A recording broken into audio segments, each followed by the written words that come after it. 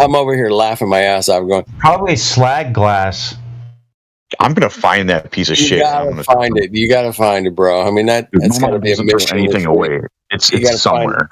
Yeah, get over to mom's and fucking. Hey, mom, where's those boxes at, man? Where you go?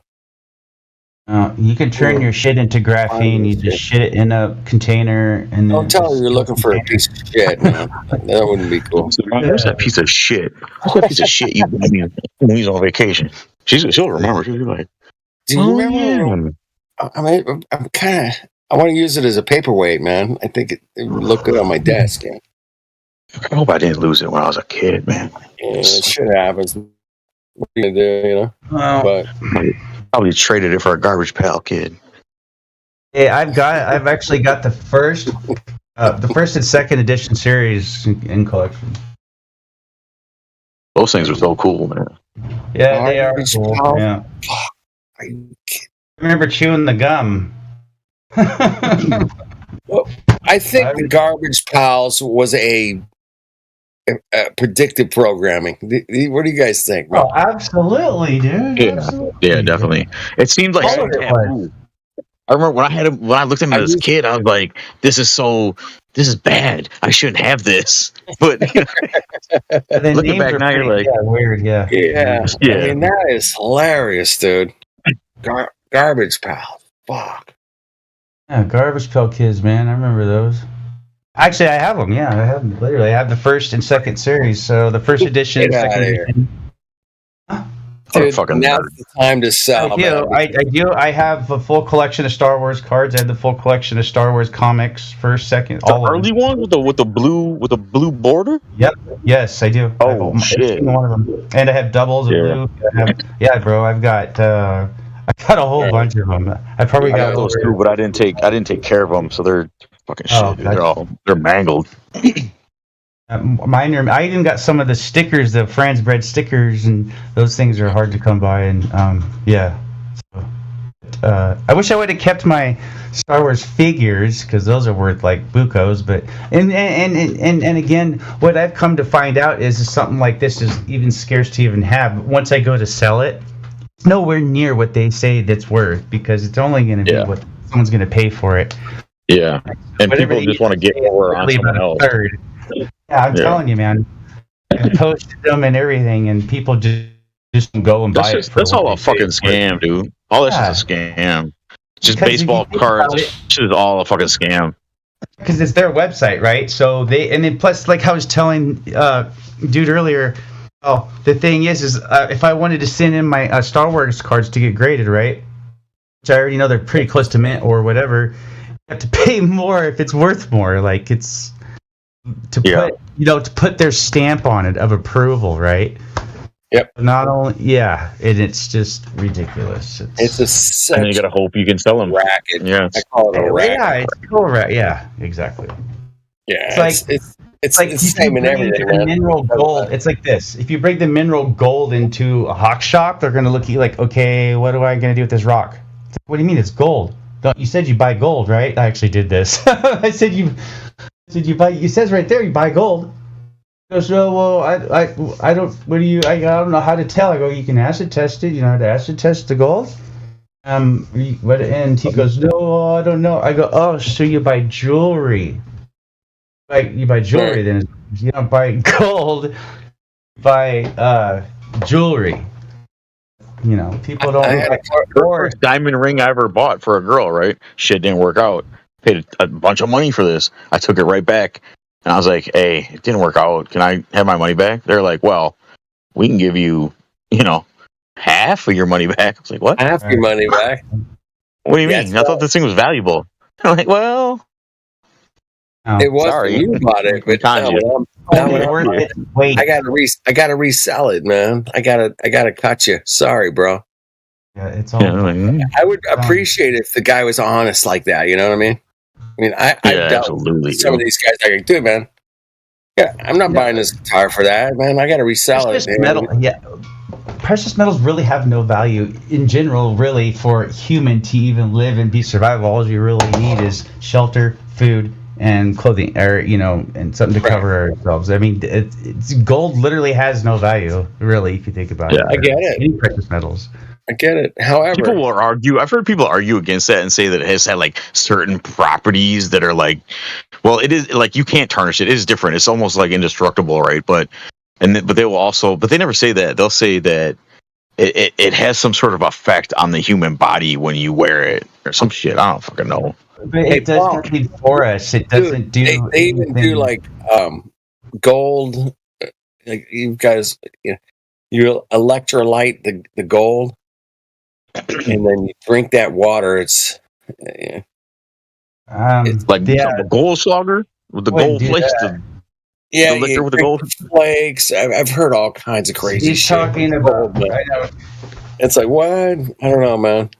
Talking about it's called a chloradial, where it's infused with a liquid. So they can have silver chloride. I would highly recommend not doing that. But I don't. I did some on some wounds and stuff, and it worked out pretty good. But I didn't drink it. I've heard of them doing like a colloidal platinum if you have like mercury poisoning, and it'll pull it out. Like it will actually work as far as that. But I've heard the silver. I've heard the silver if you got like some major bacterial thing running through your bloodstream or something. But it's out there, man. I mean, you guys can look into that. But as far as heavy metals go, I don't think you want too many of those in your body. You need to have some. Apparently, you need some iron and. I used to take that colloidal silver. I don't think so. Pushed it on me. I don't think we need metals at all. But it's just me. But it's already in. They say it's in the plants, it's steak, it's in the cow. You're going to eat the iron when you eat a steak, right? Right. But I mean.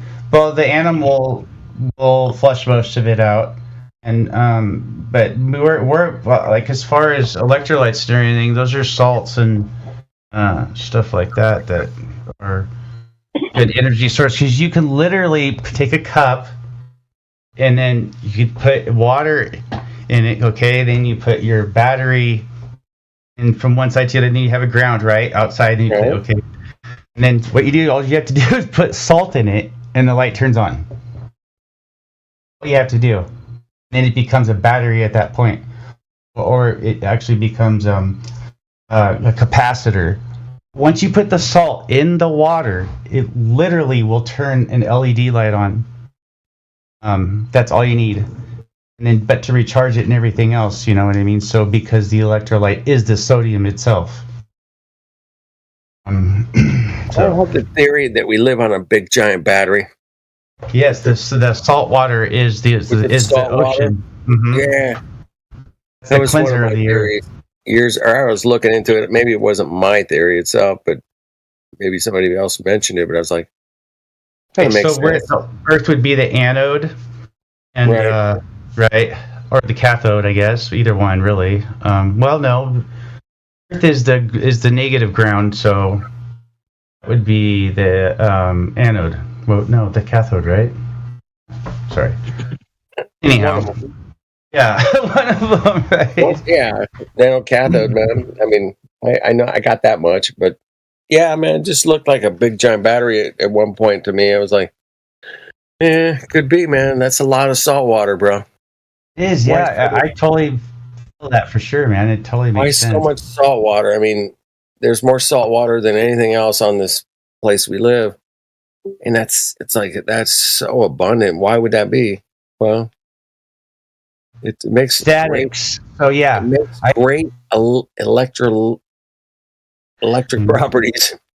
Salt water is amazing, man. If you put a positive and a negative in there, man, and you can get some voltage going through it, man. It's going to. You know what's amazing? I'm sorry, I thought you were done. It's going to produce hydrogen. It's going to produce whatever you need, man. Oxygen. It could light up the sun, the moon, the stars. I don't know, man. It's our atmo. Yeah, it's a fascinating thing. Why so much salt water where we live? Why?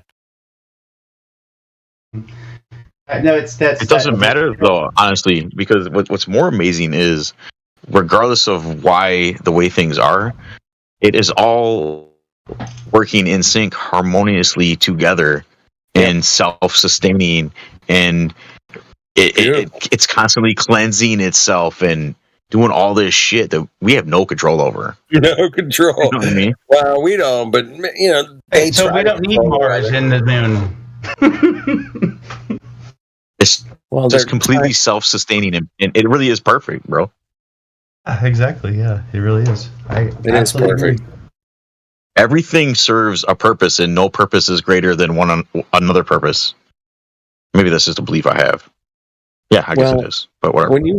When you walk outside in the morning and you step outside, do you feel like you're shooting around through outer space at millions of miles an hour? Maybe when I used to smoke a lot of weed. Yeah, well, if I hit my bong, or something, maybe. But anyway, I love to ask people that, man. Like, really? It's an honest question. You don't feel like you're shooting through outer space at millions of miles an hour, right? Nope. That's all I want. Nope, I don't. It was like this. When I was a kid, I was on the sitting on the freeway or something, and I was like, "Why is the moon following me?" You remember that? You ever had that moment? Like, you ever had one of those moments? You ask yourself, "Why is the moon following you?" I don't know, man. I've looked. I used to actually, in my wilder days, I used to get this like angst, right? And I'm like, I gotta go out tonight. I gotta go to the bar. I gotta go out. And I noticed whenever I would get that feeling, it was a full moon.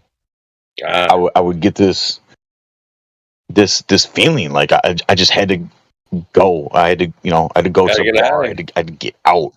Yep. And the rest of the time, I'd be content to hang out in the house. I'd be fine. But then once in a while, I'd get this feeling like the Mr. Rogers song. And I'm not making that like it was every time. I started to notice it and recognize it for years. And to the point where I knew when I got that feeling, I was like, "There's a full moon," and I go outside. Sure shit, full moon. Where's the moon right now, man? Anybody know?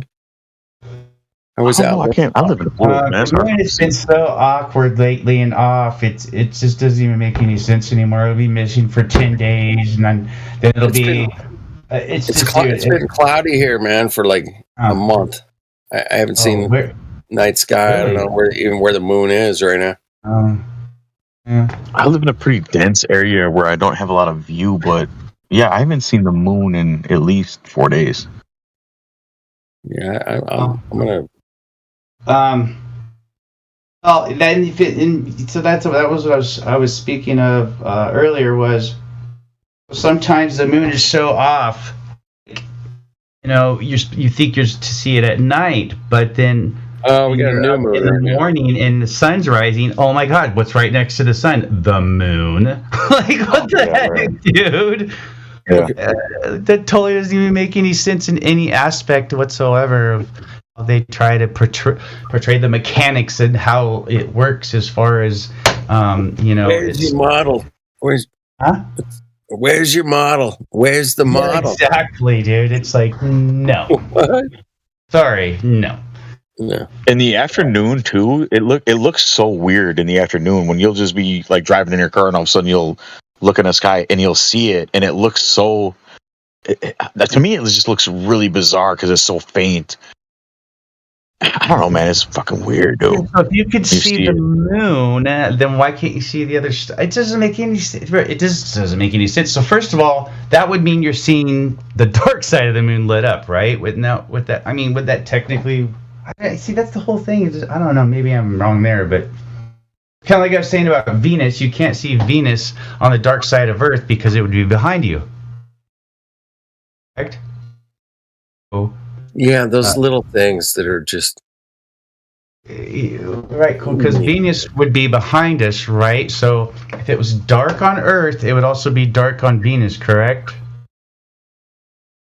Yep. Right, because it's behind you. Well, it's not always in that circular motion, but it doesn't matter because it's behind us anyways, because we're all orbiting. So how can it be dark in Venus if Venus is a light? The planet. Yeah, a light in the sky. A wandering star. Excuse me? Sorry? You're saying it should be dark in Venus, but Venus is a light. No, I'm saying, how are we to see Venus when you're on the dark side of Earth when they say you can see it from Earth at night, which is literally impossible. Yeah, we always see Venus in a transit between the sun and the moon, in between those points. So, yeah. I don't know how that's possible. Don't we see Venus always like in between the moon, going towards the sun, and then backwards from those 2 points? Shouldn't be able to see it, is my point. You really shouldn't. Yeah, but the actual phenomena is that we do. Why would we try to say we shouldn't or we should? Or no, we do see it. I don't even know if it's Venus, but I'm just saying that's what they say. And if you think about the mechanics of it, there's no way you should be able to see it, because for the simple fact that the sun we wouldn't be able to see it because it would be light out.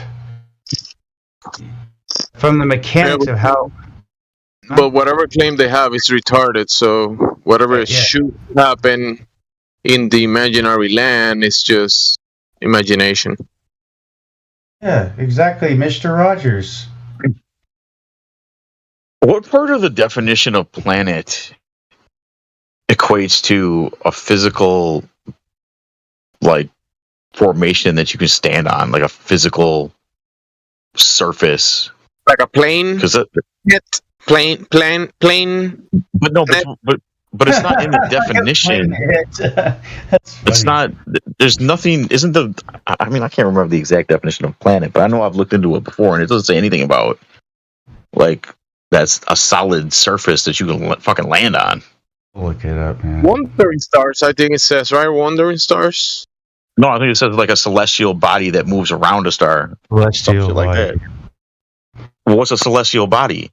It's not fucking rock. Well, it's whatever Einstein and those guys came up with in that room when they smoked a lot of pot. I don't know. Have you seen a body that is not solid? Yes. Like what? Jellyfish. Sorry. I mean, like a. That's a bad joke. I just had to throw humor in for myself. Jamsy, I can never figure it out, man. Sometimes I think you're trolling me. And you're just trying to fuck with me. Trolling you? Yeah. Come on, man. Sometimes I think you're just fucking with me. Because what I'm saying is not... I'm not off base with what I just said, right? I'm not... Nothing about the definition of planet gives any indication, or it's just a made-up fucking word that they assigned to these fucking lights and the Earth. Yeah. Right? It's part of their story propaganda. And say... Fear-mongering worshipping. Name that light. Did you guys ever name that tune? Never mind. No, thank you. Name that light. It says right here, a planet is a large object that orbits a star. Oh, no. A large object. Yeah, an object, right. Well, okay. So now we got to look at the definition of an object. Is that like what does that mean? It says right here, must be a massive enough for gravity. What the fuck? Is that like a fat lady that goes around like a Hollywood star? Is that a planet? No, it says to have squeezed into a spherical or round shape. You gotta be kidding me, dude. It must also be large enough for gravity to have swept up any rock or icy objects in its path. What the fuck? I know some fat ladies like that, actually, but I don't feel attracted to them, so those are. It didn't say anything about celestial.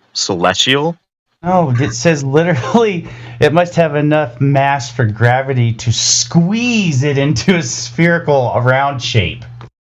Some people have enough mass that they will squeeze you. Are you kidding me, dude?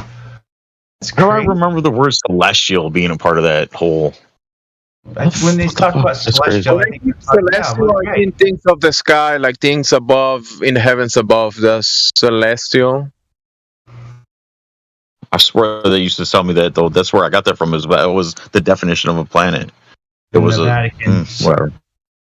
Oh, I think the planets are above in the heavens above, yes. And the layers above, sure.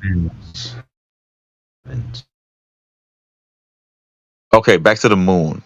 When the moon is in the day, We move back to the moon. You're sky, never, how can you it back if you've never been to? okay? But how come the moon isn't reflecting the sunlight in the daytime like it does in the nighttime, regardless of the difference of space is dark, right? Yeah, but wouldn't it? I don't know, man. It doesn't. I would think it would still have some sort of glow, and it's almost invisible. When the sun is in the night sky, I mean, wait, did you hear what you just said? Did you hear what you just said? The sun is in the night sky. What the? I heard it. Oh, sorry. I did. Okay, but because we were having a conversation the other night where this guy was saying that, I think it was on Sunday, Speculation Sunday. He was saying that the daylight and the sunlight are two different things. The daylight is not coming from the sun. It is. I think it is. It is. It's just not direct light. It's ambient light. Yeah, it's not like directly, but you still, when you point in a flashlight towards an area, you don't necessarily need to see the direct beam of the sun of the flashlight, but you can still see light. You can still see grass or a tree that is being illuminated by the flashlight. Right, but he shared that picture, right, of the shadow under the car, and the sun was just rising, right? So the shadow, but of the car is being illuminated. The sky above the car is still illuminated, right? And that light is causing a shadow under the car. That is. But he was trying to say you can only get a shadow from that direct source of the light and not the reflection of the light. Is that what he's trying to say? No, he's probably saying you only can get a shadow from the direct light, but I don't think so. Yeah. Okay. I don't know, man. I guess I gotta try it myself. Well, with direct sun like rays, which would be radio frequencies or vibrational frequencies, yes, that's the only time you're going to get a direct shadow, because that's the only way you can get it, because But have you been inside of, let's say, inside of your house, and there might be like a light in a different room, but the light is reflecting off a wall or maybe off a mirror, and then you're getting like a double light in a different room, and you get like a double, triple shadow on top of the light, and then you get a shadow next to that one. And have you seen that stuff? I might have, but I don't think I would notice. I don't think I would recognize what the fuck you just described as what I was scattered seeing. Light. Scattered refraction light. Yeah, you see light, you see shadows inside the apartment, even though the direct light is not illuminating that area. You still see the lights and the shadows. I mean, depending on your apartment. There is a time in the day to where they say it's best for photographs, which is that part of the day to where shadows aren't casted. Luminous of the day and night. Will be in the morning and in the evening. That's what I will say about that. But there's a time in the day that does happen. I thought it was a pretty interesting speculation that he brought up, though, because I'd never heard that before, ever. I've been here for, 3 years, and I never heard anybody say that before. I've heard it before. What? Daylight and sunlight are two different things. Yes, they are. Direct sunlight. Sorry. Yeah, I guess the only other place I've heard it is in Scripture. That's the only other time I've heard it is in Scripture, because in Genesis, you guys know the story. They're obviously different because one can harm you and the other can't. And so they're obviously different as far as energy. Yeah. I mean, Oh wait, let's say the sun is the sun is setting or rising, and you see kind of like reflection of the light in the sky. You see it on a lake, right? And then from the reflection of the light on the lake, you can see the light being reflected on a wall in your house. Well, that's what I was just going to bring up next. Was so if there's, let's say, water above, so maybe that's where that illumination is coming from. It's if the water is reflecting the sunlight, and you know what I mean. I was going to talk about that. I'm completely following you. Oh, yes, there is water above your head and above your house. Yes, it's called the air, the sky. Yes, there is water. Yeah, there's media everywhere. Yeah, and the light is reflecting off that. You see colors of the sky. You see the clouds. You see the sky. The light is reflecting, and then you see everything around you is very lit up well before you see the sun. Yeah, the sky above your head is being lit up, even though you don't see the sun with your eyes, but the sun is still illuminating the sky above you. Yes, it's iridescent. But somebody also said this idea that it's a different light source, and it's a different system all working together, and it's actually moving. That system that's illuminating that is moving with the sun. Same thing with the night. Well, I was talking about this with him, what you're talking about, and there is the source of the light, which is not the sun, because I will say, in my opinion, in this medium, we see one of the lights, which is the sun, but it's not the only light. We see other lights, the moon, we see the wandering star, we see all those, and then the toroidals of the stars. It's an iridescence. It's called iridescence. You do a time lapse, and people say you can see the Milky Way, and you pull out the infrared, and you look at the sky, and everything looks illuminated. That's not the sun. I will say the sun is not the source of the light. It's one of the lights. Right. Yeah, that would be last night too. I'm sorry. Go ahead. Very good.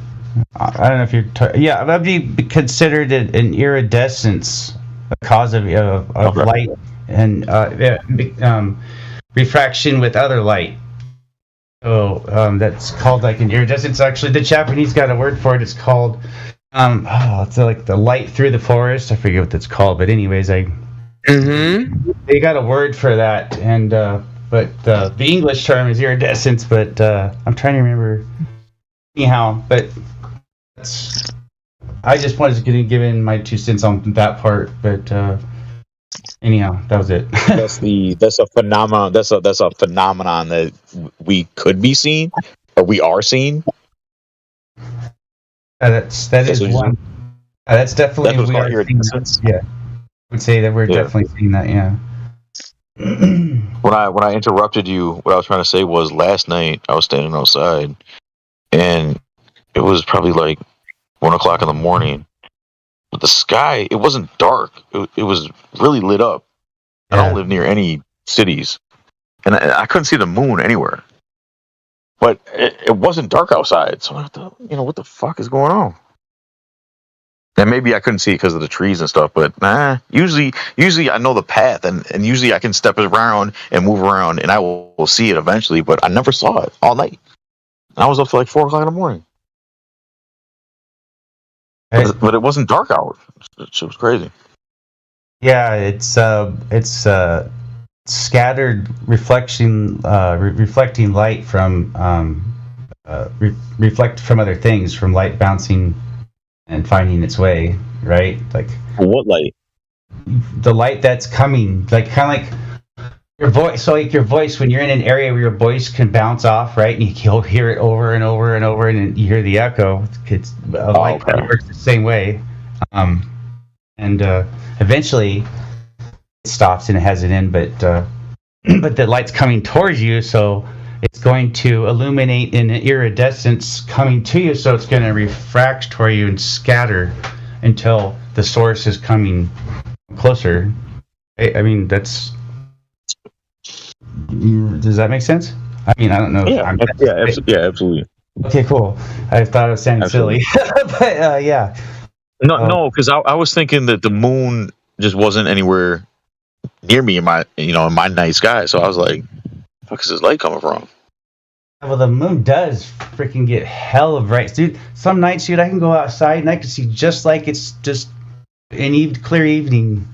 Moon's so bright sometimes, man. Absolutely. Crazy. Yeah. If you're near a city, you live in an area. If you're near a city, you will see the sky illuminated from the city. Come on, guys! So if you see a city, if you're like away from the city, you can see the sky illuminated by the city. Have you seen that? Are you asking me, sir? No, anybody. Like I'm saying, like how the light scatters up around the medium. You can see the sky illuminated when you're near a city. Yeah. Yeah, I've seen that. You talking about from street lights?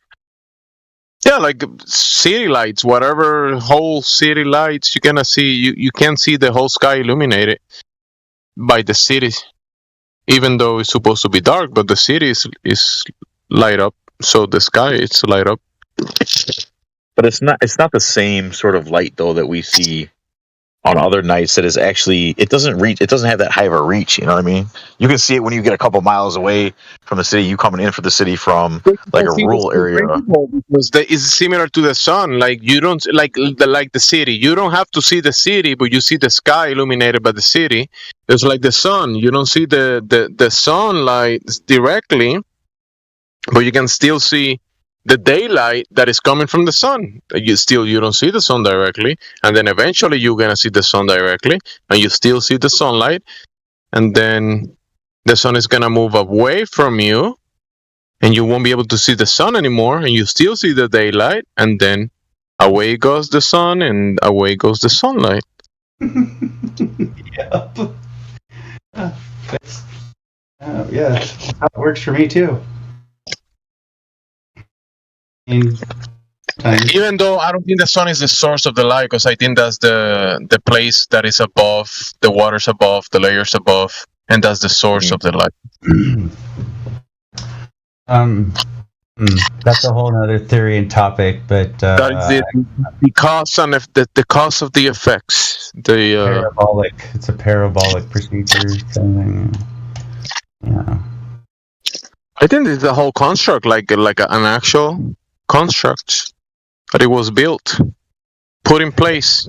So you see it as mechanical? Oh yeah. I do see part mechanical. Well, it is, in my opinion, it is mechanical, yeah, in a sense. Yeah, it's I mean, science has proven that already, hasn't it? That it is intelligent design. That be my opinion. That it is design in a way. Yeah, it's a design of the parabola. If you actually get into it, the way light scatters and works and reflections and blah blah blah, is you can actually record it yourself just by how everything is illuminated and all that. And with parabola, the science of how the parabola works. I don't know if you guys are familiar with that, but that's. I wasn't talking about just the light. I'm talking about everything, the whole system. Hey, yeah, well, I mean, I guess with the light, there was no. I don't know how that. I guess. Jeffro, how you doing, Jeffro? What do you think about the topic of the server, Jeffro?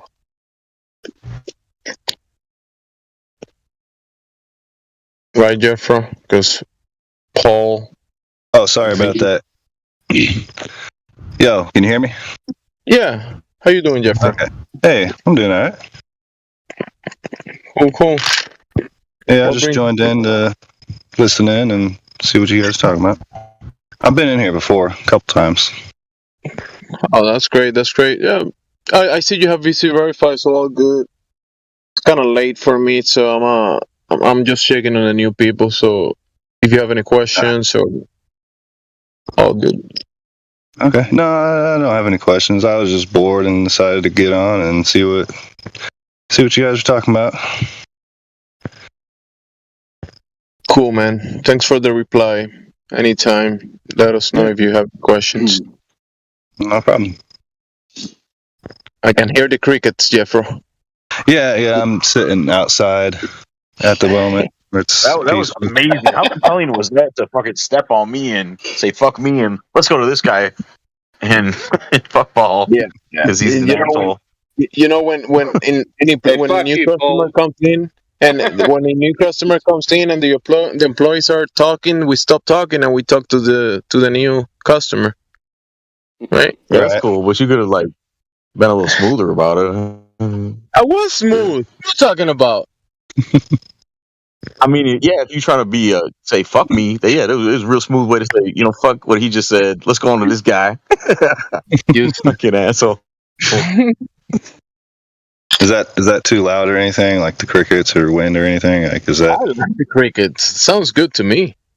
Oh, okay. Cool. Sounds nice. I didn't realize that the voice was actually that sensitive on here. I wish I could hear it, 'cause it's Go ahead, bro. too cold here at the moment. We're not getting any bugs out at the moment. So I wish it was warming up like it was for you. It is for you guys.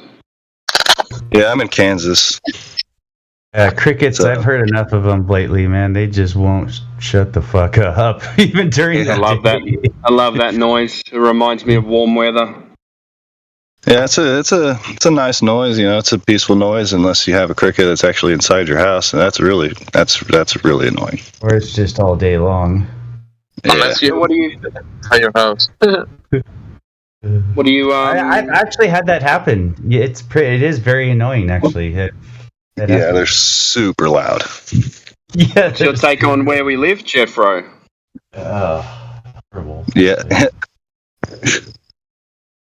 I mean, if you really wanted to piss somebody off, a box of crickets in their house. Oh boy. Yeah, it pisses off our cats too. If anybody would like to hear what he has to It's say on the actually a subject, good prank, man. It's actually be a good prank. or we can Oh, that pissed me off. So Jeffro, Yep. what's your How we take going, on guys? How we going? who's that? I'm just a new bloke. Does someone want to explain to me, about flat Earth and whatnot? Obama. Yeah, mate, how What you do you going? think Obama? Because it was something more inappropriate, but then I had to change it to something more appropriate. Like the second letter used to be a different letter, but yeah. Obama, you want to make it appropriate, just don't jump in the middle of someone else's sentence, bro. Just make it appropriate, bro. It's all good. Didn't know someone was talking, my G. Obama. Why didn't you pick an Australian name? Well, because, not many people know Paul Keating. Yeah, but it's a conversation starter, though, isn't it? Well, no, we'll see how we're having a conversation about Obama. Exactly. All right. Checkmate. What's your take on where we live, mate? My take is that we live on a sphere. Okay, Right. cool. Yeah. Have you got any evidence that the horizon is geometric? Geometric? What do you mean by geometric? Okay, well, do you have any evidence that you live on a ball? Any evidence that I live on a ball? Yeah. So there's multiple pieces of evidence, right? Like Okay, Galileo. just one's enough. Yeah, so Galileo's sort of experiments. Galileo? He didn't see us Yeah. living on a ball. Well, it was more of a measurement. He looked up. Can you tell us what he did? Well, let me take you to something that I find more convincing than Galileo. Okay. Okay, go for it. Perfect. There's pictures of this of the sphere. Okay, so if the pictures exist that we live on a sphere, then we should be able to translate that down to the ground and measure the Earth's surface. Yeah. Well, the picture of the sphere shows us that we live on a sphere. Yeah, but shouldn't you be able to then take that down to where we actually live and test it in physical reality? Now, How do you test a picture in physical reality? Well, the picture is of the thing that you live on. So Yeah. then you go back down to the thing that you live on and you test the thing that you're standing on and measure it. NASA does provide a scale for that. Indeed. You agree that That's what we should be doing? Well, if you send a rocket up and you take a picture of the Earth, and then you take that picture and look at it, and you see that it's a sphere, that's evidence that it's a sphere. So what happens? Hey, real quick, what happens when the camera is moving and it shows you a sphere, and then it moves a little bit and it shows you a flat horizon, and it moves further and it shows you a concave image? Does that mean that the Earth is a shifting thing? No. Oh, okay. That's Can not you what happened. explain that then? Measurable things stay there. I think. Hang on, dude. Well, it depends what camera you're using, I guess. But like, that's not the cameras that I'm talking about. I'm just talking about. Do you know what cameras they use, or? Well, if something that you take a picture with measures something to be concave, flat, and then convex, Pictures don't take measurements. it's not exactly. You don't take measurements with pictures, do you? No. Well, you can measure what the picture's taken. Like you can look at the picture, okay, and then you can extrapolate. Picture's a 2D representation of an image, so you can't take measurements from a picture. So if you take a picture of a basketball, can you measure its shape? No. What do you mean You can't? measure its shape? No, you can't. What if you take multiple pictures of the basketball from multiple angles? It doesn't matter. Nothing to reference. Yes, it does. How does it matter? So let's take the reference. Let's say you take a picture from a property, right? From my property where I live at, and I take a picture of the building that is next to my property. I know the distance between those two buildings, right? But the picture is not the measurement. It's just a reference. It's not the measurement itself, is it? That's not the picture. That's not what the picture is. Well, go ahead. You can see that. You can see the distance. That there is a distance between your two properties. You can see that there is. You can see that there are two properties. You can see the shape of the two properties. So you can. You can see the shape so let's go back to it then. So you see, you take a photo. You see a sphere. So you go back to the physical thing that is the sphere, and you take measurements of the physical sphere. There you go. Yeah? Yeah. Picture's two-dimensional. Have you done that? Has anyone ever done that? Yeah, people have taken pictures of the Earth. No. Has anyone measured the curvature that you see from space? Yeah, I'm sure that they have. Who? I don't know their names, but I think it's highly likely. But it's kind of irrelevant to me because the picture in and of itself is the evidence. Well, you can take a picture of anything. Wouldn't you want to confirm it by measuring the thing you're taking a picture of? He's trolling. No, I don't think he is, man. He's not trolling. You ever seen a picture of Bigfoot? No. Picture's haven't. two-dimensional, so... No. If I showed you a picture of Bigfoot, does that mean Bigfoot exists? I'm sorry, I like that argument. I gotta say it. Yeah, I just want to finish off on that the measurement. If anyone's measured so you can provide maybe who did it, how they did it, and even just that. Who measured the Earth's curvature and how did they do it? I don't know their names, mate. But you just believe. So you just believe. SpaceX took a picture probably. No, we're asking you who measured it. We're not asking you for unverifiable imagery. We are asking for measurements, direct measurements of the surface curvature that you claim that they took pictures of. Who did that? Yeah. I don't know who did it. Okay, so just got a blind belief. You don't know who did it. Do you know how it might have been done? Yeah, well, they used a rocket to take a camera to space. We're back at this. And then they took the picture. Obama, sir. I believe images are proof. So, do you know what a measurement is? Yeah, I know what a measurement is. Then why do you keep talking about cartoons and pictures? I'm not. Because we're asking you for a measurement. An alleged photograph of something is not a measurement. Do you think it is? No. Okay, so why do you keep responding with that? Well, because I don't really care what what the measurement is. Okay. Well, therefore, what the evidence is. Demonstrable. He doesn't have any respect for having a demonstrable answer. Period. That was the only true thing he said. Okay, so you don't care what the measurement is, so you have no idea whoever measured the Earth to be a sphere. Okay, Timbo, I guess maybe you want to get him with the next question. Let's get whatever. All right. Demonstrable. I want to get him with what he just said. Well, he doesn't care. He doesn't. He doesn't care exactly. So therefore, he has no ambition or nothing. You can't. There's no truth. He doesn't care about truth or honesty or verifying anything because he doesn't care. Doubtful he'll care about the answers to the rest of these questions. Then, any clue who ever measured axial rotation of the Earth or how they did it? He's here, so maybe he cares about something. Because what would he be here for? Create an account, pay for the internet, be here talking to people. Maybe he cares about something. Ah, shit. I guess I battered him too hard. He left. Oh, really? Anybody that cares about truth is not going to hold a picture as evidence.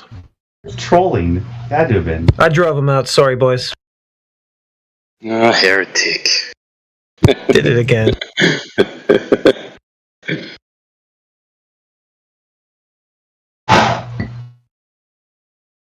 I thought he was going to be one of them. He can believe that the picture is evidence. He just doesn't know. Dude, he just doesn't know the variables. He doesn't know the variables. He doesn't know. That's the thing. He's claiming he knows.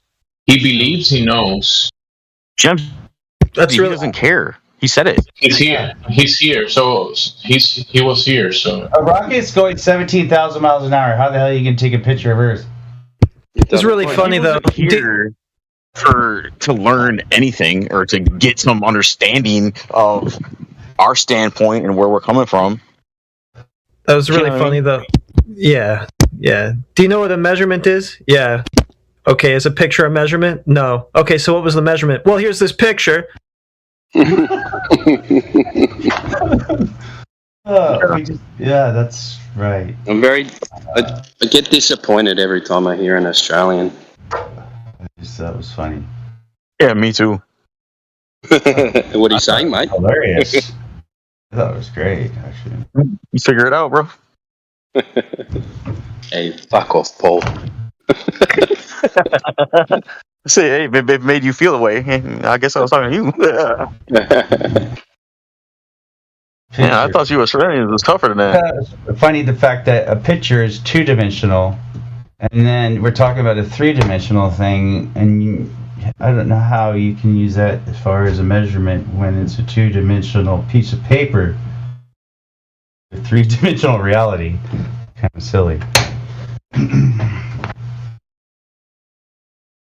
Well, I mean, how far away would you have to go to, like, if you were all the way zoomed in on a round object that isn't spherical, and then you just keep moving away from it.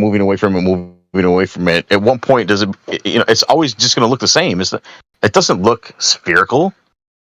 Well, take the moon. You could do the same thing with a basketball, couldn't you? The moon, for instance, it moves away from you. I didn't hear you. What was that? Moon. Take the moon, for instance, or the sun. It moves away from you.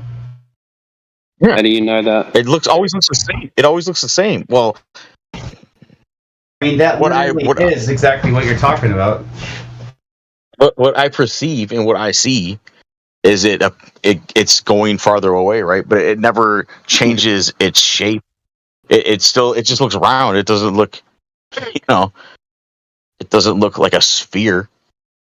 Hey, exactly.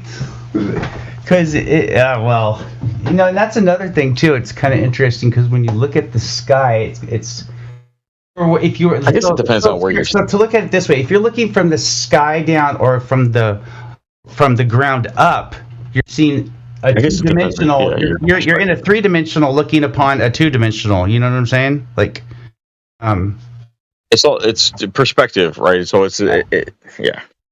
It's interesting. And fuck you guys are just laughing at me because I sounded like a retard just now. You guys are dicks, man. I was just saying that it's interesting because when you're above, like in a plane, you look down. It's a 2-dimensional thing. But yeah, it's perspective, of course, to the viewer. But when did the Discord become so elitist? But that's an interesting aspect to it. But yeah. If it was that easy to take measurements from a picture, my whole carpentry career, I probably would have owned a camera instead of a measuring tape. Did you have an easy read measuring tape? That? Did you have an easy read measuring tape? Oh, I'm saying my whole career as a carpenter, if I could use a picture as a measurement tool, I would have a camera. Yeah, I know what you meant. I know what you meant. I was fucking around.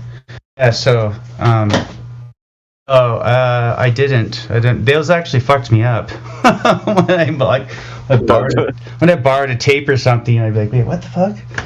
Yeah, it actually messed me up. Like, I knew Apprentice or something when there'd be 8s on there and 16s. I'd be like, what? Anyways. You get the one tapes where it has the millimeters on one side, and it's 8s and 16s on the other side. It kind of messed me up.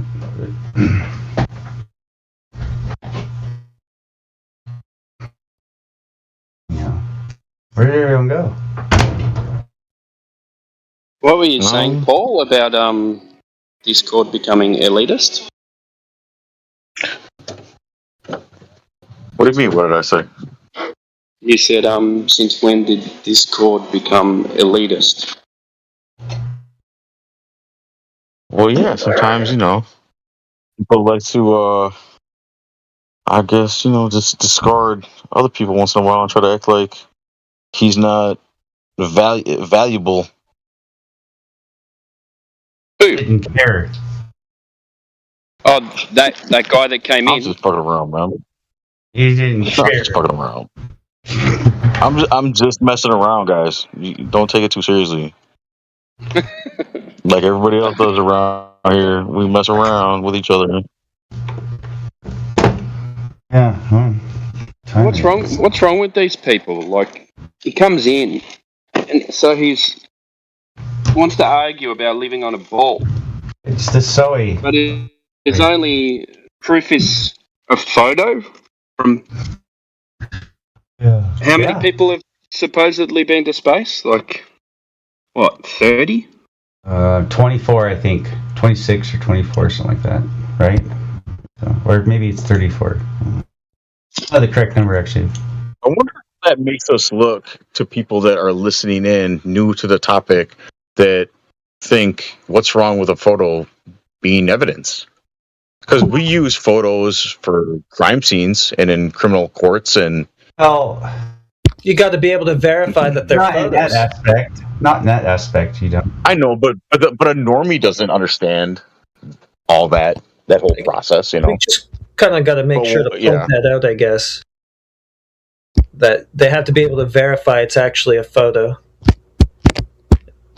And they're not doing that with anything that's claimed to have been taken from 1 million miles from the Earth. And most of those are just admitted to be composites anyway. So it's just them who come here alleging that they're actual photographs of the Earth. Like, the people who put them out, they're not even saying that. Well, the only problem I have with that argument is most people trust the people putting those photos out. And they're not going to accept that lie that early. Well, they should trust them when they say that they're composites. Yeah, you trust them. I know, but they've never heard that though. This is new to them. This is all new. Yeah, and they appeal to authority, and they take pictures as evidence. But if we throw that guy down like that quick, I wonder when he's trying to use photos as evidence. Yeah. He said he didn't care. Yeah, I don't think they're going to adapt to it that quickly. Like, it's just too much of a mind fuck to take it all in at once. Like, I don't think there's anything you can say to them that'll make them go suddenly, oh yeah, maybe. Well, that's what I'm saying. Maybe sometimes people attack that too hard, and maybe we should just try to move somewhere else because it's really tough when someone says they don't care. Well, yeah, that's different because he did say he didn't care, and I hammered on that point. But where else are you going to go with it? Yeah. Like, what else can you do? Other than say, how did you verify it? What can we do to verify or falsify it? Like, that's all you can do. And if they're not going to get with it, then, I mean, it's just because they're too dedicated to their religion, and that's on them. I'm a bit worried about people that might just listen to that and will appeal to the authority and those pictures and think he just got to win. You know what I mean? I wonder if that. I mean, it probably does. But there's another aspect to this too. It's not about enlightening them per se, but it's about using them sort of like as a demonstration for the people that are watching. So for the ones that don't care. For the people that are watching, like, okay, what do you believe and why do you believe it? And let them just speak for the audience. Probably. Got a bit of lag, Paul? Yeah. Shoot. Now you're roboting. I'm sorry, guys. I don't think there's any. I'm not saying you're breaking up again, man. And it's wrong or what's right. It's the most simplest arguments that they should be able to understand is if there is a photo from space and it's curved, then it should be curved on the surface. So we should be able to measure it. And I'm a big fan of water as well. I know. It's simple. They're two simple arguments. Well, because really that's what they say. They're taking a picture of a big ball with curved ocean. So let's just go and see if we can measure one of those. If not... An exo-ocean, but yeah. Yeah, but if not... That can't be the Earth, what they're showing you. Simple as that. But I think Paul might have a point where that's almost too simple for them to get. You know, they just think like it can't be that easy to defeat all this, right? Yeah, I've seen the photo. Yeah. I've seen it. They think there's thousands of years of science and all this behind it, right? But so when you can overturn all that with a simple trip to the beach, I think their mind just goes, no, it couldn't be. Not that easily, right? Yeah. What were you saying, mate? Did you say there's only a couple of photos? There's none. Yeah. There's only a couple of photos of the blue pearl. No, they're not. Yeah, they're not photos. Alleged photos. Only a couple that are alleged to be photos. That's what I'm saying. There's only a couple that have been supposedly taken, and not only, they are stitched together, yes, I realize all that, but it's nothing new. And one of them is funny. You know what would have been a good one is say, okay, why don't you go ahead and pull that picture up for us, and we'll go ahead and post it for you. And then you could be like, well, how come North America is the size of the whole one side of the planet? Like, what the fuck? In one picture, and in the other picture you got, Africa is one side. It's pretty crazy though. The pictures are completely different as far as scale. You guys got me now? Yeah, I think you're. Well, I don't know. You just talked through the other guy. Did you hear him? You might still be lagging. Was I? Sorry. No, I'm talking to Paul. I think you might still be lagging. I don't think he heard you. Is this better? Can you guys hear me now? Yeah. Hello? Seems okay. Can you hear us? Yes, I just heard. Yeah, I heard that. Okay. It seems like you got a bit of a lag still. I hear a funny noise. Yeah, Paul, you still have a lag, but we can hear you. Other background. What the hell? Fuck. Yeah, it sounds like someone's playing peekaboo.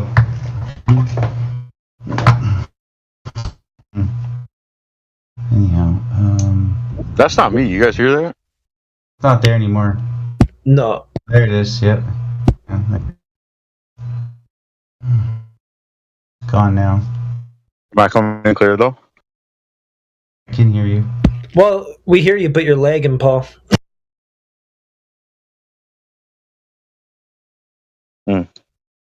Interesting. You're not now. Yeah. We're coming through to you a bit late. Okay. What I was saying about I wasn't trying to. A good point to come, to senses with the pictures he was using of Earth would be bringing him into comparison with the pictures they have over time, they only have a couple of them, and you can totally tell that the scaling's completely off and different in that aspect that doesn't even make sense to begin with. And that'd be interesting to see what he would say from there. I mean, if he would even entertain that, anyways, anyways, he wouldn't even know about it. They might as well show us a picture of a pineapple with continents on it for all it's worth. SpongeBob. That's all they're doing. SpongeBob. I mean, oceans don't do what they're showing them do in that picture. It's just stupid once you get it. It's just... more than stupid, actually. It's inconceivable. Yeah. Yeah, and actually entertainingly laughable. I think that was his gotcha. He came armed with that. Yeah. Ridiculous. These flat earthers don't even know that we've got photos of the earth. Wow. How far behind is he? I mean, he could at least try to trip us up with geodetic surveying or something.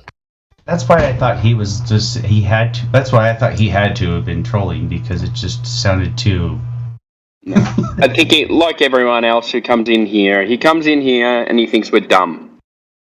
So he goes, I'm going to go and fuck with these flat earthers. And he goes, oh shit, what have I walked into here? That guy was here a year ago, though, and he left a comment in the chat like a year ago saying that this is too much information for me. That was the last thing he typed in there. So, yeah. It's still too much.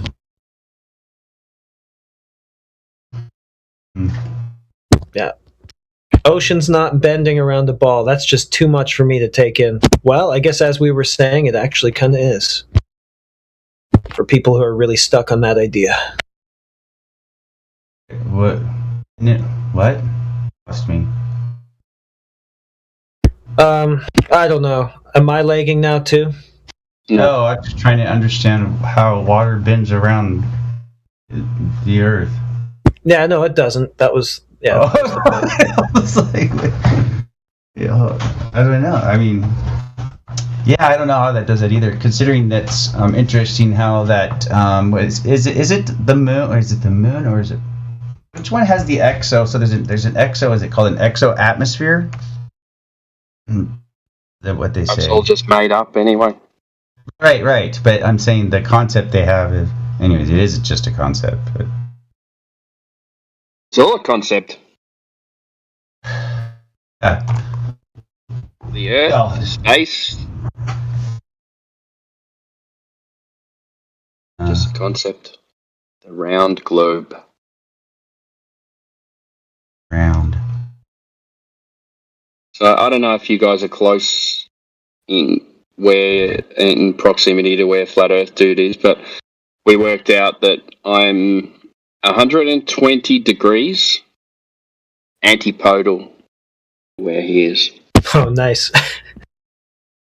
120 degrees. Is that with the 15-degree axis? No, it's 1 degree per 69 miles. What day of the year? You know what? Actually, no, that doesn't make sense. But yeah, I was thinking we should probably press them on that a little bit, because we usually just give them a free pass for 60 nautical miles per degree. But were all these elevation angle measurements actually done, and do they actually precisely show that? Or is it more like just sort of a useful average that has some practical use within a certain range, or... like, well, I think it's just been worked out off the radius, hasn't it? No, they have to start with the 90. They have to start with the 90-degree angle somewhere, or a flat surface. It's the declination of Polaris, right? Yeah, I think there was that guy. It's under the maps or something like that on the left-hand side. This guy called something Ribeiro. He sailed around around various parts. And then he said that apparently for planes and for boats, when they use the latitudes and longitudes, they may not necessarily measure the ground, because how would they actually measure the distance they're traveling? Because if they're just basing it off longitude, that's elevation angles to magnetic north or the pole star and so other stars. So only roads really you can really measure it. That's what he was saying, which is really interesting. So however many miles per latitude or longitude, that's a really good question. So have they even tried to do all those measurements, or like when did they do them for like those far northern latitudes? That's a great question. Yeah. I haven't looked it up yet. Yeah. Because I usually just give them a pass on it because it's derivative, and I'm like, whatever, I don't care. You're extrapolating curvature for something indirect. Like, let's just see the direct measurement. But next time they say that, I just want to ask them for the elevation angle measurements and all the distances and just see if there's anything that they have to back it, or if it's just something that they're saying yet again. Yeah, you could ask them for a citation on that. Of course, it's just something they're saying to bend the truth. It is because, like you said, Timbo, that is sort of like the way it should work on their globe, right? In reality, I want to see how close to it actually is, and I'll bet you that, especially in the far north latitudes and probably the southern ones too, there'll be a bunch of distortions and stuff that don't add up. And don't forget, you also have scattered light and fraction. Of course, yeah.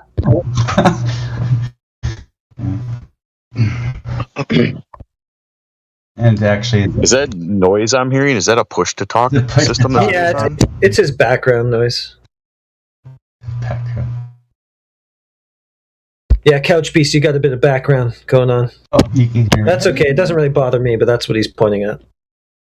No, I was wondering if it was a part of what you guys were saying, how bad I was lagging. I didn't know if I was only hearing that. That's why I brought that up. It's growing on me. Actually, the sound is. Check out this oceanservice.noaa.gov. If we assume the Earth is a perfect sphere, lines of latitude are relatively simple to calculate. Blah blah blah. However, they use the flat. This method is not accurate enough for astronomy, global positioning, or other real-world applications. Instead, we use what is known as geodetic latitude. That's right. Oh, really? So wait, assuming the sphere. Wait, hold on. So assuming the sphere is not accurate enough, they said? Well, it's not. No, they can't just use the latitude. Yeah. Right. So they can't just assume a straight linear 60 nautical miles per degree. It doesn't actually work out. See, that's what I thought. I've actually read all that before too. Yeah. So they say actually use they actually use Google Maps. They still use that system and nautical trajectory and all that stuff. Like for that's pretty much what they use. Same thing you use on your phone.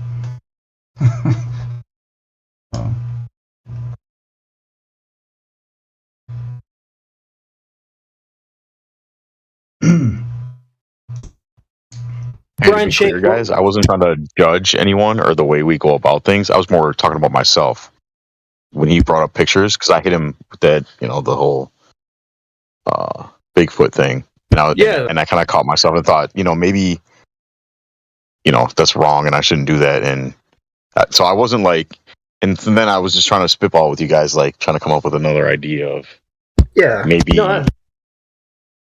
Because I put myself in that position then as a new listener who accepts pictures as evidence that could have been perceived as a win, because we kind of then got rid of them because of that. And then I questioned myself, like, man, maybe I shouldn't have said what I said, A win for him, though? Yeah, possibly. Because he left. Yeah. And we didn't kick him out. He just... And so, a person hears that and they're like, well, these guys, they won't accept, pictures as evidence. Like, because, it's hard for them to accept the lie, that because they think everybody's in on it. They don't understand. You guys really how think it works. People are really that negligent to where they're just going to leave just a picture and that's it? Yep. Yeah, I mean, he was coming off kind of ridiculous because we were asking for measurements and he kept responding with pictures, and we had already beaten that to death that you can produce an image of basically whatever you want, right? How do you go and verify that?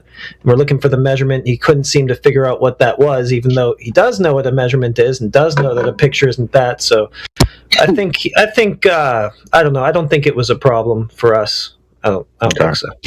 Yeah, I don't see too much how you could walk away from that and think that that's a win. Well, I'm saying, somebody that doesn't think that far like some of us do. Maybe they'll steer them away and they'll leave. No, I don't think. Yeah, but I don't know. Like if maybe they'll go back and look and say, okay, well, if he's saying these photos shows curvature. And this guy's asking, what? We need some measurements because if the picture shows curvature, then we should be able to relate that to the Earth because that's what you're taking a photo of. Then that person listening would go, I need to look at who measured the Earth. And then they go and find out. No picture and they come back with our No picture actually shows. No, they're talking about pictures from space. 2D. It's 2D. No. Yeah, but he just said pictures that show curvature. It doesn't. It's 2D. He's talking about a picture from like a satellite or from space. That's what he's talking about. 2D. It doesn't show. Oh man, it doesn't matter. We're just talking about something. Hey, no, I understand. Sorry. Okay. Yeah. Yeah. Everyone knows the picture's 2D. Yeah, but they think that they see, even though they don't see it. They think they see it. That would be my argument with them, though. I would be like, well, that's 2D. So how do you measure 3D on a 2D piece of paper? Like, how do you do that? It's impossible. Literally, is impossible. So. Yeah, I'm not arguing. Yeah, no, I mean that's where I would stop it logically. I mean, if you can't go move past that, then what the fuck? I mean, yeah, but I do think Sorry, go ahead. No, I was just saying I do think if anyone who's still fully indoctrinated hears that, they might think, oh, these guys aren't willing to look at anything. But if someone who's got a slightly critical mind would go, okay, I need to go and look at who measured the Earth because that's what they're asking for. So if someone's measured it, then I can just come back in and beat them with that. You know what I mean? Yeah. No, so you're not wrong. There'd be many different reactions about that conversation. But in the end, we're not really here to convince anyone. And they come in, we're just there to make them question themselves. Like someone like that, maybe he's not even going to go away and maybe he's just going to go, oh, these guys are fucking idiots, and go start playing his video games again, Mm-hmm. So he's, I was hoping that he was going to stick around for a bit and we were going to have a decent conversation with him because he sounded quite calm as well. So yeah, which was but when promising at the start. He doesn't care, so it doesn't matter what you say after that point. If he doesn't care, then he's not gonna. Yeah. He's not listening. Right. It's unfortunate. Yeah, I think what it comes down to most of the time, like when they actually get backed into a corner, one of the biggest things that they don't seem to comprehend is, they say like, oh well, why are they all lying about it? Why is everyone in the world lying about it? Why would they lie about it? And then that's just like, stupid idea to them. Like even if you did prove to them that, they admit that these photos are all fake, the only reason that, like when it comes down to it, to me, like seems like the biggest reason they believe it is because they don't see why they shouldn't believe it. Yeah, they don't see why anyone would fake it. Is that what you mean? Yeah. Because, all the other, Russia, China, all these other places that supposedly, been to space or whatever, they think that they can't see how they're all lying about the same thing. Yeah. They don't Everyone's want to got a comprehend test that. program. And everyone's Right. taking a picture, right? So that's why I was thinking, like, everyone's taking a picture of something, and they that picture to them is real, but any claims made about the picture other than but to them it doesn't matter because it's real. So they're not thinking, That's what I was just. But you can even say to that, you can just say, like, okay, well, you've got a reference frame, you've got a reference point for that photo that you took because you've seen this stuff before. You've got no reference point for I actually mentioned seeing seeing the Earth because no one's seen it from that angle before. So you can't say, oh, okay, it looks real because no one's ever seen it like that. They took it from the Rockland. You know what I mean? That's what he said. Go, okay. Okay. You can relate it to it. It was funny, though, yeah. Yeah, the rocket's going 17,000 miles an hour, and I was wondering, well, what part of the rocket did they take it from, or were still in motion, or were they trapped in? What was the shutter speed? I mean, yeah, exactly. It was just weird. I don't know. It's kind of like back in the 80s or 80s when the shuttles would take off, right? And got the picture of it going forever, right? And they got that side view shot, right? It's just sitting there forever, filming it. And I'm thinking, it's filming that, right? You know what I'm talking about?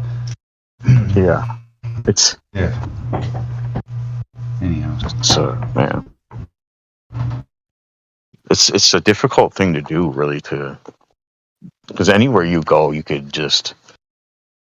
There's a lot of people that just can't absorb certain information or even have a general understanding of what we're trying to explain, And that's why I think the pictures thing is a hard thing, because they just think they hear us say that it's not real. Pictures aren't real and they don't exist, kind of thing. And they're like, well, yeah, they do. I take pictures all the time. You're going to tell me that this isn't real? It's as if when they're talking about the globe, though, they suddenly think that for an image to exist, it has to be a photograph. Yeah, that's true too. President Nixon says it himself. In order for the Americans to believe we went to the moon, they got to see it on the TV. Yeah, and the average person doesn't understand what a composite image is. They have no knowledge of what that is saying to them, and they're not gonna look it up either because they're just gonna be like, well, yeah, fucking NASA says this shit, so it's true. But see, even in those terms, composite image, they'll still say, yeah, it's a composite image of the globe. They just took little bits of the globe and put it together, and that's still what it is. So. But people hear composite image and they think like it's a large number of small actual pictures that then they piece together to show you the whole thing. But that's not what it is at all. Even that's not what it is. What's his name gave that argument? He was a Glober. What was his name? One of those guys on the YouTubes. Anyhow, it was interesting because he said the same thing that you just did. That satellite from Japan or something that takes a picture every hour or 2 hours or something, and it takes 24 hours in order for them to get the whole picture of Earth, something like that. Yeah, and it just puts an overlay onto a cloud pattern with weather. Yeah. Mm-hmm. Yeah. What is it? They're not real pictures. The Himawari. It's just data. It's just data collected that then they. Yeah. Yeah. Well, they put it onto the blue marble. That's what they do. Right, and they give it color, and it's not. Right. Yeah, and then they get the weather patterns, Mr. Rogers. and they overlay it onto the blue marble, and they say that's what it was doing. That was your Earth 12 hours ago. Because I used to think that myself when I heard composite image. I just said, "Oh, okay, yeah, composite image." They are photographs, but it's a bunch of photographs that they have to take and they put them all together to give you the entire picture. And I think that's what everybody fucking believes. Right, but the funny thing is, you got other telescopes that are taking pictures of the Milky Way, and not only that, you got some telescopes that actually take pictures of the past. Like what? See, and that's I'm glad you brought that up too, because I have a P1000 and I use it and I zoom in on stars and stuff and I look at stars and I think that's what it actually looks like. However, somebody showed me a guy that has a YouTube channel and he takes pictures and zooms in on like candles and lights on cell phone towers. They look exactly like the images that I've taken of stars. I'm like, what's we had him. Man? We had him in here one Sunday. We brought it. Spake brought him in one Sunday and came in for a show. And, his name Ron? Is that his name, Ron? Yeah, Ron Stelberg. Oh, what is it? Something like that. Yeah, something like that. Does he have a YouTube or something? Yeah. I feel like I wasted my money on this P1000, man. I can't. My camera's lying to me about what I'm looking at. How about you turn it around and point it at the horizon? Hey, hold on a second. I'm curious. What's going on with your camera? Okay, so when I zoom in on a star, I think what I'm seeing is actually what that object really looks like when you get that close to it. However, you can do the same thing with many other random lights and they appear the same way. So I'm trying to understand what you're referencing, I guess. You don't know? No, I'm saying, are you referencing the moon to another star you're zooming into? And you're saying it looks the same? Moon? No, not the moon. What it is that the camera can't focus in on that piece of light. So when people say, it looks, the stars are... need filters. No, they say... They look like... what's that when you put sound through water and it... it makes sonoluminescence. Yeah, that's it. And it makes each star has got a different pattern and stuff like that. It's just a lens trying to focus on the light. Actually, I think you were talking about cymatics, but yeah. Cymatics, that's it. Filters will help that too, though. Yeah.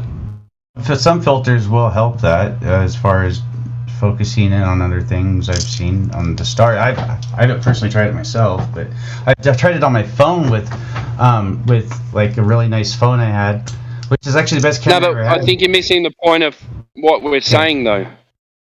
Like what Paul's saying is that he thought that when he was looking at stars that he was seeing these cymatic patterns, and that's what the lights were doing. But it seems to be the camera not being able to focus on the light, and the circle could be the lens. So it's like the shutter. Okay. Thank you. That's what I was. Because I thought when I bought this camera, I was gonna get to see an actual zoomed in image of what a star really looks like, and now I realized I'm not seeing that at all because I can do the same thing with a candle across the fucking room. That's fucked up, dude. It does take good moon shots, though, doesn't it? You get great moon shots from the P1000. Yeah, but... Well, so then that means only one thing.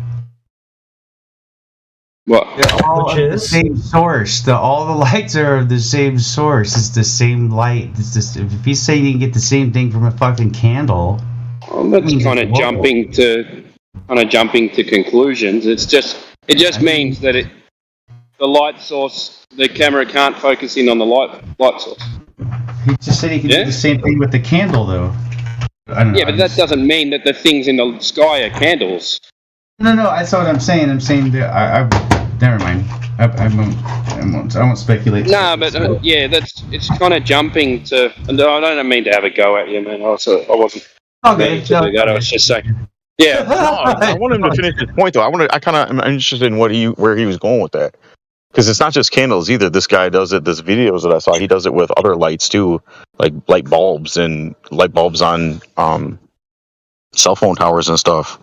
Yeah, I've noticed that myself too. Actually, when it just gives the same refraction, and actually the funny thing was I was taking pictures of the night sky, just the black sky, where I would see other parts of light where I thought was moving. Then you'd see black patches. I'd actually take a picture of that itself, and then mess with my my shades and my grays and whatever, right? I would be messing with my filters and I'd actually get shape out of it, like it was interesting, but I don't know what that has to do with the subject, but it's just tinkering around with I guess because, electricity and light is, I don't know where I'm going with that. I won't be able to explain myself, so never mind. Anyhow, yeah, it's just interesting because if you look at the sky of the stars, right, they're all, you got as a big old sun. It's a star that's 95 billion miles away. That that obviously whatever, it's supposed to be our heat, but then everything else is a twinkling star in a dark sky, and I don't know. It just seems it seems to me that they're all local.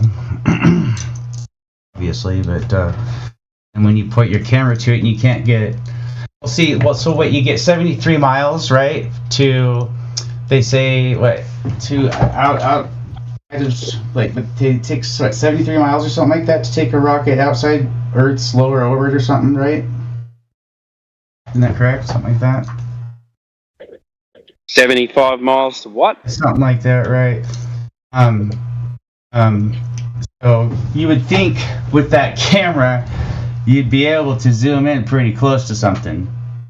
Or anyhow, I don't know. Wait, never mind. I'm not making any sense. Just forget it. Never mind. I'm not gonna go there.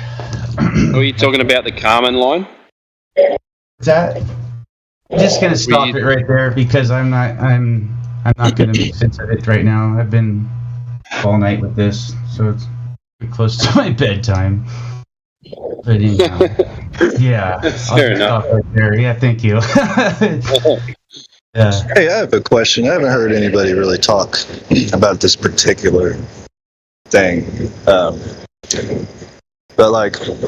you're looking up the night sky and you see what looks like a star, but it's moving across the sky at a pretty good speed. They say that they're satellites. They were talking about this. Well, before I even became a flat earther, I've noticed these, and I've never heard anyone call them satellites until recently. But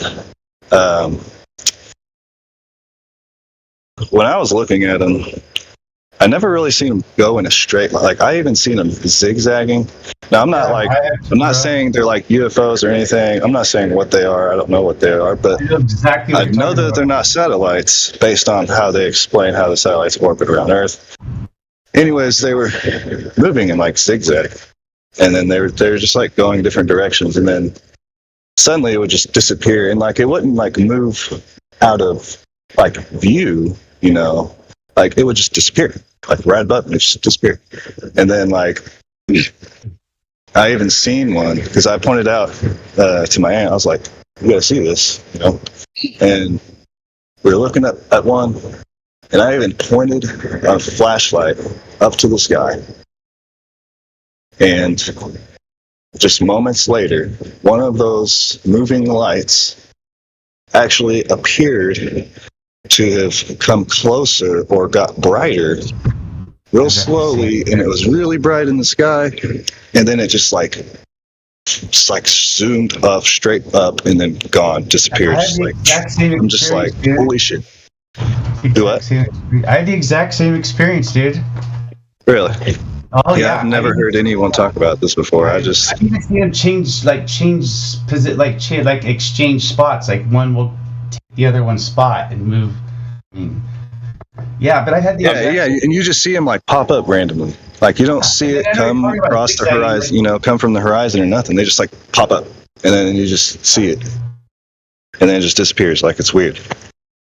And I heard someone explaining that they were satellites. You see these things. They're satellites, and it's like, well, when do satellites just disappear? When do they zigzag in an orbit around the Earth? You know what I'm saying? Like that's literally impossible. But I've never heard anyone talk about that before, and I've just been waiting for this subject to come up. We're just talking really? Yeah. Oh, wow. When you say zigzag, so you're seeing a light move in one direction in the sky, and then you also said, though, that then it appears to kind of disappear, and then you see another light moving in the opposite direction. Yeah, I mean, it'll be the opposite direction. Like, it'll just be like different directions. I guess right, because I'm also right now looking at the sky. This whole time we've been talking, I've seen about 10 lights moving in the sky, and I don't see them the whole duration of the sky that I can see. They will dim and disappear, and then a couple minutes later, I'll see another one moving in another direction. Yeah, those are probably all separate objects. So it's not one object that is zigzagging. Well, I've never seen a zigzag. Yeah, I mean, I've seen more than one in the sky at the same time. Me too. And they're just all moving different directions. They just disappear, they reappear, or another one appears, or whatever. I've never seen one that is fully illuminated the entire time and move in the way you said, though. I have.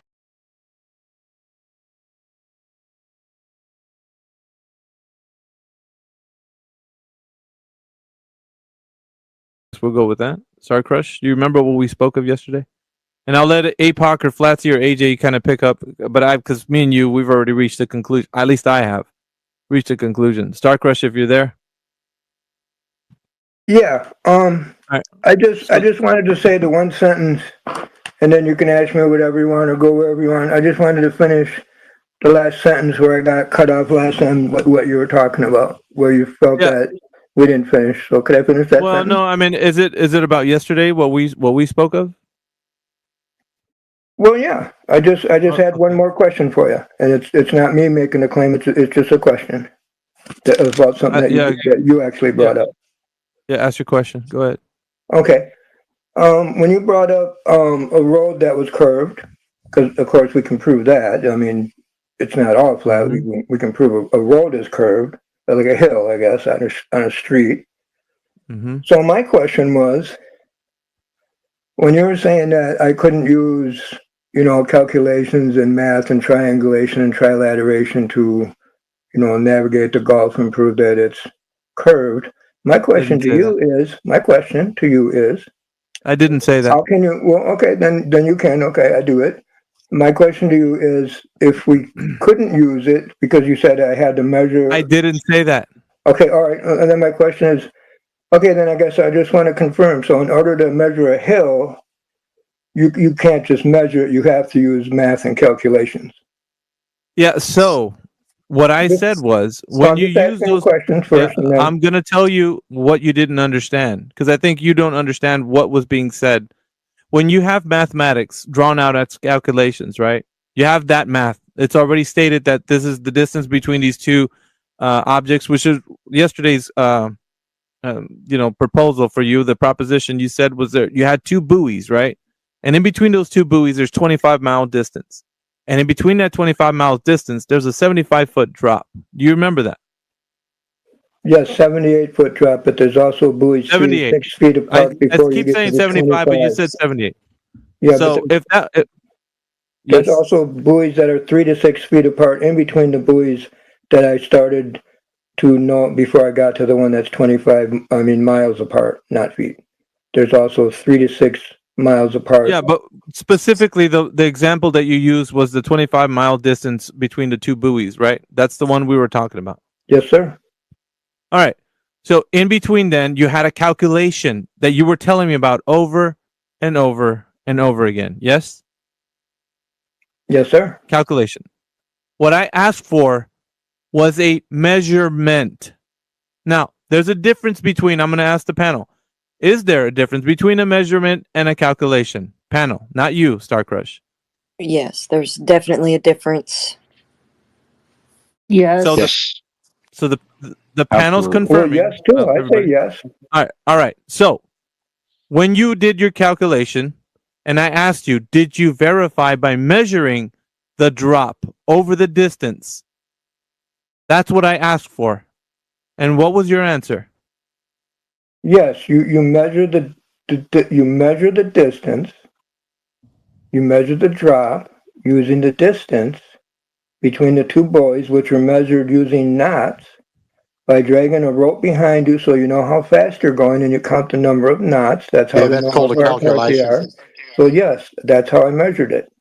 Yeah, but just like I told you, you're using a distance between the two buoys, right? We're not talking about this. This is the issue that we had yesterday. Star Crush doesn't seem to realize he's not answering my question. And I hopefully okay, I'll answer it. Hold on. No, the panel. Listen, the panel's going to listen to me tell you, and then they're going to hear what I told you yesterday. So I didn't ask for you to tell me how you got the distance between the two buoys that were 25 miles apart. It's not what I asked. Same way you measure a hill. I didn't ask. Listen, just hold on, Star Crush. I think this is the problem we had yesterday too. You were interjecting before I even got to the end of what I was going to say. I think that's the problem, right? Mainly the problem. And then you hear things that I didn't say. This is the issue I'm having with you. All right, so let me go back to what I said, not what you think I said. I said I wanted to know how you not just calculated, verified the calculation by measuring the drop over the distance in between the two buoys that were 25 miles apart that you said were 78 feet of drop. How did you measure the drop? You take 8m squared, okay, which is the rate, and you use that as the final figure, which you divide by 8. You start off with the 25 miles squared. You get 625, okay, and you divide that by 8, and you get 78 feet of drop. You would do the same thing on a hill. You can't just use a tape measure. You have to use a formula. So it's a calculation. Well, how can you do math without a calculation? You can call it math, calculation, measurement. It's just semantics. That's just semantics. Is that a calculation? No, is that a calculation? You just told me right now. That's semantics. It's the same way you measure a hill. Is that a calculation? Sir, is that a calculation? You never measured it. Explain to me the difference between a measurement where you measure something without using math and calculations. Just say you never measured it. You just calculated it. That's called a measurement. What do you think? You just use a tape measure to measure the drop rate of a hill? Using a Explain to me how you would get the drop rate of a hill on Earth. No, he doesn't have to. It's not his. It's not his claim. He doesn't have to explain to you. He doesn't have to explain to you. It was your claim that you measured the drop of 78 feet. I explained how you do it the same way you would do it on a hill or anyplace else. You did a calculation. Listen, let me explain to you a little bit of what I mean. For the panel, so let's bring some clarity to what's happening here. All right, when I ask for a measurement, this is what I'm asking for: something in the physical, natural world. It's a demonstration that you know from point A to point B. You're doing something that you're measuring a specific amount, right? So, for example, if I go to the shoe store, I'm going to ask the person, "Can you measure my foot so I can know what size shoe I have or I'm going to get?" So they're not going to calculate how big my foot is. They're going to measure my foot, directly measure my foot. So when they directly measure my foot, they can say your foot is 11 inches. We need a size 11 shoe.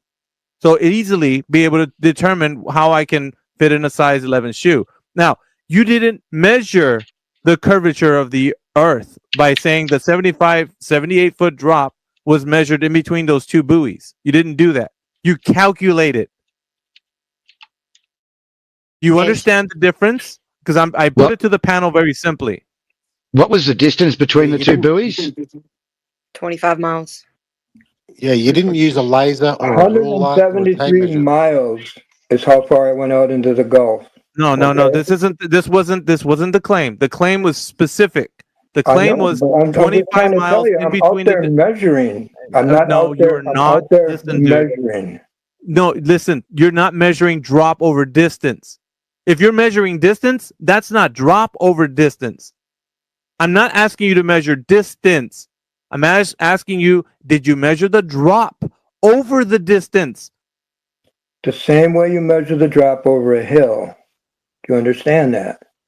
You don't understand because you are having to find the drop over the distance, and all you're doing is telling us how you calculated the distance. We're talking about drop over distance. This is a whole other step that you need to take to verify the dropping away from a horizontal, like a deviation from a horizontal curving. Do you get what I'm saying? And you have to eliminate all confounding variables, like eliminate whatever your eyesight does with your angle resolution and angle of incidence. Those things need to be factored in. It can't just be 8 inches per mile squared. That is just. I agree 100%. I agree 100%. That's just a square. That's just a square. It's not curving. It's a square. Okay, well, AJ, did you want to add something? I just want to add one more thing. Just wanted to add that before he continued, if we're measuring from the top of a hill, we're measuring a depression angle. And that's not how we're trying to measure the surface of the Earth. The surface of the Earth is measured via linear or horizontal and vertical angles, not depression angles. So you need to show that you're measuring. Hang on, you need to show. Use the word measurement. You need to show first. Well, you can't use the word measurement unless you've actually taken a measurement. If you've taken a calculation, it's not the same. You've calculated measurements. So what you need to show is a drop from horizontal between those 2 points. Okay, now you seem to be on track more than anybody else. Could you run it by me one more time, how you got the distance of the hill to drop rate? Run that by me just one more time. No. We don't, listen, we don't have, it's not our claim. I'll go. I'll tell you the measurement. No, it's not a measurement. Once again, you're giving us a calculation. And then you measure the height of the objects above sea level. This is what happened yesterday, guys. Those are measurements. What happened yesterday. That would be an elevation angle measurement, not a depression angle. So you are at the apex of a sphere, at the top of the curve, where it's curving away from you down everywhere. You're at the apex, so you should be giving us a depression angle if you're going to do that. That is a depression angle. Look it up. Yeah, a measurement does not require a supposed curvature from the radius. Okay, that's what you're doing.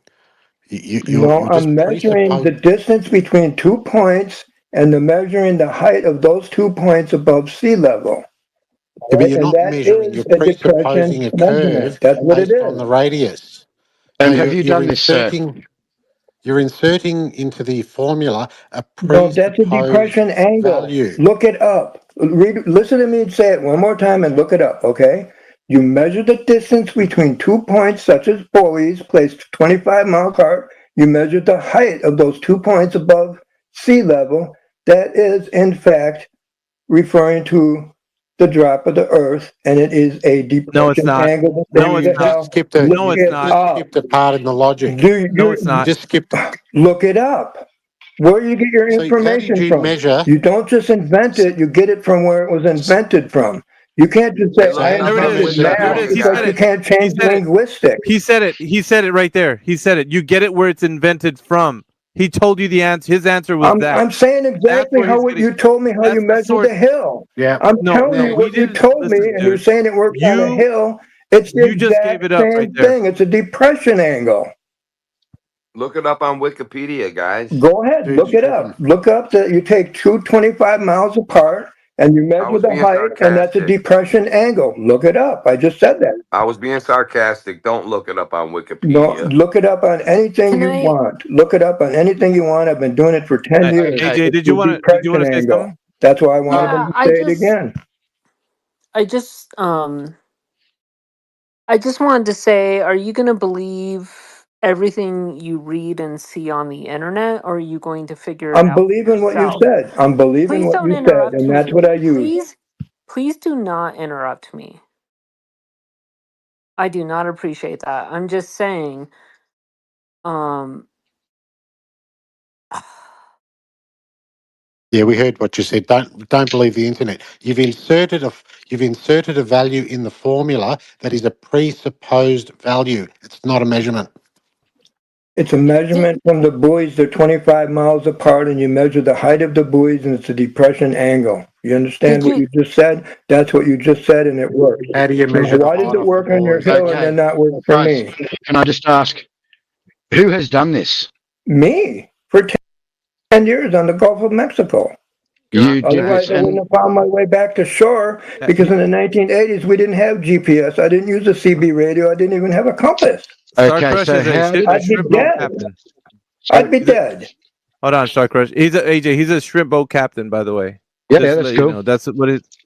May I ask a question? Well, look at my picture I put up there. I also am just like hanging upside down in Australia by the tips of 2 fingers, and I'm a savant with super memory power. did you I'm literally known worldwide. did you grow up I'm literally believing in known Santa worldwide. Claus?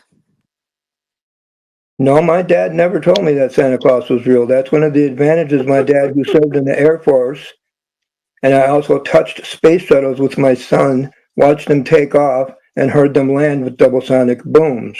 May I please ask a question? I'm just trying to understand what's going on here. So is this gentleman trying to say that as you get further away from the top of the buoy, that it disappears underneath the curvature? Yeah, essentially, from 25 miles distance between the two buoys, there's a curvature that will be noted. There's a curvature that essentially a hill of water, if you want to call. Round that he's water. measured. So yes and no. If you want me to hold explain on. it. So wait. I wasn't finished. I wanted to finish asking the question. So we're losing the buoy over the top of the round water. Okay. So my question is, I'm from Michigan. Now I've seen this many times. Where you take a high powered lens and you shoot from across on the Michigan side of the shore, and you can see Chicago clear as day. Now all these news publications, these false news publications put out, it's a mirage. So from my understanding, mirages took place in the desert, but I guess I found out they take place over water. But what are the chances that everybody's seeing mirages every single day? Are they just always there, or what's going on? Because it seems ridiculous to me, because I can see cars and stuff moving around, but somehow that's in fraction off the light. So well, I'm just there's some confusion there, because I can answer that for you if you're asking me. Because hold on, refraction does not cause mirages, yeah. That's what But the claim of the globe is that this is refraction. Ridiculous. And they basically claim that is ridiculous. You could see all the way around the globe and basically see the back of your own head. Okay, so one more thing. What about this stupid telescope in is it in Arizona or whatever it is?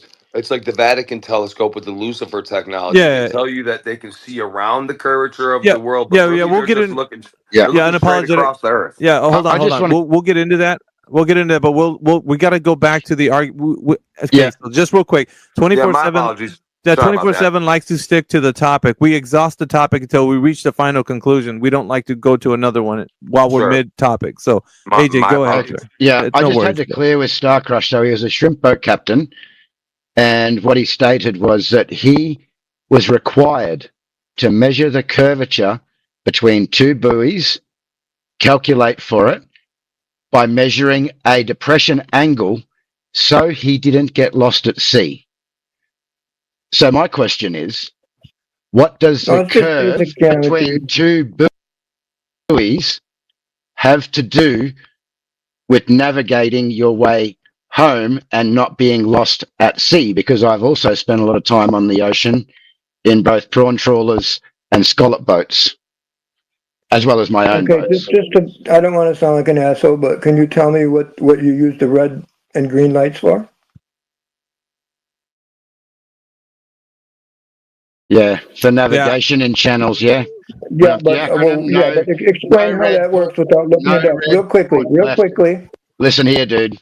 I'm not here to explain navigation I believe lights. you now. I'm asking I you the believe you said question. port and starboard, and you understand that they're for the shipping. Yeah, port and starboard. Yes, I understand. Now that it's very simple, dude.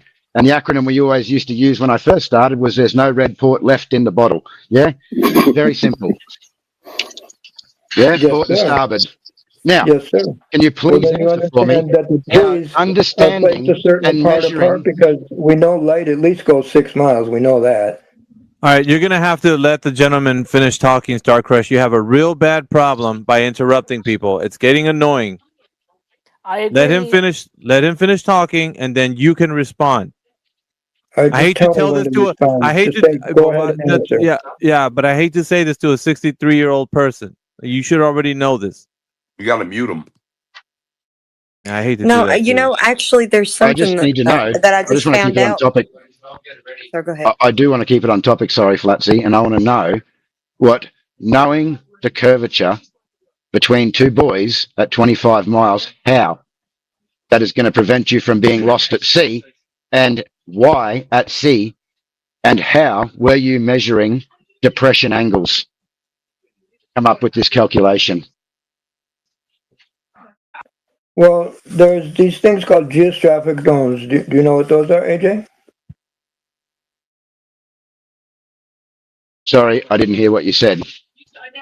Geostrophic. It's GEOSTROPHIC. Geostrophic domes. Are you familiar with those at sea? Not by that name. Okay, what those are, you can call it word salad if you want, but the description, they are there, and the theory is that they're caused by the Coriolis effect. I know some flat earthers believe in the Coriolis effect, but for different reasons why it happens. And it's a combination of, from my observations, whatever gravity is and the Coriolis effect that creates these domes. And you also have to be aware of that and the Gulf Stream, because if you run out of gas, I'm going to answer your question, trust me. If you run out of gas out there, or even have your stupid deckhand, like happened to me, get the net caught in the propeller, it's so big out there, and especially back in the 1980s, that you're dead. The Gulf Stream's going to take you, and you're gone. So you have to know these things.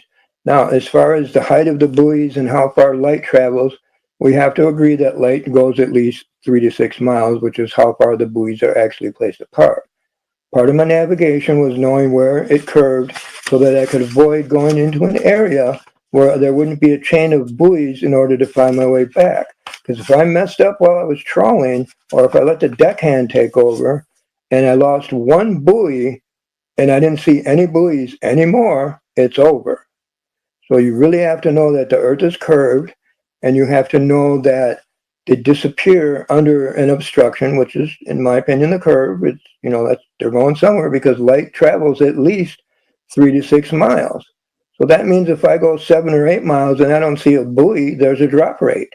And so what I have to do is I have to measure the drop rate every 25 miles so that I know where I'm at, because you just don't go in a straight line in the shipping lane. In fact, you got to get out of the shipping lane if you want to catch shrimp. And I start in the Anclote River in Tarpon Springs, and I navigate for quite some time before I even get to the Gulf of Mexico. And then when I get out there, once you're out there, you can't see anything. And the word horizon is actually a Greek word for separating circle, which is where which is where at least that's what it was invented for, is where the curvature. Yeah, you're getting into the weeds. You need to land this plane, Starcrush. You're getting too far into the weeds. I just said that I have to know all that so that I understand why I'm not just looking at a light. Because if I just look at a light and then continue to catch shrimp, and if it's like you blink, you miss it. The light's gone, you're gone. Go ahead, AJ, if you want to respond to him.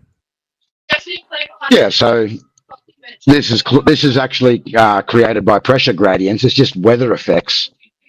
Okay, now I know that Coriolis is claimed. However, avoiding bad weather, I have never seen or known a case where we need to take into account the Earth's curvature to find a buoy. Yeah. And a distance over 25 miles, then there would be other effects. There would be more primary than just the Earth's curvature, especially if we were in a storm. No, you misunderstand. Sure you can't see a buoy 25 miles away. They're 3 to 6 miles apart. I would only take measurements after 25 miles and triangulate with triangulation and things like that. I wouldn't just measure every 3 to 6 miles. You can't see them after 3 to 6 miles. And the reason you can't see them is because they're obstructed. Okay, it's nothing to do with atmospheric conditions or refraction, because that's only dependent on the weather gradient and the temperature gradient. I mean, from the bottom of the water up to the sky, it's a temperature gradient. So as long as there's nothing like that and it's calm out there, in fact, you can even navigate in the fog, but you really got to be careful, because I've been out there in the fog, and plus you can only catch shrimp at night. Star Crush, that's great. We're a few degrees away from the premise, which is how did you figure out the measurement of drop over distance? He said that he was triangulating his position. Yeah, so triangulation would require a plane triangle for a start. But again, like Alpha said, why do we need this drop over distance calculation? Because I'm not aware of it ever being done. And how did you make that calculation and measurement? Well, you use 3 instead of 2. You go 25 feet. I mean, okay. So how 25 miles. What instrument did you use? And then you go 20. We have maps. Okay, we have maps with the miles on them that are already laid out with the knots, so that we know how many miles apart they are. We already know this. They're not just thrown out there in the water. Luckily, we know how far they are, and that's why we use the math to do it. And if you don't want to go with math, then you have to go with visually. And you have to understand that they're disappearing visually after 3 to 6 miles.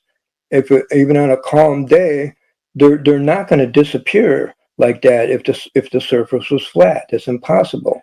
There's no such thing as bottom obstruction if a surface is flat. Now we're getting somewhere. It's a physical impossibility and a visual impossibility with a telescope, and I also used a telescope. Okay, now we're getting somewhere. Yeah, so you used navigational charts or maps to know the heading and the distance to these locations or to these beacons when you couldn't find them visually. You then made calculations, you claim, to include the curvature of the Earth to that distance, to that buoy or that navigation line. I already knew that from high school, so I already knew what I was doing. Hang on, no, not that you already knew it from high school. Again, you haven't actually measured any curvature or any drop over distance. You've triangulated your position using navigational charts and maps. And then I haven't seen anyone else have to do this, but then you've somehow, you believe, included or calculated for the curvature of the Earth after the fact. Okay, well, let me ask you a question then. Let's forget about all that and imagine geometry that we understand from high school on a sphere. Okay, angles are possible on a sphere. So imagine you're on a really big sphere and you use the same geometry and you triangulate to prove it's a sphere. I already knew that from geometry class. And like I said, I'm a savant. I don't know if you know what that is, but my savant syndrome started at 1 year old, and it comes with no mental disabilities and super memory power. My brain, I'm talking slow, but my brain operates really fast. I can talk into my voice recognition software, supercalifragilisticexpialidocious, and even something I'm talking to you like this. You think I'm mumbling, yet my speech you might think I'm making a buzz here, and my voice recognition software will pick it up. Star Crush. No one has mentioned savants. No one has mentioned that we think you're gibbering. All that's been mentioned is you have a hard time listening. Yeah? My point was that it works in geometry on a sphere. In practice, in your class, in reality, it works on a sphere in geometry. It's the same thing that when I was out there, I knew what I was doing. Yeah? So you're just claiming a tangent point to a sphere. So again, you're just pre-assuming that you're living on this sphere and this is what you're doing, when in reality, No, I didn't. in establishing a horizontal Yeah, reference what's the plane. relevance of calculating the drop? What's the relevance of measuring the drop if you're just going from point A to B on the surface of the water? What's the Well, relevance? that's what I'm He trying hasn't to been tell able you. to I give that. didn't know that I lived on a ball. I didn't think about it, but I couldn't say I knew until I actually started catching shrimp and applied those angles that I learned from geometry class. Otherwise, I would probably be just like anybody else that, that if you don't have any experience, Angles. that you can't prove it. Dude, You have to you didn't prove apply it to the angles in yourself. reality. You measured them out on a navigational chart that gave you the distances to the points. No, sir, not at all. So what instrument did you use to measure these in reality? The way they were measured was by dropping a rope out of a boat that's called knots. Those what the people did. Yes, That's I how we knew understand how knots was derived. That's How how we did know you how take? far apart they are. How did It you isn't take like I the just got a angle map measurements that had to false triangulate information your on it. position? My brain. How do you use a tape measure? How do you use it? You look at it and you trust that those are inches, just like I trust the map. You need to stop, dude. Go ahead, AJ. Okay. So again, we all know how knots were derived. We're not talking about knots. That's just the distance to the object that you're looking at your charts on, yeah? I'm asking, what instrument did you use to measure and calculate these angles of drop? Well, you can use dead reckoning. You can use, like I said, the same measurement that you use when you measure from point A to point B in geometry on a hill or anywhere, and then you measure the distance of the tops to the buoys to the bottom, and those are the measurements that you use. And I know you don't like to hear the words calculate, but then you have to, that's what it's called. Then you do the math. You can't just go, okay, I went 25 miles and here I am at another buoy.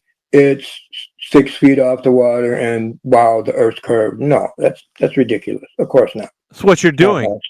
That's No, it's what not. you're doing. Yes, it is. I know it's not. Yes, Are you it is. Yes, You I'm don't dead understand serious. how triangulation. I understand and perfectly that you think you live. he just told me it's a depression angle that works on a hill. I'm doing the exact same thing. Star Crush. Oh my God! So you just bit off that because I said that. Yeah, God's not Awesome. going to help you right now. You're a liar. He's not going to help you. You're a liar. For dead reckoning, you still You just require heard a me tool. say Now that and today, jumped on it. I'm not dumb. dead reckoning. Didn't say Today, you were dumb. I think you're deceived. You're not dumb. You're ignorant. No, I'm using his depression angle the same way he said he used to measure on the hill. And I said, you don't just measure from point A to point B. I said, you don't. And then you said, oh, that's what you're doing. No, I didn't say that. That's not what I'm doing. if you're looking at navigational charts to find these buoys, Don't strawman me. Dude, if you're looking at navigational charts to find the distance to the buoys, then you want to run off into the weeds about knots and speed to these things. Now you're bringing up dead reckoning, yeah? Now in dead reckoning, you still need some tools. Today, they would use a GPS. You'd use your speed, your time, etc., to calculate your position. So now when you're talking back in the day when there was no GPS, what tools were you using to actually do this dead reckoning that you're claiming now?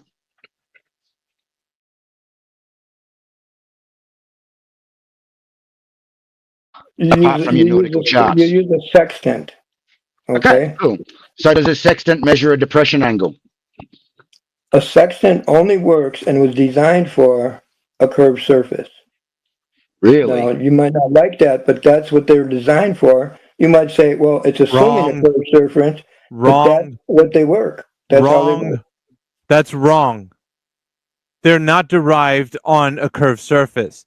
You cannot get a 90-degree angle with a sextant on a curved surface. That's fucking ridiculous.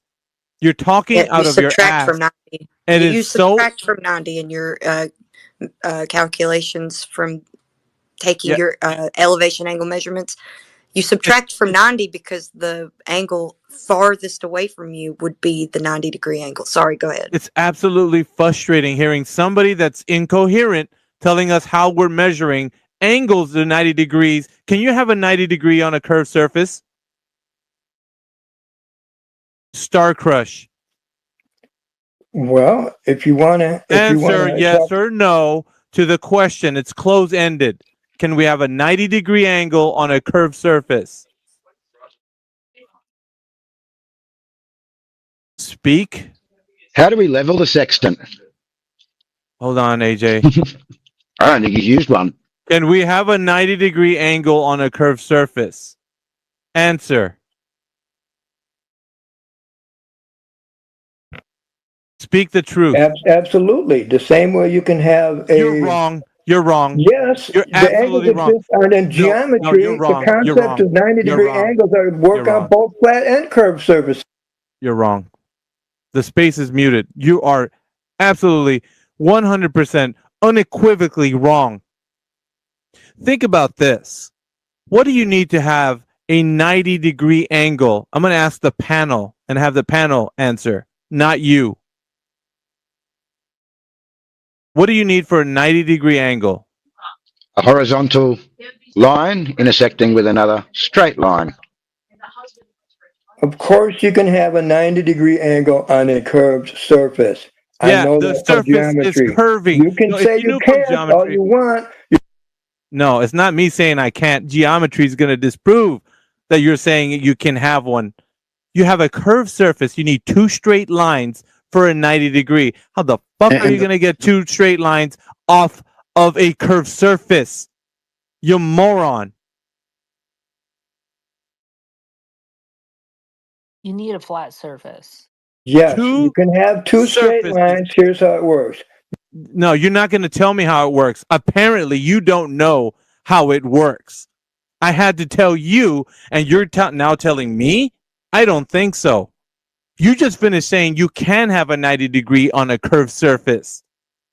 That is the dumbest thing I think people could actually believe.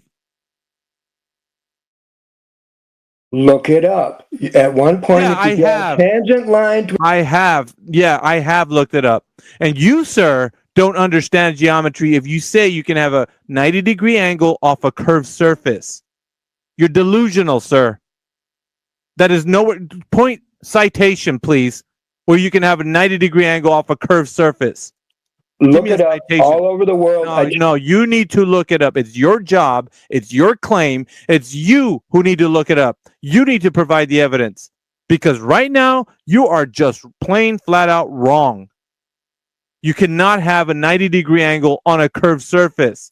You need two straight lines. Is a tangent line a straight line? Hold on. So, first of all, from Astrolab Sailing, if you're taking your sextant readings from the bridge of a big ship, then you're going to get a different sextant reading to if you're on a small yacht. Therefore, we need to make a correction of what your sextant says to your reading, converted to a sea level reading. This is called dip. Right, so we're going to adjust our eye height to sea level to establish a horizontal reference plane out to the horizon, the horizontal line where the sky appears to meet the ocean. Correct?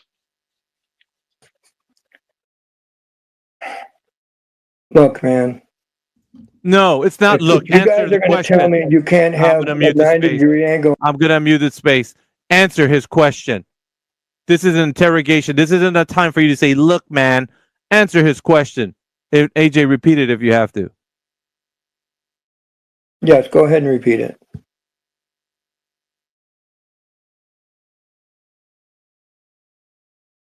Please.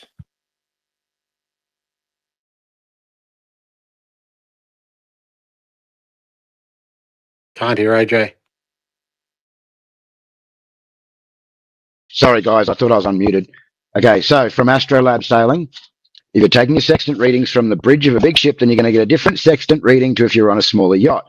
Therefore, we need to make a correction to what your sextant says to get your reading converted to a sea level reading.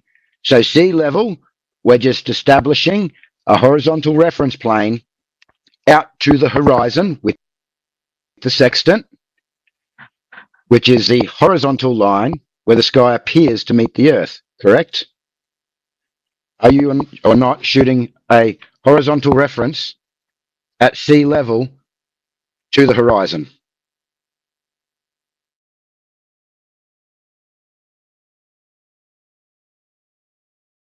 Okay. You use the sextant, like you said, to establish sea level and find the horizon. All right. You align the instrument properly. This is how it would work if the Earth was curved. Okay. So how do we I'm align trying that to instrument answer first? you. Let's go step Go by ahead. step. Yeah, let's go Go step ahead. by You want step. to let me answer? How do we align it? We shoot the horizon, and then how do we align it, like you said? How do we make sure that's level? Because you look through it, and you see the horizon line where the sky appears to meet the sea. All right, that's what you do. You align it with the celestial body. All right, you use the So we're micrometer establishing drum. level. All Yes. right, and you get the image of whatever you're looking at in the sky, and see where it touches the horizon line in the mirror. And then you record the angle. And once you have the angle and they are aligned, then you read the angle from the sextant, and then you get the altitude of the body above the horizon. That's how you do it. Right. And again, I know how to use it. And again, I want everyone to look it up, 90-degree angle on a sphere, because this is recorded. So you didn't answer my actual question, yeah? So I'm going to have to ask it again. Tell me what you didn't understand about my answer. How did you establish level or horizontal with the sextant in the first instance, apart from just viewing the horizon?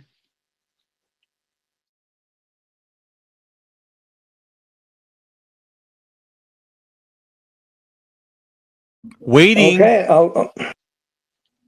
I'll tell you again.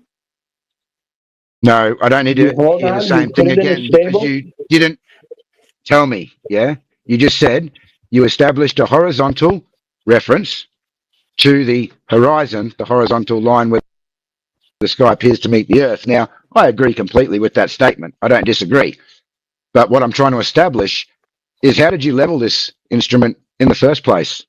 You got your mirrors, and there's something that we had to do, and you've missed it again. So I'm really at this point questioning whether you've done what you've claimed to have done.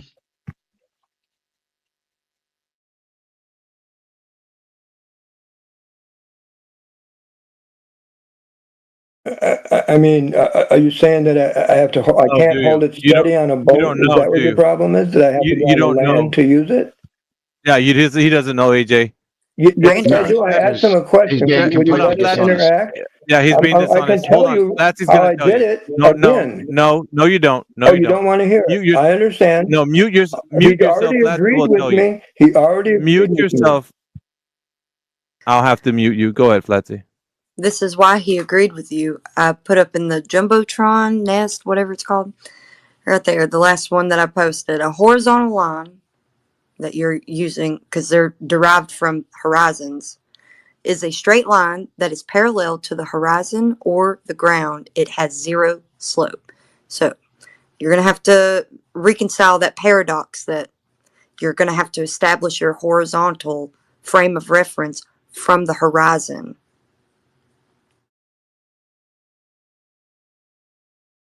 Okay, I'd like to address that. Horizontal and horizon are two different words. They mean two different things. Horizon is where the apparent curve meets the celestial body. No, that's not it. The apparent curve. What apparent curve do we witness when we look at the horizon, Star Crush? Because apparently there's a curve. It's not an apparent curve. So whatever definition you're pulling that from, it's not true to the nature of reality. We don't apparently see a curve anywhere. So horizontal is where we get the horizon. It's horizontal, horizon, horizontal. So where are you getting a curve from?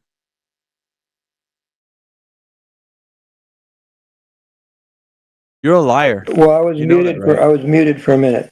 The word is actually because horizon, you don't know how to stop. Horizon kyklos. It's a Greek word that, well, apparently.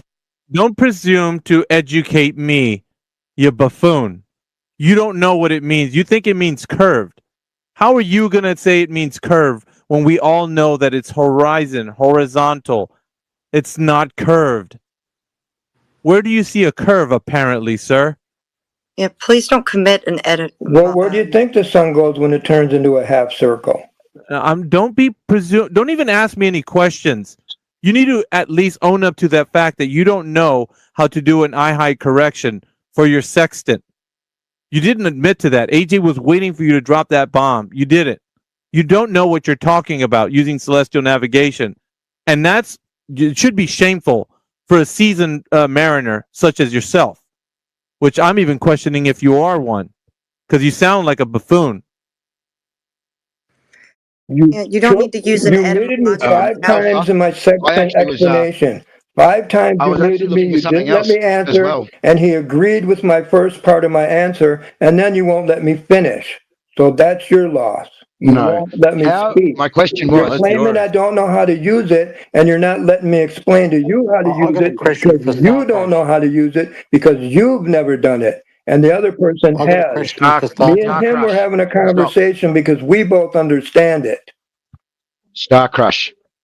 Okay, yes, we do have to correct for eye height. I was looking for that, but that wasn't the main thing I was looking for. How do you achieve or know that you're achieving an accurate reading on the sextant? What do you physically have to do to ensure that you're aligning your celestial body correctly with the horizon?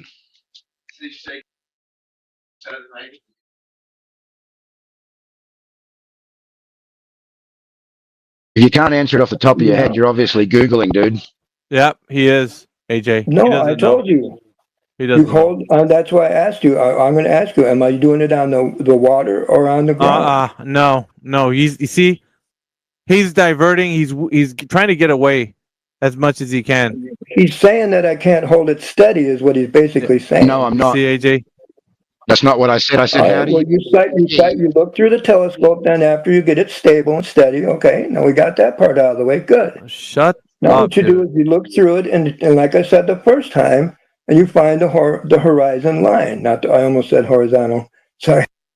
Okay, guys, for everyone in the audience, just to show that this guy doesn't know what he's talking about, the first step you need to take is keeps muting me when I'm not even halfway through. Rock your sextant to ensure that the object, your celestial body, is actually aligning with the horizon. By rocking it, it makes sure that the image is correctly aligned in your mirror. And this is how you achieve an accurate measurement after your height of eye correction to the horizontal, to the horizon. So I really doubt... Well, good. Thank you for finishing the rest of my... Thank you, AJ. I appreciate that, and you guys just keep muting me, and I'm winning. We do. And I'm winning. No, I'm actually you're a not winning, captain, and you don't understand how triangulation and trilateration works. Why don't you shut up? We've heard enough of your lip. You're an embarrassment to every mariner that's ever been on the seas. Shrimpo Captain, get out of this VC. Go sit down as a listener. We're done with you. We've exposed you, and that's all we needed to do, was expose you as a liar. You're done. AJ, I have a question for you. Don't you use trilateration when you are close to like a coastline, and triangulation is when you do the circles of equal elevation, right? Yeah, trilateration is when you know the height of an object, and pretty much it gives you the distance. Yeah, so that would be looking at a light. Yeah, looking at a lighthouse. Yeah, okay. I got you. Good work there, guys. It seems like that guy didn't know what he was talking about, obviously. I had this trouble with him yesterday, and he seems to think he knows what he's talking about, but when asked for specific questions, he goes silent, AJ. He did that to me yesterday like 3 or 4 times. He would go silent, didn't give me a response, and I knew he was either Googling or didn't know the answer. One of the two. Yeah. Yeah, so see, for trilateration, you need like a lighthouse. You need points. Yeah, and this is what he was sort of talking about with his points of his buoys out on the ocean that he's looking for. Yeah. But again, yes, exactly. You're following navigational. If I can't see a buoy or I can't see a marker, then I'm following shipping channels or I'm following maps, yeah, or marine charts. It's Charts yeah. and dead And reckoning. today we're we'd use the compass mostly in that instance. And today we just use GPS, and I always had a backup compass. I mean, it's not that hard.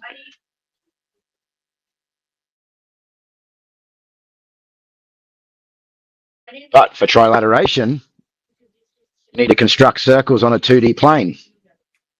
That's the first step. Constructing circles on a 2D plane. Seasoned mariner, my ass, dude. Some Yeah, bullshit. I said I asked if you needed a coastline, but I guess that's right. You would need just something that you could see in the distance, right? Yeah, and so AJ, with the circles, the distance between the center of the circle to the edge of the circle, i.e., the radius, that particular distance is known, isn't it? And the point is that if that distance was curved, it wouldn't match up with the actual distance because obviously it'd be longer on a curve, correct? Well, I don't know about longer on the, well, yeah, it could be longer on the curve, but yes, the distance, the points are known. You need known points. You need 3 reference points where the positions are known in 2-dimensional space to form your triangle. You also need to construct these circles on that 2-dimensional space or a 2D plane. Then you find your intersection point, and then you've got your position. Yeah, that's the point. So on a 2D plane, the distance between the center of the circle and the rim of the circle, that would differ if that surface was curved, because obviously it'd be longer if it was curved. But in reality, the distance in reality matches the 2D model, so to speak, on the piece of paper because it's flat. Yeah, to be honest, I never even thought about it that way because just the requirements are enough, yeah? What we need to do. But yeah. Yeah, I thought that was the whole proof right there. No, the whole proof would be that you first require a 2D horizontal plane. Plane's not curving. Oh yeah, that's right. Yeah, of course. That yeah, in the beginning you do. That's correct. You need a horizontal to make the angle in the first place. But the I suppose the consummation of the proof would say that in the reality of things, the distance in reality matches up with the distance on the piece of paper because it's flat. And if the Earth was curved, that distance would indeed be longer than the distance on the piece of paper, because it's a curved, there's more length to a curve than I'm not sure if that's true. I mean, because you can get a straight line, bend it out, and it would be the same straight line or curved line that you would have. It's the same line. I don't know if that's true, but I will say that the guy was denying the fact that the very point that we said that a 90-degree is an intersection of 2 straight lines. You can't have it on a curved surface, and he said you could. He was basically that was it. That was it for him. You can't say that. He's like, well, geometry states and presumes to tell me about geometry when he says you can have a 90-degree angle on a curved surface, which you cannot. The other thing that he did was he was stating for the first half an hour that these were all depression angles because he needed to measure the curvature of the Earth so he didn't get lost. And then in the end, he invokes a sextant measuring elevation angles, not depression angles. So claiming the sextant as the tool he used, again, is not measuring depression angles or curvature from horizontal. He's lost, man. What it comes down to is he flat smacked himself and he doesn't even realize that everything he thought he was doing, being told that it was a globe and spherical, but in reality is every time he took an angle measurement that he was on a planar surface of water. Well, when you're using a sextant, you're doing an elevation angle measurement, not a depression. It's literally the opposite. Thanks for that, Flatsy. So it's a part of what we do. 24/7 is here not to convince the person we're locking in with. We're here to expose them. That's our only job. That's all we're here to do. If they, by proxy of the argument, get convinced that the Earth is flat and stationary, that's good. Round of applause. But that's not what we're here for. We're here to expose them to their bad logic and their bad reasoning, and the idea that they believe in a space mythos. So all of this has to deal with why people think the way they do, with this idea that this nonsense idea of the Earth being a globe. But if you guys think the Earth's a globe, I want to invite you to come up here to the panel and present your argument in a way that you make a claim, and then bring some evidence forward, and then we'll talk about it. We'll let some of the panel members here address your claims. So anybody else that wants to come up and maybe challenge their own preconceived notions that the Earth is a globe, you're welcome to come up. To a point, first of all, I'm Muslim, and welcome. You're welcome, brother. I just have a question, a serious question about flat Earth, honestly, I think Earth is spherical because I look at the moon, and I could be wrong. I just want somebody to explain to me, if the Earth is flat, what's the movement of the sun and the moon? What's the relationship? Because people that believe Earth is spherical, they succeeded into counting seasons, times, right, and also physically they proved that when the moon, the moon, you know how the moon, like the shape of the moon crest. Yeah, sir. Sir, how can I address you, by the way? Because I don't understand. In your language, how would I say your name? Mad Mullah. Admullah. Mad, MAD. It's like Mad Max. Oh, Mad Mullah. Mad Mullah. Okay. Yeah, I didn't want to call just explain to me. Do you have a calendar? I'm honestly. Yeah, I know what you're asking. I know what you're asking. I get what you're putting down, man. Mad Mullah. So, do you know that the ancients, prior to the Earth being the idea that the Earth is a globe, prior to that, did you know the ancients discovered that the celestial sphere was the answers that they needed back in the 6th century? They already understood that the Earth was not a globe, and they were using this conceptual tool, such as a celestial sphere, to dictate the movements of the heavenly bodies. They didn't need a terrestrial sphere, sir. They were just counting on the movements of the heavens. They would catalog them and understand by their movements that they work in a cyclical nature. That means that they're on repeated cycles. Perhaps if you understand like the movement of the sun throughout the year, perhaps if you understand the movement of the moon throughout the month, and also the stars in every season. So they could catalog the movements of the heavenly bodies and be able to tell you over time that those same movements will happen again and again in a cyclical pattern. So they would happen in cycles. So all they needed to do was look up at the sky and catalog each movement of those bodies. So they didn't need the Earth as a globe to do this, sir. Everything was working just fine. The advent of the Earth being a globe came in as the idea that it could be referred to as a sphere going around a sun.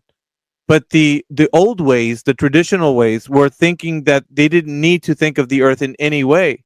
All they had to do was think of the sky in a very specific way of how the heavenly bodies move. And like what I just told you, the celestial sphere is very well modeled so that you can think of like how the times and the seasons and all of the things you just mentioned could be understood.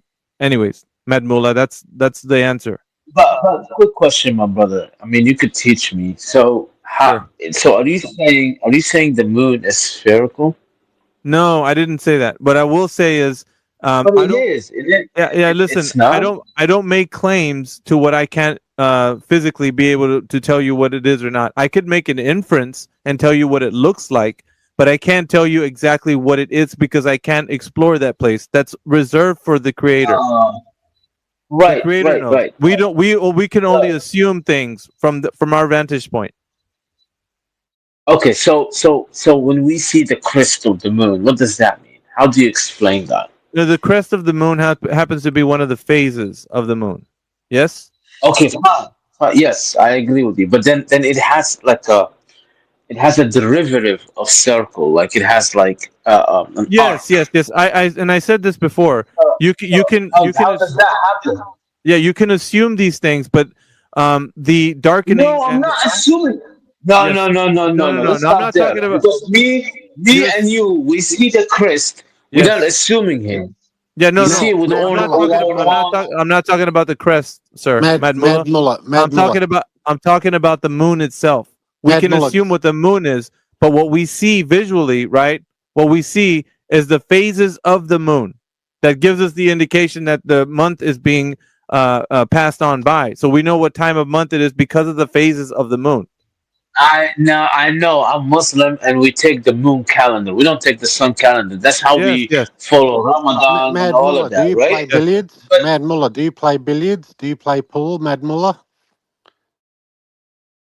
Do you know what Did you billiards? say I'm a pole? Do you know what I'm a billiards? pole? Do you know what billiards are? Billiard game, pool table. Oh yeah, pool table. So Yes, you know that it's the different table. stuff. You know the table. Then you've got the balls, right? The balls on the table around. No, are you playing pool or billiard? Yeah, pool. Billiards. What are you playing? Same sort of thing, right? Billiards, pool, whatever. You got a table. You got the balls, right? So the balls are round, spherical. If the balls are round, does it mean the table is round? You need to establish your analogy because Okay. So let's say the balls. what are you trying to Let's build say the. here? Let's say It the. has nothing. It has nothing to Let's say the do balls. Let's with say the what we're balls are the building here. sun. Let's say the balls are the moon and the sun. All right. Just because the balls are round, does it mean the table's round? No. So I'm sorry to like honestly I failed. You might be smarter than me, brother.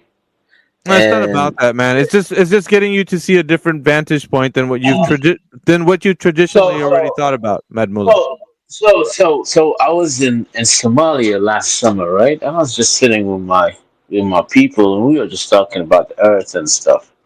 And then we had this guy, I swear to God, like I've never like there are moments and I'm not cocky.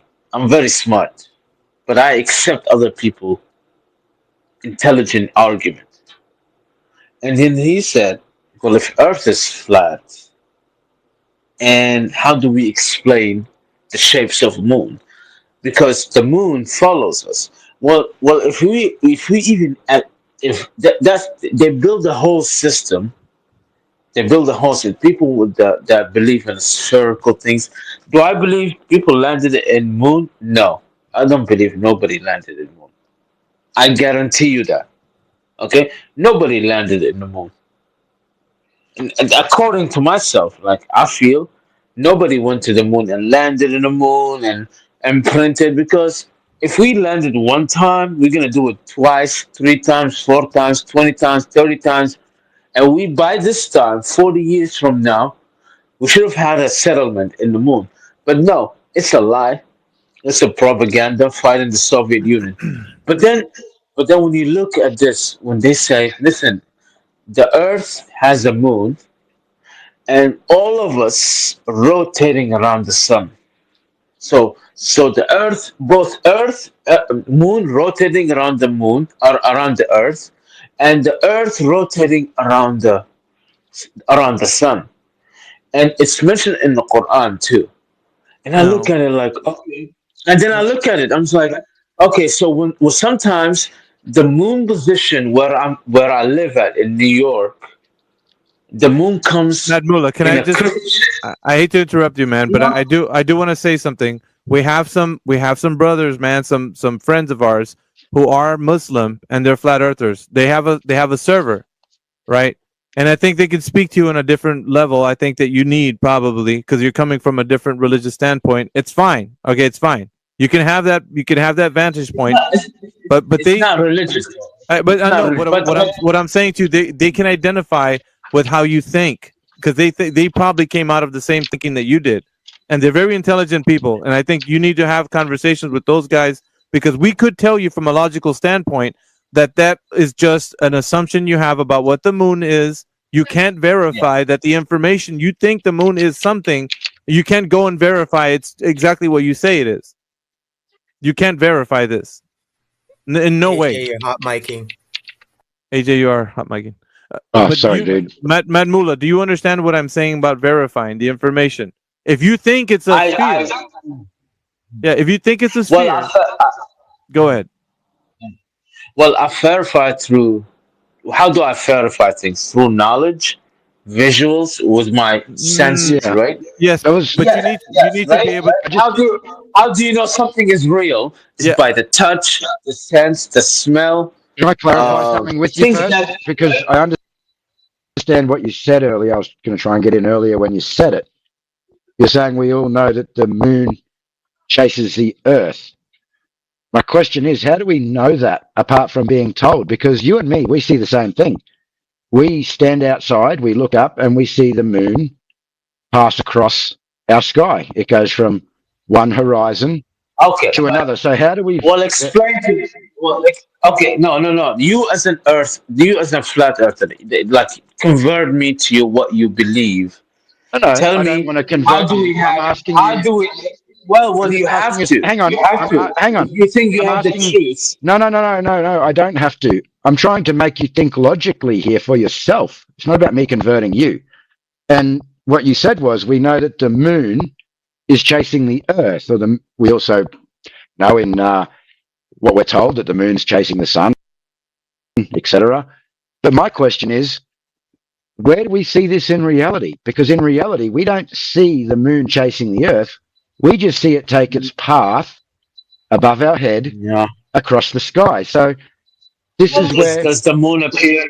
Does our moon appear in the Mars? No, it does not. In the what? But regardless, I just want you in any other planet, Jupiter. He's saying our moon does it appear on any other planet? So he. It does not. It does not. It appears in our planet. It affects our sea and oceans. Has a gravity. But wait. That's a simple question. I asked a simple question. My simple question: if there is a theory, both are theories. Okay. No, they're not. Sorry, no, they're not. Well, one is a fact because we build our calendars. Right. We build our calendars. Madmula, one answer. Listen, one answer is specifically true. One answer is true. There cannot be two that are just theories. There's one true answer. This is why I want you to understand this logically. There cannot be many answers. There's only one true Earth. That Earth is the one that you live on. And so we all experience the same thing you do. So there can only be one. Fine. Can you explain to me the shapes of the moon according to the flat Earth? How does that appear? Yeah, we only see what appears to be circles, and some people can interpret that as an assumption that it could be a spherical shape. But as an assumption, we cannot make a definitive claim that it's an actual sphere, because we're not there to witness every angle of that thing that we see. In the case, are you being Kamala Harris now? No. Are you being? I'm giving me a word of salad. No. Listen, I'm not. I'm giving you information that you know is true, brother. But you don't want to face the facts. You don't. I do.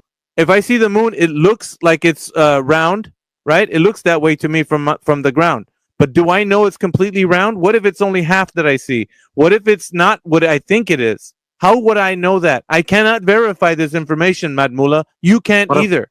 You need to think about it. Hold on, Mark. You can't think about it in this way, Madmula. You have to actually be logical. You're telling me what I see. So you're telling me what I see with my own eyes is not real? No, I'm not saying that. I'm saying what you see with your own eyes. That's what he's saying. No, sir. That's what he's saying. No, sir.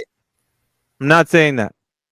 I'm telling you that whatever you think it is, how can you verify what your claim of the moon is? If you say it's a sphere, can you go verify and see if it is an actual sphere? What if it's something like metaphysical and it's not physical? How can you tell this? You don't have the capability. The creator is the only one that could know this. You cannot know this. So you're saying moon could be metaphysical? It could be something other than what you think it is. The only way that you can say what it is because you can have an assumption from your vantage point on Earth. You can say it looks this way to me. It looks like a round object. It looks like something that's a physical object. That's what you can say, but you can't verify that's the truth. You can only assume this because you can't go there and verify it. How many people here saw a full moon? It doesn't matter, Mad Mullah. That's not what we're asking for you to think about. What you need to think about is how you can verify information that you think is true. You think it's true that the moon's an object and it's a spherical shape, but can you tell me with 100% certainty that's what it is? 100%, Mad Mullah. That means you know unequivocally that thing you see is exactly what you're saying. Well, Alpha, then we have to always say everything I see is not real. No, but that's not what I'm saying either, Mad Mullah. If I see somebody killing somebody, then your argument come up. Oh well, the moon. No. This is no, Mad Mullah. This isn't all or nothing fallacy. You can't throw the baby out with the bathwater. What I am saying is the things we can know, we can definitely know. But the things we can't know are the things we can't get to, like the moon, sun, and stars. But other reality things that we know on the earth, we can know those things because we can interact with them. The things we cannot interact with are the things that are far away from our ability to interact with. This is what I'm saying. It's logical, Mad Mullah. And so when you take this information and you say, okay, the things around me, I can interact with them. I can study them. I can research. I can dissect. I can do things with these things. But those things up there, I can't do anything with them. I can just see them from afar. So how do I know what they are based on my assumption that I think they looks like a globe that's round? I cannot do this. If you're saying you can do this, you have the God knowledge. I don't. Do you understand? You don't have that. You don't have the capability to say you know for sure. You can only assume from your position. This is logical. But the things on the earth, you can say, I interact with these things. I know what causes something. It can burn something. I can test these things. They're on earth. You can interact with them. Those things up there, you can't interact with them. So you can't give me a definitive answer. Like I cannot. I can tell you what it looks like from my vantage point. But I can't tell you definitively that's what it is. That's where this argument ends, man. But hey, just real quick, we've had Brian with his hand up for like quite some time. Let's give Brian real quick a chance to speak, Madula, if that's fine. No, it's all good, man. I wasn't stressing on it. Just saying, hey, good morning, everybody. How you doing? What up, Brian? I was listening to you guys deal with that Star Crush guy, and I wanted to come up here. I was like, nah, I'm going to let these guys figure it out. That guy's nothing but a troll and a time vampire. Every time you talk to him, that's all he does. That exact same thing every single time. Every single time. That's all he does. Yeah, he brings us good content. And what it is we get to expose him in his mind every single... that's what we do. If people that do this, they think they're getting one on us by trying to give these silly arguments. We show them how their illogical thinking gives us content. We just show everybody. That's what it does. But we stay true to being logical. Are you guys talking about me? Are you guys talking about me? No, there was a gentleman before you that came in here that was he was a shrimp boat captain, and he was here yesterday. So he was dishonest. He was dishonest. That's what he was. Yeah. I have a question. I'm so sorry, Alpha and APOC, but I just got some really bad news, and I need to head out. AJ, if you do you think you could take my place? Yeah, I can help out. No worries. Okay, sorry. Thank you, guys. It was good. Yeah, hopefully everything turns out good, Flatsy. See ya. Yeah, good luck, Flatsy. Sorry to hear that. Much love, guys. Good luck, Flatsy. Sorry to hear that.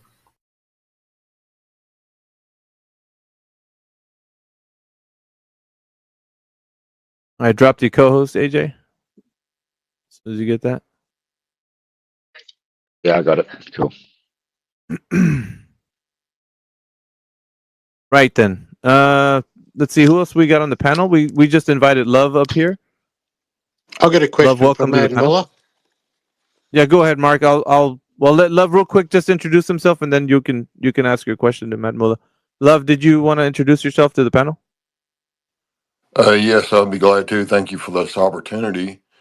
As you can see, I'm love, and I just go around and spread love. And it's early morning, so it's when the doves rise. And so, yeah, thank you for this opportunity. Looking forward to the discussion. Excellent. Thank you for that. Mark, go ahead. Yeah, so Mad Mullah, the moon spins around the Earth, yes?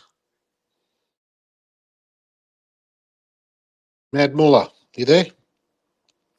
I think he can't speak. He's just giving a thumbs up, Mark.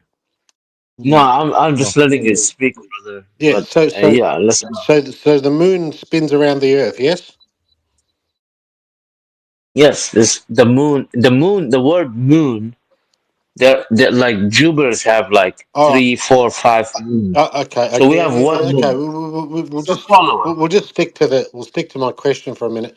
So the Earth the moon spin. And it's like it's so racist. We call our moon, but then we call Jupiter and their moons we don't call it moon. We call them some other All right, names. great. We'll Okay, get to that later. they are moon. We'll get to that later. So, the But moon. this is our follower. This is our baby. Yeah, The good. moon is our baby brother. Good.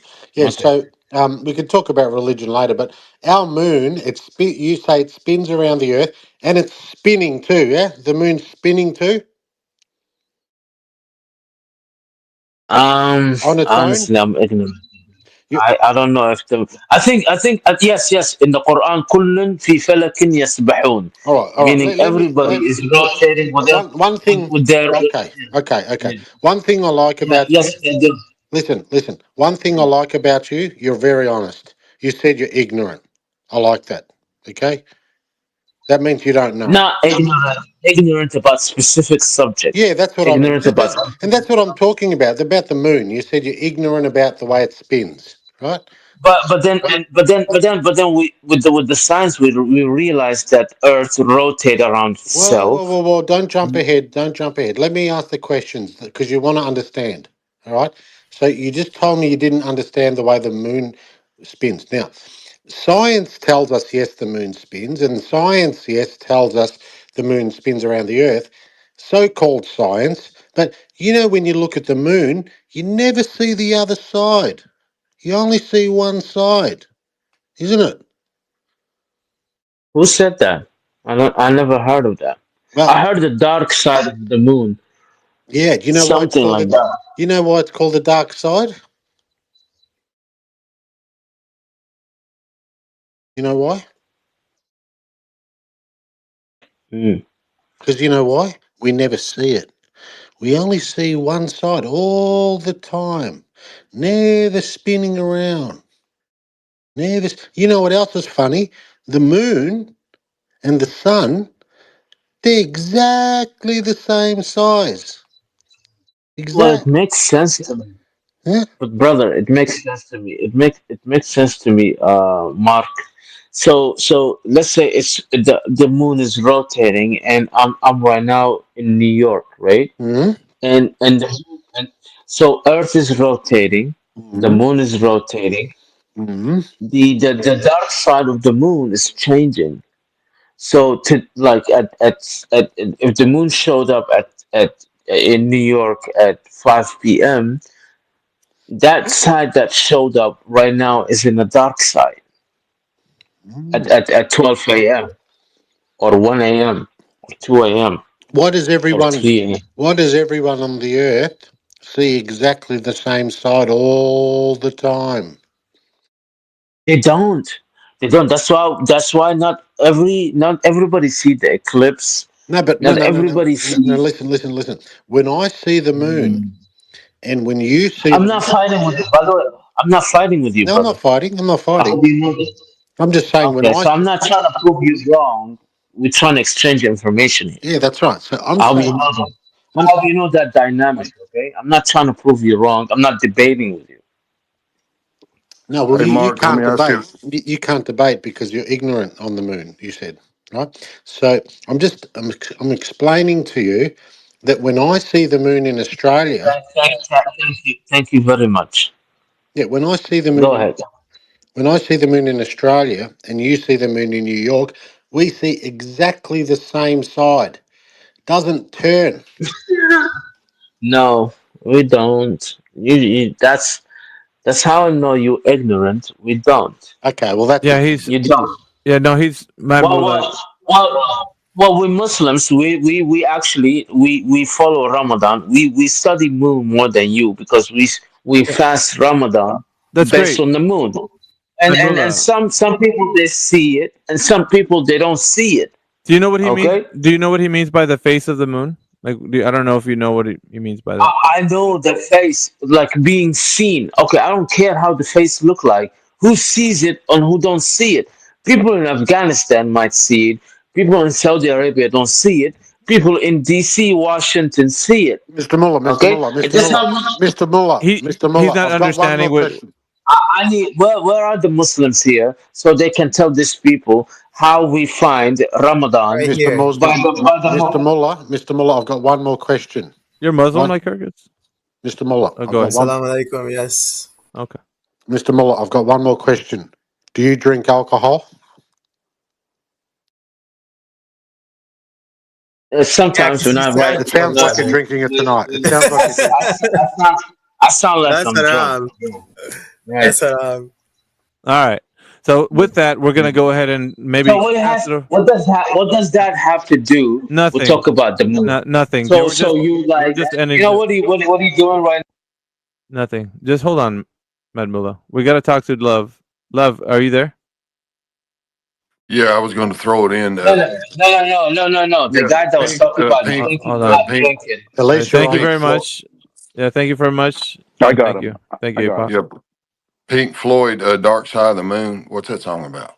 No, we're not going to talk about Pink Floyd, Dark Side of the Moon. Do you think that the Earth is a globe, or are you of the mind that the Earth is flat and stationary, sir? I'm leaving that up to y'all. Well, the reason I'm asking you the question is so that you can kind of clarify what your position is, sir. Well, I don't have to clarify it. You can clarify it. Right. So you're not going to. This is what we call a dishonest tactic. When we're just people talking right now, and all you got to do is just be honest. What is your position? You think the Earth is a globe? You think it's flat and stationary? What is your position? Why do I have to have a position? Because you're asking me a question. Spread the love. See, I just feel like when people are being evasive, that they have something to hide. That's what how it am I sounds like being to me. evasive? You How don't am I want to being answer evasive? directly. Do you How answer am I being when someone asks? evasive when I Listen, told you love, you can decide? I don't want to decide for you. You have your own critical thinking mind. I You know can. what I don't have to tell you what I'm thinking and what I'm doing. Well, that's the whole reason why we have conversations. And you said you were here to spread love. I think that's not love you're spreading. I don't think Well, so. good thing you're not the judge. Well, we are. Everybody judges each other based on the merit of what the veracity of their, their claims and how they speak. Is that the proper way to do it? Of course. Otherwise, Of course. listen. If you come in here and I don't judge you, I can't understand what position you have. I have to be able to have discernment and judge you. That's what. Okay, That's what I'm supposed to do. Yes. Hey, well, alpha man, let me tell you something. You don't never judge a book by its cover, do you? I mean, we entertain That's not what I angels want to unawares do. because they're probably poor people and they're angels. So don't. I know my That's stuff. not what I want to do, but you're telling me that's what I have to do. Want. All right. So you come in here with a mind to just argue for the sake of arguing. You're not spreading love. That avatar is totally antithetical to your attitude right now, sir. Yeah, well, why don't you look into the eyes of that avatar and talk to the person? Why don't you? Yeah, because I am, and you're being dishonest, which should be opposite of what that scriptural reference should be telling you. You should be looking into being an honest person. Hey, An honest person. Give me a scripture about love. You know so much about the scripture. Give me a scripture about love right now. What's the Yeah, I greatest mean, love? you could talk about what pi 3.14 or what? 316. You want to do numbers? Or we do numbers too? If you No, love that's me, not the point, though. keep my commandments.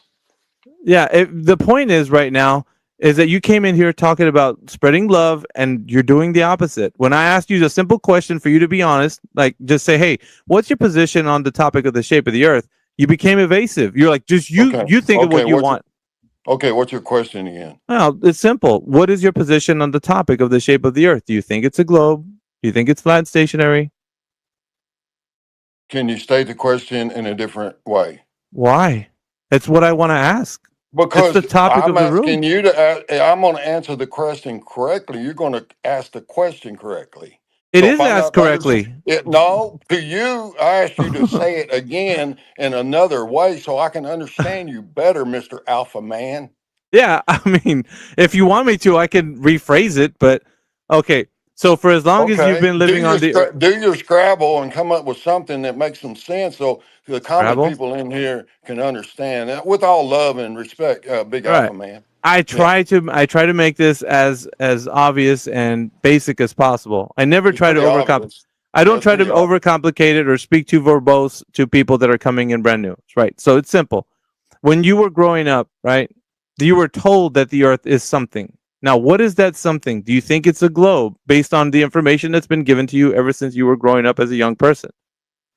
Yeah, I remember in the second grade there was a globe over in the corner, in the science area or the Hmm. geographical, and we'd go over and spin it, Right. and sometimes some of us country boys would wrap a string around it and spin it like a top on the floor. I mean, we got in trouble, but I mean, I'm just Yeah. saying. I mean, so okay, now we've been told. I didn't mean to talk so loud. It's just, but we've been told that the Earth is flat, but we've been told it's round.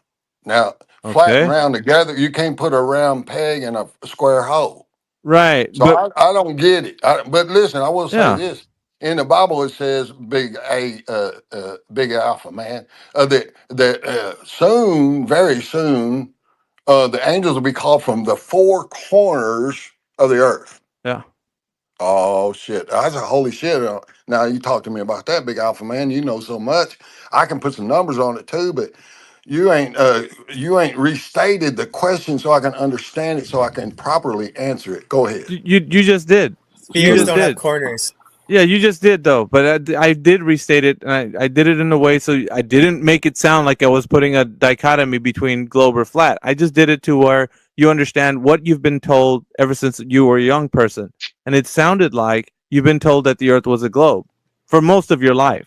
You've been Yeah. told this information, and it's what it Oh, sounded okay. like to me as well. Is that you disagree with that? It's what it sounded like to me. Did I get that incorrectly? Because it sounded like that to me.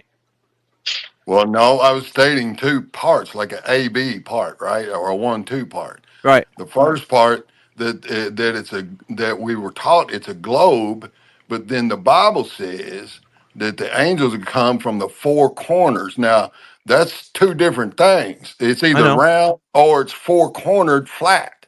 Now that's just that's information, and that's why I told you Mm. I didn't want to answer the question in the beginning. I told you I would wait and let y'all decide.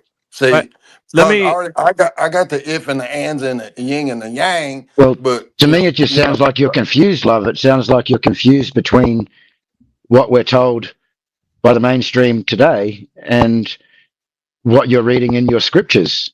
Because I can tell you that that's not the only verse that depicts the earth to be a stationary plane. There's many, many more. So I feel like that we're no better off here. I feel like you're very confused on the whole situation. And maybe Alpha, if you'd like to listen, could maybe help clarify that for you with things that we do in reality. Right. We're trying to get people to base reality on the physical and natural world, on your senses. What your God-given senses have been all along telling you, that the Earth is not a globe, that it is visually observed as a horizontal topographical planar surface. I know that's a big, long way to say that, yeah, flat Earth, essentially. But it's got mountains and valleys and all that good stuff. So what we're saying is the Bible actually talks about the earth being what we say it is in this room. Exactly the way God describes in Job 38 and 14. It's like clay pressed under seal with the edges that are upturned. So there's a lot to be gleaned from the biblical narrative that also talks to what we're talking about in here, the Bible talking about it being flat and stationary. But coming from that perspective is one thing. Coming from the side where we're demonstrating that it's not only in scripture, but demonstrated in the physical and natural world, is a whole entirely different other thing. That means that what the word is saying and what the creator has confirmed is that the earth is exactly what he said it is. This is why it's important, because we're bringing both of those together, which is the biblical narrative also speaks to, and we can say any other scriptures that people read could also coincide with this, right? So it's not talking about a heliocentric globe Earth going around in the vacuum of space. It doesn't talk about that. So based on the scriptures alone, you could get that information. But we're going to talk about the physical natural world. Now, when everybody goes outside, we all understand that the Earth appears to everyone locally as a flat and stationary plane. We do not see any curvature that we can say it looks like a globe, period. So it looks, for all intents and purposes, like a flat Earth, right? We want to say that an observation. On a measurement side, we don't measure any drop over a distance because there's been no drop over distance measured anywhere on Earth. So it has not been measured as a globe. We have some numbers to how big the Earth as a globe is, but it's not been measured that way. Has it been making some sense to you, Love, so far? I don't want to go. Yes, sir. You asked me a question. Just let me answer. I was right from the beginning. I told you, and now you done verified and said I was true because I'm spreading the love. I haven't come up in here and caused no issue until you wanted to be the big alpha man and show off in front of the crowd. So you verified that I said, but now everyone's saying it's four corners, and the Bible says the four corners. We were told it was a globe. But then I remember on like John F. Kennedy's airplane, they had the flat globe or had the flat world, and there was ice walls and there was earth outside the earth or outside. You know what I'm saying? Big A. You want to talk some stuff? Come on, checkmate. Yeah, we were actually having conversations with people that have the biblical narrative, trying to figure out what the Earth is, and so we're tying that information from what they think, their assumptions of what they always believed the Earth to be, to what the physical and natural world actually is. So we're actually merging everybody's understanding of the physical and natural world with their biblical narratives. And I don't know, sometimes people come from different religions, so I wouldn't just say Christianity, but any other holy book that they want to hold to also talks about the earth in this way.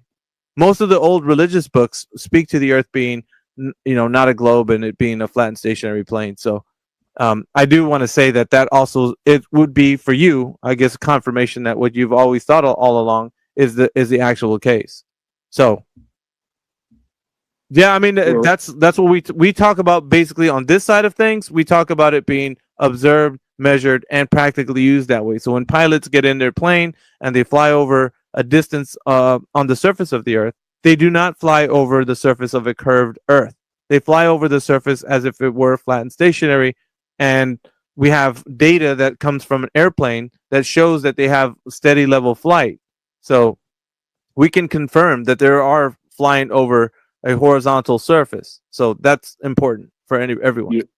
Alpha, when you were growing up, did you have a globe in the library and in the books of the history of the world? All that? Yes. Okay, so when did you come to the awareness, big dude, about the flat Earth? Was it when you read the Bible and then you started realizing that? Whoa. No, I'll be honest with you. It wasn't that. I actually was just doing some research online. My testimony on this was I was doing research online, and I was looking into other things, conspiracies and stuff, and I came across a video that showed Bruce Lee proves the flat Earth. It was kind of a clickbaity title, so I clicked on the video and I was like, "What's this all about?" And it was like, I think it was Eric Dubay's 200 Proofs or whatever, and I was looking at some of the things he was talking about, and he said, "Well, if the Earth was a globe, we wouldn't have all this flat water." Right. And I was like, flat water? What does he mean? So I started to think about it, right? How could water be flat if I think I live on an earth that's a globe? So I was looking at the properties of water, the mechanics of water, right? And I looked into, I'm going to say this word, it might be a little bit above some people, but hydrostatic equilibrium. That means just water standing still. That's all that means. Water standing still, right? When water at rest, large bodies of water display no convexity. That means it's not like curved surfaces on large bodies of water. What all of us understand that the physical and natural world demonstrates is that when water lies at rest, when it's not disturbed, it's flat on its surface. Now think about this. When you extrapolate that flat surface of water onto a larger scale, imagine all that flat water expounding onto how much earth there is. There's more water than earth, right? So if we have all of this flat water on the surface of the earth, how could it be a globe? So this got me thinking, right, when I first came into this. And that's what convinced me, because the physical and natural world demonstrated itself to me by physics. It demonstrated that it cannot be a globe Earth. Absolutely not. So I was thoroughly convinced from that point forward. And then, of course, I looked into more information, and it just other things were confirming it even more. So, but water definitely, it brought me to that conclusion for sure. Okay. The moon, doesn't the moon give off a pull or whatever that causes the oceans to do what they do? No, sir. So, but earlier you're talking about the dark side of the moon and the moon being, what does the moon do if it don't do the tides? And so, was that a lie too? Yes, sir.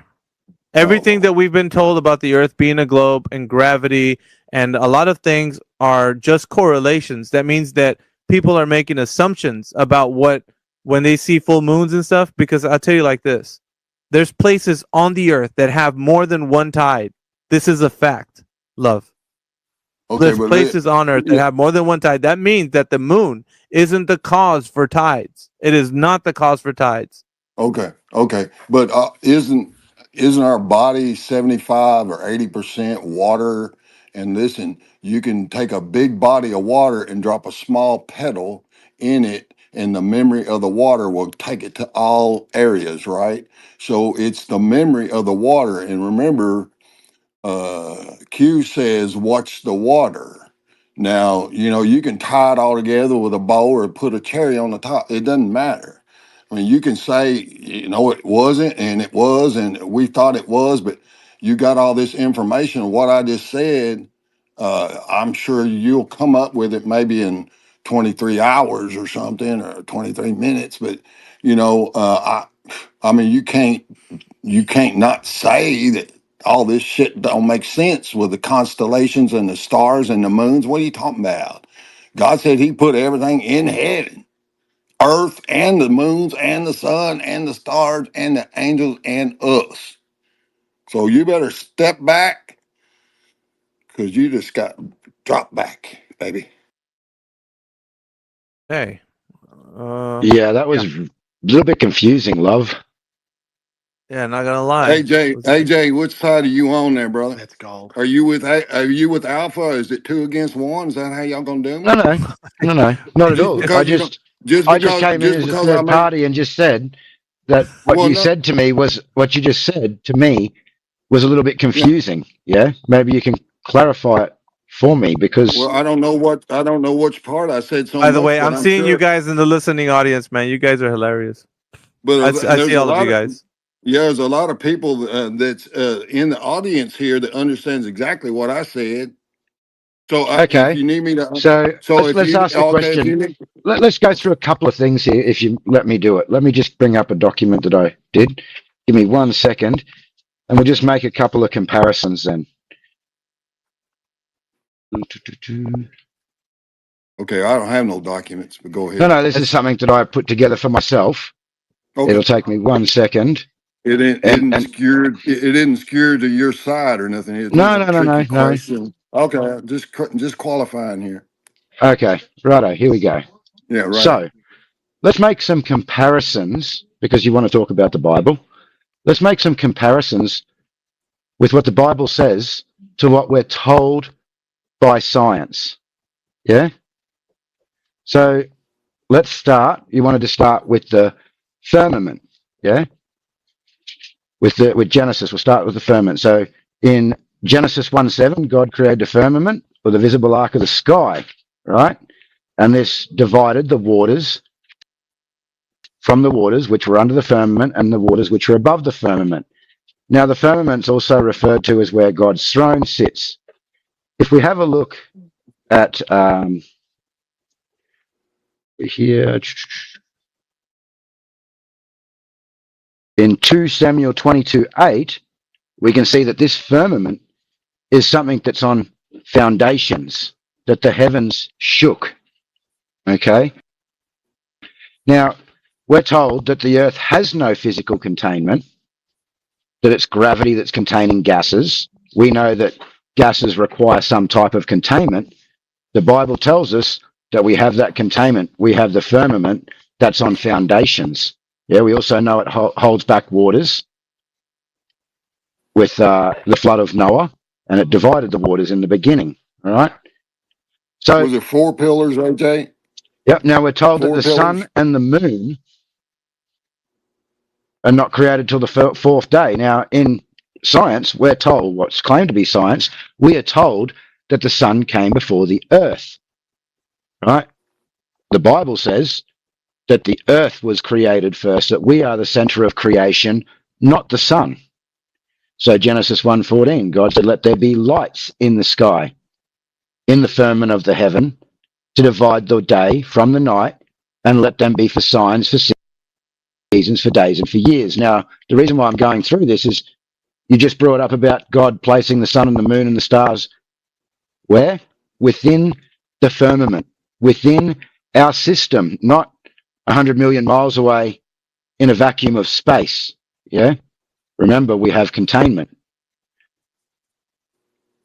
So, again, the Bible says that these sun, moon, and stars are within the firmament. Secondly, we're told that the moon reflects the sun's sunlight, whereas the Bible says that there are 2 lights, one to rule the day and one to rule the night. Right? Correct. Now, we're also told that the Earth spins on its axis every 24 hours. At the equator, the Earth speeds about 1,000 miles per hour. It's also orbiting the sun at 67,000 miles per hour, and it's chasing the sun at 448,000 miles per hour. Whereas the Bible tells us that the Earth is stationary, cannot be moved, and is on foundations or pillars. So Psalms 104:5, who laid the foundations? Now, in total, there are 13 verses that speak about these foundations of the earth. Pillars, Job 9:6, which shaketh out the place, and the pillars thereof tremble. There are another further 4 verses that talk about this. We've also got in Zechariah that the earth is fixed and immovable. All right, so in Isaiah 40:22, earth is a circle, not a ball, where he sits upon the circle of the earth and views the inhabitants thereof as grasshoppers. He stretches out the heavens as a curtain and spread them out as a tent to dwell in. So again, a description of a flat surface with some type of containment over the top. Now, Alpha brought this up earlier, Job 38:14. Earth takes its shape like clay under a seal, a pressed piece of clay. Okay? So, me, as a Christian, I believe the Bible, yeah?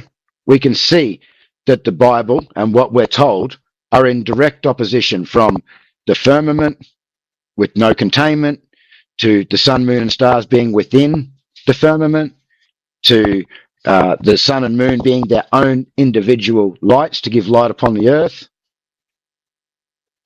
that we're on foundations, we're on pillars, we can't be moved. It also says earth is measured with straight lines, not a curve. Job 38:4-6. Where was thou when I laid the foundations of the earth? Declare that it has understanding. Who has laid the measures thereof and knowest? Or who has stretched a line upon it? Right? So I believe the Bible. Now, what Alpha's trying to do for you is link the Bible verses back to what we see in reality, because that's very important.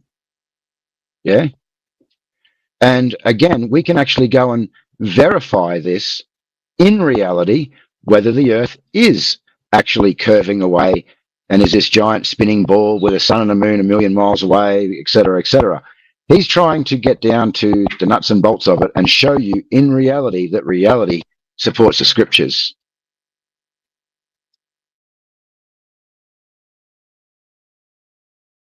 Thanks for that, AJ. I just want to add to that. Great cook, AJ. Mr. Where's he gone? Is he still there? Mr. Love. You know when you're on a hot sunny day and you're outside, is it hotter in the sunlight or in the shade?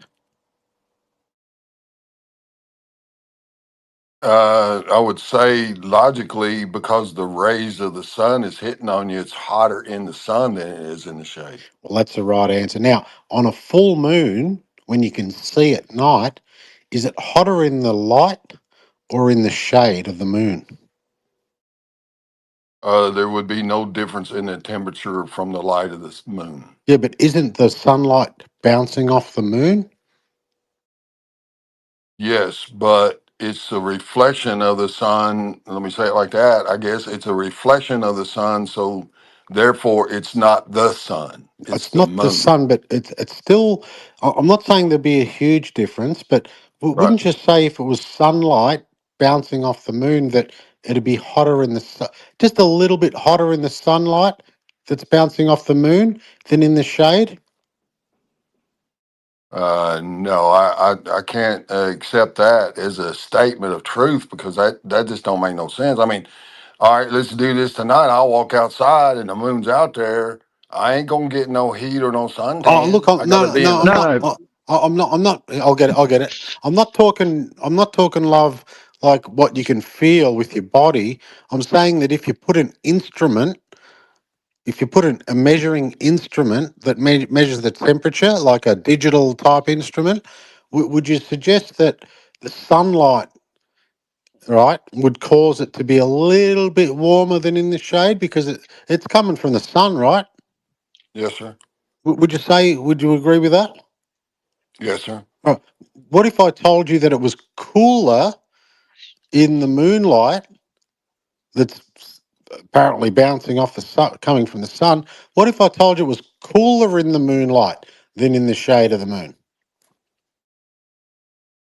It's cooler in the moonlight all the time. I don't understand what you're No, no, saying, no, because no, no. Listen to me. Listen oh, to me. okay. I'm saying I'm like, sorry. let's say you're in the full moonlight, right outside. You're a country boy, right? You've done that before. Now, Yes, sir. yeah. So you can get in the shade of the moonlight, right? You can get out of the moonlight. Same way like you can get in the shade of the sun and during the day, you can get in the shade of the moon at night, right? Sure, you can get under a tree or something, or Yeah. Right. a canopy. Absolutely, yes, Yeah, sir. right. So in the moonlight, apparently that's sunlight coming in, bouncing off the moon. So if you got a digital instrument and you measured that light, right, you'd think it was a little bit warmer than in the moon shade, right?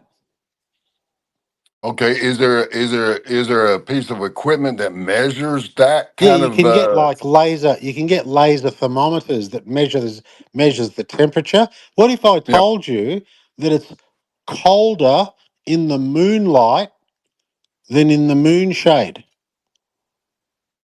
it's colder in the moonlight than the moon shade. Yeah, what if I told you that?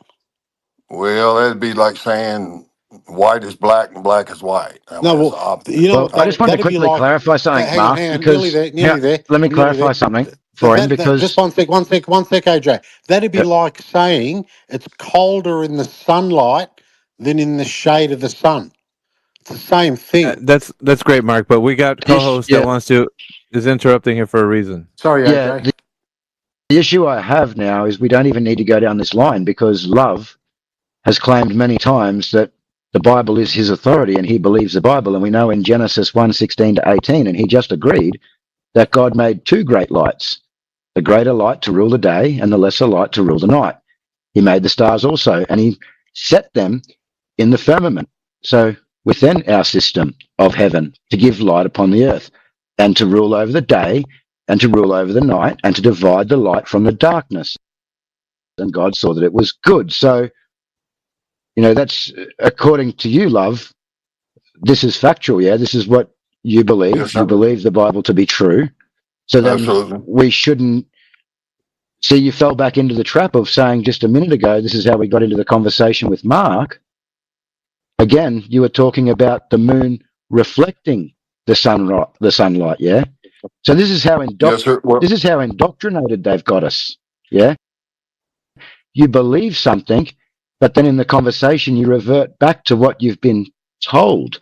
right. Now, what Mark is saying, yes, if you were in the shade under a tree and the moon was shining, it would be, according to what I've seen, they've tested that, and it's warmer because the moon is a cold light and the sun is a warm light. Now, this would also give us some type of evidence that what the Bible, again, is saying is true, that these are two great lights, not one reflecting off a rock. But don't fall into the trap of going back and repeating the mainstream narrative if that's not what you believe. Yeah, and let me say one thing about the light of the moon, and everybody knows this. Animals freak, people freak. They got, I mean, the hospitals are full, whether it's a full moon, it's the pull of the moon.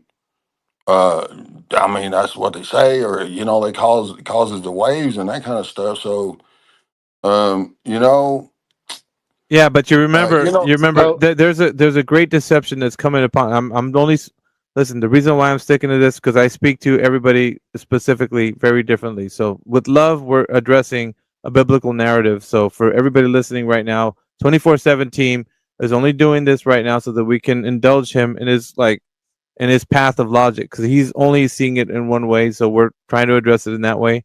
But we always stick to the physical natural world. But in this case, we're just addressing the points of the biblical narrative. So just for everybody's that's been listening right now, this is why we're what's addressing it. 24/17? What's 24/17? Yeah, basically it's a group of people like me, AJ, Apocryphon, Flatsy that was here just a while ago, Gemsy who's in here. There's a 24/7 bot that's in here that's hosting YouTube Live. Amish that's in the bottom right there. Matrix at the bottom. There's a couple of others, right? But we are just Is it? we're just Is this part of a cult? Is this part of a cult or no, something? it's a group of people. We hang out like friends. It's not a cult. Oh well, how come you ain't never asked Love or Christ, even his picture as an avatar? Why wouldn't you invite him to Yeah, the 3322332 I can go in whatever? I can go in depth as to what it's just there's too much to talk about in the biblical narrative side, but we don't need to Well, get let into me that. ask you this: Who is the authority? Maybe I could send him a DM and say, "Look, I'm a good guy. I can Nobody. reason pretty good." We're all Who are you, the man, big no. alpha We're man? Are you? all it. No, there's We're all each other. We're all individuals here. There's no leader. no. They got to be. We're all There got to be a big dog up in there. Don't talk to me like I know everything. Got to Anybody, have structure. anybody can join the no, server. It's a Discord server. If you click on my just a group of profile, friends, you'll dude. see a link. That's all. There's a link on my profile if you want to click on it, and you could join. That's all. That's all. And Okay, you well, I okay. And appreciate it. and what we do, Love, we don't normally talk about the biblical side, although we can. Yeah, we like to stick to what we can see in reality. So again, what we're trying to do here is link this biblical side back to reality for you. Yep. Yeah. Earth is contained. We have a firmament that's on foundations. Earth is not rotating and spinning and flying through a vacuum of space. Sun and moon aren't millions and millions of miles away. The moon is not reflecting the sun's light. Earth does not measure with a curvature. Okay, the Bible tells us this. Earth is Yeah, and fixed and also immovable. Sorry. also in the very beginning of the scriptural passage in Genesis, it gives you the understanding that the Earth is not in a solar system, because in order for that to occur, according to the Big Bang and all that, you'd have to have the sun in place before all the planets could revolve around it. And as according to the narrative, the sun, moon, and stars were created on the fourth day. So what was the Earth that was created before the sun was involved going around? What was the Earth going around for 3 days prior to the sun's involvement? The solar Jack and Jill. I give up. Yeah, the solar system doesn't stand. So all of that is just hogwash. It's just made you to believe that you have a narrative where people think themselves wiser than the creator. So what we're showing you right now is the physical and natural world demonstrates itself to be a flat and stationary plane, and also the understanding Yes, of the biblical narrative coincides with yes, that. sir. Yes, sir. AJ just went through like 17 steps, or a refresher, Yeah. a summary. Yeah, so I know exactly what he's saying, and I agree with him. Absolutely. Yeah. Nothing but love here, brother. Yeah. So, that's what we do. But like he said, and the way I'm stating, we always stick to the physical natural world because we have a Okay. people of all faiths that come through here. So not just Christianity, Okay. we got Muslims, we got, you got Do y'all have Jewish people. do y'all have do y'all have the potluck so I can bring some Kentucky bucket of Kentucky Fried Chicken? God, Do y'all do the potlucks? we don't. It's not. This dude is taking the piss. He's taking a piss. He's taking a piss. All right, we got somebody that's Excuse me. requested to come up. So, Oh, well, get them up here. I ain't running it. You're running it, or somebody's running it. yeah, I'm announcing. Here we go. I'm announcing to everybody, love.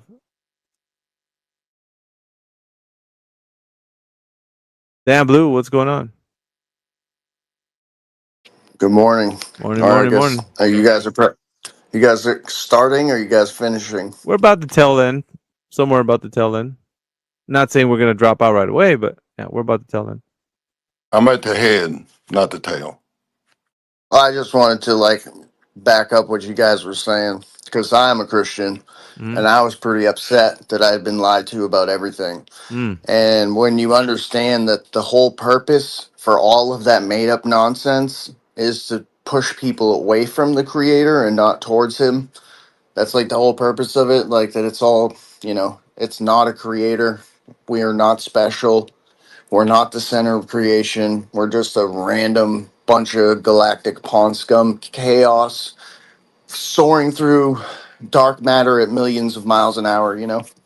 But yeah, I just wanted to back up what they're saying that there's many different faiths in these groups, but we're all of the same mind that we've been lied to about just about everything when it comes to creation. Yeah, I appreciate you, Dan Blue. Thank you very much for that. So who else we got in here? We got some people listening. Thank you so much. I'm gonna just go ahead and make another plug. We got a bunch of people hanging out with us, but I appreciate everybody that's joining us. Don't forget to follow everybody on the panel. We're trying to get as many followers as we can so that every time we go live, you guys come along with us.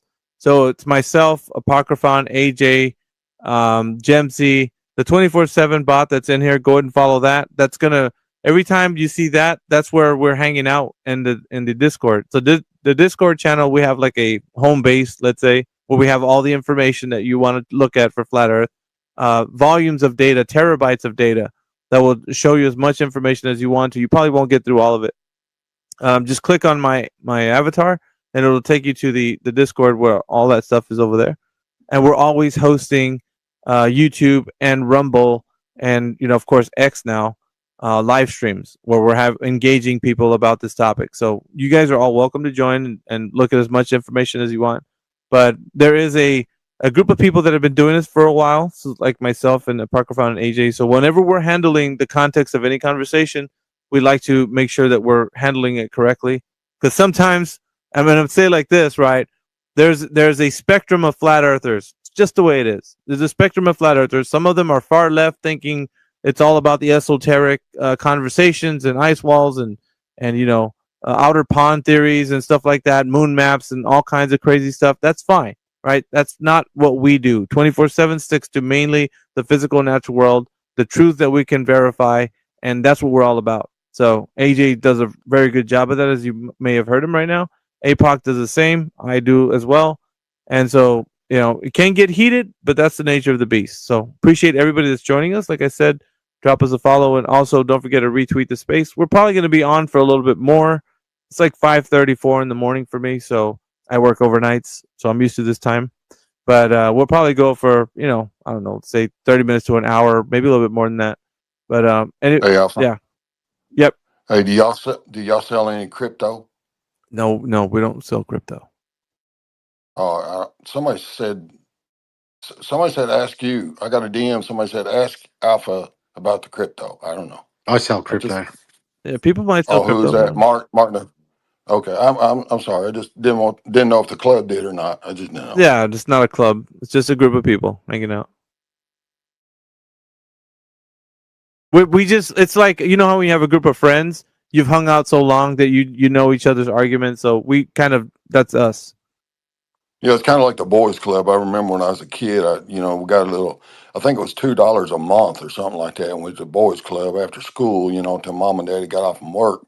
But we learned to play ball, learn how to fight at the boys' club too. But I understand about them clubs. Yeah, we want to make sure arguments are getting handled properly, and that's the thing that we do. So we're just going to present that to everybody here. And if you guys are in the audience right now listening and you want to come up here and speak, you can do so. If you think the Earth's a globe, present your argument. First, make a claim, and then back that claim up with evidence. We'd ask you to do that in a concise way. Try to do it the best you can, because we're challenging the narrative. The narrative is that the Earth is a globe, and we've all been told that it's a specific size, radius, diameter, and circumference. So if you have the information, or you have what it takes to bring forward any evidence, or you want to justify the Earth being a globe, come on up here, raise your hand, or let one of the co-hosts know. Hey, Alpha, I got a suggestion. I look down through there because I always scan the room, to see. And there's a couple of nice looking ladies, like there's one named Dove and then one named Pandora. I mean, maybe those young ladies could come up here and they could give their opinion. I mean, I don't want to put them on the spot, but there's some beautiful ladies up in here this morning. Yeah, we've spoken to Pandora and Dove, so they hang out with the group. We got Jamie that just come up here. Go ahead, Jamie.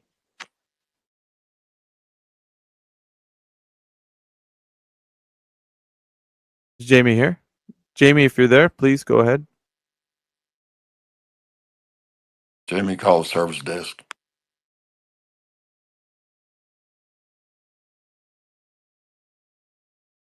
I think we're just waiting for the X to catch up or something. Sometimes it stalls or delays. Malfunction in the junction. It glitches out sometimes. Jamie, can you hear us? Are you talking? Want to do a thumbs up, maybe? If you could hear us, but we can't hear you. She's not even giving thumbs up. I got somebody that also wanted to come up. See if they came up here or not. Kazi, something like that. Kazi something. Kadi.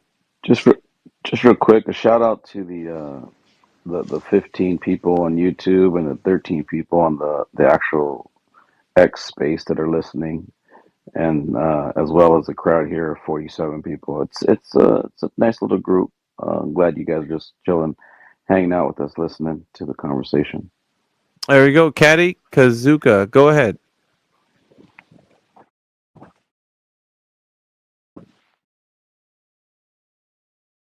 Bazooka. Kadi Kakazu or some Kazu. Sorry. Kakuza. Yeah, Kadi, if you're there, go ahead and say what's up. No, people, me, I'm just going to listen here. I've just joined. I don't know what. Let me just be listening. Say what? You beat me to it. I was going to say that same thing. I'm always a step ahead, son. Katie, what was that? No, just say Kakoza. Oh, okay. Kakoza. Okay. Kakoza. Thank you. Kadi Kakoza. So what do you think about the topic? Yeah. Kadi Kakoza. I can see the topics about flat Earth. Yes. And your understanding, do you think the Earth is a globe? No, to my understanding, I don't believe in that theory. I really don't believe in that theory. To my knowledge, and we have to be at least guided to the truth.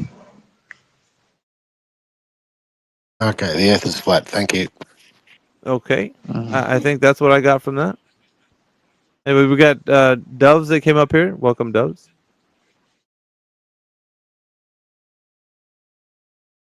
She's pretty as a dove.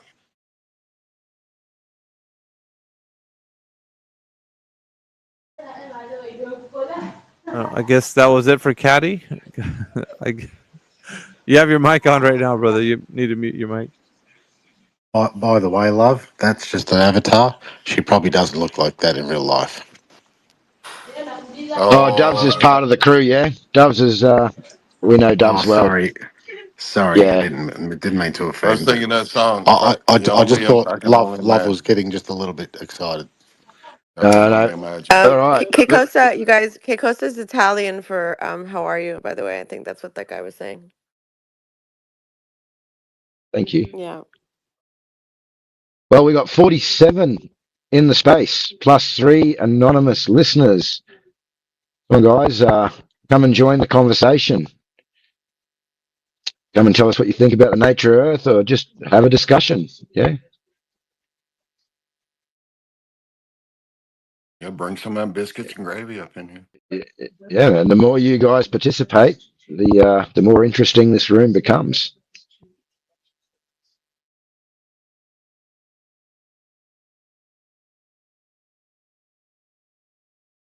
I could play the spoons. I mean, it's early in the morning. I don't know. Anybody like to come up and join the conversation? Please feel free to raise your hand or request. We'll bring you up.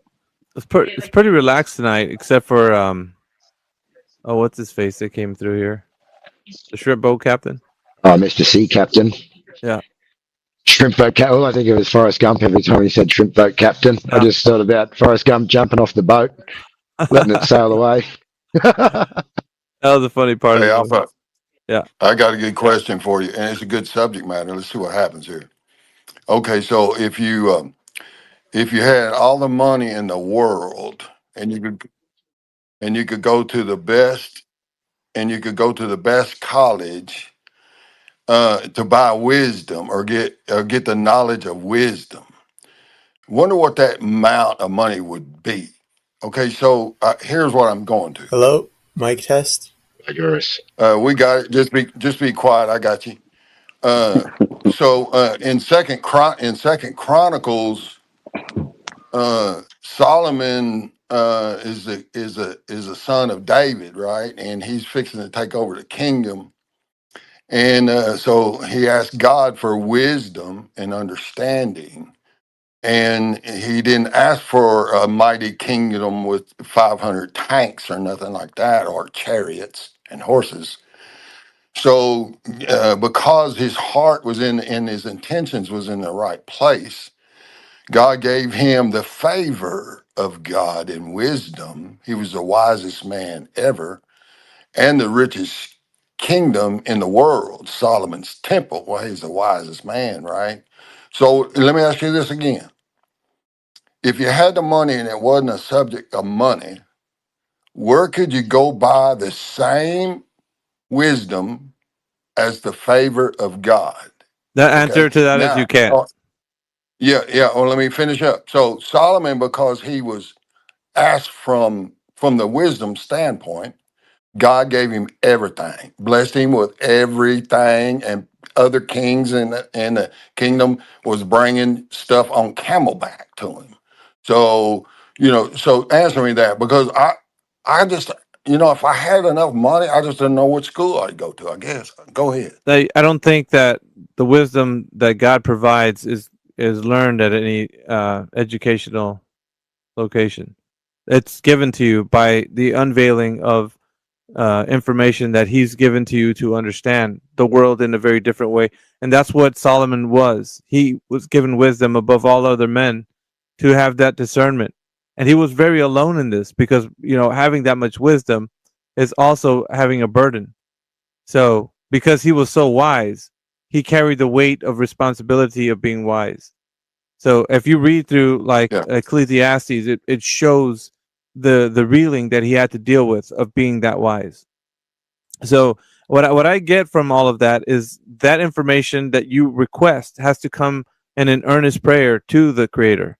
You have to, be honest and say, this is what I want. I don't want riches or any of the other things that life gives. I just want to be wise and to understand what truth is.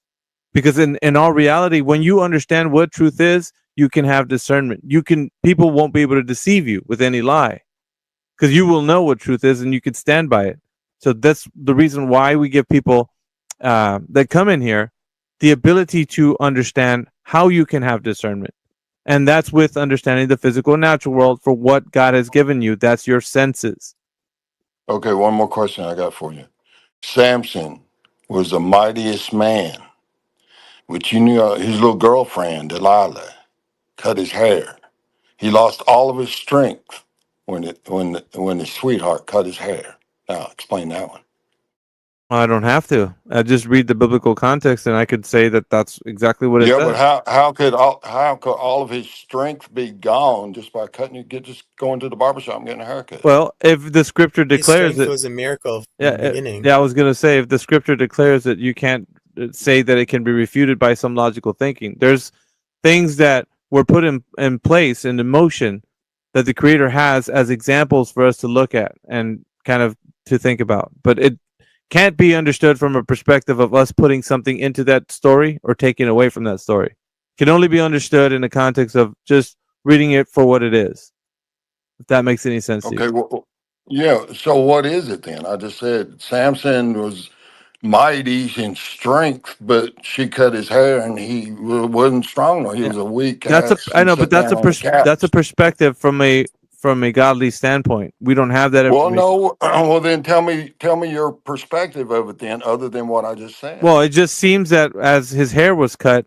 that he lost his strength. But how it happened is like beyond me. I'm not there to tell you the miracle, right? I couldn't do it. I could only tell you what I read and how it reads to me. So I don't need to detail to you the miracle of what happened. I don't need to. Do you think I don't owe Samson? you that. I just can tell you what I No, read. you That's the don't. same thing that you read. Yeah, I understand. Yeah, I understand. Do you think Samson knew that if someone cut his hair, he wouldn't be strong? He'd be a little wussy. No, that's divining someone's thoughts, right? We can't divine the thoughts. We can only glean information from the scripture. You're trying to divine the thoughts of a person that lived that was allegedly, in God's favor. So you can't No, do I'm that. just no. I'm No one can. listen, brother. Yeah, we Listen. had like Kyrgyz. He had his hand up Yeah, earlier. go ahead, Let's like give him a Kyrgyz. chance to talk. Hi. Okay. So, do you guys remember that guy from yesterday, who you cut off pretty quickly there? AV Ixions. Yep. He had this whole thing with his like ball experiment and the moon thing and the phases. Yeah, I remember that. So yeah, anyways, he and I had a long discussion. I kept trying to tell him like, we already know where you're going with your argument. That's why I cut you off. It's not because we're afraid of what you're going to say or new information in the chat. I don't know if it's interesting content, but I could just go over kind of the main points that we went over if you want, or not. I just offer that. Absolutely. Okay. Thanks Well, for that the was all dove I was asking for. or love. Sorry, I didn't mean to say dove. Well, I told you I was always a step ahead. I knew you was going to say Yeah, but okay. So I just said, if you okay. don't mind, I can be the host and you can be the guest. Is that cool? Okay. Yeah, I'm Can sorry. can we Starting to do sound that? like he's Yeah, you're running my starting to space and sound like he's part of the cult. yeah, you're running my space and I don't appreciate it. Is that coming across clear, love? Yes, sir. I'm sorry. I apologize. Appreciate you. Go ahead, AJ. Saying he was asking if we were trying to claim we were a cult before. I said, sounds like he's joined. He's in. He didn't even have to talk to the leader. He just took it over. Exactly. Yeah, go ahead, like Kyrgyz. Okay, cool. Yeah. So, yeah, like he went down the typical kind of path, like, okay, so if you could do this experiment with a ball and the moon, and it lines up with the shape of the moon, then, the moon itself is a ball. But I brought up the point that we don't know, like what you brought up today with that, that other Why guy, is Matt. the earth so flat? All right, just hold on a second. Well, Whoever was saying that, I think that was ABD fan. ABD fan, if you can just wait a couple of minutes until Lycurgus has finished his discussion, and then we'll come back to you. I think he dropped down, but go ahead, Lycurgus, try again. Oh, you can give him priority if you want to, because he sounds like a Glober. Yeah, he left, actually. Troll. Basically, what you brought up with Mad today was what I brought up, basically, right? It's like it's always facing us, and it seems like there was a language barrier, so you couldn't get this point across to Mad today, but it's always facing us, so we don't know what's on the other side from our observation from the Earth. It could be, what I brought up was it could be a convex ended cylinder for all we know, right? Like the side we see could have behaviors that a convex object would have, which appears like it was a sphere and has, when the light lands on it a certain way, it looks like it's circular because of the shape, right? Or it looks like it's spherical. So it could be anything, basically. And I tried bringing that up and over, and he kept having his block, right? And you kind of sensed that, I think, that he was going to have that block, and he did. Like, this went on for hours, and we didn't get anywhere from the beginning. Like, this is why you cut him off, because we went on. I don't know why. I went into this for like 2 hours with the guy, and yeah. God bless you, man. You're doing God's work. One interesting thing that came out, though, was that he's like, well, in a full moon, it must be the light must be from the sun, coming from below you, right, on a sphere Earth in his mental model, because where could the light come from, except from another object on the other side of the sphere pointing on it, right? And I didn't go into the details of other ways, but I did point out that there are other explanations, right, for that. It doesn't necessitate that it's a globe. That, first of all, that the Earth is a globe, right? I kept going back to that, like, that's why they cut you off in the space and shut you down, because nothing in the sky determines what's going on in the ground, and you just couldn't get that.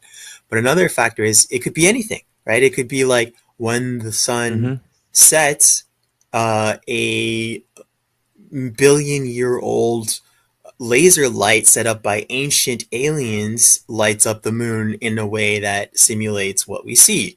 Like, it could be tons of explanations, right? So I don't know.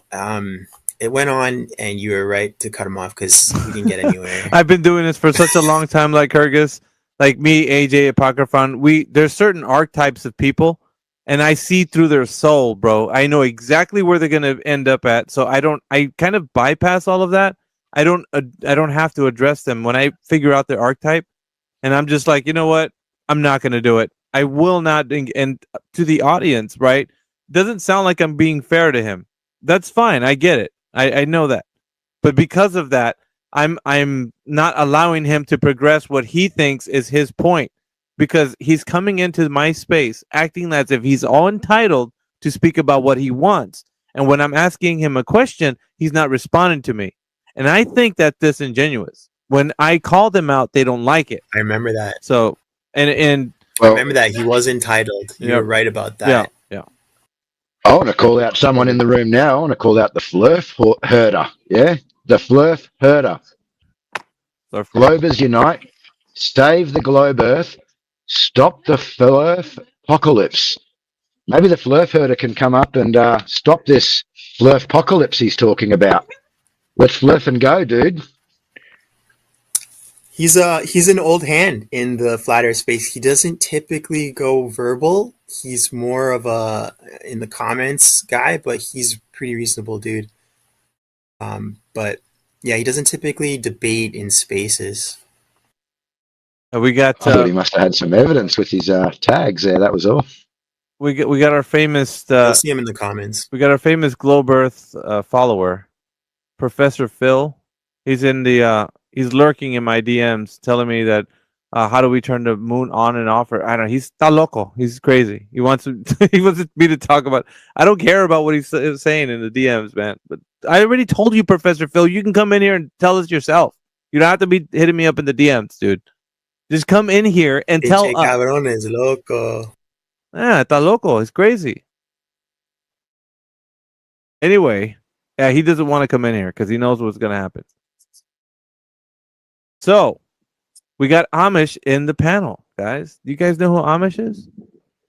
Good morning, everybody. Yep, I'm around. I kind of lurk here and there. Thanks for recognizing me. Yeah, man. Why not, dude? You're the creator of Flat GPT. I don't think Lycurgus knows about Flat GPT. Yeah, that's right. I do not. Yeah, that's cool. I'm into AI too. He's into AI. It's an AI that tells the truth. Yeah. Oh, that's awesome. I gotta check it out. Yep, we can chat later. I can't really talk right now, but I'll be on later. Yeah, I appreciate you coming by, brother. We got Dad68 in the panel, bro. Let's go. It's starting to get pretty good now. Everybody's jumping in. What's going on, guys? Nothing much, man. Great to be here. I want to just comment on Samson because I'm just really fascinated by that. So Samson thought his hair gave him strength. He thought so but after his hair was cut, he still pushed down the temple, right? So his strength wasn't in his hair. His strength was from God. So Samson was a flawed character. You know, he's a bit. The other thing that's interesting about Samson is that they would ask him, "Where do you get your strength from, Samson?" He says, "My hair." So he obviously wasn't a big dude, you know, because they always portray Samson as being this massive dude. But if they're asking him where do you get your strength, then he's just a normal-looking dude, which is what I like as well. That he had all the strength, but he was just a regular-looking dude. Yeah, but Samson is so fascinating. But anyway, it's great to be here, guys. Yeah, thanks for that, Daz. We got the Conspiracy joining us. What's up, Conspiracy? He's the homie. Yo, what's up, guys? It's been a while, dude. Good to see you guys. How are things? Likewise. Good, man. It's good to see you coming through. Dude, you guys draw an awesome crowd. I always see a lot of listeners I've never seen, and yeah, it's good to be here. I'm jealous. I'm like, how you guys getting all these globies to spill their guts on the mics? You know, tú sabes, we know. we do what we do, man. It's we've been doing it for a while, and it's like most of the hardened globers, the really hard boiled ones. Those are the fun ones to get them to admit that they don't know. I absolutely love that. I want you guys to be privy to that. Everybody in the audience listening, I want you guys to hear these hardened globers. And by all means, man, get somebody who you think is a hardened glober and ask them to come into this panel. Whenever I'm on, tell them to join my panel. I want them to be exposed. And if you think that they got all the answers, then put them forward in front of me. Let's see what they got. I exposed everyone. Everyone who thinks the earth is a globe, they become somebody who will say the words, I don't know. You can trust me on that. Bank on it. I will show you. That's what they will say when they come in here. Promise. That I guarantee you guys. I won't let you down. They will say that. They also say, well, I'm not a scientist. Yeah, that's the easy way out, right? The deferment. Yeah. I'm not a scientist. I don't know. Yeah. Dude, I spent about an hour and a half talking to you, and now you're telling me you don't know? I could have saved you the trouble and told me from the beginning, from jump, bro. You didn't know. Well, that's the problem, too, is they make it sound like they know everything with the way they speak, and it's all so matter-of-factly, and you start to hold their feet to the fire, and it's like, I just kind of said that, right? Somebody else knows, but not me, so. The experts. Yeah. You guys don't trust the science? You guys have cell phones, right? Yeah, man. It's like this, man. We're all fishing from the same boat, like the country song says. So we're all in this together. But what people don't realize is that this information divides us, makes us like opposed to what the physical natural world actually is. It has us believing in fairy tales in the mythos versus reality, what actual reality is. So we're divided, right? What real science is and what pseudoscience is, which is what Professor Phil thinks. He's all about pseudoscience. He always talks about his satellites. Well, we got satellites going into space, and that's his evidence. So I want him to come in here and tell all of you guys how he knows the Earth's a globe. But he's too chicken. He doesn't want to come in here. It's weird. All we can do is request that he comes in here, but I don't think he's ever going to come in here. I only have a John boat.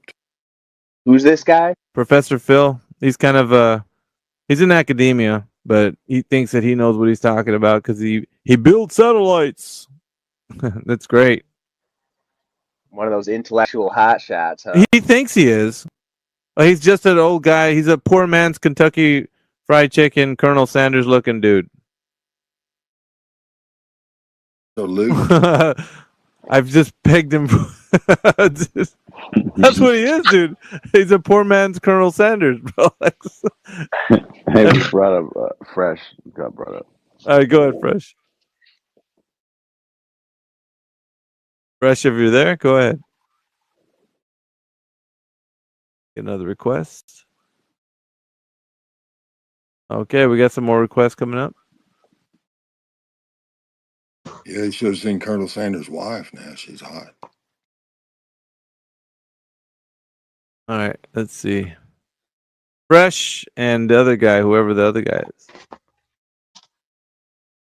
Mr. Anonymous over here. Yeah, Mr. ... Oh. Fresh, if you're there, go ahead.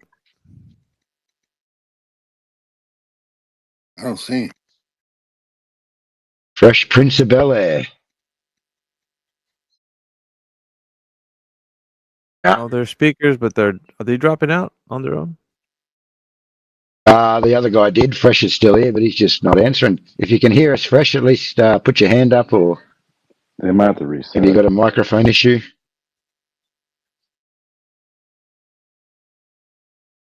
You guys been going all night again, or? Oh yeah, did we? You know how we do it. I always miss it, dude. Yeah. I was gonna say I got APOC ran a solo show the other day. That was pretty good. Yeah, I know. I heard about it. Yeah, you guys had some fun. Yeah, it was fun. Sorry for falling asleep on all you guys. And bro, you got all right, bro. You got an absentee landlord over here. Like, what the hell? Stayed slumlording it.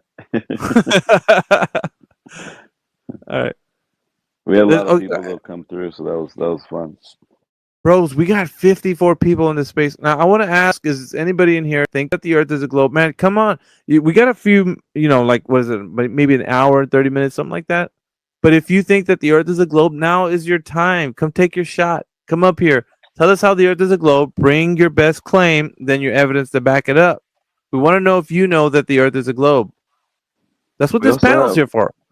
We also Give have us the your best listeners shot. outside, listeners from the outside listening in. Shout out to them too for sticking around over in our YouTube and also the stream. For sure. Yeah, because it's cool. It's cooler here at night. That's cool. All right, what I would like to say to everybody that's joining us, because now we got a little crowd in here, go ahead and retweet the space. Do that for me. Retweet the space so we get more people in here. But also throw us a follow, guys. Throw me, APOC, AJ, Amish, like Kyrgyz, everybody in the speaking panel. Doves, Love, Gemsy, The Conspiracy, 24/7 Flat Earth. We hanging out here, man. Right now we're live on YouTube, and we're also live here on X. So, yeah. If anybody wants to just come and have a conversation with us, and let's see if you got what it takes. If you think the Earth's a globe, we want to see if you got what it takes to let us know what evidence to back up the Earth being a globe. That's you guys. You can do that if you want. Yeah, I just want to say, to encourage everyone like you did to support you as a host and spread the word. So, I mean, by the end of an hour and a half, we might have another 350 people in here. I mean, you don't know. Well, God can do some miracles. Now, I'm talking up in here. Well, we're always, we're always praying for rain, but let's see, if it does occur, it occurs.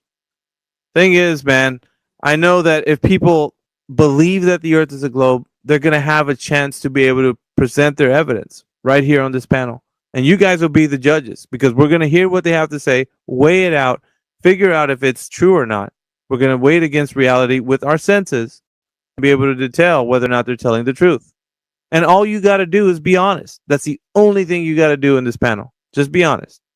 If you know something, say you know. If you don't know something, say you don't know. That'd be the best way. Yeah, I'm not I'm not going to judge nobody, brother. I'm not going to judge. Yeah, There's only one judge. Yeah, we all do and on that. a similar and on a similar note, Alpha, if anyone believes the Earth is flat, they're going to be held to the same standard. Oh yeah. You don't get a free pass just by saying the Earth is flat. We also look into how you argue as well. Your argument has to stand. The veracity of your claims have to stand scrutiny. They have to be able to withstand rigor as well. Well, is it round or flat? Now you got me confused.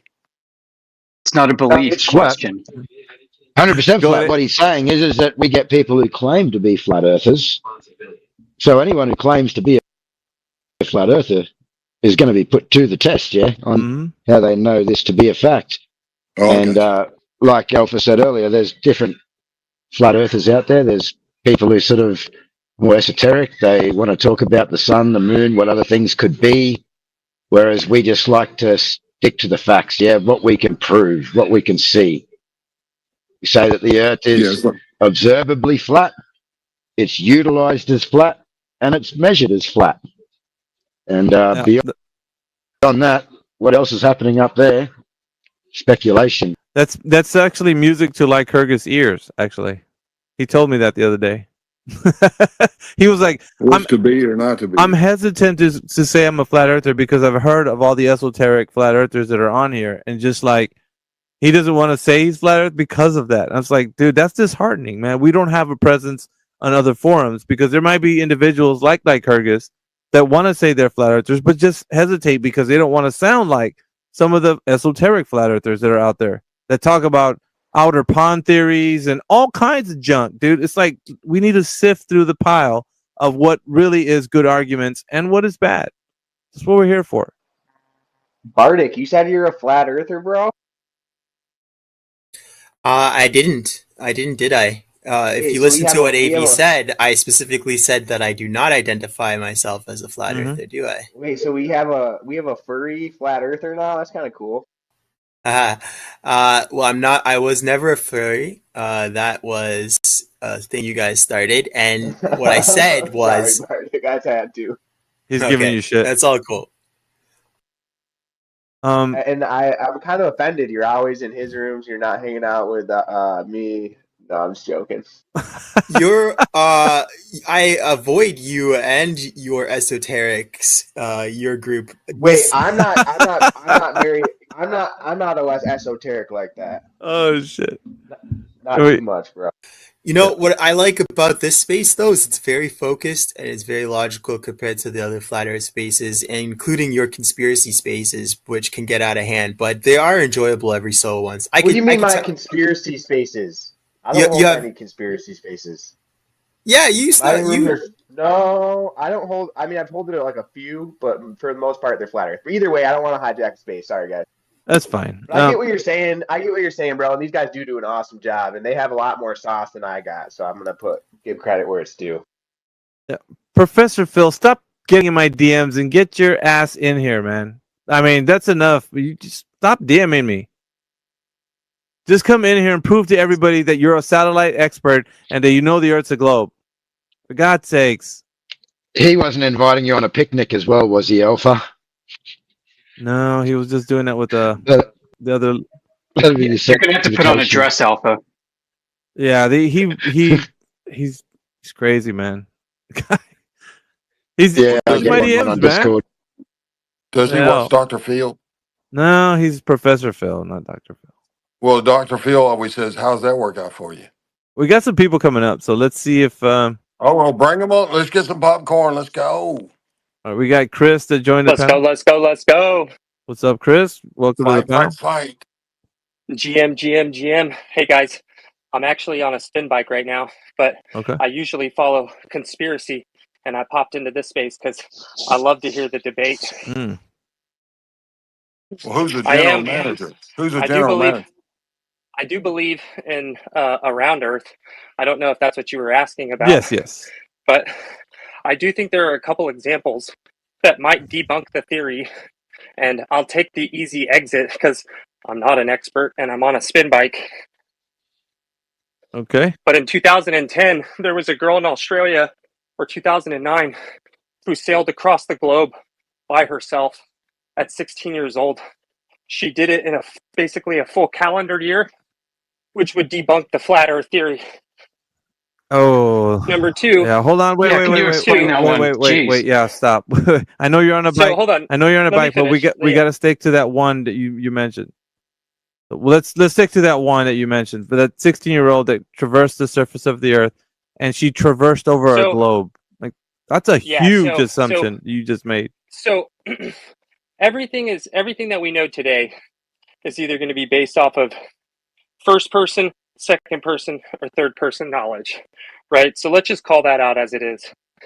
If you look up Jessica Watson, which again, I wasn't on a boat with her sailing across the globe, but if you look up Jessica Watson, she's an Australian girl from Sydney who sailed across the entire globe and probably over a year by herself and made it back.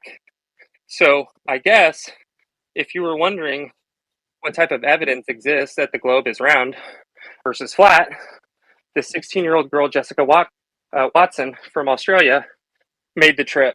Now, how is that evidence? That's good. How is that evidence? Hold on, Chris. You got to stop there. Because Chris, you got to stop. You got to let us respond. You can't make a statement that's very provocative and bold and not have us respond. We got to respond. Go ahead, Amish. Yeah, so how is that evidence? Can you describe what method she used and why that would be evidence? She didn't sought to, I don't believe her goal was to prove that the Earth was flat or the Earth was round, right? Her goal was to sail across the globe, right? And make a full trip around the globe. And she did that. Now, how do you know? How do you know it's a globe? How does she know it's a globe? Because she returned back at least a full year later. Now, let me finish my thought. So why does that make it a globe? This doesn't make any sense. I could take a year to walk around the perimeter of my yard. If I go out in my yard outside my house, I could take 365 days to walk around it. Sure. Yeah. So I guess the example is, who believes that the Earth is flat or round? My statement was, I believe the Earth is round. The question well, why? Right? Well, Jessica Watkins, a 16-year-old Australian girl, sailed across the entire globe and came back to Australia. How'd she know it was a globe? We asked you, and you said she believes it's a globe too. She doesn't have evidence. You said because it took a year, and he said because I could walk around my yard and took a year. That doesn't make it my yard's a globe. From your perspective, right? What would have cycled her back to her original starting point? Well, you can circumnavigate on the flat Earth east to west. The problem is doing it north to south, which nobody's done, which is really sketchy. So maybe you should go and look for that evidence first. Yeah, let's let hold on, Chris. Let's let Amish take this. 24/7 has a real good way of like debunking all of these like ideas. So, Amish, if you want to take it. Yeah. So, testing your knowledge of the subject, how did she circumnavigate? 2010, global positioning devices already exist. One would assume she had a handheld GPS for guidance. Once again, I said knowledge is based off of first, second, or third hand experience.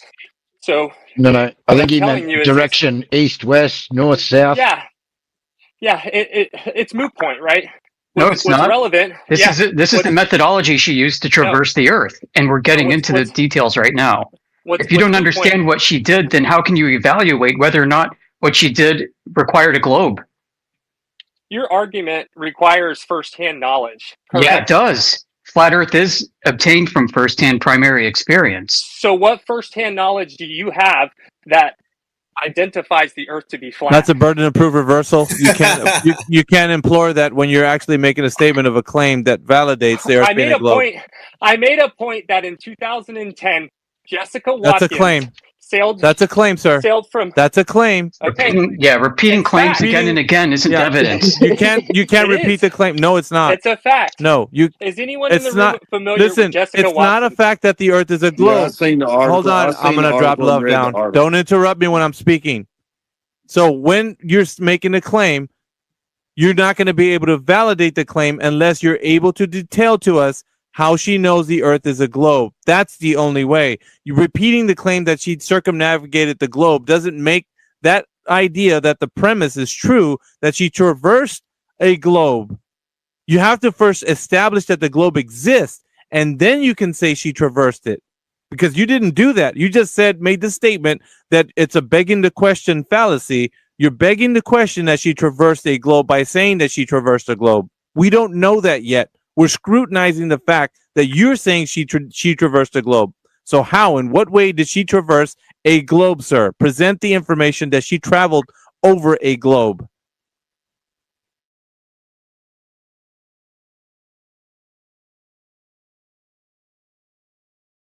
He just followed the stars. And because you said just 1 second. And because you said 365 days and tried to glance off and go on to the next thing real quick, that was kind of telling of a lot. Go ahead, Amish. Right, the audience is hearing that you don't know what you're talking about. That's what it comes down to. So if you come and present a claim, you better have information and knowledge to back it up. Otherwise, you just come in with beliefs, and you're... Sorry about that, Amish. Go ahead. I pinned the map to the purple pill. Right. So it's a zero sums game if the argument requires having firsthand experience. Because one would argue that no one, and I'll stand and I'll wait, but no one in the room has firsthand knowledge that the earth is flat. No. If you did, not exactly the argument here, dude. I could assure you, okay, you wouldn't be here Game any theory longer. doesn't apply. The question was, so when she can't say zero sum. circumnavigated, did she circumnavigate north, south, east, west? What was the heading that she actually took? She went west, if I'm correct, and no, came back she to didn't. Australia. She didn't go west. Okay, so what direction did she go in, Mr. She went Smarty east. Pants? Well, you keep asking if anyone knows anything about it. I'm correcting you. She sailed perfect. east. Well, then you're okay. knowledgeable about the subject. Now, so she let's sailed, go through okay, what type of evidence that you guys have that the Earth is flat. I'll wait. Okay. Now, she sailed east and she circumnavigated and she came back around to Australia. This is the claim. Now, if we were on a flat surface, could we circumnavigate to the east? If we're on a clock face, do those hands circumnavigate around a clock? Or is that not possible? I guess I'm following you. Yeah. Yep. Okay. So it's possible on a globe or a flat surface. This would just be an assumption that it's on the globe, or maybe begging the question, yeah, or affirming the consequent. If circumnavigation, Earth's a globe, or if Earth globe, circumnavigation, therefore Earth globe. What we want is real empirical evidence of the Earth. We want measurements showing that there's a drop over distance, a drop from horizontal. So if you can imagine if you were standing on a ball, no matter what direction you look, that ball is going to curve away from you. Now, we're given a radius, we're given a size, so this should be very simple to see that we can measure, if we can measure, or anyone's measured, this drop over the distance. Make sense? Now, in reality, we treat the Earth as flat and stationary. We view it as flat and stationary. We measure it as flat and horizontal. This is where we get mean sea level. Yeah, it's level, horizontal. No part higher than another. Right? So let's just have a quick chat about maybe let's talk about surveying. Yeah. So do you know what plane surveying is? You're not answering 100%. Okay, so then you would know in plane surveying that we treat the Earth as flat and we take horizontal angle measurements and we treat the Earth as flat out to 256 kilometers squared. Yeah.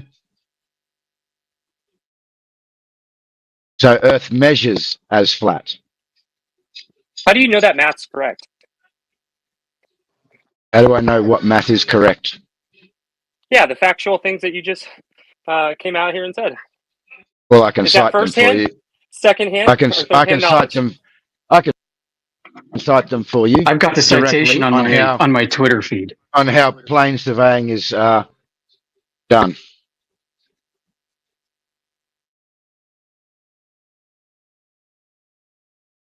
If you go to my Twitter feed, it's Amish. You can scroll down and find the citation for the 250 square mile plane surveying method. And you can also see my evaluation of it and why it's statistically insignificant to determine if Earth is a globe or a flat plane. Now, if we were to completely square those sides would be 16 kilometers long. You would have approximately, off the top of my head, about 12 meters of curvature over that distance that is not accounted for or measured. Earth measures flat in horizontal, linear, and vertical angles.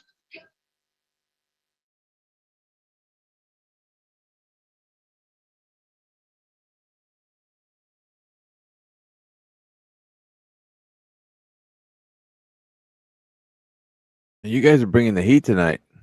Good stuff, man. We got we'll let Chris kind of already, but he's on his bike, so we got to give him a little, There's no answer, right? I thought maybe my connection went out. I think you broke him. Wow, I didn't expect that. If I can butt in real quick, and then I'll butt out, guys. So yeah, go for it. Method of Surveying and Civil Engineering by the constructor.org. It's on my feed. Quote, "It is that type of surveying in which the mean surface of the Earth is considered as a plane, and the spheroidal shape is neglected. Plane surveying is done if the area of survey is less than 250 kilometers squared." So the 250 kilometer squared limit for plane surveying is not based in reality.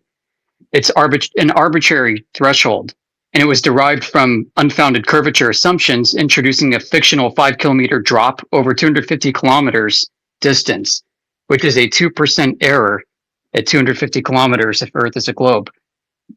So your ammunition is that someone gave you the intel or the details to prove that Earth is flat. No, this is just how the Earth is measured in reality, yeah? And if you want to simplify it even further, I can give you science. Hang on. Second-hand and third-hand knowledge. Hang on, doesn't matter. This is how it's measured in reality every day. Practically, this is how it's done. Now, if you'd like to make it every day, this is how practically, right? If you would like to simplify that even further, yeah, I can give you citations from pre-K that state that water at rest is going to lie flat unless acted upon by another force. Yeah, I heard you say the word probably, AJ, which speculates that you're not an I did not say probably at all. So take a lap. I take a lap. Where did I say probably? Where did I say probably? You said this is the math that they probably use. I didn't say the math they probably use. I said this is what is used. There you go. I said this is what is used daily in reality. Plain surveying. How do you know not probably used. Is that first-hand knowledge or second-hand knowledge? I'm curious, AJ. I have first-hand knowledge, but I'm letting them deal with this because you're kind of lightweight, bro. But I do have the first-hand knowledge, but I don't even want to engage with you. Now I agree. He's not ready for you. He's not ready for you, APOC. I just think that I was United States Geological Survey. Get this. Listen, USGS. USGS says the State Plane Coordinate System, SPCS, is a plane coordinate system. This coordinate system's high level of accuracy is achieved and uses a Cartesian coordinate system. USGS.gov. Also on my feed. Who's this guy talking? I can't see who's talking. Amish. And Amish is, and he's speaking to Chris, so I don't know who you said you can't hear, but they were interacting. I can't see Chris. AJ. Yeah, I was just saying, right? I was in the space. I believe in a round Earth. I know. Right? It's a belief. We know it's a belief. Chris, a belief was like, hey, how do you know? Chris, a belief is just acceptance without evidence, sir. That's all it is. Right, which is the same evidence that's being brought up to the stage today, right? No, absolutely not. AJ just demonstrated to you that practically how planar survey is being done every single day. Amish is giving you a citation of how it's being done. You're denying that. And APOC has firsthand experience. He does those surveys. Yeah, That and APOC has firsthand experience. Confirmative. Wow. We're locked in, sir. You don't have anything on your side except for what you just said is a belief, which I told you is acceptance without evidence. It's simple. And evidence exists. That's all you that got. Jessica Watson sailed from Right, here we go again. He did a total You just reset. You yeah, reset to this. He did a total Yeah. reset right now. That was great. I knew you were gonna get that name again. Yeah, you reset, bro. That's all you did. Welcome to Flat Earth. You didn't have an argument against it, and you didn't prove anything with a claim that you just made. No evidence. It really does feel like the Matrix some days, doesn't it? We're trying to wake people up. They're not ready. Chris, next chance you get, go to the ocean, right? Look out and just ask yourself, could it be flat? Just do that. And as you go throughout your day, just be like, how could it be flat, right? Or just think about the question and try and see the other side and reimagine what you're seeing in it with new eyes. Just try that. Because I think we all sense you're kind of in that flux period. You're in that liminal stage. If you're honest with yourself, you'll keep thinking about what happened today. It always baffles me how like their minds can't grasp, like when you circumnavigate something, that it has to be a ball in their brain, like it's telling them it's a ball. But it's as simple as saying, if you have a swimming pool, just swim in a circle and put a floaty in the middle of the pool and swim around it, and there you go. That's circumnavigating. Congratulations. If flat Earth is a real thing, who manages the secrecy behind it? You guys that's did. a whole other thing, man. You did, Chris. You're in charge of that. This makes a valid point. If the globe is a real thing, we have a platform. If the globe is a real that offers us thing, who measures drop over distance and the curvature of water? Guess if there's, I have an answer for you, Chris. Call it 100 million people on this platform. Chris, I have an answer for you. Why don't we know? I have an answer for you. Who manages the secrecy? You. You're the byproduct of the reason why people can't understand that the Earth is flat and stationary. Your cognitive dissonance is the gate that's locked. The reason why you can't think of the Earth being flat and stationary, you're the byproduct of that. You are the reason why that you're managing the Earth not being able to be viewed as how everybody sees it every single day, as flat and stationary. That's the answer. You are the byproduct of it. Yeah. The U.S. has approximately 330 million people. Yeah, India's got approximately 1.4 billion people. And you're trying to tell me that I am the reason why? Yeah, I got a scary thought for you. Here, check it out. Check it out. I don't think there is a conspiracy theory. I've got a scarier idea. The entire world is delusional. Nobody needs to manage this. I'm not arguing 90% of the people in the United States are dumb. I'm not arguing that because I know that for fact. But what I'm trying to explain to you is that if the flat Earth theory is accurate, it's not a theory. It is not a theory. I'm still waiting on firsthand evidence other than surveying reports. I got you. So other than surveying, other than actually going out into the surface, other than who's got video recording of get a load of this guy. Flat? Get a load I of want this to guy. see the video. I want to see the video. Amazing. I want to see the images. You know pictures. You know how like ignorant that you are right now. It is so far beyond levels of cognitive dissonance. It is bewildering to the mind how immensely like ignorant you are. It is unfathomably crazy that for people to actually be this fucking obtuse, bro. It's crazy. I don't understand how you put your pants on every day. I don't. Because right now, everybody right now can see the Earth as it's not a globe. When you go outside, there's no vantage point that you can take that you can tell me you see any way that the Earth looks like a globe. So it doesn't look like a globe. It is observed as a flat and stationary plane. So observation, it looks that way. Now, measurement. We talked about planar surveying. It measures that way.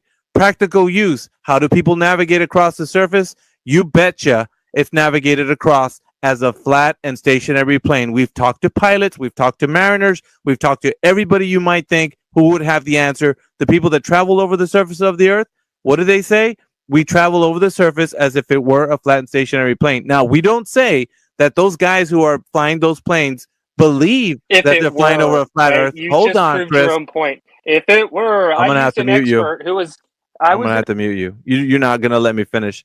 Those guys who advocate for the Earth being a globe, like the pilots that fly the plane, will still tell you that they fly over the Earth as if it were flat and stationary. They're trained that way. They're trained to fly over the Earth for practical use. It is traversed as a flat and stationary plane. That's probably something you don't know. That's something we know. We've talked to these pilots. They will say that. They still would believe that the Earth is a globe, but they travel over the surface practically like it's a flat and stationary plane. That's something you probably don't know.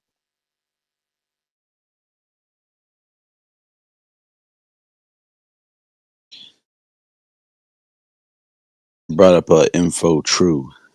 And K7's been here for a while too. I don't know. You used the word "if it were" and "practically," which proved to your point that an expert told you that the globe was round, moron. So don't use evidence like a pilot does and I don't tells think you. you understand the context You in use which your own. practically is being said here. Do you understand what he meant by practically? Not practically as in like almost, practically as in like a Is simple it way. or is it not? No, Is it or is practicality. it It's not? practicality is the word. So practicality, when somebody Practically means that it's kind of like it, No, no, but no, no, it's no, not. you no, no. fucking moron. That's There's not what two we're ways You're a to saying. say moron. that. You're You're a using a goddamn pilot's moron, dude. example. No, Really, seriously. Listen to you. You This said I guy's spoke if to a we go, stupid, man. pilot hang on, that guys, said Chris, that stop for a we if second. it. I'm more Chris, than positive. Just got off the Chris, bike. I'm more than positive that you just said the then pilot said let me clarify we something first. travel the globe as if it were right and probably No, right not probably. disseminates that Yeah, as if it you were are flat. wrong. You Dude, are no, wrong, and it's round, listen. right? Because When when he when says we that go to school, yeah, if it hang on. were, When we go to school, we have to do exams, yeah? Now, some of those are going to be written tests, and some of them are going to be what? Practicals, something we're going to do in reality. We're going to build something. We're going to do some science, some practical. Yeah, so what he's stating is that they believe it's a globe, but when they do this practically in reality and they actually fly, although they have the belief it's a globe, they treat the Earth as flat and stationary to fly over it. Practically, they treat it as flat. yeah, I guess practically no one's talking anymore. No, See, this no, guy, he's just this is weird, man. he's too dumb to understand. I think he is. He's talking about all The I know that there's 98% dumb people. Yeah, you're one of them, dude. Yeah, this you is know like what his I was gonna first. say about that? What oh go ahead. Go ahead, sir. I was gonna say, just it's his first day on the job. You can tell. You know what? It's interesting because like every time I hear Glober say that, like, oh, there's so many people, it just takes me back to my childhood. How every one of us thought Santa Claus was real in the school, you know, in grade school, in kindergarten, especially. All of us believed Santa was real, and I mean, that's a lot of people, a lot of parents to be in on the lie. But it works. It's something that you could achieve that, and but it's the opposite though. The lie here, it's not like there's a millions and millions of people lying.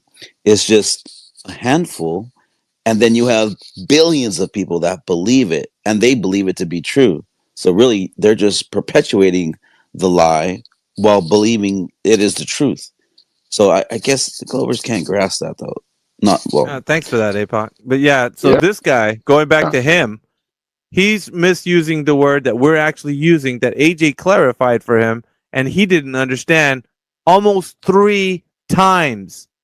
AJ had to dumb it down for him as like third grader would, and he still was confused. That's so weird, man. It's irritating. It's irritating because we have to like get down to that level, and then he still didn't know. He left. He probably left the call still bewildered. He's like, I don't know what does practically mean. I don't know practicality. I don't get it. Like it's. I mean, well, I caught that. Maybe he couldn't hear us because he had to drop and come back. I caught that earlier though. Earlier when AJ said, well, it's practically, and then he's like, oh, I just listened to all you right. Hey, guys I was just argue about talking. I was secondhand just talking. experience. Okay, I'm just gonna mute. Yeah. Bro, I was talking, bro. Like, can you hear me talking? Maybe you can't hear me talking. I don't know. Okay, good. So earlier when AJ he used the word, it's practically used, and then you jumped on him. You're like, oh, you're saying practically, then you don't even know. Right at that moment, I realized, oh, he thinks he's using it in the definition of almost or kind of like, but you didn't understand that when he was using practically, that's meaning in reality or sensibly. So this is the way it's treated in a way. In Go ahead. practice. Yes, there you go. That's a better way. In practice, yeah. Not almost. Okay, go ahead. Whoever that had their hand up. Well, and he also said like, But 'cause but somebody said it as if it were flat, like that. I think pilots treat it as if it were flat, and then he thought that was like a gotcha later. And he was like, "You It morons! is. How You're is talking about airline experts who are in the air, airline they treat it? experts. Listen, and listen, God. right. listen, You're talking about pilots, and listen. That's something you're we say. talking No, about listen, pilots. that's something And we. Yeah, AV they says, treat "Oh, it we as if spoke it were to flat. experts They treat it as if if it it were were flat. flat, No, right? no, no. They Treat treat it. it as if it were Yeah, flat." please, if you treat please something let me as if help it you. were flat, then you treat it as if it were flat. Like there's no confusion there. Is there? What are you confused about? Again, There was Yeah. there was think a lot he's of using ifs and if as there if was a there's lot of something ifs else. and probablys. There wasn't any There was definitive no ifs or answers. probablys, dude. You're listening to your own Yeah. conversation, man. You got like two conversations going on, ours and one in your head. It's I weird. listened to you say that's probably how they do the math, What? right? And then Practically. Oh He my said it practically, gosh. again. okay.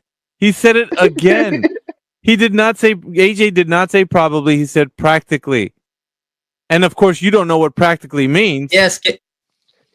Dude, this guy has like three Can I things he keeps help you with resetting. So the practical thing? No, So both no, we sides. don't need your help. Hold We on, don't need your help. We got hold this. on. Why? 24 Because you 7. will lie anyway. 24 You lie 7. anyway. You know what I'm going to do with you. 24/7 Remove lies. him from the speaker panel. Huh? Practically means Are you piece almost. of shit? All right, let 24/7 it Practically out. means lies and almost, so it doesn't Bye. actually mean that it's factual. Bye. Practically means almost, No, AJ. it's how it's It's in used in practice, reality. you There's freaking two. clown. There's two. Okay, Go go. guys, go get a dictionary. There's more than one way to use that word. Also, even using if, like if you say if, it could be like like the same, like uh uh well, maybe there's a doubt, like I don't know, maybe if, I don't know. But then there's also when you say if is, that's meaning as is. So like, it's just the context, the way you're speaking. I don't know. What did you guys not take Yeah. English class in high school? I don't, Yeah. I'm So when we confused. said in practice and practically in practice, that's what people are doing. In practice, whenever they do this thing, they're treating the earth as if it were flat and stationary. So in their minds, I've said it before and I'll say it again, they think the earth is a globe. They think it's a globe, but it's not a globe. You know why? Because in practice, they're flying over it like it's flat and stationary. So they're treating it that way, but their mind thinks it's a globe. Weird, because You shouldn't use the word like oh because it my doesn't God. secure Dude, your argument. shut up, man. Treating it as. Because there's no way they can treat it like a globe. Because if it was treated like a globe, well, then when they're flying over it, there would be negotiating over specific amounts of curvature from point A to point B, from their point of origin to destination. Now, they're not treating it that way, like a globe. They're treating it like a flat and stationary Earth. So in their minds, they're flying over a flat Earth, but they think it's a globe, but they're taught how to fly over it like a flat and stationary plane. Even though they believe and they grew up thinking it was a globe, they're not treating it that way. You are such a How are they treating moron, it? dude. Like it's flat It's and crazy. Oh stationary. my God, reset. Stop using the word No, It's like. I'm crazy using how it. he. It's apropos for the what I'm saying because they think it's a globe. They think it's a Dude, globe. They think it's a globe. They think it's a globe. They're treating it like a flat Earth. Yeah. Dude, APOC. Fuck's sake, dude. APOC just broke down how, like, if you use if, like, as if it were a flat Earth, that doesn't mean you can just pick if out and say there's a lot of ifs in there, or like you shouldn't use like. Like, you just did the same thing with the word like. It's crazy what your brain's doing right now. Yeah, it's just the context and the way you're using the terms. Maybe he's just not good at English class. I don't know. But just real quick, I think we he failed. had Queen up here. We had Queen up here. Is Queen did Queen drop? Mm-mm. There was Queen, and then somebody else I brought up. Nope. Round ticks. They were going to use Jessica Watson as No, we're an example. not. You failed. You failed at demonstrating that Yeah. Jessica Watson knew that she was actually traversing over the surface of a globe, a curved surface. You failed at that miserably. I gave you the trail, the map. I don't care about a trail on a map. What does that show? I care about somebody demonstrating that the surface they're traveling over has a drop over distance. That's what I care about. And you didn't demonstrate that with your evidence. Zero. You actually didn't even know the direction she sailed. You knew nothing about it at all. Go ahead, Ramtix. Dude, just calm down. You're an Amazon AWS middleman. Like, relax. You're not an expert. You could learn something here. Hey, keep pedaling your bike. That's probably more effective than your argument. Go ahead, Ramtix. Yeah, Hola, people. Can I speak? I'll pedal around the So flat. yeah, the water is level. Laurent. There is no question about it. But there are many proofs. But Man Island, Mallorca, 128 kilometers. Navy were aiming, but now targets were 240 miles. But water is leveled. It's leveled, and nowhere but is kind of said it's otherwise around. Then there are sewer system. If anybody know how sewer system working, but then it's 2% incline, but to the sea level. Yes, you're correct. 2%, 2% incline to the sea level. It's not working, but otherwise you have to pump it up and rise, but over the hills, but or something else. Then the long bridges, nobody make them, but now arcing, but short bridges there, they have arcs, but long bridges, they are straight lines over the water level. And the fourth thing is chemtrails are straight lines. People are blind, they don't see. They don't arc anywhere, but those are straight lines if they don't make any circles over your head. But they are straight lines.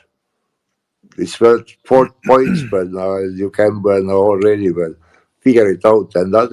And then there is air pressure or gas dynamics, where the gas is appearing, but what gases are where, how the torus upper part is working, but why there is the air pressure, but now it's a kind of done deal, but enclosed system. It is level at an enclosed system. That's what I think. All right, thank you very much, Ramtix. So back to the air travel, right? Do planes travel in straight distances, or do they curve to Yes, their no, distances? they're flying level flights when they're at cruising altitude. We have.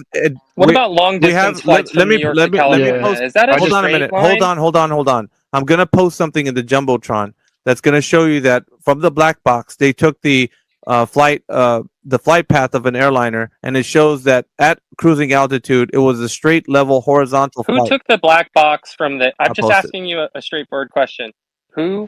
What direction do these planes fly in? Do they fly flat in the long distance, or do they The fly flight curved? data shows that they fly horizontal, level, What do you not horizontal to the understand about as horizon. Yeah, look at the Yeah, that there's no jumbotron. pitch. So Los Angeles and New York City is at the same level, correct? What do you mean it's at the same level? Yes, if it's I asked as if it were asked a flat. forward question. Yes, Right. Yeah, Earth As is if it were flat. flat. Yep, exactly. So you're telling me that the flight path from New York City Yep, to as Los if it were Angeles flat. is just a straight Yep, line. as They if it don't were flat. curve. Nope, Yes. They don't curve their flight across they over. go up. They go No, up they to don't. elevation. The tail doesn't flip I would- over the front of the airplane as it goes around a ball. That doesn't happen. It's not in the flight recorder data, which, by the way, Alpha's posting from NTSB. It's in the jumbotron. What do you Look not at the understand? jumbo. National Transportation Look at the Safety Board. jumbotron. Just do that. Hey, another thing too. I also posted in the Jumbotron just now. This is a video that was taken. NASA actually created using the data of all the air traffic over U.S. They were trying to figure out a way to make it less congested in the skies because there's so many flights and on the routes. And they literally took the data and they created this. Like NASA did this for United States. And if you look at it, it's taken from a side view, and you see everything go up, go across, and go down. This is from their data. None of Can this anyone has to hear do with me? the I ball. think I need to drop out. I can hear you, Amish. Yeah, I Can you hear hear you. me? Oh, you dropped out anyway. All Yeah, right. it's I don't know lagging a if you bit. could hear me or not. It's lagging a bit for me. When you guys are talking, it looks like you're all muted. All right, let me see if I can. Hold on, just give me a second. I don't know what this guy's confused about. As if it were flat. It was treated as if it were flat. Means that yeah, they don't compensate for a curve. Right. Again, it's just the context, the way language works. The way English, I mean, obviously English is a hard language, though, but.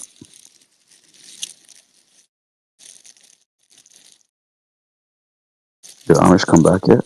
No. Anyways, if you want to take a look at that, Chris, that's maybe that'll help you. That's data. No globe about it. No curvature about it. Just check it out.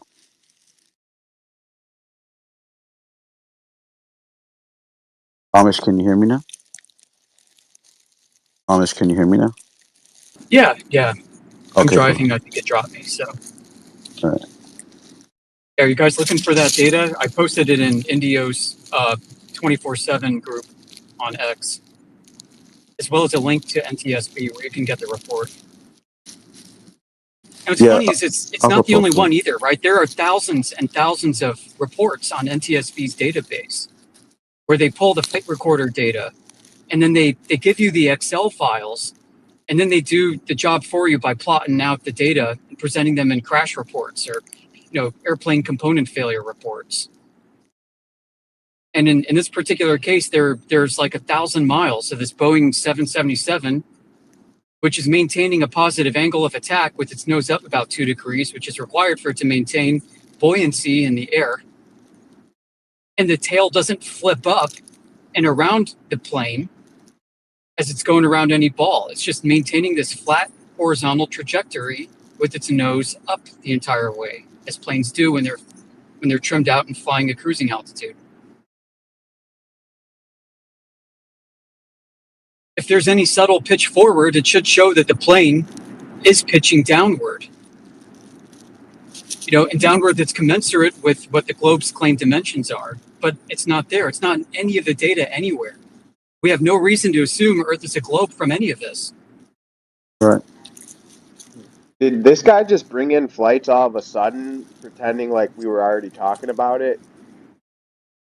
Yeah, he just jumped to something else because he got wrecked on his other point. And then he was talking about Yeah, he was. sailing before, right? So I don't know where the flights came on, but he just came out. I'm still arguing that the Earth is round. I'm We just know, using no shit, bro. Google We Earth know right now that. to prove you're wrong. I'm Yeah, using Google Google Earth to Earth. prove Oh you're Yeah, my wrong. right. god! Now he moves Right. to Google So Earth.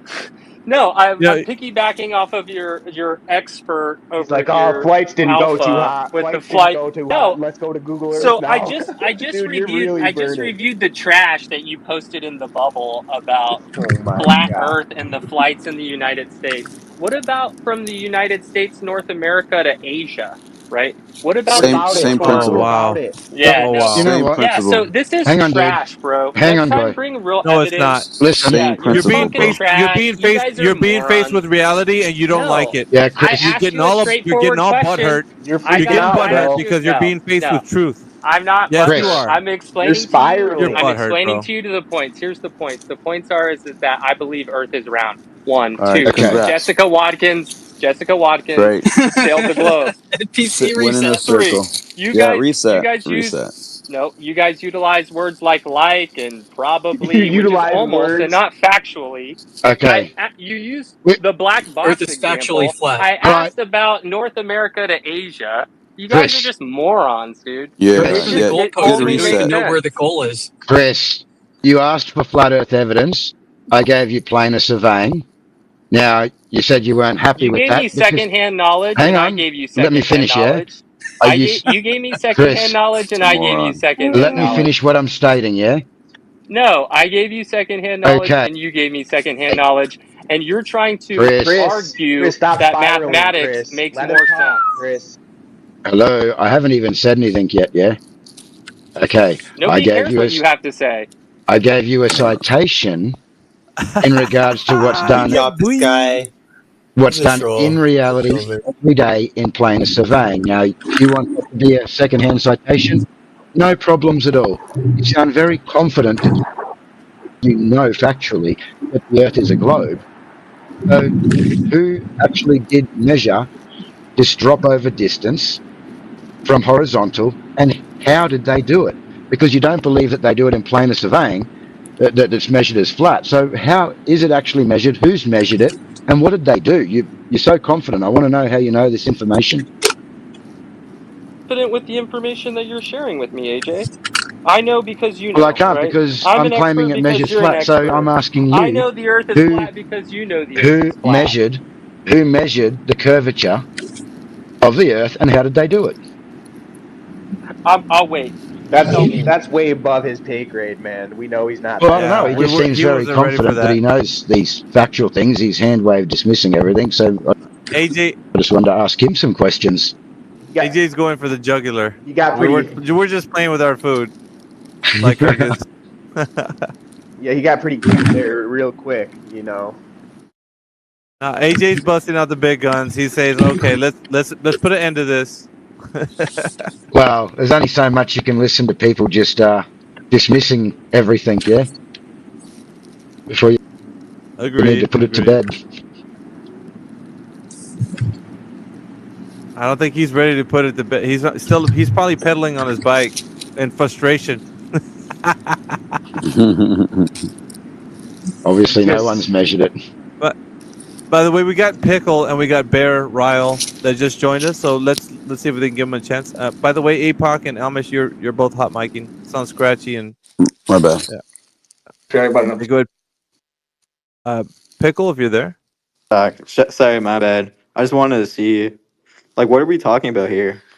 I joined and all I heard was stuff about flat Earth, so Yeah, I'm I'll just fill you confused. in. Don't worry about it. I'll unconfuse you right now. Thank you, So man. I do really you? appreciate it. Okay, so we're talking. The topic is the shape of the Earth. Do you think that the Earth is a globe? Apoc, you're still hot micing, bro. I feel like it's more of like a potato right now, man. All right, so you're straight to the trolls. Knew We got it. a lot of people in here, man. We don't need trolls. My So bad. I you just can thought it was a potato. you can simply I'll go leave. down as a listener. The I way will, he man. said thank you, I knew it. Didn't you catch that, Av? I think you caught it, right? Yeah. You knew it too. Yeah. We don't right now at this current time, we're jumping, man. We got 70 people in here. We want to talk to people that want to have the debate or the discussion. We don't got time for trolls, bro. You're just gonna go back down as a listener if you're gonna come troll this panel. So next Hey, up we got Bear Ryle. Bear Ryle, if you're there, welcome to the panel. just real quick. Taylor's requesting, but when I went to accept, oh, there it goes. Maybe it was just a glitch. My bad. Bear Ryle, if you're there. Nope. Bear Ryle took off. Okay, who else we got?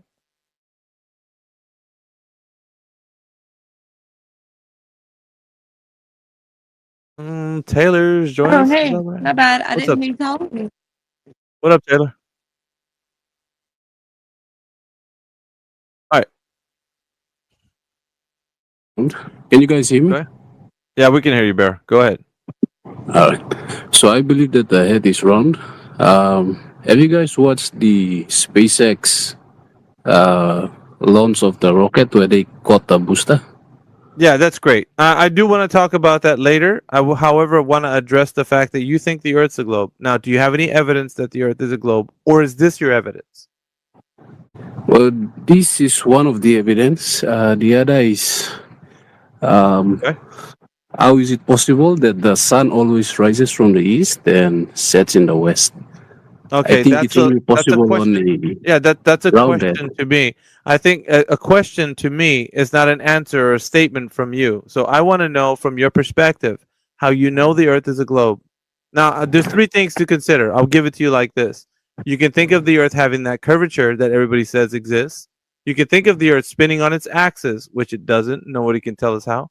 Or you can think of the Earth being adjacent to a a vacuum of space, which we have pressure here on Earth, the gas pressure, adjacent to the vacuum of space. So, three things. You can talk about the curvature, the spin of the Earth, or the vacuum of space being next to the air pressure that we have. So, which one of those do you want to present as evidence? I'll give you three options. Bear Ryle.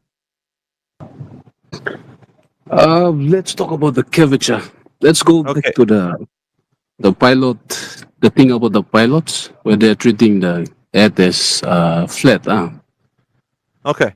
So, with pilots, how can you detail to us that the Earth is a globe, sir? So, according to the data that you guys were talking about the plane, you said that the thing. No, yeah, no, wait, stop. This is not what we're saying. It's not about us. It's about you presenting evidence for the Earth being a globe. No, I'm trying to explain how the plane did not change any degrees, but Yeah, still no, maintained to we follow the don't. curvature Yeah, of the Earth. yeah, but we don't need to talk about how your assumption. We need to talk about it. Evidence for the curvature, as in That's the how thing. has it? I'm using your Yeah, data, and then I'm no, you're gonna not. speak about. No, no, you're not using my data. What you're using is from academic resources. Pull out somewhere that somebody in history has measured the curvature of the Earth. And if you're saying they measured it with planes, I want to know how they've measured the curvature of the Earth with the plane. I'm gonna unmute the space so that you can detail to us how that's happened. Go ahead. How did they measure No, the curvature of the Earth with the plane? I did not say that they measured the curvature of the Earth with a. Okay, so no measurement done with the plane. So we're looking for how you know the Earth has curvature, and you need to detail to us how it's been measured that way, sir. Go ahead.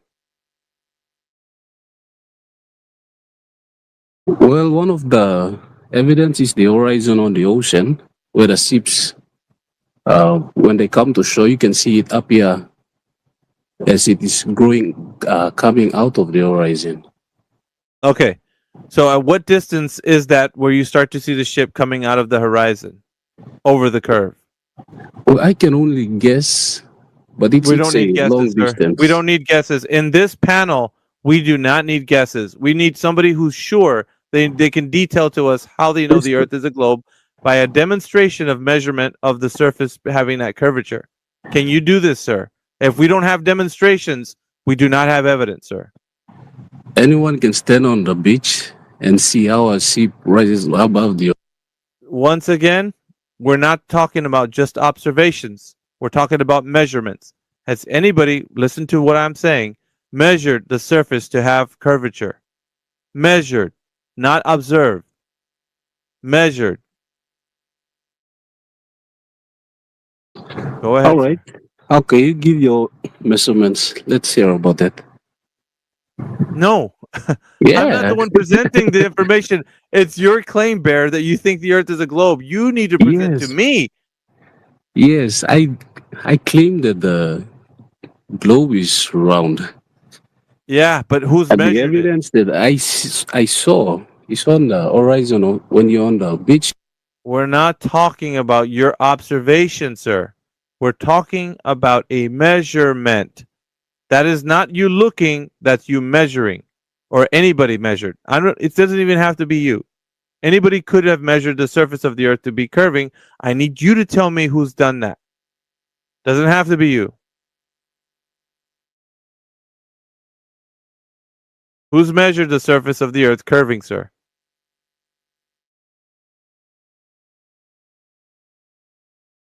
Bear Ryle.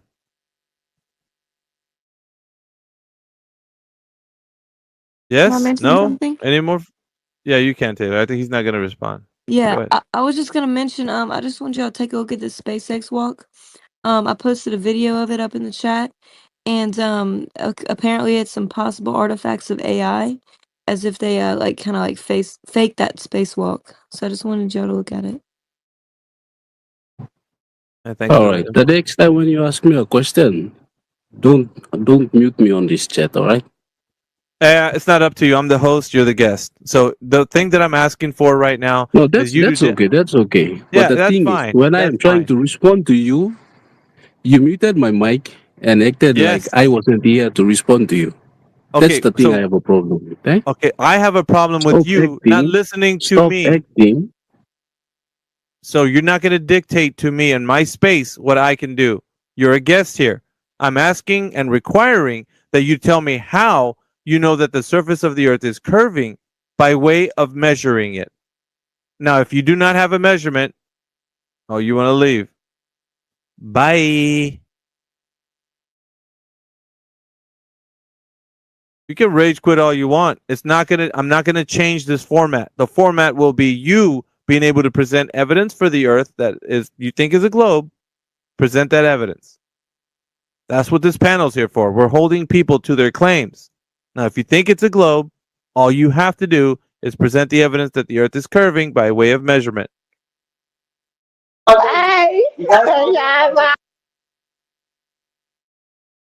did I know that person was going to do that? That's weird. The name didn't give it away, did it? Peter, do you think you actually can? George Bush did 9/11. George Bush did 9/11. George Bush did 9/11. Yeah. Do you think it's possible that you could have a conversation? No, never mind. Another one bites the dust. Yeah, I didn't see who that was. Are they gone? I just muted it. Peter Griffin. Such a weird thing to say, man.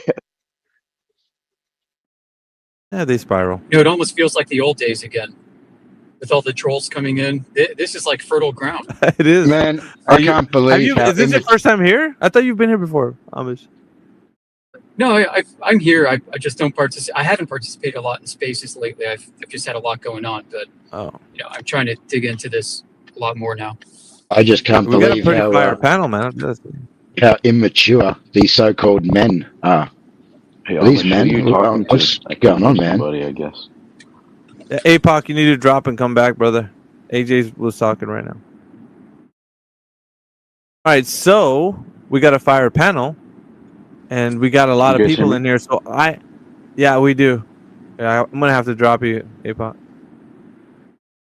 He dropped on his own. All right, so we do have a fire panel, and we also have a lot of people in the listening panel. Guys, if you're listening right now, you want to provide evidence that the Earth is a globe, all you got to do is request to speak, and we'll bring you up to the panel, and you can tell to us how you know that the Earth is a globe. Got a lot of people in here. We got 73 folk in here. We also got people listening on YouTube. The 24/7 Flat Earth bot is in here, so we're live streaming on YouTube as well. So on YouTube and here, we got 74 people in the space, and we got also like, 15, 20 listeners on YouTube. Pretty awesome. Yeah, retweet the space. This helps get the Globers in here.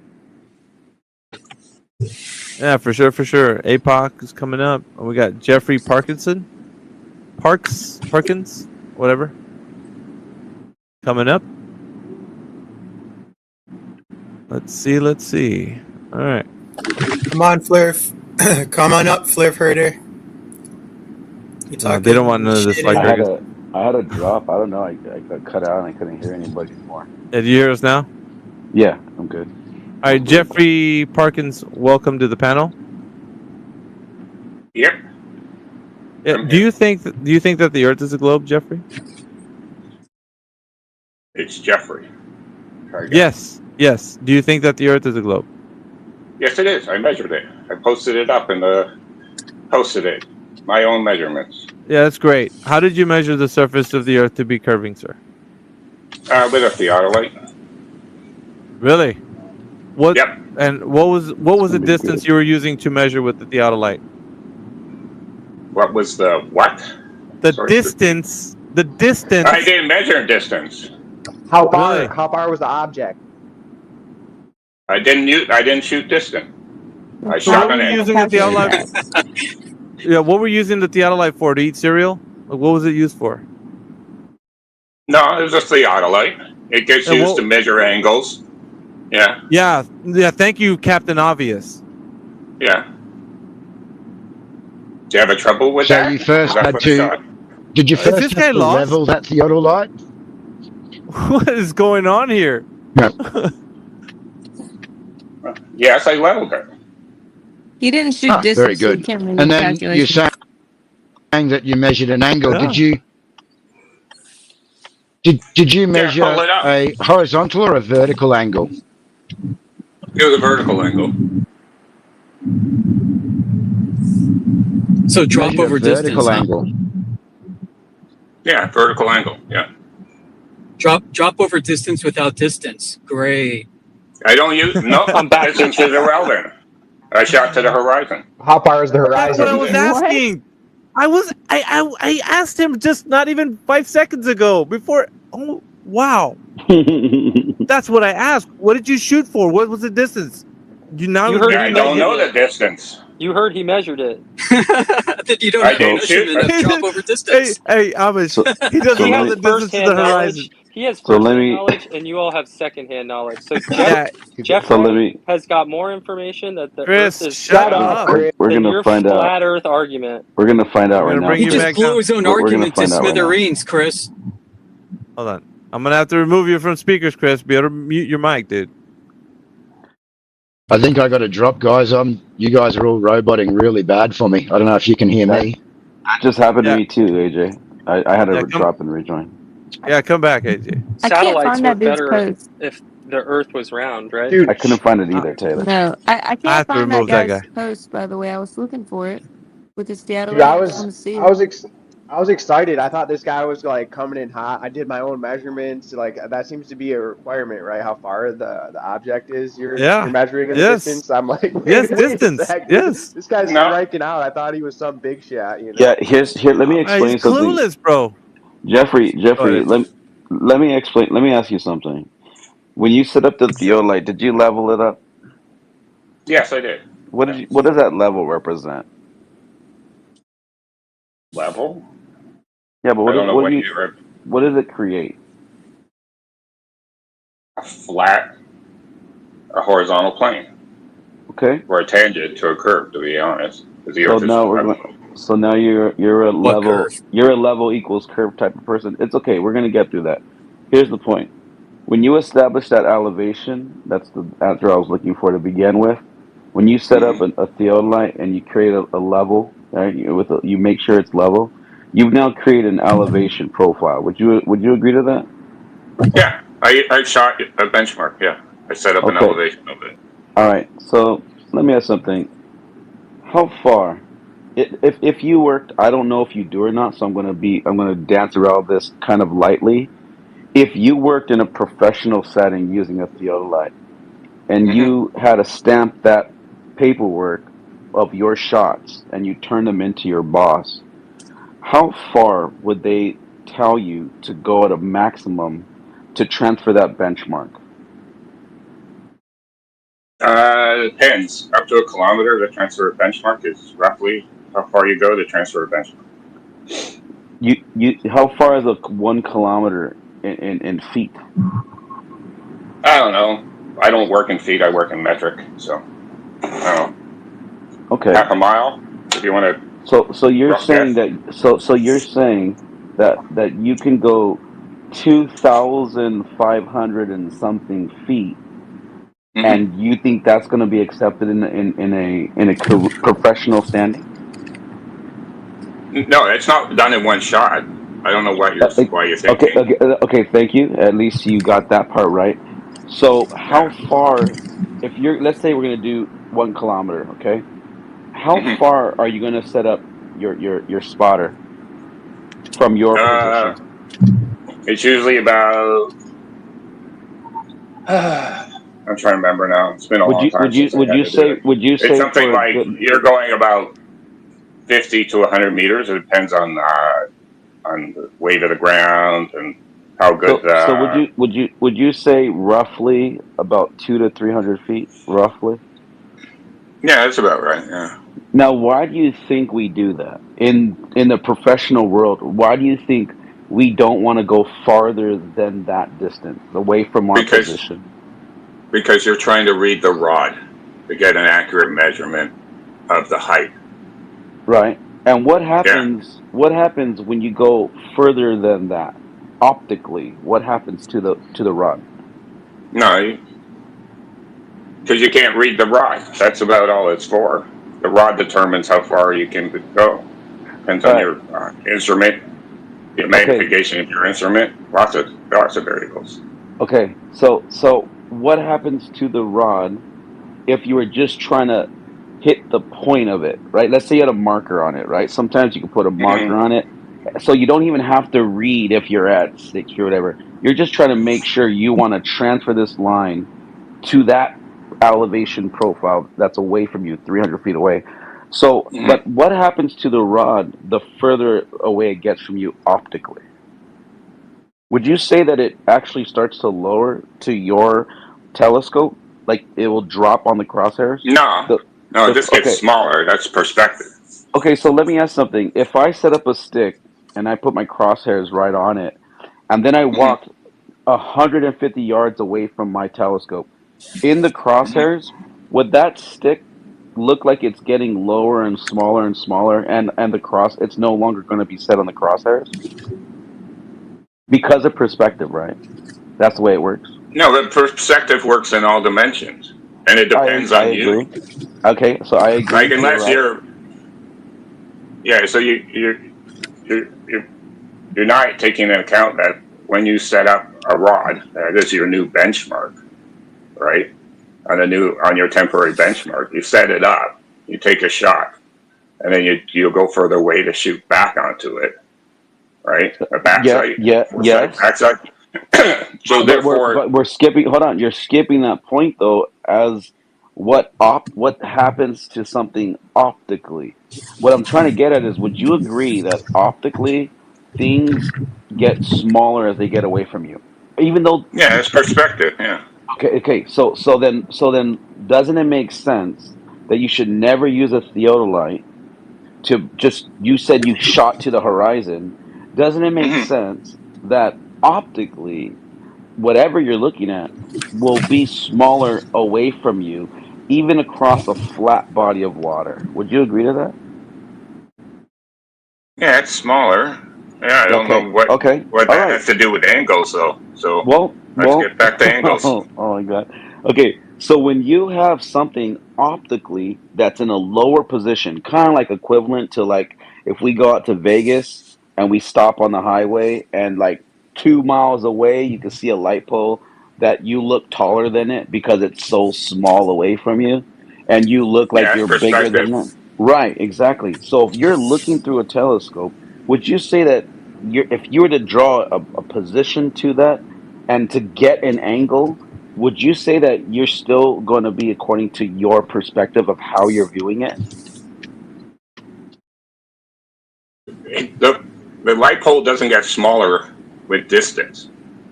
It physically, it just looks smaller. Obviously, It still doesn't of course, change. Yeah, no of shit. course, obviously, Yeah. that's that. Okay, so we agree to So that. the angle from your position to the top of the light post stays consistent no matter how far away you go. It just does. Okay, so No, if it's bullshit. It depends no, how high or low you are relative yes, to the center of the pole. yes, it depends on your position on the ground. And if you're looking at a two-story light pole that's close to you, your angle is going to be very high, right? Obviously, because you're going to point it up, right? Yeah. You're look, okay.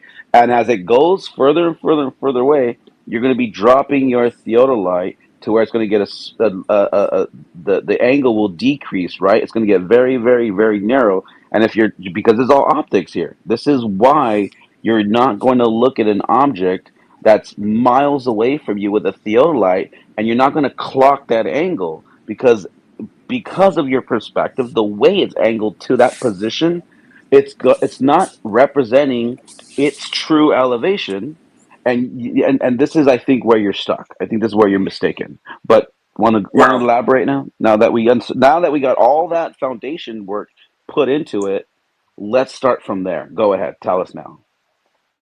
I shot the horizon. That's all I did. I set up on a height that was from a benchmark, set up, got my elevation of the instrument, and shot the horizon. Okay. The horizon did not rise to eye level. It was a 0.18 something. I haven't looked at it for a while. 0.18 degrees below the horizon. Therefore, the Earth cannot be flat. Okay, No. The horizon was below the horizon. The horizon's below your eye level. No, Yeah, Jeffrey. What was the model on the theodolite you were using? I think it was a D300, and I can't remember its name. Okay, it was a model I hadn't used before. Yeah. What is the tolerance for the effective range that device is calculated to be useful for? I didn't know. I was just going to take it and then go to. No. This is very pertinent to the information that you're giving out right now. So you're doling out some information that you're saying, well, the Earth has to be a globe because I measured to the horizon, yet you don't know, or how can you substantiate the information that would verify that you know the tolerance range for that device specifically of what is the maximum effective range that it can be useful for? I wasn't shooting range. You keep talking about distance, and I wasn't. Professional surveyors, as you think, I think maybe you think you are, right? You have to use it in a context. Okay, so you're not one. Are you an amateur? No, I just know how to survey. I don't claim to be. So you're an amateur. So you're an amateur, essentially. I produce accurate numbers, so I guess that's okay, fine. But do you do it professionally? As part of my job, yeah, occasionally. Okay, so if it's a part of your job, you're doing it professionally. Yeah, but I don't stamp it. Wouldn't your range be your distance to the horizon? Yeah, you're telling me that the range that you're using this device is accurately represented in the actual effective range that it should be useful for according to the device specifications. Yes? I wasn't. You keep bringing this up. I was not shooting distance. You're saying you're not shooting a range. You're wrong. Well, how far is the ways the horizon? You're saying you're not shooting range. Like, how far is the range of the horizon you're shooting? Yeah. It's not relevant. Yes, it is relevant. It is. I'm shooting an angle. It's very relevant. It's very relevant. The angle right, that because if I can interject real quick, the crosshairs in your theodolite are going to be off by a measurement of what degree to plumb you think you.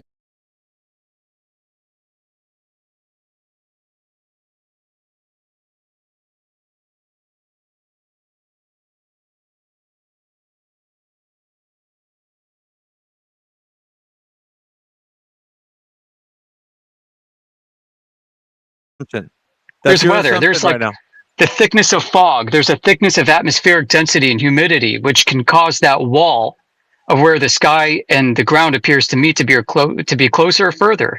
You can open up a weather app and you can see your visibility change from day to day depending on weather. And this would change whether or not your horizon appears further or closer depending on the weather. Yeah. Unless you think the Earth is a globe that changes size.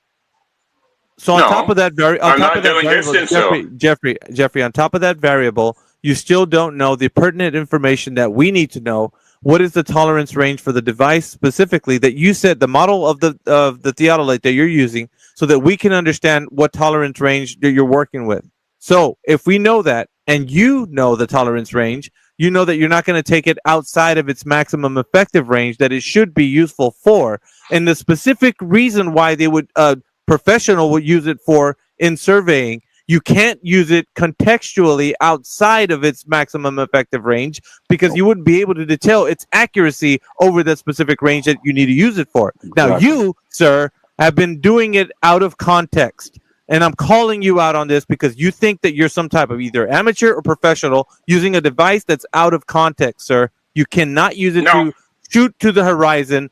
Yes. The device is not meant, the device is not meant for shooting to the horizon, which you don't know a distance to. The distance is too far. The distance is too far. That angle is inaccurate because the device is not meant to be shooting objects that far. The horizon. That's why we keep asking you how far it is. And you say, "Oh, it doesn't matter. Yes. It doesn't matter." It doesn't matter. It It does does matter. That's matter. what we're telling you. The So as a fact that you don't. professional using this device, You're a it's hack, a joke sir. that you don't know this. If you Sarah. think you're a professional, you're a hack. The And fact, anybody that hires you shouldn't hire you for anything professionally. If well, you I think that you're guarantee using you, it for the horizon and then you're saying that it's accurate for the globe, you're a hack. here's what's probably happening, Jeffrey. You probably do set it up, and they say, "Hey, kid, make sure you don't go farther than 200 feet, okay? And shoot and transfer this benchmark." And you probably do that. But then on break time, when everyone goes and eats their lunch, you take the theolite, you look out to the horizon that's 6 miles away from you, and you think somehow that is good just because you transferred a benchmark accurately with 200 feet, maybe at the max 250, but you think, oh, that means I could take this and then I could get an angle, then it all works out. Dude, you are so lost in this. I'm sorry to say, but stop setting up a theolite and shooting at the horizon because you're improperly using that piece of equipment. Hey, just real quick, IO level, he's been having his hand up for a while, so let's just go to him real quick. Maybe I can help out. Again, you don't understand surveying. I shot an angle. No, I was not shooting a distance. No, let's drop him down. You're 100% wrong. You're 100% wrong, sir. Amazing. Bye. Amazing. All right, go ahead, IO. Maybe IO. Go ahead. Okay.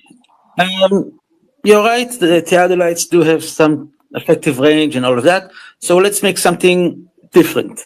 If we take 2 bottles of cola or whatever you want to use and fill them up with water and connect those 2 bottles with the bottom to each other with some sort of a hose so that the water from one bottle can flow into the other bottle as well.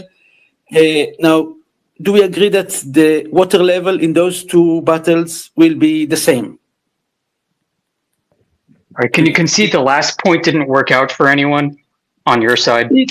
It has limits, so let's try to go and avoid those limits. So in the scenario that I'm talking about, you take 2 large cola bottles, connect the bottoms with a hose, fill them up with water, and now the water is at the same level in those 2 bottles. If you lift one bottle up, the water from that bottle will drain into the other one so that the level of the water in those 2 bottles is the same. It's describing a water level, yes.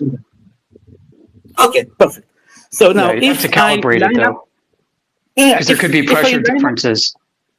And there is the tops are open. There is no pressure is not affecting it in any way. It's the same pressure. Barometric pressure does.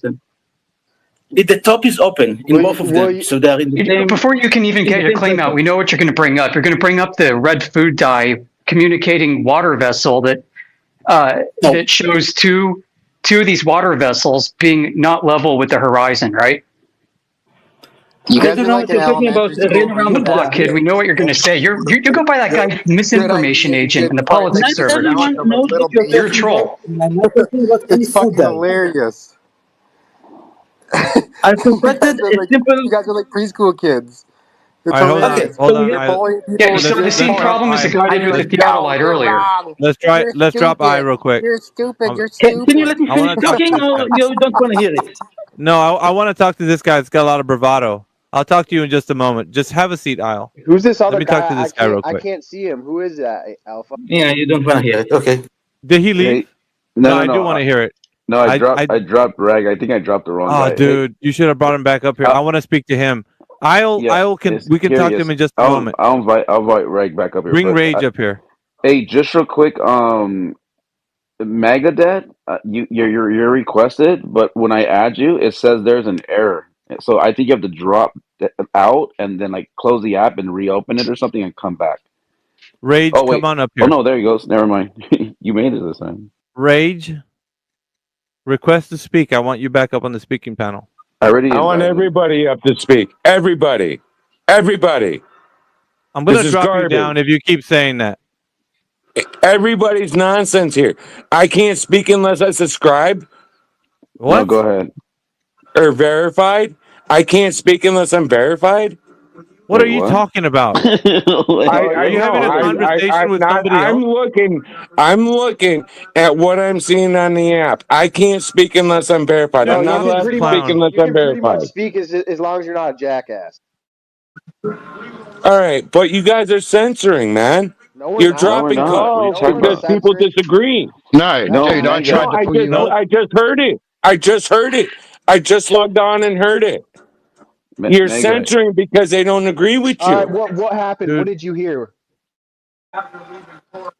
But for what it's worth, Isles roll didn't it get back. dropped. He's sitting right here. Roll it back to the last Mega. 2 minutes. All right, Roll Mega, it let back me to the tell you last what 2 happened. minutes. Okay, Mega, And cut here's what somebody happened. off. Okay, Mega, here's what happened. Okay, the gentleman was speaking out his ass. We called him out on it, and then we corrected him, and then he reset. It So there was no didn't more reason to sound talk like to him. he was. I caught probably about a good Drop 30 MAGA down. I seconds don't of want to what he deal was with this saying. All dumbass. right, yeah, Drop have a MAGA good down. one. Fuck him. Let's give him No, let's give him what he wants. Fuck MAGA, dude. Drop his said dumbass no. down. He sounded like a cartoon falling off a cliff right now. No, fuck that guy. All right, let's talk to. Let me talk to Rage, dude. Okay, well, Taylor had her hand up way up a long time ago. She even Oh, dropped down and came back. sorry. I see everybody's hand up, so go ahead, Taylor. Yeah, I go was ahead, just Taylor. looking at a manual on theodolites and basically a good PDF on how to work them. And I did put a list of requirements up at the top of things you need to set before you measure with the theodolite. Awesome. Thank you. Excellent. I'm assuming Taylor knows more about the Adelites than the other guy. Yeah, where's Rage at? Rage, get on up here, man. Let's get Rage up here.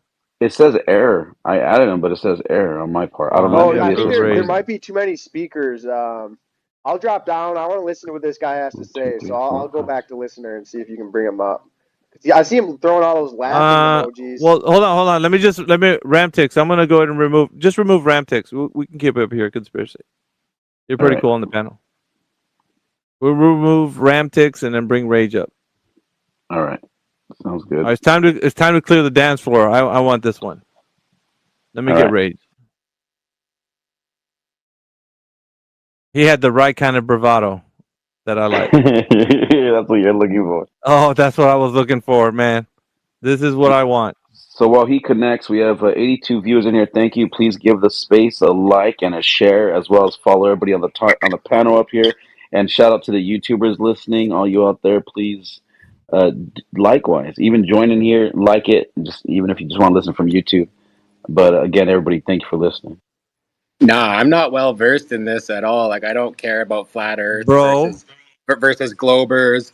But it's just like, it's funny. You bring people up to speak and they give you like good points, and you're just like, no. Do you have a point? Wrong. Like, so let me put it to you this way. Let me put it to you this way. Hey, do you think that Rage? Hilarious. Yeah, you know what's fucking hilarious? Hilarious. You know what's fucking hilarious is that you don't understand that the Earth is not a globe. The Earth is not a globe, Rage. Do you know that? Yeah, you can laugh. That's a nervous laugh right there.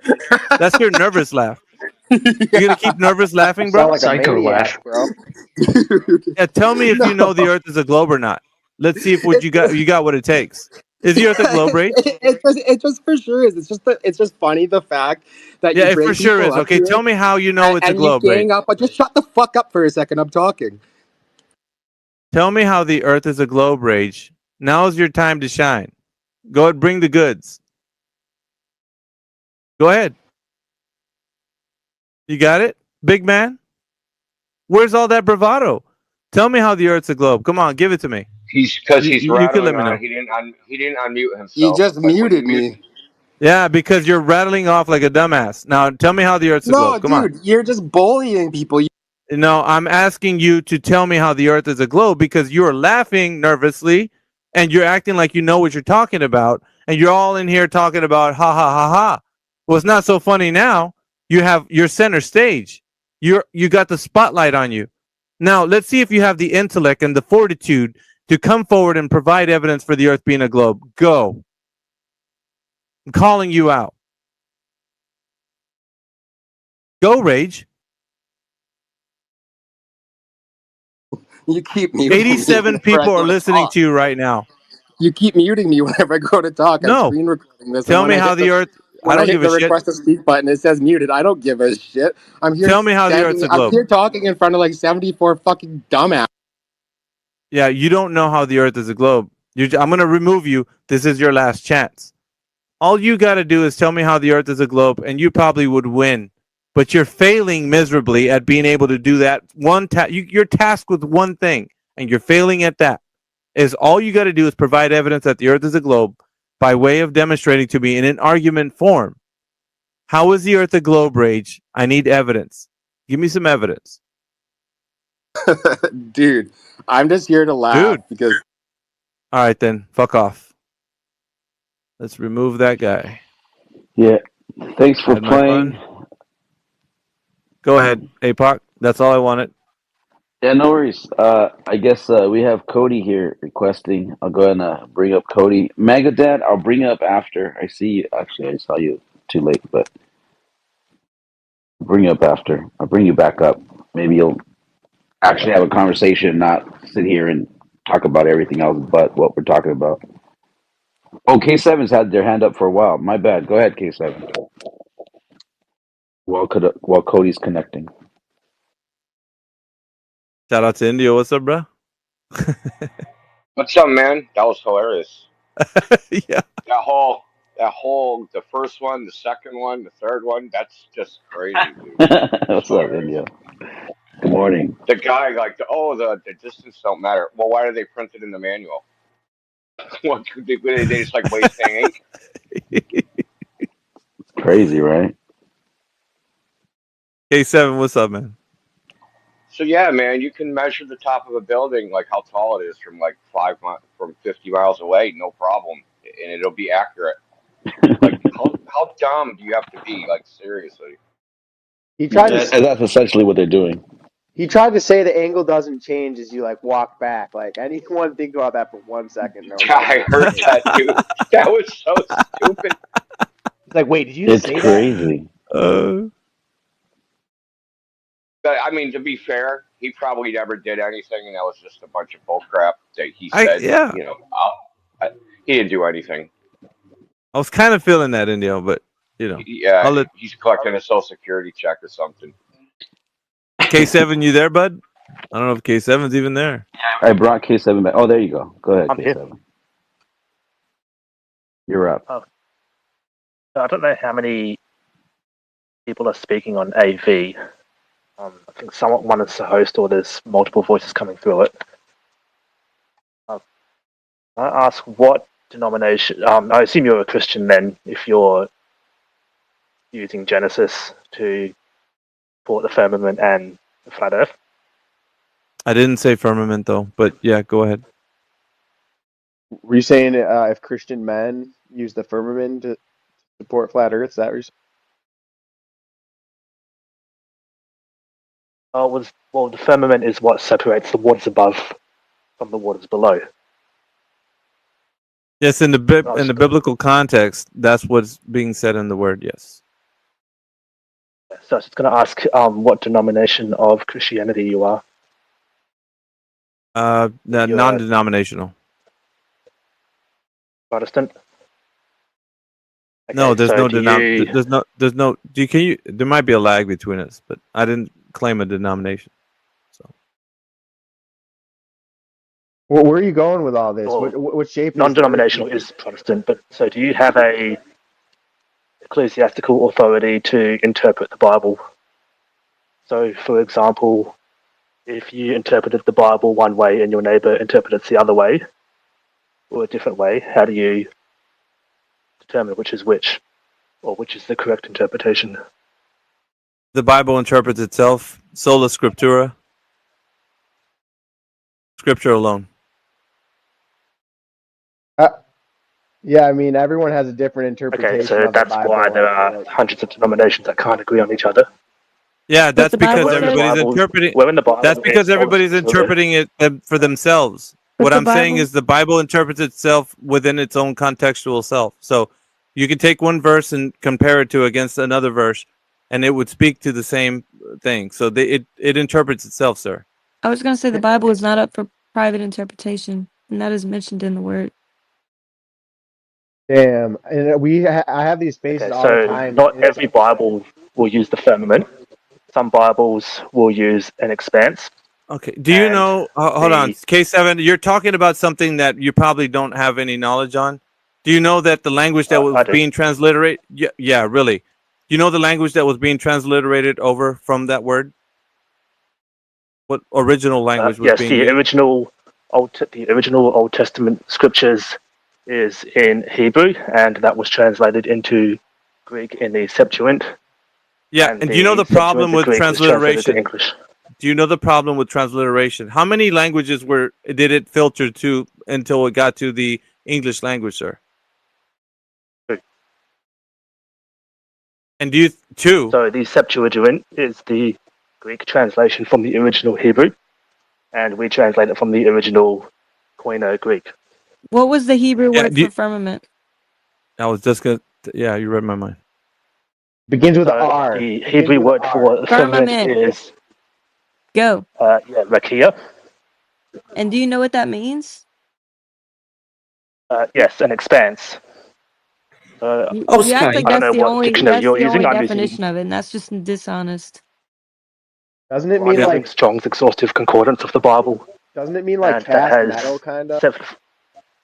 Yeah, and it also describes the Bible as being strong as a molten mirror in Job. I can explain. Yep, I do. Yeah, it does say that in Job. The Rakia means an expanse, i.e. the firmament or apparently visible arch of the sky.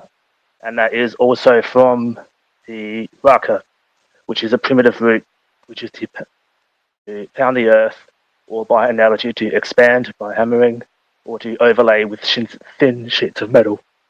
Yeah. So if the interpretation is that the expanse of the sky looks like the way metal forging was done, so you spread out a sheet of metal and it looks like the stars in the sky, lots of glowing spots on it, then that's why the King James, for example, used the word, translated it that way. Whereas other Bibles don't use that. So that sounds like a private interpretation. That's a private interpretation. That's a private interpretation. Well, hang on. Well, you just gave. No, we're not hanging on. That's a private interpretation that you just gave us right now. As opposed to your right private there, interpretation. that was a private interpretation. You saying that the stars made it look like that. How do you know that? That's your interpretation, sir. I'm calling you out. I'm not interpreting That's your anything. private interpretation. Yes, it is. Your private interpretation. Yes, it is. You're saying that they're thinking of looking at the stars and interpreting is that's what they're saying, that it looks like it's beaten out like metal. That's why they use it in that context. That's your private interpretation of that. You're wrong. So that's not Rakia. That's not firmament. So that was the other word, which was described it that way. Yeah, you described it that way. You did. You said the stars. No, I'm reading it from Strong's Concordance Dictionary. I'm not interpreting any words myself. No, you're interpreting the context of the meaning of what the words say there. Okay, so I think this is the core problem, isn't it? So if you interpret we're not going to talk to you any longer. Particular context, you're not going to. Do you know any information to solidify that the Earth is a globe, sir? We're bypassing this. Did we ever get to that? Did we ever get to? Well, hang on. No. It's a globe? No. We're actually going to start now. Because. All right. So go ahead. Give us not a biblical reference. Stop talking. Not a biblical religion, bro. Not a biblical reference. I want you to give it to us from a physical and natural world perspective. How is the Earth a globe? You said that flat earthers would also be held to account. Is he still talking about biblical reference? I don't even know what he's saying. I'm holding you to account. No, you're not. I'm asking you a question. I need your answer. I'm asking you a question. I need your answer. How is the Earth a globe? Well, that's the teaching of the Catholic Church. Okay, so nothing but religion. Nothing but religion. Yeah? Well, you use religion as your justification. Okay, you're gone. That's all I needed to hear from you. You're not going to answer? I don't got time. I got a lot of people in here that want to speak in this panel. Bye-bye. I don't know why they try to play some weird... I just don't know why they play... I think that, like, it's so funny. He came in here criticizing religion and then just tells a lie like that and gets kicked out. That religion was your justification. That was a lie, dude. That was just a straight lie. Mm-hmm. I've never, and I've known you 5 years, never once heard you use religion as a justification. In fact, you never bring it up until someone, you never even talk about it until someone else brings it up. So it's really, they bring it up. Yep. Yeah, exactly. So you're a bad Christian, says the liar. Like, what the fuck, dude? Like, am I in La La Land? Is this Wonderland here?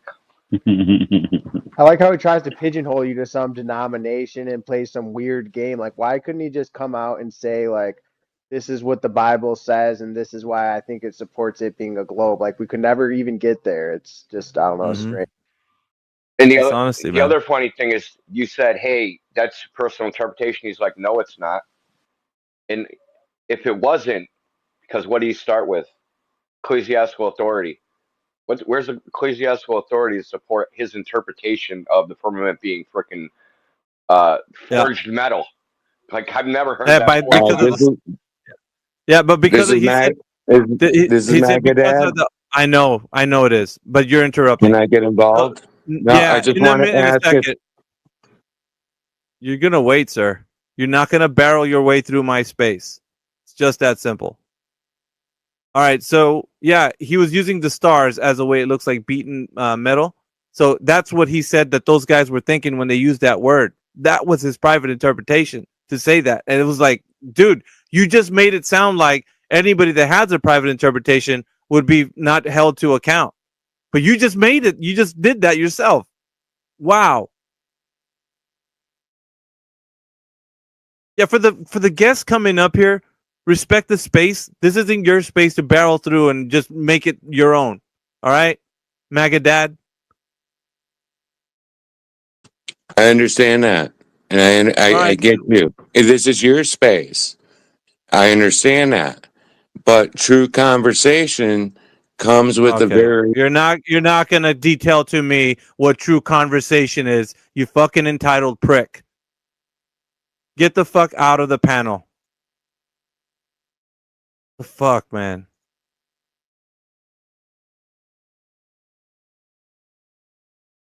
Sorry about that. I don't suffer fools, man. I'm sorry. I don't fucking suffer fools. Fuck that guy. Well, it's endless freaking subjective opinion and social commentary, dude. Like, where's the globe evidence? Where's that? I brought up the disabled guy. Funny name. It's just crazy. These guys will just interject in the middle of a conversation, and you'll mute them, and they'll complain about it. It's like, bro, I just came up and just started talking about what you want to talk about. That's a great way to put it. Just barreled in. Yeah, we're gonna say it like CB now. We didn't order a yappuccino. Like, what the fuck? That's funny. You there, disabled? He bolted. Well, I keep bringing him up, but I guess it doesn't work or something. He's not connecting.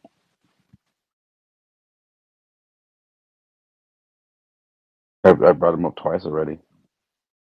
That's weird. Yeah.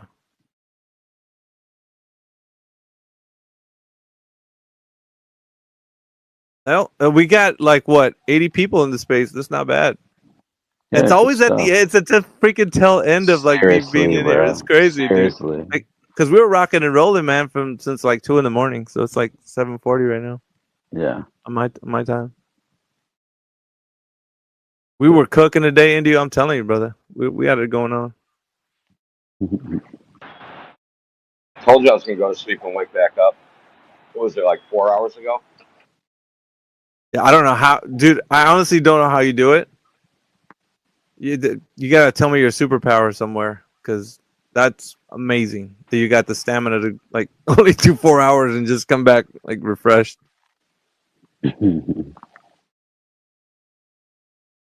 don't know, man. I like it's the Gulvers, man. They just get that adrenaline pumping. I don't know what it is. They invigorate you with energy. Oh yeah. They invigorate you. They bamboozle everybody, dude. It's like, especially the ones that are like the anti-flat earthers. They're just trying to trick everyone. Oh, the distance on the theodolite don't matter. Like, who are you trying to make believe that? Yeah, it's funny to me because it's like And I don't know, because I asked him if he's an amateur or if he's a professional, and he's like, "Well, I use it in my job." Like, that makes you a professional, dude. You're using it for your job. Like, come on. Like, this guy was like really not in touch with reality. When you speak to what is it, dude? Like, when you speak to some of these guys, they're just like really like discombobulated. Like, when they're talking to you, like their answers don't make sense. They're incoherent. It's like, my God, like, why can't you focus, bro? Like, it's weird.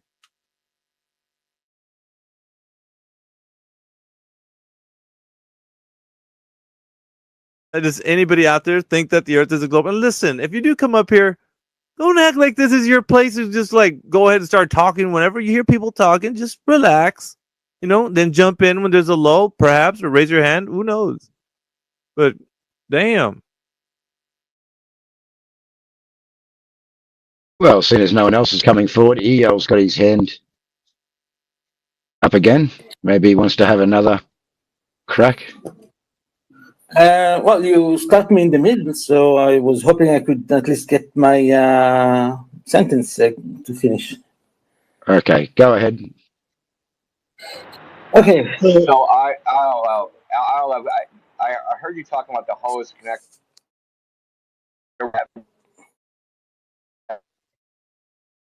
Actually, not viscous enough to do that type of test. Water does not show level. Is that what you're saying? No, he said it's not viscous enough to do that test. You don't need something viscous. You need something the opposite of viscous. So water is very good for that. Yeah. Well, they use mineral spirits because it doesn't have. Yeah, they use mineral spirits. They don't use water. Yeah, spirit level. So water does not keep level. You cannot use water to determine level. That's what you're saying. Not when you're running it through a hose. Why not? I just told you, because it's not viscous enough. There's water flows to a hose. Laminar flow, right? So you have the walls of the hose, right? Water flows pretty good to a hose, and especially if it's a big hose. And not good enough for what you're doing. Yes, it is. Yeah, just Ipsy Dixit. Then why do they use spirit? Why do they use spirits in a? Okay, you're welcome to use spirits if you want. We can use water. It does the job just as well. If you want to do a better job with some spirits, go ahead. So let's say we use spirits. About why they switch to mineral spirits. If you're using a big hose, and if you're using big containers like I'm talking about, it doesn't matter. But if you want to make it extra accurate, you're welcome to do it your way and check if I'm wrong. Let's do it the inaccurate way then. Go for it. Okay, so we have two bottles, open at the top, connected with a hose at the bottom, pretty wide hose, so that there will be very little friction from the sides of the hose, if that's what you're worried about, and fill it up with water. And now if we lift one of the bottles, the water will flow from that one to the bottle that is lower, so that eventually, basically, the water level in the two bottles will be the same level. If we line those two bottles with our eyes and look forward, this is basically what you can call eye level. And if we are at the mountain and we are looking at this towards the horizon, if the mountain is high enough, like, 4 miles high, you will see that the horizon is below the level of the eye. Now, I heard you earlier saying that you are already agreeing that the horizon is not at eye level. So I think we can all agree that in some situations, such as the one I explained here, the horizon will be below eye level. Are we in agreement about that? The only time the horizon would be exactly at eye level is if your face was on the ground. Okay, so at high elevations, it will probably be below eye level. That's what you're saying. Yeah, because you're above the surface. It has to be. How can the ground be at the level of your eye when your eye isn't at the level of your ground? Think about it, dude. It's not complicated. Yeah, I agree. So I just like to that we are all agreeing on this thing. Okay, so now let's look at another thing. Is the horizon flat? Yeah, dude. Okay, that's a statement. Let's check it and let's do a little bit of a thought experiment and see where we disagree. Let's say I'm in the middle of a frozen lake, so that all the ground is level and as flat as you want to call it, and I put using a drone. I place rocks around me so that those rocks will be exactly on the edge of the horizon. If I'm standing up, the horizon is about 3 miles away, so I'll place those rocks 3 miles away around me. If we look at this from above, we will see a circle 3 miles in radius around me of those rocks. Are we in agreement about this so far? Yeah, for the purpose of the hypothetical, yeah, sure. Why Okay. not? Okay. So, from my point of view, those rocks, as you're claiming, will form a straight line. When I'm looking at them, from my point of view, they will look like a straight line across the horizon. Now, if I pull a rope between the rock that is at 3 degrees to the right and the rock that is 30 degrees to the left, so from my 1 o'clock to the 11 o'clock, if I draw a line between them, that line is also supposed to be straight, correct? Yeah. Where are you going with Okay. this is like But, 2015 shit. yeah. Will there be a gap in the middle of that, in the middle of the view between the rope and the rock behind it? Will there be a gap? Obviously, there will be a gap Yeah. because that rope is cutting before the horizon, before the edge.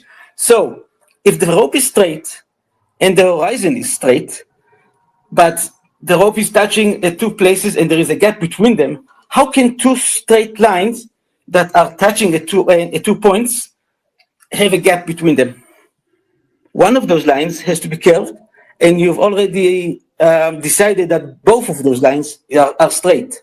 So one of those lines or both of those lines will have to be curved. So which line is curved, the straight line or the horizon? Neither line is curved because you're thinking about this orthographically. So, but we're looking down the edge, right? So think of it as like you got a hula hoop, and then you made a cord, like the cord of the arc on the hula hoop. But you're looking at it with your head inside the hula hoop. You've aligned the rope with the rocks, so they're both going to look straight. But we're seeing a gap between the cord and the edge of the You probably hoop. wouldn't see a gap, and the gap wouldn't be resolvable if there was one. So what if we do from the 60 degrees and the 60 degrees? So that will be from the 2 o'clock to the 10 o'clock. So the cord is They'll both look going straight. even The closer. rope will just go closer because it will be closer. So the rope will be closer and there will be a gap between the rope and the horizon. So which one of them is not straight? No, they'll both be straight. They'll both look straight. And there will be a gap between them. Yeah, so what? And they will both be touching. And they will both be touching at 2 points, and they're both straight, and there is a gap between them. Yeah, you can't resolve the gap, dude. No, why not? The gap is 2 miles long. Because of your perspective, because the angle that you're looking at everything with. When the gap is 2 miles long, and we say that the horizon is 3 miles away. Yeah, 2 miles doesn't mean anything in vision, man. Yes, but you will be able to see it because you can see everything that is up to the horizon, and you'll be able to see this gap of 2 miles. Yeah, but it's going to look like a gap. It would look like a gap between two lines, and the distance would be so small that you wouldn't. The angular distance would be so small, you won't be able to resolve the distinction. What don't you understand? Like, go buy a hula hoop. What will be this angular distance that you think stick you your head can in the middle of the hula hoop and take a look. But you're not exactly in the middle, you're slightly above it, 6 feet above this hula hoop. Yeah, but there's something called resolvability, whether you can resolve the separation between two things. And this angle, this 2 miles gap, is bigger than what you can resolve, so you'll be able to see it. Okay, let's do it this way then. What do you think the horizon is? Like, what do you think the horizon is? The horizon is slightly curved. No, what do you think it is? It's when it's the farthest point of the ground that you can see. Okay, and why is that? Why can't you see Basically, any because the ground rest of the after? ground is being blocked away. Yeah, but why? Because the rest of the ground is being blocked by the ground. I didn't hear that. Say that again. Because the rest of the ground is being blocked by the ground. The light coming from the ground that is further away gets blocked by the ground that is in front of it. Okay, so that's incorrect. In order to reach your eyes. So there's a minimal angle you can view a surface at, right? Like if you're no, the surface there's no minimal angle you can view a surface at. So if my line of sight is parallel to a surface, I can still see. I don't care about the angle. No, listen. because that's how we see. This is not about. It's not about the angle. Yes, it is. The question I'm trying to answer. The question I'm trying to answer here and show that your answer to it is wrong is the horizon flat? I have just demonstrated that if the horizon is flat, a straight line will have to be curved. And since that is a nonsense, then we know that the horizon is the one that has to be curved. No. It doesn't matter anything else about angles. You're just trying to complicate the issue. No. The issue is very simple. No, you're trying to mix and match two different things. That's the problem. You're trying to mix and match an orthographic viewpoint of outside of what you're looking at versus your perspective. Right? So there's you don't know to answer it, so you're trying to escape to other fields. Let's go to something else because you're not comfortable with the fact that you're wrong. You wanted, how do we know that we're on the globe? Dude, stop the game, dude. I'm trying to explain it to you and you're spiraling, bro, because your gambit is failed. Okay? So it's really simple. You're in the wrong geometry. I prove to you that you're wrong. Yeah, great. You just said that you'd see the surface no matter how, no matter what, dude. Even if your line of sight was parallel to it. Obviously, you can't. I didn't say that you can. Let me ask you a question. Why don't you watch your TV from the side of it? Why do you get right in front of your TV? Why don't you watch it from the side? I like to watch squares that are square. I don't want to see them. No, your TV. Why don't you watch it from the side of the TV?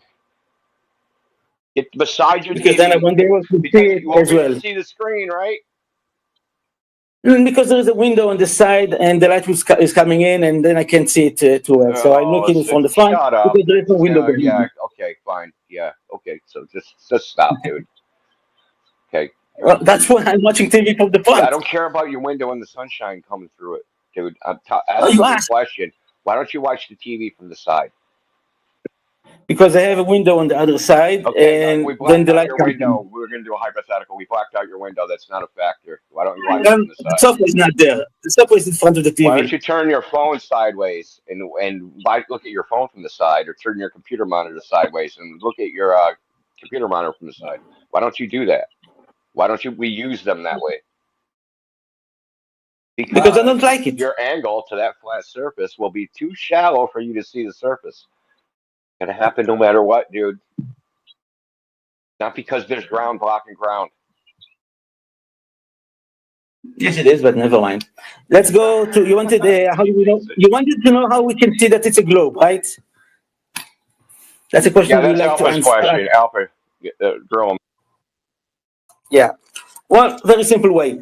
The celestial.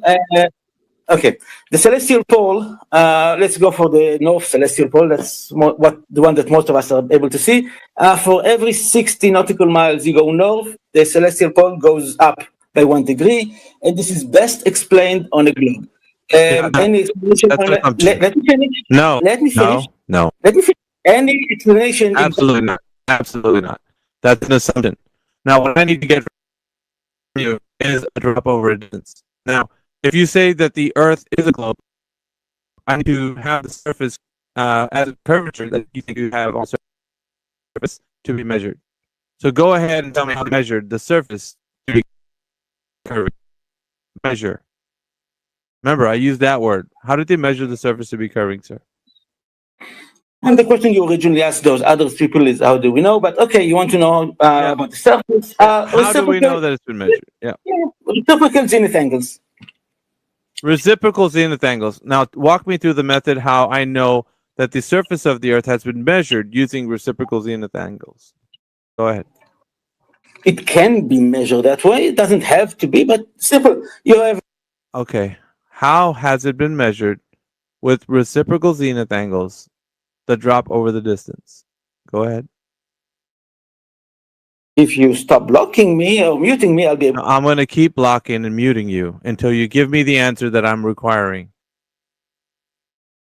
Yeah? That simple. All you got to do is provide the answer. Yeah, I am. What you do is you have one person in one place, another person some 10 miles away, maybe if you're on a mountain, doesn't matter, and you measure the angle from you to that person in the zenith, and the other person does the same thing. He measures the angle down to you and to the zenith, and you sum those two up.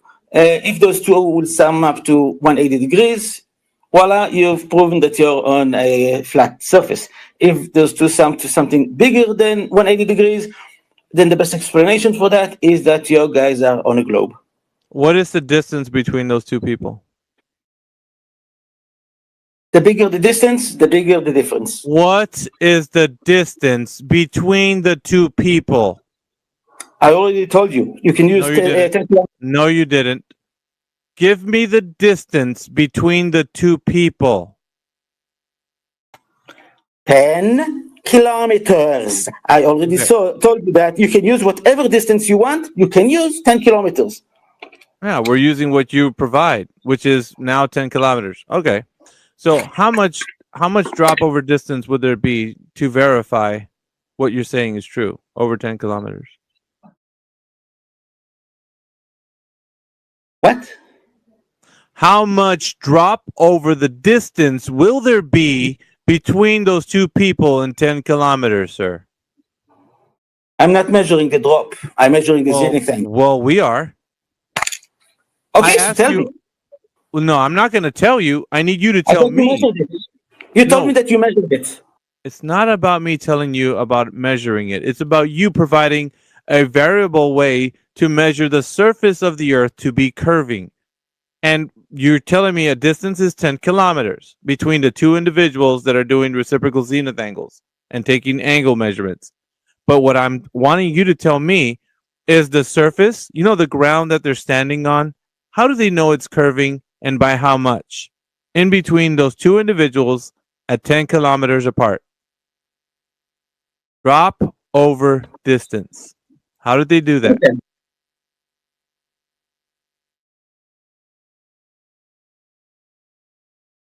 We lose him or? No, I think he's short circuiting. I don't know. Recalibrate. Hello. Thank you. Yeah, you're muting me all the time. So yeah, what that's you because do you're is not you take giving me what I want. No, you're muting me because we don't want to say it. So you take the distance divided by 60 nautical miles. We're not dividing and doing math, sir. That's a calculation. I asked for a measurement. Provide me the measurement between the two individuals, the drop over the distance. That was a double mute. Go ahead. It happens sometimes.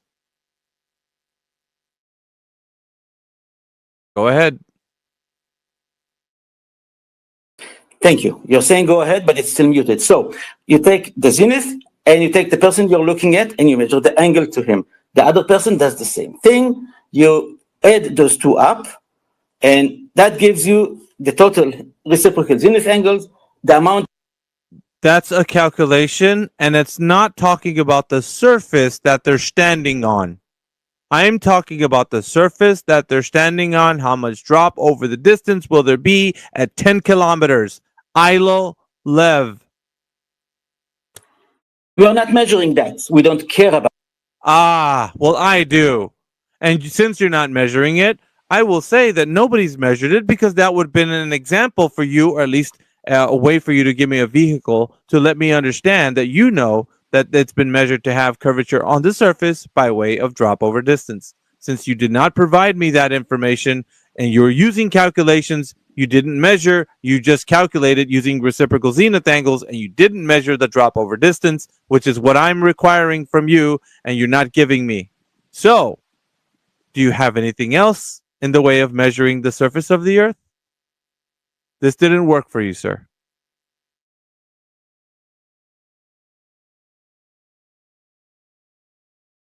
That it? Well, we also covered this earlier in the show, yeah? Well, in the room, I should say, with plane surveying being If you want to 250 kilometers square, which would be 16 kilometers per side, I thought yeah? I was asked the question, wasn't I? Yeah, but you didn't provide the answer, so you were muted, Because sir. you muted me. You didn't give me the answer. No, because you muted me. Yeah, I can't give you the answer when you mute me. Okay, I keep talking and you keep muting me. Stop talking like you sound really whiny. Don't do that. Either provide the answer for measurement. I am trying. No, trying is not doing, sir. You need to do. Now then, I don't care about other places. This place is not other places. So, do you have a way to measure the surface of the Earth to have curvature by way of drop over the distance? Because your reciprocal zenith angle is not measuring the surface of the Earth, which you said you're not concerned with. We are. My way measures the amount. My way, or the highway is not how it's done here. You're going to provide drop over distance to solidify the point that from a tangential horizontal plane, the Earth will be dropping away. And if you don't have that, then you're not solidifying the point that the Earth is curving with any specific amount. So drop over distance is not measured by you or anyone because you're not concerned with that. Therefore, we're done here. All good over here. Yeah, I got you. No, you thought you got me, but you're not getting me. I'm going to mute you one last time, and if it's not drop over distance measurements, you're going to be in the listening panel. How about that? That's no my problem. promise to you. I'll give you the answer that you want. Very simple. Drop over distance is something that was invented by flat earthers. Bye. Is he Bye-bye. serious? Did he just say What that? was invented? Yeah. I can't believe he just said that. Go ahead, Barbara Dan. Yeah, I've got a quick favor for Indio. If I tag you in something, bro, can you take a quick look for me? I'm trying to get an agreement or a refutation on something that I've seen. I've sent it to Alan, but Alan's taken a long time to respond. Might be at work, bro. All right. So at least you guys. Sorry, AJ. Go ahead. I'm going to say we've got the fluff herder up. He asked to speak. Excellent. Last time. Fluff herder. What globe tidings did you bring us today? I just wanted to come in and say hey, and you guys are all little bitches, and that's about it. As expected. Okay. And you're a queer. Well, your cope. And you're a queer. Your cope is duly noted. Now let's not go that direction. But your cope is duly noted. All right. So what else? I have a question. How about we talk about the satellites and cell towers? No, and absolutely no. It's crazy how what we're going to talk about in this forum is your ability to present evidence that you know the Earth is curving by way of measurement. Now, sir, do you have a way that we can measure the surface to be curving? I'm asking you specifically. Sir. Absolutely not. All right. Well, that will be all then. Thank you so much. Next. Do you say pacifically or specifically?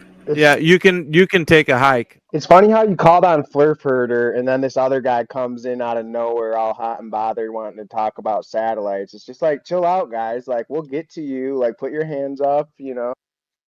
And Flurf Herder came into MySpace the other day just to get a screenshot of me muting him. So he's probably yeah, but you gave me the mic. That's why I said it. Yeah. So okay, now we got whiny babies in the chat. If you're not producing the evidence that the Earth is, shut up. If you don't have the evidence to produce that the Earth is curving on its surface by way of demonstrating that you know it's been measured to have a drop over the distance, then you have nothing to offer except excuses and ideas that the Earth is a globe. But you don't have evidence. Absolutely. If you don't have a working flat Earth map, go fuck yourself. And I have like you got nothing. Listen, Flurf Herder, you got nothing to contribute to this panel here except for your incessant rambling. So you can have a seat in the listening panel if you want to participate. That's all you're going to do. Because you had the opportunity. 1 times 1. 1 times 1, real quick. You What's 1 had times 1? you had the opportunity to speak, and all you brought was nothing to the table. So bye. And just because you have a voice doesn't mean like you should be out there yelling stupid shit, right? Like just because you have a microphone doesn't mean like, oh, I'm gonna say whatever I want. Like I don't know why people have that kind of mentality. Let's see what else we got on here. Sorry, guys. That's all right. So, anybody else? Any more? Anybody who thinks that the Earth is a globe can come in here and present their evidence. But like I was requesting, if you're saying that the Earth is curving, I need direct measurement of that Earth curvature, ladies and gentlemen. That's all I'm asking for. Hey, at least Psyop Evidence? was Over honest. distance? He said absolutely not. I like that. Yeah, he's still sitting up here because his honesty. Guys, I'm a flat earther. I'm with you. We're on the same side. We don't know that until further investigations. When people actually are in here that say they're flat earthers, we still scrutinize what they will say about the Earth being flat stationary. So anyway, I apologize. You don't need to. You don't need to. Yeah. So we're going to call upon anybody else that's in the listening panel. If you guys are wanting to come up here, I got a few more minutes, and then I'm going to call it a night or day, whatever time it is. But if anybody else is up here, you have the ability to speak. Go ahead. We have the co-host bringing you guys up. I just wanted to grab a mic to say thank you guys for hosting. To wake up and see a flat Earth space, that's refreshing. Hope everybody's doing well, and thank you guys very much. Appreciate you, man. Glad to be of service. But yeah. Anyways, I'd like to thank everybody. Just before I go ahead and close this space, we'll leave a little bit more time left. But I will say thank you to all the 80 people that are joining us here. We also have a live stream on YouTube. Guys, my name is Alpha Veritas. I have a co-host, Apocryphon, and co-host AJ. Amish, that's in the chat. A couple of others here that are part of the panel. I appreciate you guys for coming here. This is 24/7 Flat Earth. We are like a group of friends on Discord, and we've been arguing for a while. And so I appreciate everybody that's coming here. But also, don't forget to retweet this space. We're up to episode number 14 right now. We have the rest of the episodes guys can take a look at. All of them are amazing. You're gonna like what you hear if you're into this argument and such. So I just appreciate everybody coming here. I'm really humbled that everybody's here. But I don't suffer fools, as you guys might have heard in the earlier podcast. But yeah, APOC and AJ, if you guys want to say any closing statements, and then after that we can stay on for a little more and then close it out. Go ahead, AJ. I'll go after. Yeah, no, thanks everyone for joining the space. Thanks for all the participation. And yeah, please just share it around, yeah. Please join all the hosts so that you can see when Alpha goes live again and join us again.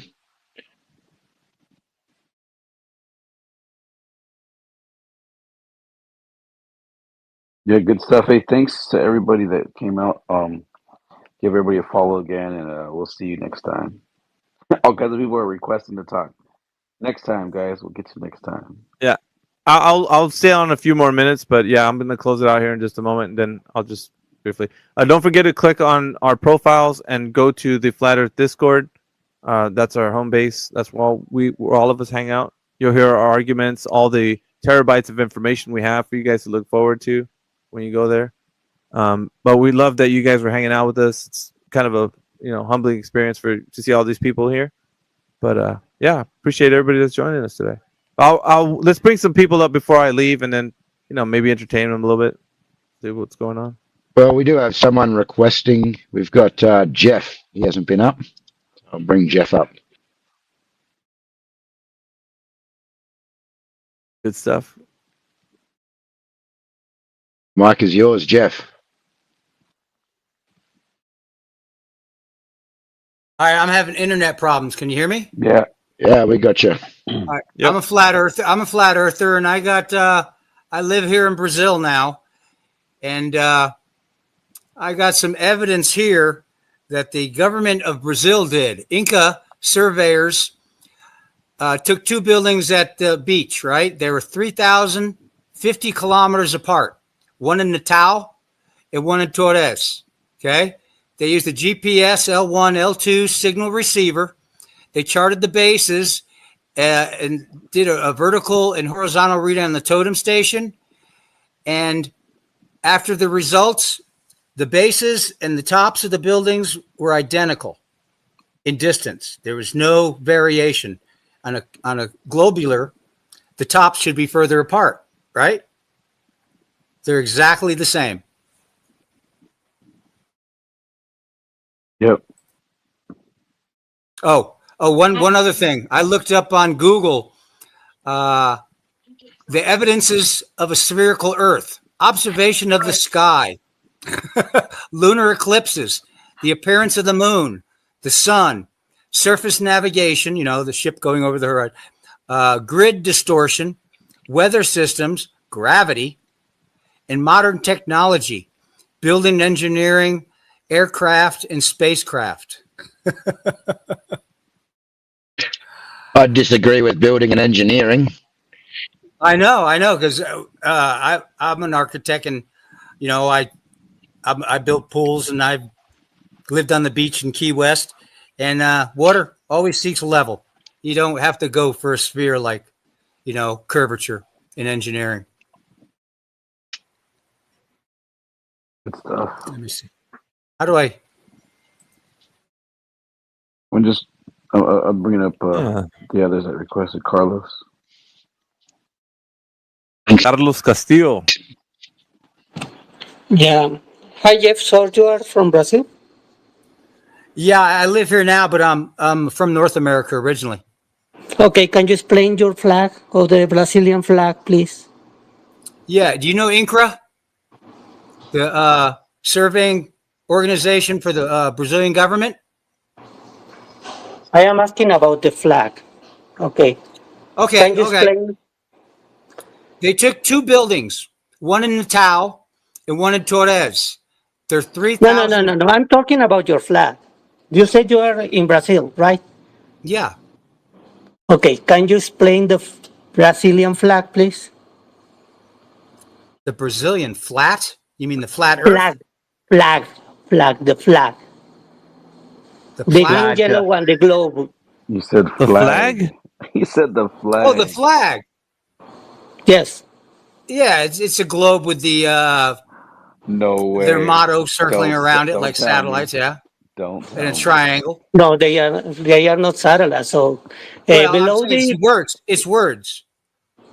Okay. Going around it like satellite.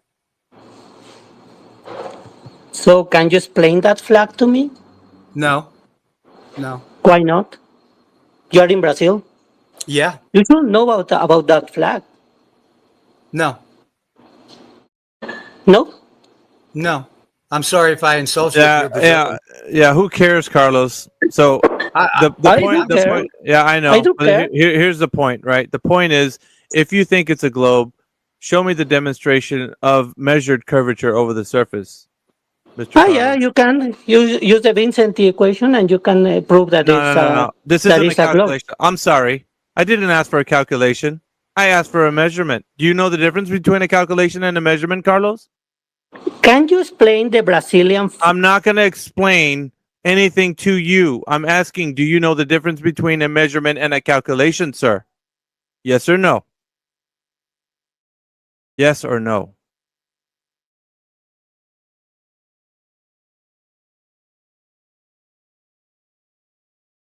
Do you? The difference, sir. Do you know it? Oh, Carlos. he dipped. Carlos. I just. Due respect to Carlos, the flag of Brazil contains 27 stars representing the Brazilian states in the federal district. Yeah, that's great, Jeff. Constellations of the Southern Cross. we want to get him on a different topic. Carlos, I know. Carlos, answer my question. What's the difference between measurement? What is the difference, sir? Do you know about the What Vicente is the difference, equation? sir? You're not going to divert from my question. What is the difference? Yes, I will divert because you No, cannot take. then you're muted and you're gone from my panel. I don't deal with sophist pricks. You're gone. You know what I want to say that I find very, very funny? He was trying to say because there's a globe on the Brazilian flag, that means the world's a globe. Oh yeah, of course. But doing that is the stupidest thing that anybody could do. But anyway, he didn't Doesn't provide the evidence. UN have a flat Earth Okay. map? Go ahead, Taylor. Yeah, he was talking about the Brazilian flag. He was bringing it up. He thought But that the was a United point. Nations, they have a flat Earth map, so we can say, yeah, well, that's proof the Earth's. Can I just repeat if he's still listening? You know, if he knows Brazil, 3,050 kilometers is really far. It's like over 1,000 miles, right? And the two buildings were measured from sea level, the same heights, all right? And they used the GPS L1, L2, whatever that is. A federal government organization, INCRA surveyors did this. They wanted to prove the Earth was round, and they ended up proving it was flat because the bases and the tops were identical. The tops, they said, oh, they will lean further apart from each other, and that will prove the globe. Well, they proved that the Earth is flat, and they had to eat crow.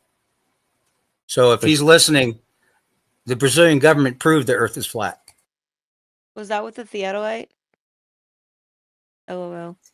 I'm sorry, satellite? no, No, theodolite. she was making a Theodolite. joke because all night they've been saying they use theodolite to shoot thousands and thousands of feet, miles even. We got water of life up here. Water of life. Hey, Alpha Veritas. I came up in your space like a couple weeks ago, and I thought you were the only person you said that talked in your spaces. I didn't know you were having discussion-oriented spaces now, which is great. And I was curious about you, so I went back to the other rooms, and I found out that you guys were coming from Discord. So I didn't really know who you guys were and shit like that. So if I said anything wrong or anything, I apologize. And I'm just wanting to come up and say I'm happy that you're doing these rooms and that people are discussing, because I think when I came up, you were like, I'm the only one allowed to speak, and I was kind of confused by that. So I'm sorry if I did anything wrong or something like that.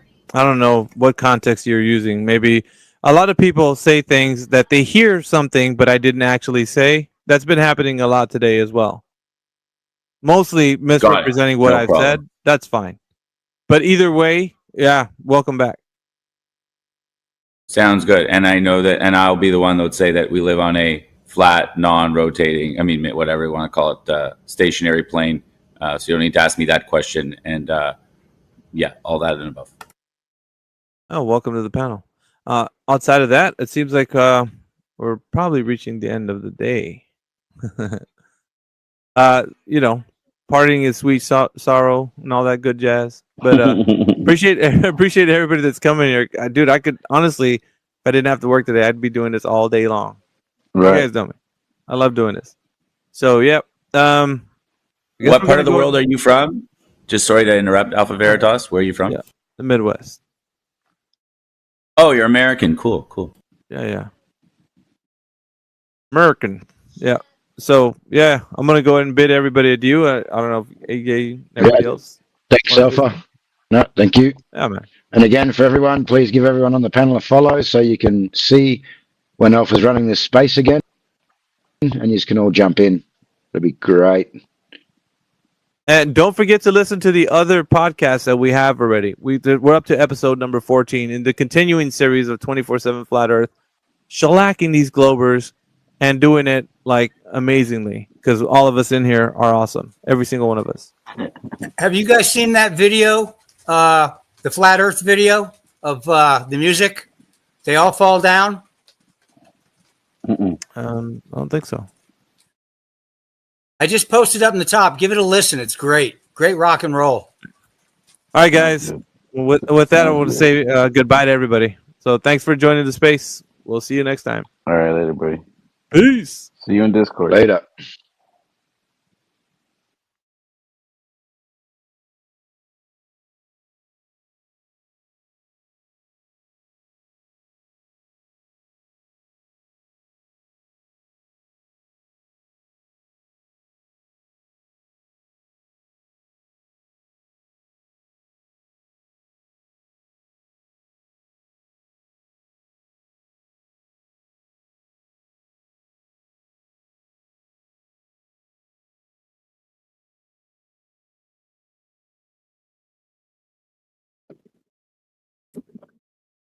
For artillery at distances beyond a mile, that we are actually, like compensating for both spin and earth curve, which would mean that apparently we're shooting over an earth hump, right? The earth curve's in the way, so we can't see the targets behind them. We have to compensate for that. Is that what those manuals are telling us? And if so, then can you show me that in reality? To answer your question, yes, that's what the yes, that's what the manuals are showing me. No, I have no way of showing you that because I don't have a ship with big guns on it. Okay, so then it's kind of a nothing burger, right? So the manual says it, but we don't see the earth curve in reality and definitely no spin. So I guess the manuals are wrong. I mean, so far the manuals have worked, and you have not been able to provide anything against it, and the thing that you've provided doesn't have anything on it. So you're just it's kind of a baseless assertion. I have a manual. Why, dude? You don't have to go. You don't have to. The baseless assertion by the manual and you is that there is spin and earth curve, and you don't have to reverse the burden on me to prove that neither one of those exists because you haven't shown that they exist in the first place. Apparently, you in the military now are failing to provide evidence for your claims. Oh, shit. Says who? Are you a dad? You're in dad mode right now. Yeah. I'm getting dad vibes right now. You don't have to yell. W. Yeah, it's kind of like I was saying, all this is just hypothetical at this point. Yeah. None of us are using these things. So try and stick to being able to prove those assumptions of curvature and motion in the first place. Yep. I've brought that evidence before, and you guys have said that those systems don't work. So I don't know what you want me to tell you, buddy. Tell the jury. Hearing any measurements or that? Yes, you have. We did the whole thing about. Fuck. Hold on. I forget it was IVLB. I forget what that stands for. Hold on, I'll find it. I bet. Round 2. Fight.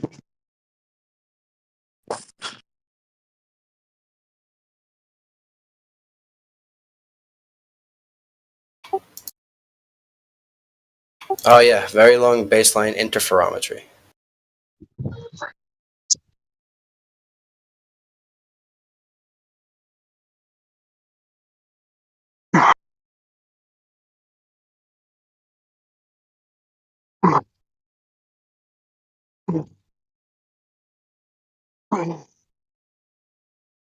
And the measurements using ring laser, well, not specifically ring lasers, there's one of a type of rotation sensor. And that plus very long baseline interferometry, gold standard of real-time measurements of the spin and tilt of the planet. Spin and tilt. Wow. Always wondered how they claimed they were measuring that tilt.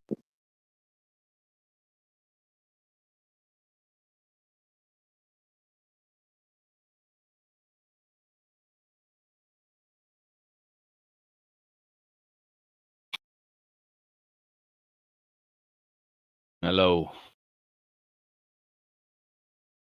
So, it's only flat earthers here. Feels like a silly question.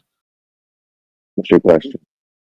I just want your take on the videos I posted. I'm not here to debate. I just want to know your thoughts on them. The GoPro ones? Yeah, what do you think about them? Well, GoPros use a fisheye lens, right? Yeah.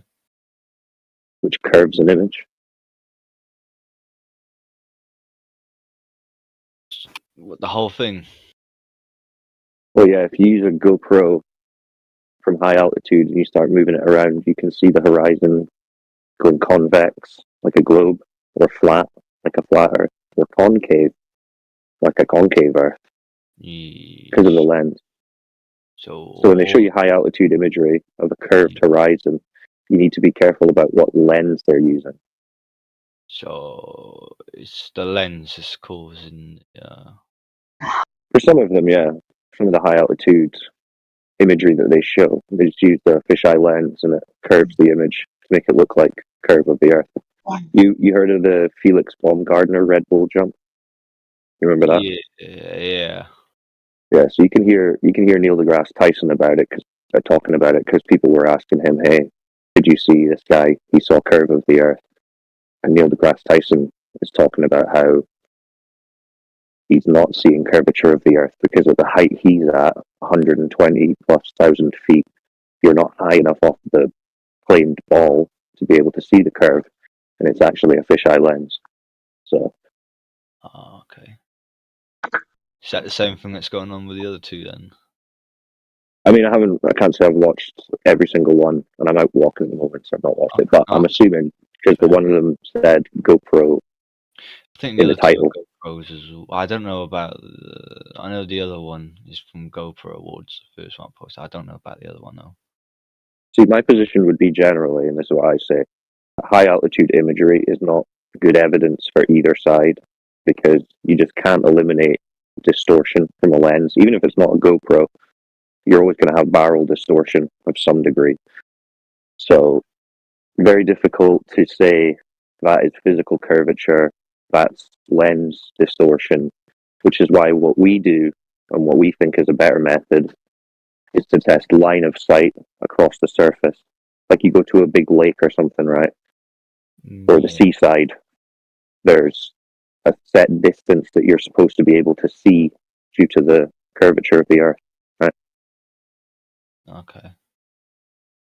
So people are testing that and finding that they can see much further than that geometric limit that's claimed by the globe model. Okay. So like we're seeing beyond the curve, essentially. What's that video that Quad tagged me in? If you're couldn't that easily just be hand waved away by light refraction? No. I mean, you can say the words refraction, but as soon as we get into the details of refraction, we find that Snell's law requires two mediums. Standard atmospheric refraction that's assumed for the globe is 7/6R, which isn't enough to get you the distances that we see. Standard of what area of the atmosphere? Because the atmosphere changes significantly as you go and as you change altitude. Well, that's just the model that they've come up with for standard atmospheric refraction. So that's a general application using, I guess, what they would say is not outrageous conditions. So, but it's just a mathematical function where you increase the size of the radius, right? It's not actually dealing with the bending of the light rays. It's just changing the size of the claimed Earth. But to the other guy who is new with the GoPro videos, if you're not on the 24/7 Flat Earth Discord, I recommend you join that and check out the additional information sections. Yep. If you're interested, we can send you a link.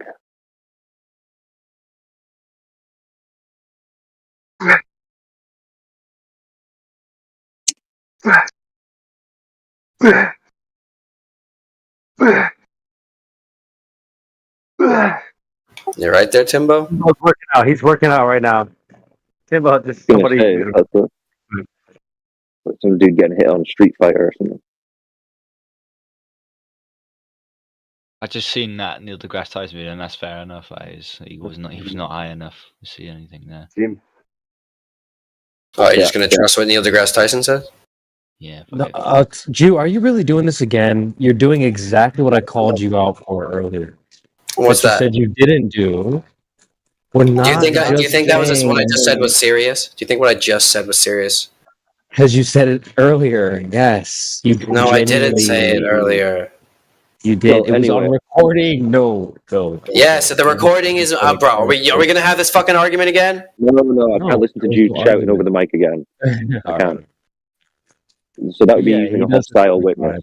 So Neil deGrasse Tyson would be a hostile witness because he's supposed to be an expert on the globe side. So if he's saying that's not globe evidence, then we have to point that out to the globe side, whether you agree with him or not. Stupid. Exactly.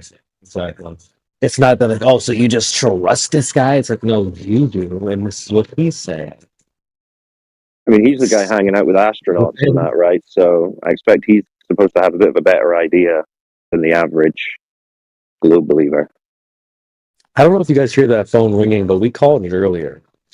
We would appeal to these experts, and then we actually address what the experts say. You throw them bus. Ring, ring. We called it a long time ago. We already know how y'all move.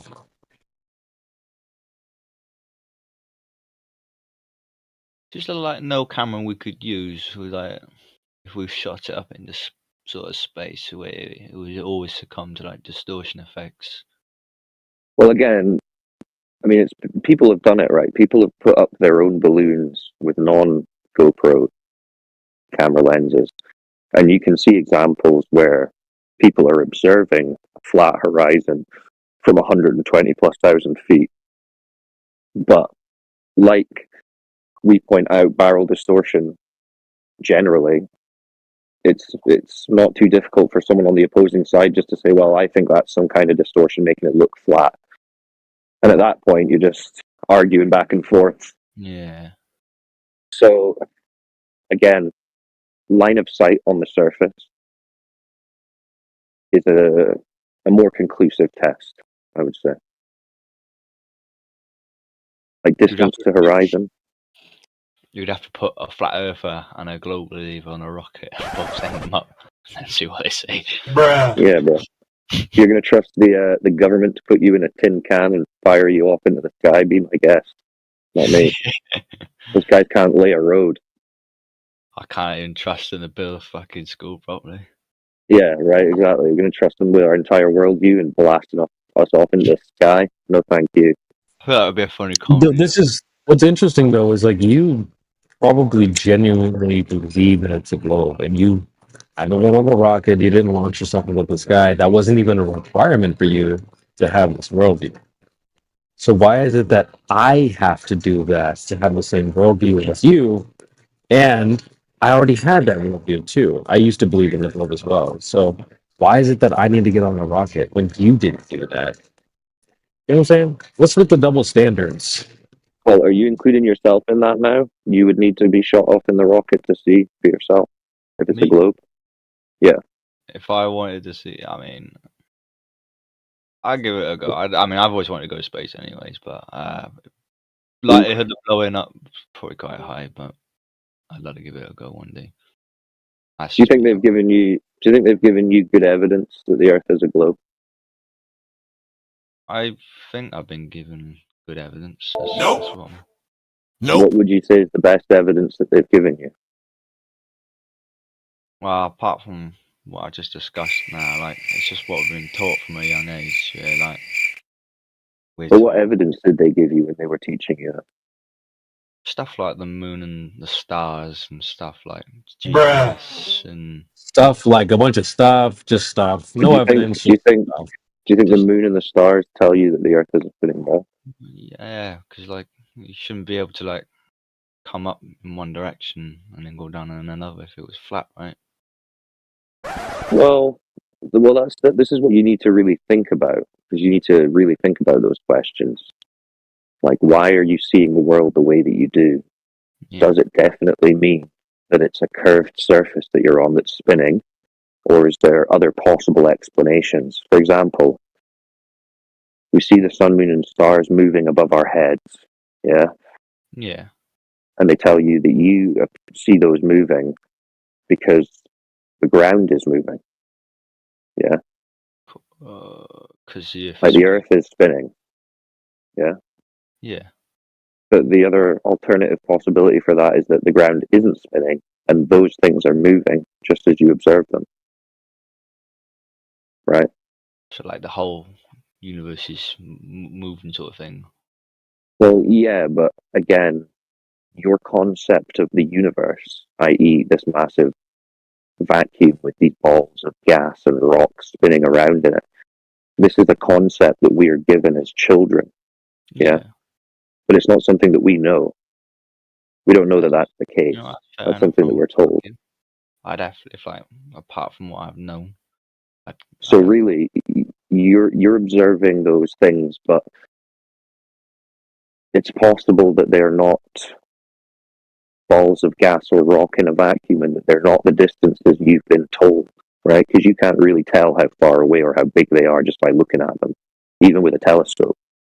So would I have to like research that myself? I'd have to figure out on my own how far they are away.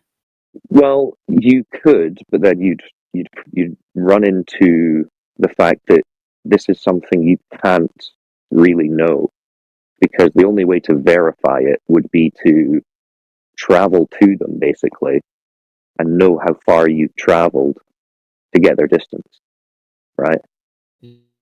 So what you come up against, well, not really. I mean, what you come up against is that there's a physical limit to what we can test and confirm out this system that we're in, this Earth system, right? Which includes the luminaries, the sun, moon, stars. When you really think about it practically and logically, you'll come face to face with the fact that basically the only things you think you know about these things are coming from a source, like multiple government agencies or whatever, who claim to be doing something that you can't, me and you can't do, the public can't do, right? We can't send a probe to one of these lights like they say. So you kind of have to come up with the harsh reality that these are things that you can't actually confirm, even if you wanted to, even if you believe them. Yep. So like government agencies and stuff, like I'm going out on a limb here, but like say every I don't know, but like it's like every scientific organization like in the loop then, like, or they all under the same Well, agency sort of.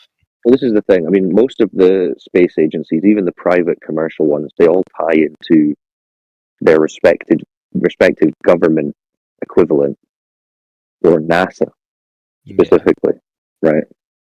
They all tie into NASA, use NASA facilities, NASA data. And that's not to say that everyone working in these organizations is lying, right? Yeah. Most of these people are told to do a job, like build this specific part. Might be a screw or something, a plate. And then they're told this is what the plate will be used for. But in reality, they just make the plate and it goes off somewhere that they don't see. And it's used for whatever reason, right? So these people don't necessarily know that it's not true. They're just doing their job and believing that it's doing the same thing. So no, it's not like everyone in the organizations would have to be in on it, quote unquote. Certainly a few at the very top would have to know. Those claiming to be astronauts in the videos floating around on the ISS, Hollywood, they would have to know. But the people, the vast majority of the people, there's no reason that they would have to know. Understand? Yeah, I see what you're saying. You like, so there's no, as you said, it's like no way for us as people, and I think it'd be very hard to like, impossible to do these sorts of things because people don't have the money or resources Yeah. and do it on their own. But like, yeah, a lot of these things that you'll come up against require crazy resources, right? Even like folk are like, oh, well, make a map of the Earth. It's like even cartography on any kind of significant scale would require millions, if not billions of dollars in funding and technology and equipment. You essentially need the power of a modern navy or military to do these things. So we are just keeping it very simple, right? We're speaking about the claimed curvature of the globe, which is a known value over a distance. I don't know if you have looked into the curvature much. Do you know about that? what's that? The curvature of the globe, right? So the drop over a distance due to the curve. It's like less than a degree, something like that. Yeah, well, they say like a degree every 69 miles, but that's based on the position of the stars, not actual curvature of the Earth. But so they'd say it's about 8 inches per mile squared as a shorthand for a drop in feet from point A to point B. So because we have this idea that curvature is so negligible that you couldn't possibly test it. You don't observe it, right? They say you don't observe the curvature because the Earth is too big, right? So they're basically saying we observe a flat Earth in reality, but it's just because it's a big ball, yeah? Yeah.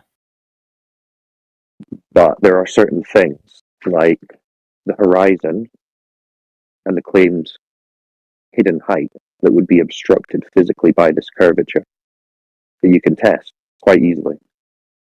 So I don't know if you've got Google open right now, but you can type in distance to horizon calculator and it will show you a calculator where you just put in your observer height, say 6 feet, and it will tell you that the curvature, that horizon line, should be maximum about 3 miles away from you. You understand that? So, go on, mate. Sorry. So this is what people are testing. So the globe model says, for example, the horizon should be 3 miles away because that's where the curve begins and would stop you from seeing like a boat that starts disappearing bottom up on it, right? 3 miles. But then when we go down to the beach and we test this, we can see the horizon 10, 15, 20, 30 miles, right? So way further away than 3 miles. And this might not sound like much, but when we're dealing with these kind of observations and you do the math, you start to realize that they tell us the radius is 3,959 miles of the globe. But with these observations, it would be making the radius something like 250,000 miles. Right, so orders of magnitude off. How do we know what How do we know what the radius of the Earth is? Very good question. Very good question. One that we ask a lot, right? So this is another thing that's worthwhile for you to look into. I mean, they've got their stories, right? I don't know if you've heard of the Greeks measured the Earth to be a ball. Was that Galileo, wasn't it? Nah, that's a guy called Eratosthenes is the guy that they say. Yeah. They say he put 2 sticks down or a stick in a well, depending on who's telling the story. And he looked at shadows that were cast to determine circumference of a ball. But the problem is he was assuming that it was a ball. And he was assuming that the sun's rays were parallel and things like that. Whereas if you assume it's not a ball and that it's a flat Earth, and that the sun's rays are not parallel but divergent, you can get the same shadows, right? So it works on both flat Earth and a globe Earth. It's not actually a measurement of curvature or a radius, but they've assumed a ball and calculated for it. So yeah, to answer your question, no one has measured a radius of a ball Earth. But that's our question, right? Where did you get a 3,959 mile radius from? Just a model. It doesn't match with reality in terms of the curvature observations, which is why we're here talking about all this. But that's it, right? The radius is key to the whole model, yeah? The cosmic distance ladder, so the claimed distances and sizes to the sun, moon, stars, all this stuff, the orbits that NASA claim to be using, that all requires that specific radius. So your question, how did they get that radius, is a very good one. Because if you start looking for that, you're going to start realizing that no one's actually measured that. And when you think about it again, you think, of course they couldn't actually measure it. You have no clue at all. Alright. Who are you talking to? Cyclone. So I'm talking to you. No clue about what? That they have a radius. How do you know that no one has found out the radius? Okay, who measured the radius? No, that's not my question. Answer my question. How do you know that? Well, that's his question. Who measured the radius? That's what I was saying. No one's measured it. I'm asking you, how do you know that no one's done it before? Well, because who has done it? Let's start the investigation. Yeah. All right. The answer's if they've so done it, then simple, you would and you just use your head. Yeah, they say Eratosthenes if you Google it. So we're just not going to use our heads here? Okay. It's fucking pointless. Dude, what are you spiraling about? What do you mean no one, what? Yeah, no one's measured the radius, which is why you How do you haven't know? said this guy measured the radius. How do you think someone who says they've measured the radius measured the radius? Who said they'd measured the radius? Anybody who says they've measured the radius. How do you think they would no do one that? says they've measured the radius. That's false because you can look it up. Okay, that's false. That's false. Who said they measured it? I don't know the Okay, so you're you're denying you're going to deny that said you don't anybody know. who says there's a radius to the Earth is wrong. So how do you propose they're going to go by? You're not showing me that anyone's even said it or claimed it. Guess I look on YouTube. There's probably a few people. Okay, so then All right, so first step, someone has to claim it. Second step, they have to perform some kind of measurement. So who's done that? All right. Hold on. Yeah, don't spiral out before you've even looked, bro. Yeah, frantic Googling of all to commend. What about you said like we can't measure distances to like other planets and stuff? Is like radio waves? Is that like something we can use, or is that not possible? Nah, because you'd have to be making assumptions about what those radio waves are passing through. And also, they say that the radio waves, well, it sort of depends what radio waves you're talking about, but, for long distance over horizon radar shots, they'll tell us that there's some kind of barrier, which they'll call the ionosphere, which is making the radio waves bounce back down to the Earth so that we can send radio waves over this assumed curvature.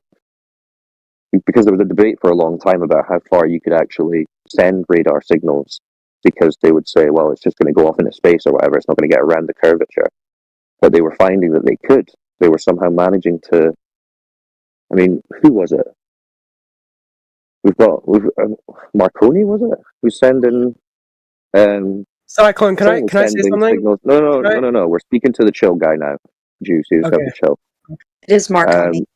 Cyclone. Is it Marconi? He was he was sending signals from the UK to Australia or something, right? So the top of the ball to the bottom of the ball, this guy was sending signals, and they were like, "How's that happening?" Because we're supposed to be on a ball, and that's when they pretty much invented this thing called the ionosphere, which is saying that you can bounce the signals off this invisible barrier around the Earth to get to the other side.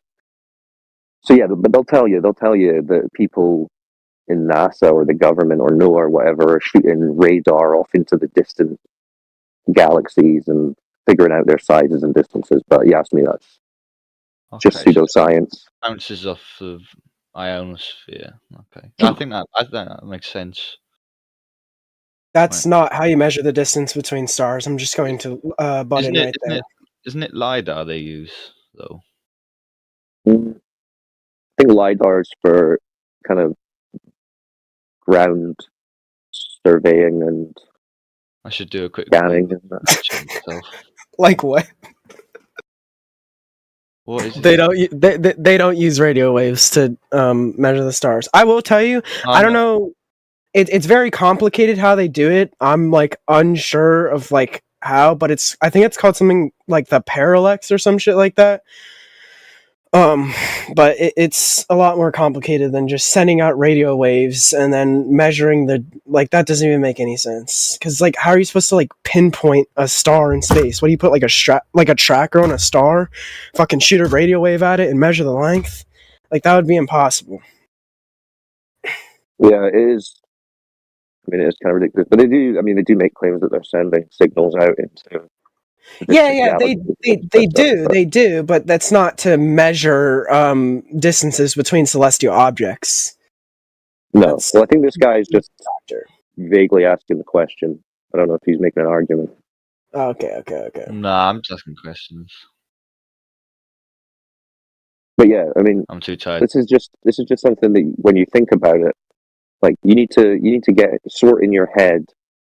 What have you been told, and what do you know? What can you verify? Right? Because there's a difference between what you experience and what you observe and what you can know versus the stories that you're given. And when you start to pull this apart and say, well, how can I confirm this aspect of the story? For a lot of it, you're just going to be coming up against, well, I can't. I'm just kind of trusting the word of this third party. I have a NASA, question. whatever. Do flat earthers, do they believe in like space? Like you know what I mean by space, just in general. Like the vacuum of space. Yeah, like space and what it's full of. Like it's just a curious question. No, because our position would be that in order for us to have gas pressure here on Earth that we breathe, the air, we need to be in a contained system, like a closed system. We can't be adjacent to a low pressure space like a vacuum and still have a gas pressure atmo here on the Earth. What if like the edge of the universe was like not saying that it is, but if you were to imagine it, what if that was the containing factor and it's just...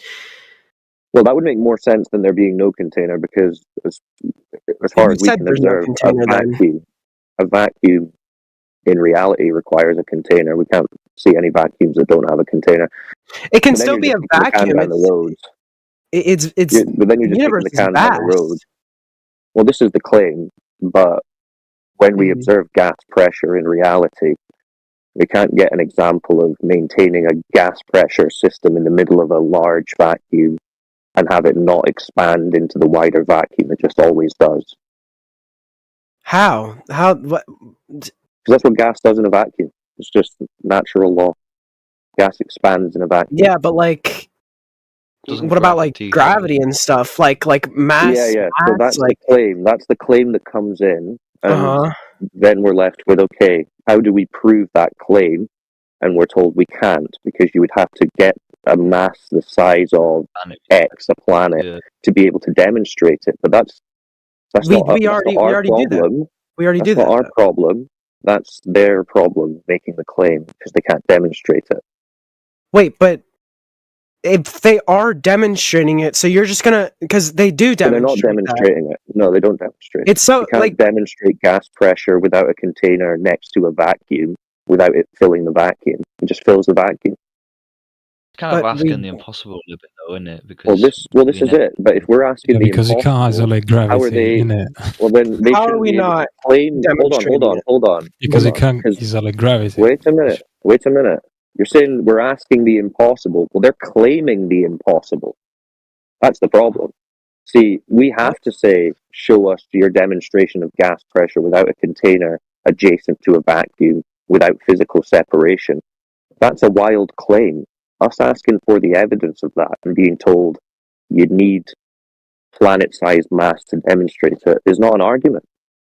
That's just saying we can't demonstrate our impossible claim. But we do. No, it's like don't believe literally, in space. the evidence is literally just sitting out there. Take No, Jupiter, it's not, for it's not. instance. That's a fun topic to go about, isn't it? No, because then you're assuming that that's a ball of gas in a vacuum. You're not proving it. What do you mean? Well, your argument would be, look at Jupiter. It's a ball of gas in a vacuum. Therefore, you can't have a ball of gas in a vacuum. But you don't know what Jupiter is. You don't know it's a ball of gas in a vacuum. That's just what you've been told. That's the whole point. So we're just denying everything from ignorance? at Is this that point. what we do? No, we're denying unverifiable claims that contradict laws of nature. You know what flat earthers do? They deny anything that has to do with Earth and space. No, I don't want your commentary. No, they don't deny like science here on Earth, which is what boggles my mind. Science in reality is what we like. Because we like we don't like this is just pointless, light in the sky. Sure you do. Oh, you don't like science? Okay, that's fine. We do. It's all the like. Okay. Well, I think I get how you operate now. I understand now. It's called empiricism. Deception and text. If you want a term, empiricism. So we're putting like Earth and we're putting space, and we're just putting it like we're just cutting it in half and throwing it out the window because that's not part of science, correct? No. Earth is where we live. That's reality. So Okay, that's what but we deal with. like space and like that kind of stuff. Space Like all. is a story you've been told. That's not reality that you've experienced. Okay. You literally see it every night, man. What about? What? Wait, Yeah, hold on. you see the sky. You see the sky, bro. Let's not get it Yeah, twisted. what's the universe, man? It's the same thing. What's the universe? Well, you think it's a giant infinite gate vacuum? Yeah, it's adjacent to a definitely gas a pressure giant system? like dome. Yeah, that makes more sense. Yes. Well, who said that? Don't be Oh, you triggered, guys bro. said that. Oh, you guys. Don't be triggered. I didn't say anything about a Don't dome. triggered, bro. I'm here chilling. Cyclone, do you know that ants Don't have tell like this special like pheromone inside of them that like it Pheromone. communicate, or I forgot, I don't know how to pronounce it, Pheromone. but pheromone Oh that my they use gosh. that they use to What? communicate with others. But you're not an ant, and you will never experience Pheromones. that. So does that mean Oh, wow. that that's not true? The Earth's a ball in a vacuum? No, it doesn't mean that. No, that's not what I asked. Yeah, well, I mean, you can observe ants in reality. You can see how they behave. How do you I guess do you that? can dissect them with Okay, your you eyeballs. dissect them. Yeah, people respond to pheromones. You need to look it up again. You dissect them, and then you look through shit at a telescope. You fucking experiment with it, correct? No, you can't. You can't dissect Jupiter. I'm afraid, my friend. Well, you can send That's- probes. You can send, yeah. No, can you? Who sent a When did you probe? do that? You really think they haven't done this shit before? See, You really think they haven't done it? This again takes me back to your reliance on stories from third parties that you can't verify. Documented stories. Dude, a story about. Documented stories. Oh my God. Like Narnia was documented quite thoroughly. Not as in scientifically I've just documented. got, I've just got one You more want to call them question, stories? Cyclone. I'm just following your Cyclone, a story about Hold how on. an No, I'm ant. speaking to the chill Okay. guy. Who's the chill guy? I gotta go in a minute, but I just got one question, and then I'm only asking for responses. So, like, when we look at the moon, which we can see every night, and you can look at it through a telescope, you can Yeah. look at it from what we call the northern hemisphere, and then we've got the southern hemisphere planet. And when you look at it, correct me if I'm wrong, when you look at it from the north and the south, it looks different. It flips upside down. Looks like it's upside down. Yeah. So yeah? Why is that? I would say generally, and this would apply to all the luminaries. I wouldn't make a claim specifically as to what they are, and therefore how we should be observing them. But for that example, you could think about it like if you're in the middle of a big room and you're standing on one side of the room and your friend's standing on the other side of the room, and you go and draw a big number 6 on the ceiling from your side, you're going to see a 6 and your friend's going to see a 9, right? Yeah. Based on their positions. So if we call one side of the room north and the other side south, depending where we're observing that thing, we might see it in a different orientation. Now, again, is that me saying that's definitely what's occurring? I don't know, but it's a possibility, something like that. By that suggestion, would you? I mean, from that analogy, picking it apart, would that mean the Earth and the Moon is also flat? Because wouldn't that have to be? Well, again, like I said, I wouldn't make any hard claims as to what it is in a 3D sense, because technically I would need to travel to it and around it to confirm any 3D sphericity of it. Now, I would say when we observe it, when we zoom into it, it does give the appearance of having maybe like an oval or ball-like shape to the face that we can see. But does that mean that it's a 3D ball object? I don't know. It doesn't. And even if it was, it would lean towards the idea, because I know it's not seen isn't always believing, but well, yeah, I mean, but there's a gift that we share that you can have the presentation of something that looks like a spherical object, which isn't actually, in a number of different ways. It can be like a bowl rather than a sphere, or like an oval, like an M&M shape, a Skittle shape. Who knows? So again, I wouldn't make any hard claims to it. But whatever it is, right? Even if it was a ball, that wouldn't mean that the ground beneath our feet is a ball, any more than if you've got a spherical light in your bedroom ceiling doesn't mean your floor is a sphere, right? Yeah. So, I wouldn't be making anything claims or statements about anything you said. I'm not trying to put words in your mouth. But so we know we see the moon or orbit. We know we see it moving, basically. Yeah. So if it was flat, and we're using the analogy you use where one person's looking at one side and one's looking at the other, would we expect to see it to flip if it's sort of traveling around a flat disk? Is the perspective would Well, change? again, it depends kind of how you're conceptualizing Yeah, what it is as an object, and not just that, but what medium you're looking at it through. Like whether it's just air, whether it's air and something else, whether there's a physical lens of some kind. If we'd, you know, I guess if we were both just stood, we're looking at it, we're looking at the moon, say through a telescope, so that you're on one side, I'm on the other. And if it spun around, we'd expect to see it from my perspective for looking at it upwards. And then if it swapped around your side, wouldn't I expect to see it downwards if we were flat? What do you mean by it spins around like as a ball to see one face or another face? Or? I don't know how it would orbit a disc. I don't know how we'd be thinking of it the same way. I don't know how. Well, again, for me, I just think of it like I observe a moving light in the sky that's circular in shape that I can tell, appears to have some markings on it, moves in repeated patterns, and it tracks the months of the year.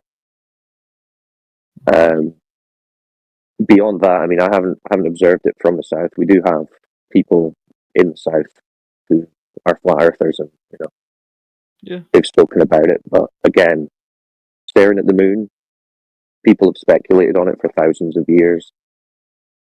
Don't know what it is, and it doesn't really tell you what the ground is. We keep the ground to the ground, and the speculation of the luminaries is speculation, really. But whatever the moon's doing, the ground is measuring and observing flat. Enough, mate. By the way, I just sent you in your DMs a link to our Discord channel, and if you join that and you scroll down the server page, you'll see the additional information section, all alphabetized, and you should have a look at all that, because this stuff is kind of hard to find online by yourself because Google and YouTube censor it in the algorithms. So it's all alphabetized. It's got channels on the moon, the sun, stars, gravity, NASA, curvature, motion, all these things. So I'd recommend, if you're interested, that you take some time and research those pages. I'll see what conclusion I come to. Yeah, that's it, right? Just, you're under no obligation to believe anything anyone's telling you. Just, it's between you and Earth. Have a look, be honest, think. I just like come and either ask way. questions. I don't Yeah, like either way, whatever you I think. don't like just like people are entitled to believe whatever they want. I don't like the disingenuousness of people when they Yeah, I mean, it's really between you and the Earth as to what you think about it. I mean, a lot of people will kind of just believe in the globe because it's what most people believe. But, I mean, if you're interested in what's true, you should It makes sense. really dig into it.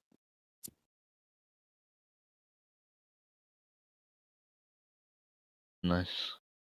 I'm gonna shoot off anyways. That was pretty chill. Yeah, no, good to speak to you. Come back and ask some more questions sometime.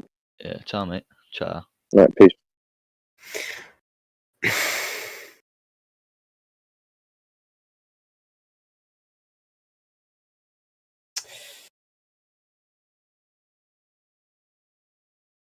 Oh, am I unmuted? Chat, we're back now. I'm playing. Yeah. I know you were probably chomping at the bit there, Jew. Huh? I'm saying I know you were probably chomping at the bit there. Feel free to jump in. I wish I could be calm like that, but people like I know you he's ruin chill, it. yeah. See, when Hey, folk is chill, you have a chill conversation. Yo, I can. Albert, do you recognize or understood what I said, that the bending and warping of space-time is pushing you down today according to your heliocentric cult belief system? No, because that has nothing to do with what I asked you. I asked you how that applies to a flat Earth theory. Well, it doesn't, because it's not what I believe. I believe So then that the bending and warping of a conception is pushing me down today. So are you for or against gravity? I can't tell here. Oh golly, man! For, against, the belief. Can you Be just more answer? precise. Can you just answer? Man, Auburn, So with all it'll be another high energy night. With all due to respect, can you realize that this is a silly question? Are you for or against gravity? Why should I be for a belief where a human being says that the reason why they are sitting in their chair today is because a concept such as time and space is pushing them down tonight? Correct. Why should I believe something So like you that? You could have just said Taste- no. You could have just said no. Okay. Well, then you just gotta probably think in your mind, oh, this guy is just very, very ignorant, but you gotta understand what my position is. Then I can I say don't, no. which is Okay, why- now I can Okay. say no. No. After 12 years, yes. But I asked you, why are we specifically attracted to the ground then and not anything that's above us? Which was my question. Well, So I need an explanation. I told you the explanation is regarding your cult belief system that a concept is pushing you down. No, this isn't about what Sorry, I the go bending and by. warping of a I'm concept. asking your explanation for what you believe, because you obviously don't believe in gravity. You just admitted that you didn't. So I'm asking that you explain how this What I applies believe? to your theory. What I believe? Okay, I can tell you what I believe. Because God made it that way. God damn it! You're gonna be religious and a flat earther at the same time. God damn it! You gotta be consistent. Yo! you gotta be consistent instead of taking the most highest name in vain. You gotta be consistent and realize that you're not in any higher position. You blindly believe that a concept, a bending and warping of a concept, is pushing you down today. This is what you need to accept in your core belief system. And then I say, and you start mocking and laughing, and then I say, what do you believe, Clay? And I say what I believe, because in this case, I'm accordingly answering to the question of a belief, and you make fun of someone else's belief. That doesn't make any sense, man. No. Yeah, to be fair, are contradicting yourself. The claim of bending and warping space-time is a religious claim in itself, just like Clay talking about God. So yeah, so that's really why exactly, that's why I can, without saying that I'm saying the truth, I can just clarify that I believe, because I'm sitting in my chair today, is because of God. He made it that way. He made it possible. Everything, in fact. Wow. The reason I can put words inside of your ears right now is because of him. This is beautiful. It is. Wow. So you think that the Bible holds more trustworthy information, of course, than the U.S. government? Wow. 100%. You see how that doesn't work? For the wisdom of this world is foolishness in God's sight. Prove God. He takes the wise and the no, foolish. we're not getting into the religion. You can prove anything. You can prove anything and everything besides the Earth being round. So why can't you prove the reason for that? I don't need to prove the Earth being round. So this is where the conversation ends, because you're just going to go in a big circle here. No, it doesn't have to end. You can just tell us or show us who proved that the Earth was a ball. No one created the Earth. Look into the mirror, man. Look into the mirror. You guys are full of yourself. You guys are selfish. Listen, don't full of yourself. The spiral comes. don't insert this upon anyone else. You have been talking to Clay. Now you can't use me for what I believe or I say in order to put it upon every other person in here. Everyone else have different beliefs, man. Listen, I can Hold on. respect your Let me position, address something. but Because you're saying that we're full of ourselves. talking over me. Listen, Auburn, you're the guy who would claim that you know the distance to the size and the material makeup of the sun, the moon, and the stars. We're not making claims like that. You are the one who is holding an arrogant position of knowledge that you do not have. So for you to say you're full of yourselves when we don't make those kind of outrageous claims, but you do, is ridiculous. Dude, that's so dumb. We're arguing. We are arguing facts. Listen, you can stand by your belief, and I will respect that position. But when it comes to science, that's not even a question. Bro, do you know what science is? Yes, bro. If you're gonna science is the shit that we can test and redo and prove and be able to explain our world. You cannot test the scientific you cannot method. prove God exists. Correct? We're not talking about God. We're talking about the Earth. No, this. What? Yeah, you want to talk about God? There's religious species. This is about the physical reality of the nature of the Earth. Okay. Yeah. Okay.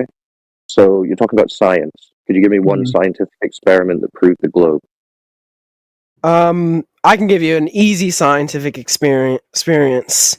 Let's just say humanity spends like fucking 100 years learning how to launch shit into space. Eventually, they make a fucking satellite and they shoot it up into space, and that's your first you said a scientific experiment. That is an experiment. Okay, That's so you an don't know what experiment. scientific Yes, I do know what I'm not a fucking. Do not treat me like I'm an idiot. Do not treat me like I'm an idiot. Tell me what the scientific. An experiment is something that you test and you redo, so you can make sure that your result is correct. What are you testing? Anything, anything you want to. No, that's a scientific experiment. Incorrect. Really? Then what is it? Well, for the scientific method, you're making an observation of a phenomena in the natural world, and you're designing an experiment with an independent and dependent variable, where you manipulate the independent variable and see if that causes the effect. So we're just repeating my words now. No, that's not what you said. You said anything. I just gave you a very specific natural phenomena tested with cause and effect. Anything is what? Anything can be an observation. Your point? In the natural world. This is the natural. What is not natural? What? Do you get a rocket? Do you get a rocket in nature? Big metal Do I get a rocket in nature?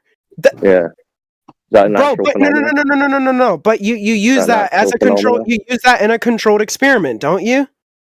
Well, do you? Is that a scientific experiment? Technically you do get it in nature because it comes from nature. We put shit together in nature. A rocket tree. Natural phenomena. What's your observed natural phenomena?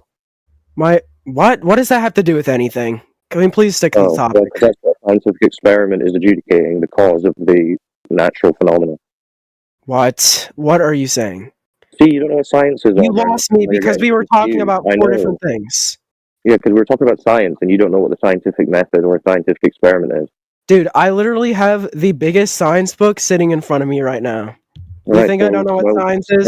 Well, obviously not, because when I asked you for a scientific experiment that proved the globe, you started talking about rocket. You restated it. Listen, I'll be honest. You restated it in a much more specific way, but that you just restated what I said. Well, that's all you did. You're not cool.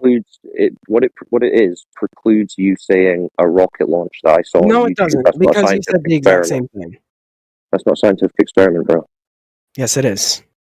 That because, like you said, remember if there's an independent variable and a dependent variable, what's and the independent variable of the rocket launch?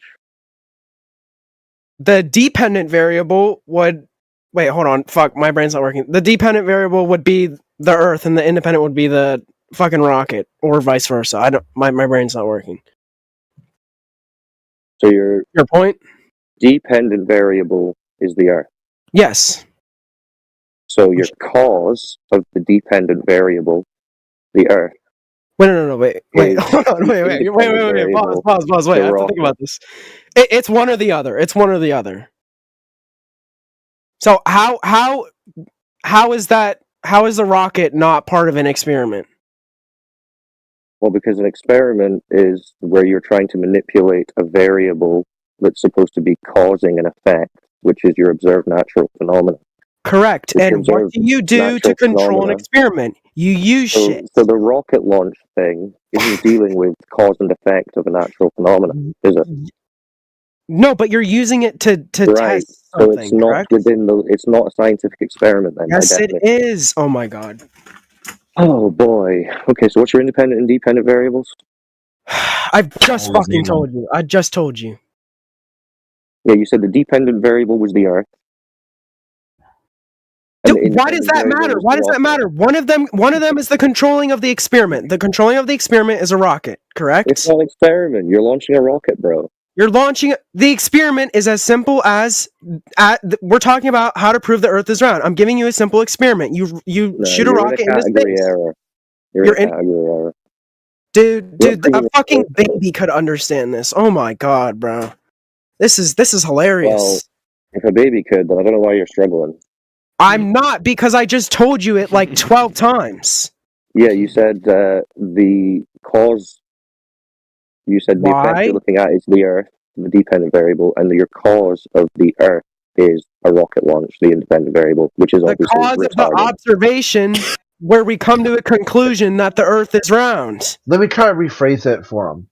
Does rocket cause Earth, or does Earth cause rocket? Dude, guys, we're arguing like, dude, that is like, you're like changing the subject. That's not what this is about. What this is about is proving that the Earth is round by launching a rocket into space and fucking looking at it. That's how you prove it. That's how you prove it's round. It's not the fact that we shoot the rocket into space and because of that the Earth is round. That's not what this is about. This is about proving it's round. So rocket causes Earth. Okay, so I literally just said the exact opposite of that, Crit. So yeah, you shoot rocket up, now Earth globe. No That's rocket. not, I actually rockets up didn't. with a camera. You look behind you, and there you go. There you go. That's a more. And I'll give you more. You place something camera. over there. One sec. You place something on top, floating over there with a camera, stationary, and you're gonna see shit turning and going back at the same point. Television production. That's your experiment. And that's how you prove shit. So when did you guys do this? I have seen Superman in space. Yeah. So when did you guys launch a rocket into space and see? Did you listen? Did you listen to anything he just said? Yeah, he said he's camera. Oh, go ahead. No, you go on, Chris. I would say camera, therefore globe. Camera causes. No. You're not paying attention here, okay? You said science. You said that you're in the framework of science, cause and effect. That you got a fact. Okay, what's the cause? YouTube video science. What's the cause here? What's your cause? What are you gonna? He said you look through it. That just because the camera is there, the camera is not why the Earth is round. Did anybody ever say that? Okay, so looking through the camera is science. Sure, because that's what you guys do all the time, right? So you look through a camera, then globe. Correct, because you look through it, you see the globe. Just as you and I, we go outside, we look, and we see the Earth is flat. That is what you're observing. What if you don't look? Is it still a globe? And guess what? You don't see the globe. So it's not a globe then. That doesn't mean it's not a... Steve, that's where you're wrong. That doesn't mean it's not a globe. So the problem is you said stay inside science. You've just said the same thing 10 times that I've turned down 10 times. So he's saying it's a globe if you watch globe videos on TV or YouTube.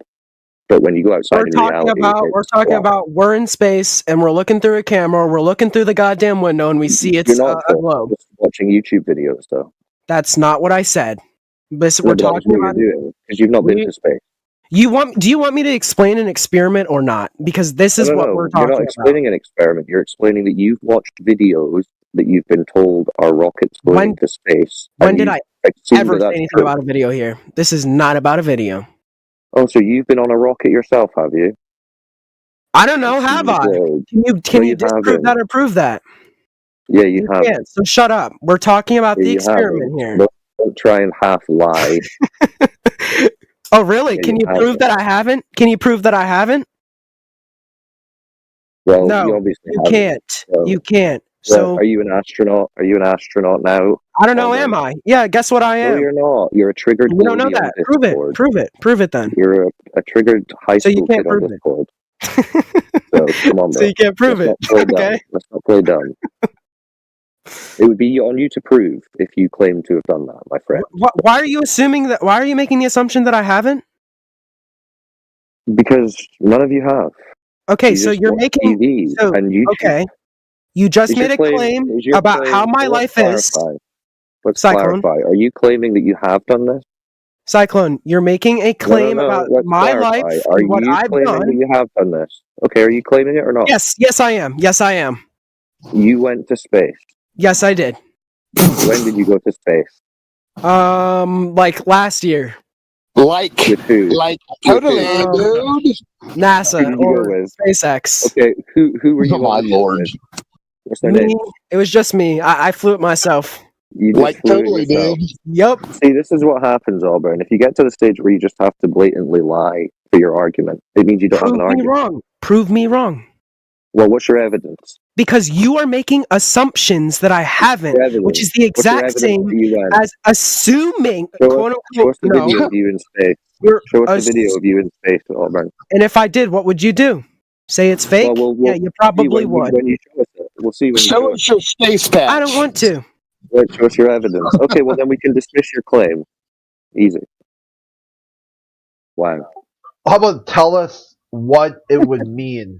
So you went to space, you saw the Earth, and what was the effect of that? Well, Crit, you and I both know that. Oh, the fuck? Why'd you mute me? Anyways, you and I, we both know this. It was something called the overview effect. Oh wow! You and I both know. Yeah. So why were you?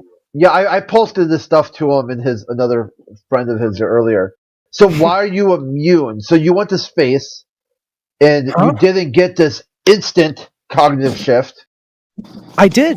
What are you talking about? But you didn't. But the instant cognitive shift, you were immune to it. So why were you immune to it? It changed me. What are you talking about? It changed me as a person. It's why I'm here with you guys right now. That's a lie. To try and bring the word that you guys are just retarded as fuck and you don't know what you're talking about. So no instant cognitive shift. Where it says in the overview, it's effect. It says you gain an awareness that you're all interconnected. Great, you're taking this over. You're taking the meaning of over effect and you're like literal overview effect. Yeah, overview effect. You're taking it and then you're just like. Looking at it literally. It's literally the most simple thing. It's like an epiphany. So you're telling us that your way to make us look retarded, quote unquote, is to come in here and blatantly lie in your arguments, and you think that makes us look dumb? Yeah, because apparently we're lying to you about the Earth being a globe. No. How am I lying? You can't prove me wrong. You're not proving me wrong. Well, it's not for me to prove you wrong. It's for you to provide evidence for your claim. So do you believe that I'm lying right now? Yeah, obviously. I'm lying. You provided zero evidence. Okay. If you're not lying, then you're immune to the overview effect. Dude, the overview effect isn't that big of a deal. Trust me, it's not that literal. Here's NASA.gov. It's not that. Trust me. It's actually literal. A transcending, extremely emotional reaction. You're taking it that causes an instant cognitive shift. You can see Frank White breaking it down. He interviewed all the Apollo astronauts. They say, is there something you want to say? What can I tie? It said an instant cognitive shift. Dude, it's not called you look at the Earth and then there's like a switch. It's an epiphany. No, it's an epiphany. You're overcome by emotion that you realize you're all interconnected. Not everyone. Like everyone. No, that's not how that works. Because where in there does it say everyone does that? Everyone but you. Where does it say? Where does it say in there that everyone does it? Where does it say in there that everyone gets that? Yeah, everyone gets it. Nowhere. It says it nowhere, and you Why know would you this. lie, Auburn? Why would you lie? Oh, but am I lying? Oh well, what's your evidence? You're lying to me right. Well, what's your evidence? Your evidence. You're making a claim. You said you'd gone to space. Correct. I've gone to space. Yeah, what's your evidence? Point? What's your evidence? Evidence is enough. My evidence is enough as telling you, just telling you and assuming that the Earth is just flat, just by saying that. You're just saying it. I went to space. I saw the Earth was round. That's my evidence. Your evidence. What's your evidence? Just like your evidence is, I walked outside. That's your claim, not evidence. I walked outside. I saw the Earth is flat. That's my claim. That's an observation. Yeah. Well, then me going to space and observing that the Earth is round is my observation.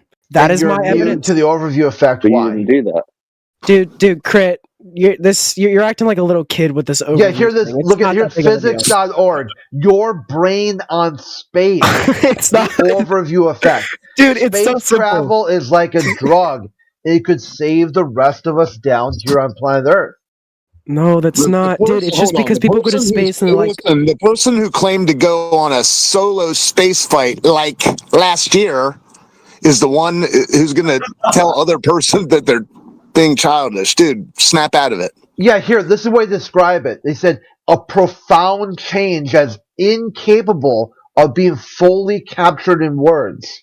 Seen looking down our little green world, sheltered by a paper-thin atmosphere, comes with an awareness. The incredible fragility of the planet and the pettiness of human borders become clear when looking at Earth and space.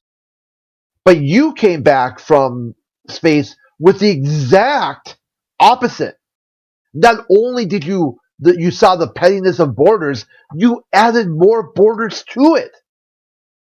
You had there was almost like an inverse reaction. They fed you after midnight. Notice how you never said there were any side effects. When you're on your own, manning we're talking about a philosophical epiphany. Yeah, this is the point where you're in space and you look at Earth and you're like, in the cool room. That's where we live. That's literally what an overview effect is. That's just it's an instant cognitive shift. It blows your mind. It's beyond words. What happens when you see this cosmic awareness of Earth is a life-altering event that is beyond words to explain. Dude, that just depends on who you are as a person. Like some you are immune.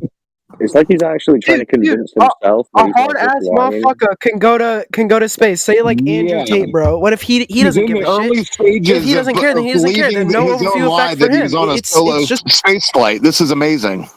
All right, Auburn. We're not gonna continue to entertain your childish lie. So if you want to have a serious discussion, let us know. But we're not gonna role play it out. Why are you went to space? So why are you immune to this instant cognitive shift? How jaded are you, sir?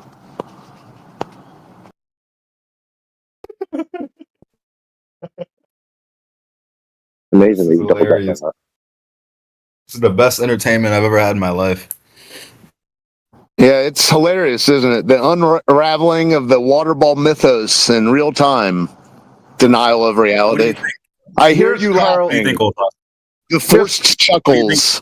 I think the last guy was hysterically laughing uncontrollably as a cope, and you did the forced chuckle drought. That's what I think. Here's Carl Sagan. Here's Carl Sagan doing his level of poetry to describe the overview effect. He says, "It has been said that astronomy is a humbling and character-building experience. There is perhaps no better demonstration of the folly of human conceits in this distant image of our tiny world. To me, it underscores our responsibility to deal more kindly with one another and preserve and cherish the pale blue dot, the only home you'll ever know." So the globalist, the anti-flat earth globalist, who also says they've been to space, they are the exact opposite of humbling and character building. They see like no folly with like being a scrupulous and despicable person. They do not have an underscore to deal more kindly with one another. They see that as quite the opposite. Deal more harshly with other people. And they don't realize that this is the only place they'll ever live. They are not going to leave the Earth. They think there's thousands of Earths out there that they can just go to whenever they want. They just I haven't been bothered to do it yet. Like, these are where you guys could listen to the experts and actually try to soak something in. And this is why Carl Sagan got real pissed at atheists, mind you, because he had said a lot of these same concepts, but the atheists sort of saw themselves as the center of the universe, so they were not, even with an optical view from Earth from space, they still were unable to have some sort of humbling or character building experience. Here's another one, Carl Sagan. National boundaries are not evident when we view the Earth from space. Fanatical, ethical, and religious or national chauvinisms are very difficult to maintain when we see our planet as a fragile blue crescent fading to become an unscrupulous point of light against a bastion citadel of stars. See, the globalists will go see the Earth from space and not only double down on boundaries, add more and more and more boundaries. They become more fanatical. They become more chauvinistic. That's the best part of this conversation. Is like you have people who are like the bird, like that show Bird Box or Bird, I think it was called, Bird Box, where some people go crazy when they see the supernatural creature, but other people who are already crazy kind of like they become infatuated with it. This is like what's going on with these globalists. Like, they see the Earth and they have quite the opposite reaction. Completely opposite of what the experts said it should mean. So what they got here is basically a fake, a vacuous statement. The Earth is a globe, now what? Now you flip out on social media, shit your pants over flat Earth, day in, day out, no change, nothing new under the sun. Bird Box was a great movie.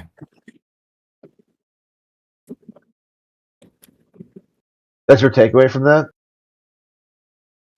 I mean, the other guy that claimed he went to space, obviously he didn't go to space, so I don't know why you're still talking about him. No, yeah, obviously he did. If he went to space, I doubt he'd even get this overview effect because he's so broken, mentally, physically, and spiritually, that he would bird box it. He would literally bird box the Earth from space, or NPC it, like either one of them. Someone dragged him by the neck. Here, Apollo 14 astronaut Edgar Mitchell. They literally drag him out into space and say, "Look at it, you son of a bitch," and he would bird box it.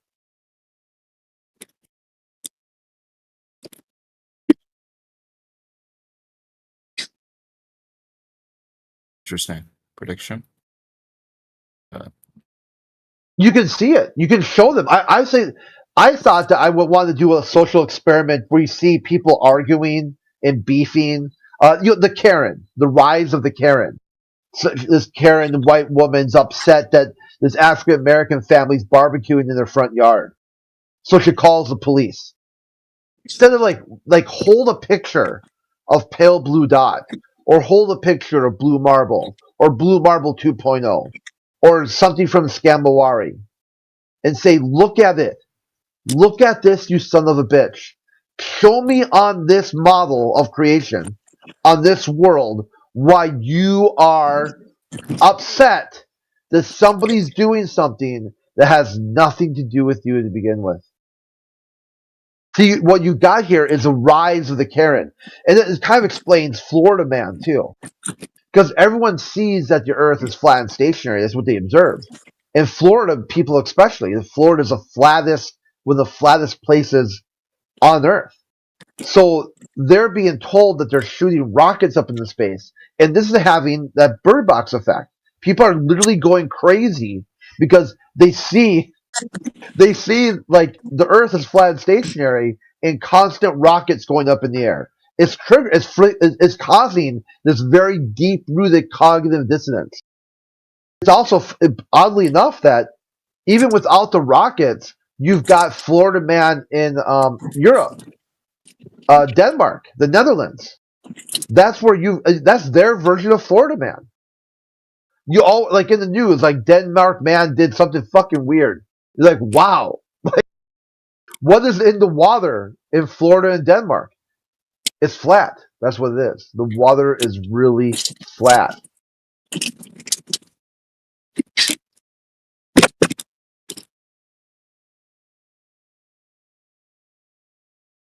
Yeah, Auburn. The topic is cause and effect in terms of science. If the globe is a causal agent, then the effect would be the overview effect. I don't think you can speak right now. You seem very triggered. You've been posting some TOS violations. I don't think we're not going to risk the YouTube channel right now.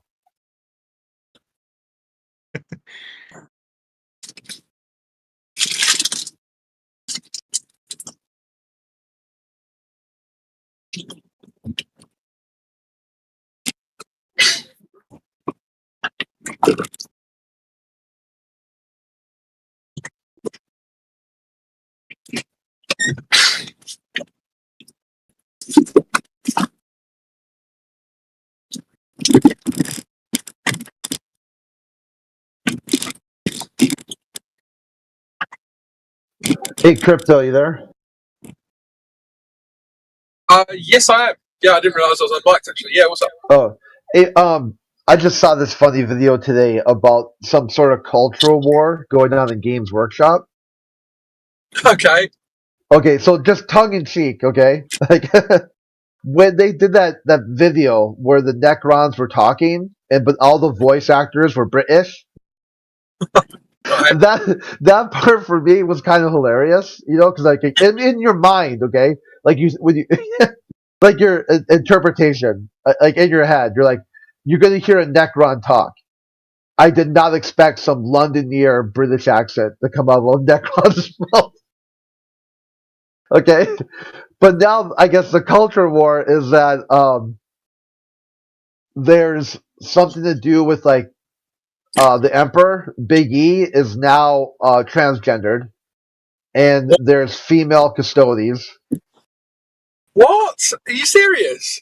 Yeah, and the Sisters of Silence are actually not silent anymore. They talk. They just don't talk in front of other people.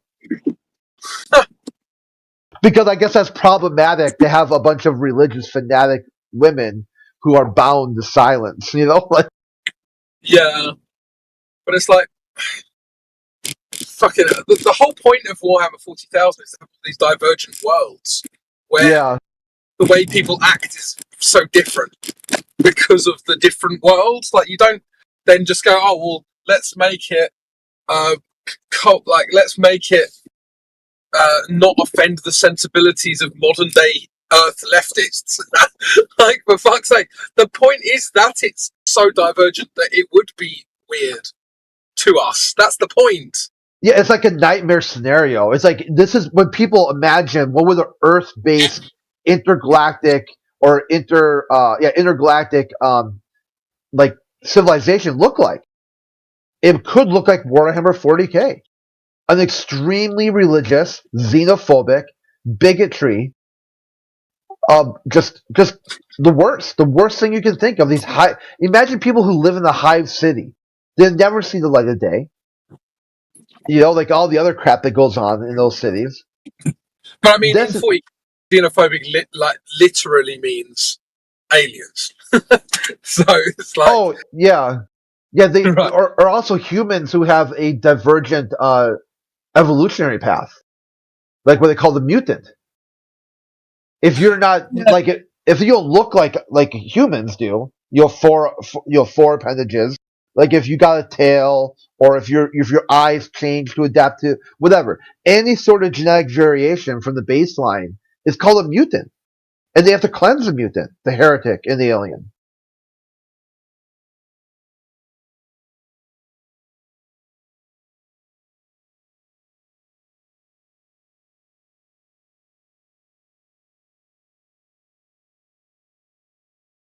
I was wondering maybe you caught it. There's a so we're gonna see what happens. I guess I don't know what's gonna go down, or how much stuff is gonna get retconned, but it might be it might go pretty bad here.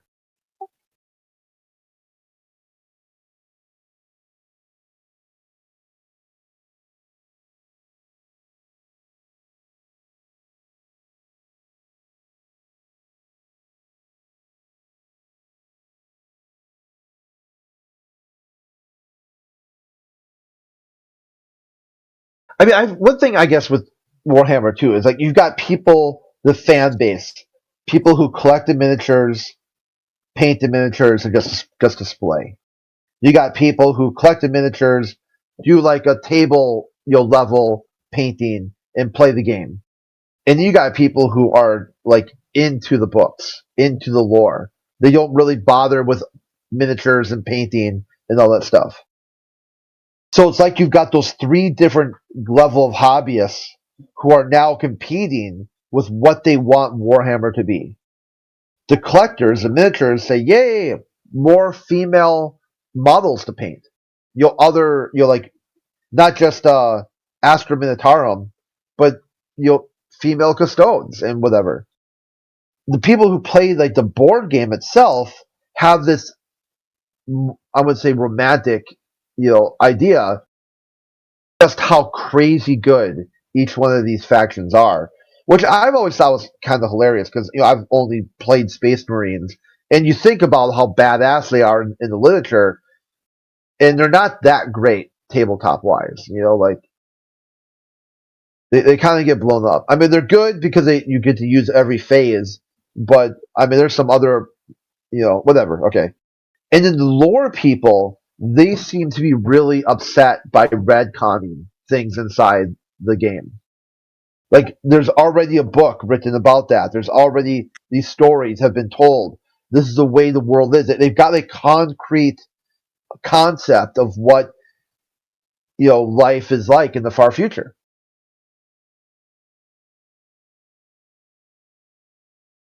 Of course. Again, that's the whole point of the game, right? Yeah. So it's funny because you said Sisters of Silence, but Sisters of Battle, I wonder if they're going to fuck with them as well, like, because the whole point of Sisters of Battle is that they're all women, but now is that offensive? Like, can we have? One sec. That was weird. Yeah, like, can we have Sisters of Battle now? Do they have to be like LGBTQs of battle? Yeah, especially some of the weapons that they use are pretty I would say not family friendly. Yeah, they love just burning stuff, don't they? Yeah, death by fire, and also their war machines basically have somebody inside it who's being tortured, and the psychic pain is what fuels them.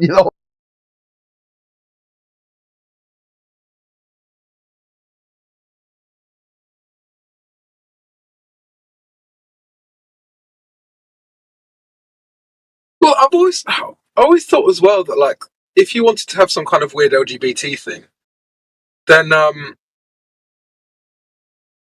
that's kind of that's what Slanesh is about as well. Anyway, like the whole of Slanesh is that it's to deal with all of those weirdnesses. It's like you want to have like a warlord with tits and a whip, and you can do that with Slanesh. That's the whole point. But it's not meant to be.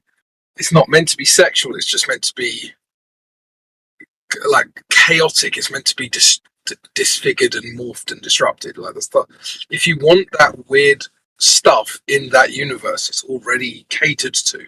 You don't have to ruin every other army.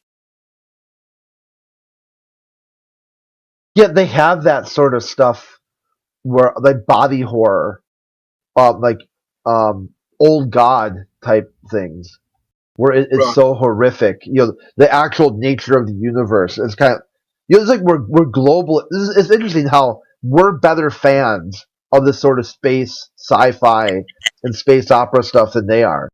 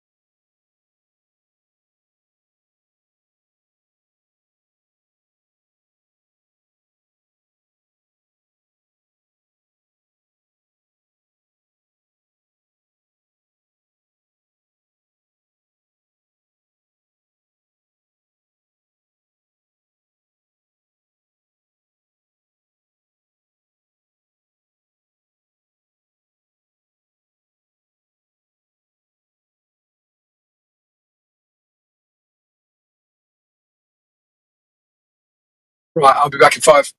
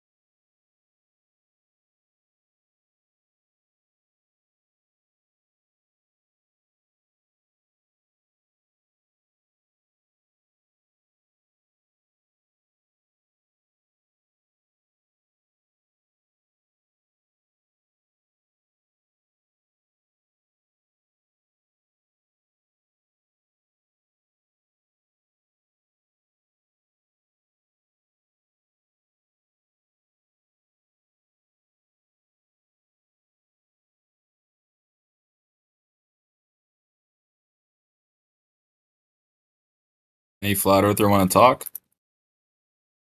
What do you got, man? What do you guys think about the black space that we see high up in the sky? Black. Black. What else do you think? The dark ceiling. What about in the high altitude balloon videos? What do you think about the black space then?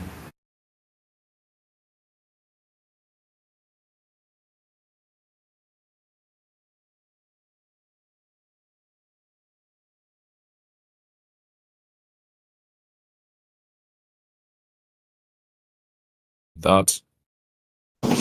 Yeah, pretty strange considering the sun's 93 million miles away.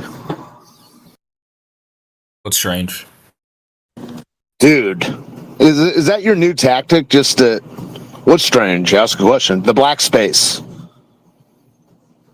The black space is Your strange. dying star. Why isn't your dying star lighting up the whole sky? What's up with that black space? Good point. What's up with the How is black that 93 million mile distant dying star allowing that black space? Because it's really far away. Dude, have you short circuited? No. Okay. How big do you think the Earth is black compared to that? space. The sun. Well, I mean, you Not don't believe the any of sun, that. the black space. What's up with that black space? That's my question to you. Well, it sounds like you've got the same question. That's a question for you. I don't know if you want to answer it. Yeah, what's up with it? It's funny it would even exist considering the 93 million mile distant dying star. Shouldn't it just fill that up? Why do you keep mentioning that it's dying, dude? What's your problem with our dying star? Not just my Yeah, it's dying funny. star, It's dude. funny that you've bought that hook, line, and sinker still. Is it inborn gullibility or is it just willing gullibility at this point? You can laugh.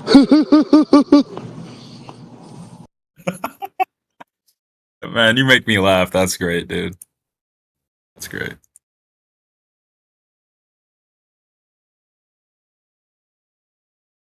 I don't know, man. People send high altitude balloons up there and we see some black space. Some would refer to it as space, but I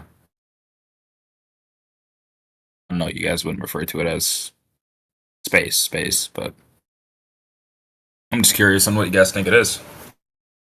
Surely the air pressure up there is not very high. Just as we see 100,000 feet, the air pressure isn't much either. Yeah, it's funny that it exists at all, considering shouldn't the sun, the 93 million mile distant dying star, cover that black space? Shouldn't it light that right up? Weird. Well, the star is pretty far away, so.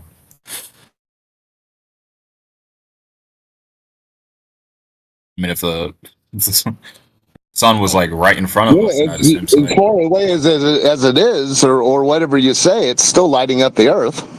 So what's up with that black space? What do you mean? That black space is in between. That black space is in between the Earth and the dying star. Light illuminates things that it hits. If there's nothing to hit, what is there to illuminate? Oh, so you're not confused about it? You illuminate black space. That's what you do. Yeah, but it's not illuminated. It's black, and it's in. Why would it be illuminated? In between something that's being illuminated. So what's up with it? Makes no sense. The Earth is a physical thing. So yeah, so maybe the cartoon, maybe the water ball cartoon in your black space and the high altitude things, they don't equate. It's not the same space. It's not, because the sun is not illuminating nothing. There isn't to illuminate, or what? But it's illuminating, isn't it? If it's illuminating the Earth, but it's not taking care of that black space, that's weird. Because the black space is in between the dying star and the Earth. Yeah, sure. I mean, it's everywhere. But why would the sun illuminate something that there isn't anything to illuminate? Makes no sense. To illuminate nothing? I mean, it's not like the black space is like a black wall. Well, what's the blue space? What's the blue space under the black space? Blue space. The sky? From black to blue to Earth? Oh, dude. It illuminates the Earth. The Earth is physical. There's something to illuminate there. It wouldn't be illuminating something that there isn't to illuminate. I mean, that makes perfect sense.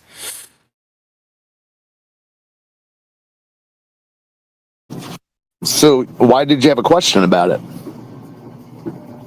I'm curious about what you guys think about it. We have different worldviews. I want to understand your You've got the last 30. Yeah, you're lost in the outer space mythos. And every time you see something black, you say, "Yeah, see, guys, outer space." Well, I mean, we're talking. Dude, You know, who are you appealing to at this time? Those who are as equally as confused as you, or what?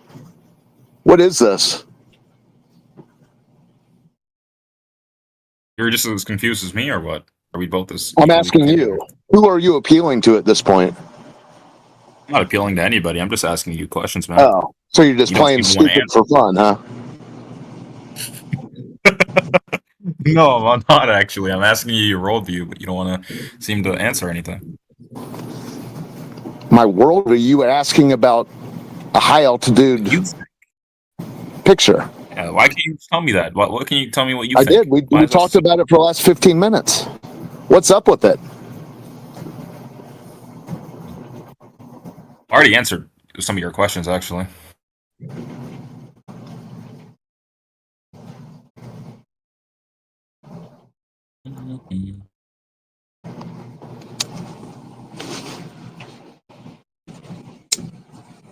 You didn't know that? You didn't know that light illuminates things that it hits?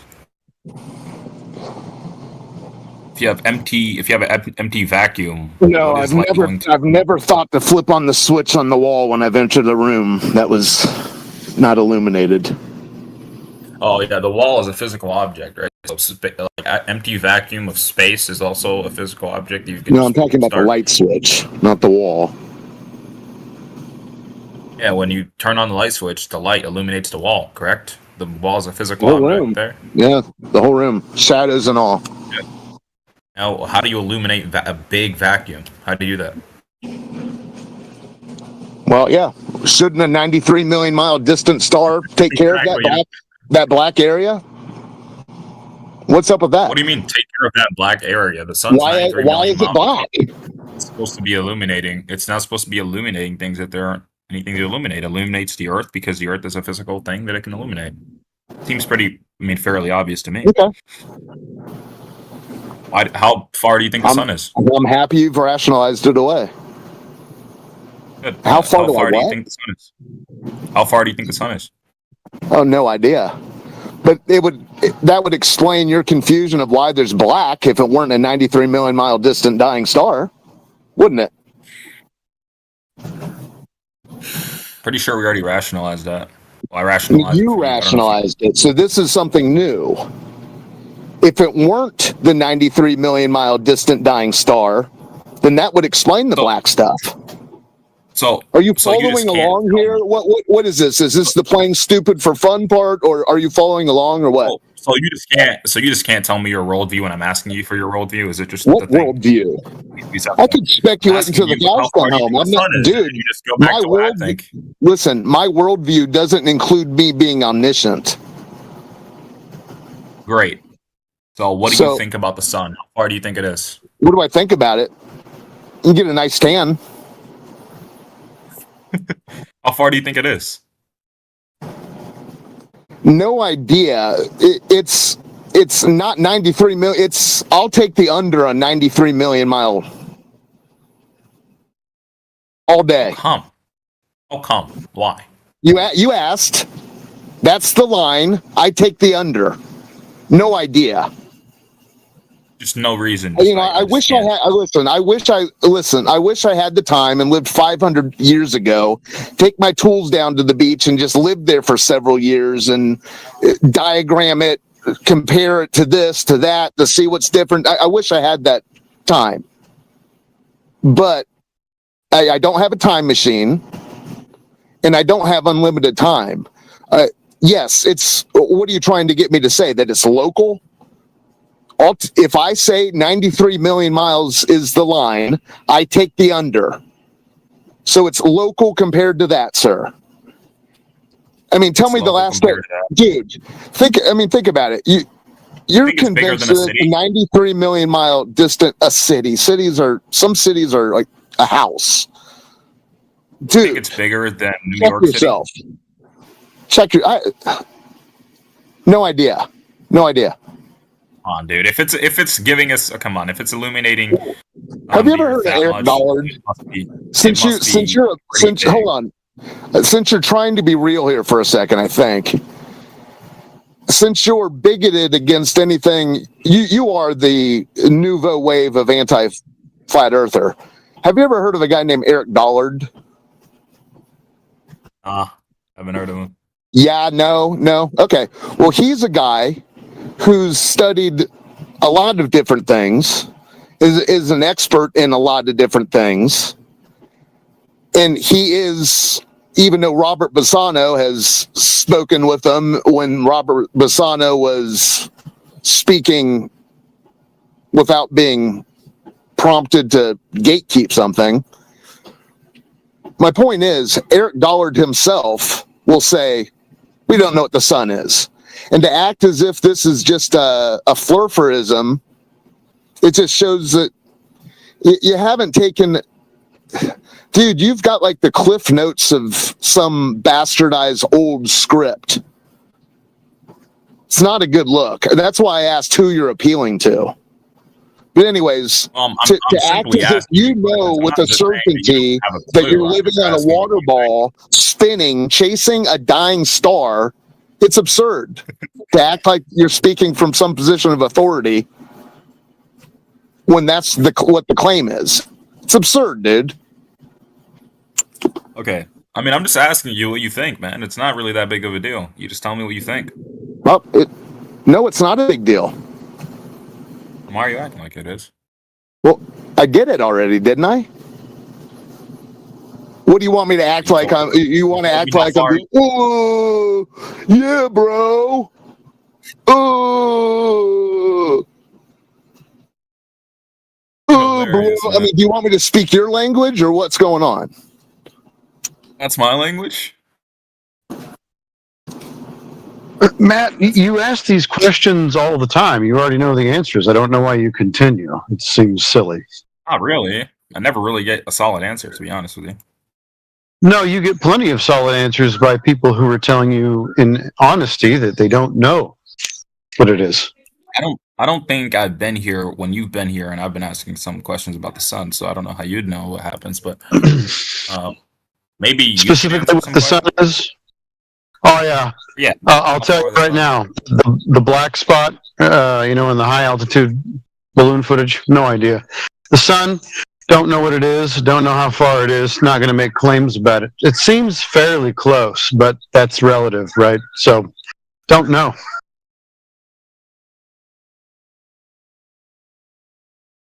Interesting. Do you think it's bigger than New York City? Why would I even make a guess? It's giving us so much light. Lighting up your world so you can read. Off of it. It seems like maybe it's an object, maybe it's a reflection of an object, maybe it's a hole in the sky, maybe it's a creature. Doesn't look like a creature. Huh? To you it doesn't. Maybe somebody else looks like a giant glowing beetle or something. Hard to say. I would assume that it's bigger than a city if we can still see it from here and can't just go up and go see it from a closer distance. Really? Yeah, you can't go see it. Isn't that weird?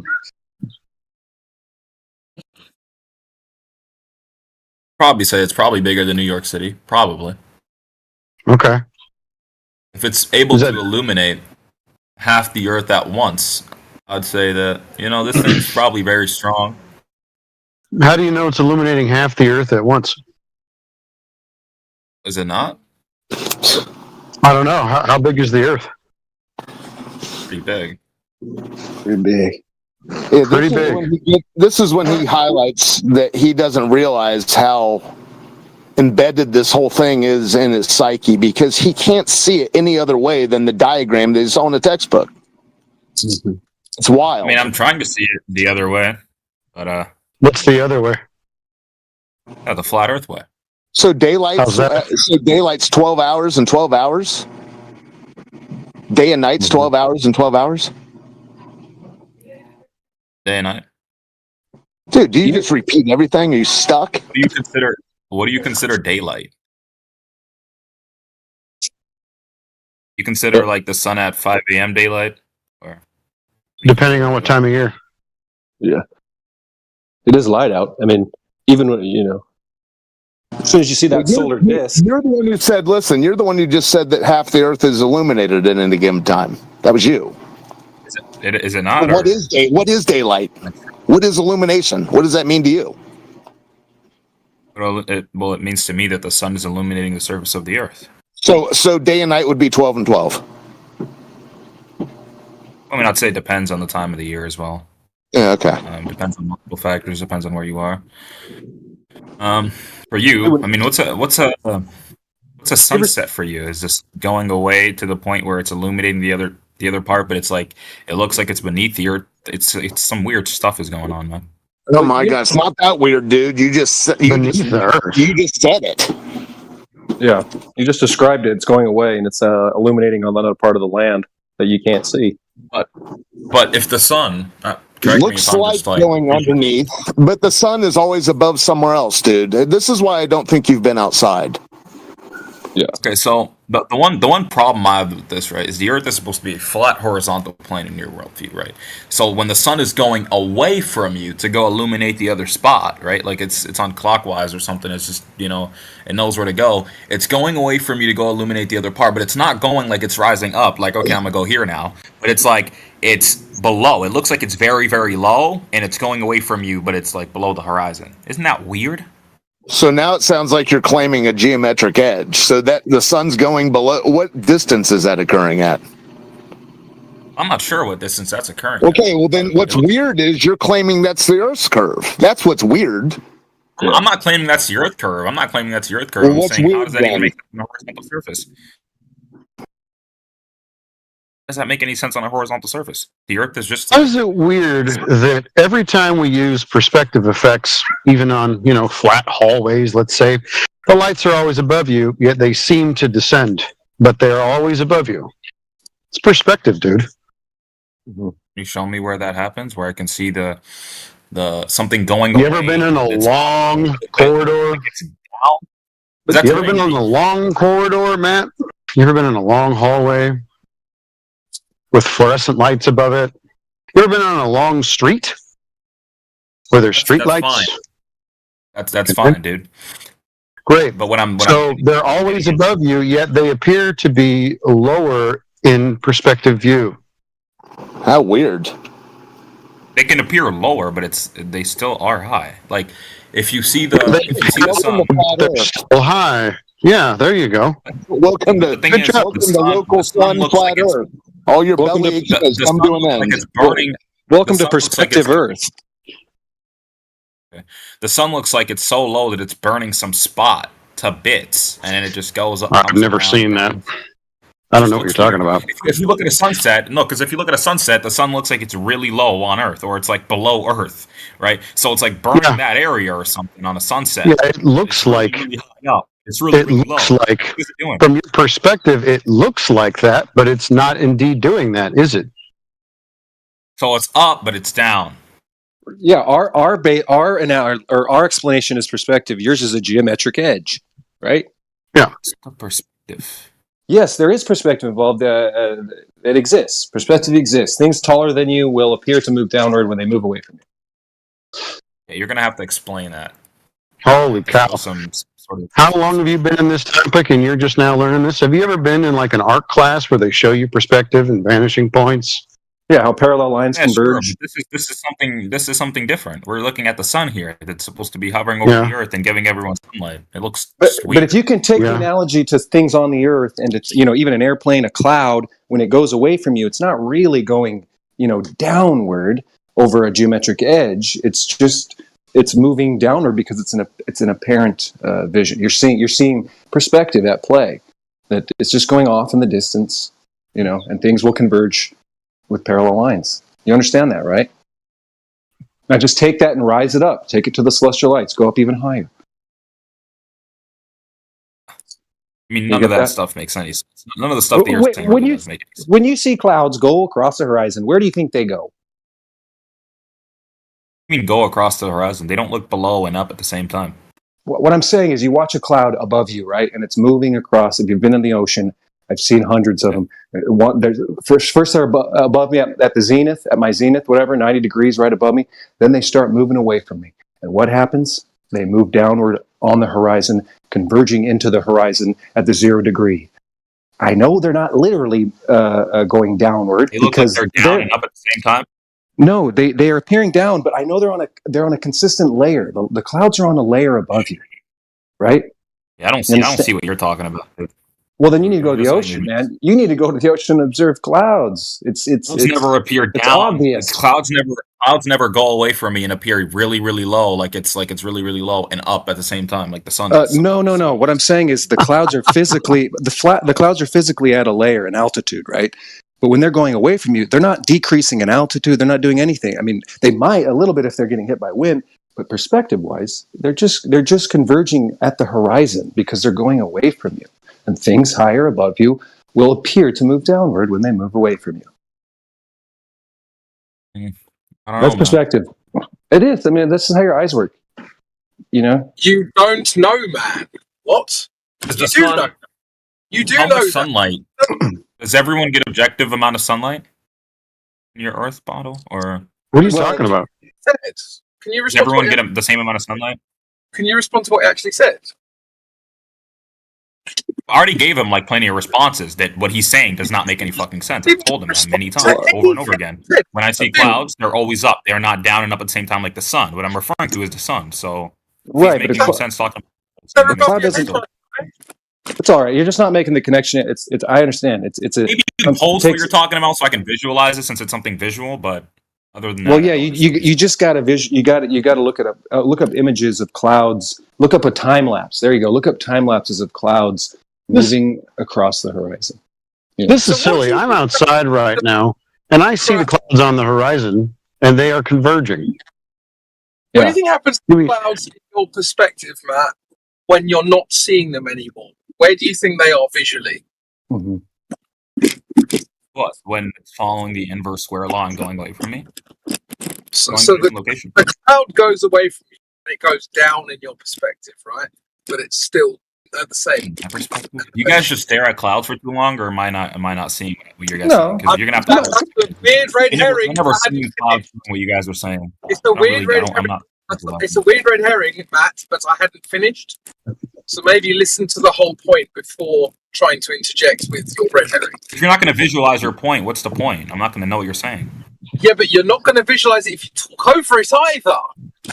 So you've got a cloud, and every single cloud that you can see in the sky is exactly the same height above the ground, right? But as the cloud goes far away from you, it appears to be dipping down based on your angle of view to that cloud, right? So as the yes, that's what happens. So as the cloud gets, I see what you're saying. I look at I see the way someone just posted, so I kind of see what you're saying now. I haven't made my point yet. I haven't made my point. I understand what you're. Holy shit! No, you haven't. You can't understand something I haven't said yet. Just wait. You already said what your point was. Okay, go ahead. No, I haven't. I know that because I know my point. And I've made it yet. Did. What are you talking about? Yeah, I heard that shit too. Go ahead. Right, well, okay, what was the point? What was the point then? And if it's wrong, then I'm going to ban you. You said that clouds look like they're diverging down when they go away from you. That's your entire point. Yeah, do you see the picture of the lights? Was that not what you just said? Yeah, but I hadn't made my point yet. Just wait. Okay, go ahead. Why are you so impatient, dude? You've been doing the same with the other two as well. Just you can't be bothered to wait for the point to be. And it's why your responses don't make any sense. So listen, you've got clouds going away from you, and as they go away from you, they appear to sink down in your perspective. At a certain point, they get to the horizon line, and in terms of your perspective, if that cloud keeps going in that direction, then it's just going to be appearing to sink lower and lower. But of course, the horizon's there. So your eyes can't see, your eyes can't resolve both. So it resolves the horizon and not the cloud. That's what's going on. I understand what you're saying now, but I already understood it before. That's fine. Glad that you made your point. I would say that that's really more due to the inverse square law. I mean, it is some optical effects there, but something does get smaller as it gets away from you, and you can't really resolve it that much. But I mean, And it I don't appears know. to go down. Something else. That isn't the inverse square law. The inverse square law is a mathematical function. It's got nothing to do with what you see, which is an optical function. You see that? Say the inverse square law has nothing to do with what you see. Because it's maths. Do you see that lovely picture Flatsy posted with the lights going down the hallway? I mean, if you just imagine those lights are like the clouds, right? You see how they're going off in the distance and they're appearing to move downward and converging into the horizon. It's the same analogy. Just it's just scale it up, scale it down. You know, if you were to lower your eyes all the way down to the sidewalk, think about how much would be blocked in the distance because of the convergence of the parallel lines into the horizon. I see what you meant. What about you inverse square laws? What do you think about? How do you explain like the sunset? You know when you like zoom in with a P1000 or whatever, and you see the sun. Why does the sun look a lot larger on a sunset in your model? Well, we're dealing with a medium too here. That sometimes there's looming effects. The moon sometimes looks gigantic as well. So I mean, there could be atmospheric lensing as well. But that seems more like a local phenomenon, not something from a light far away.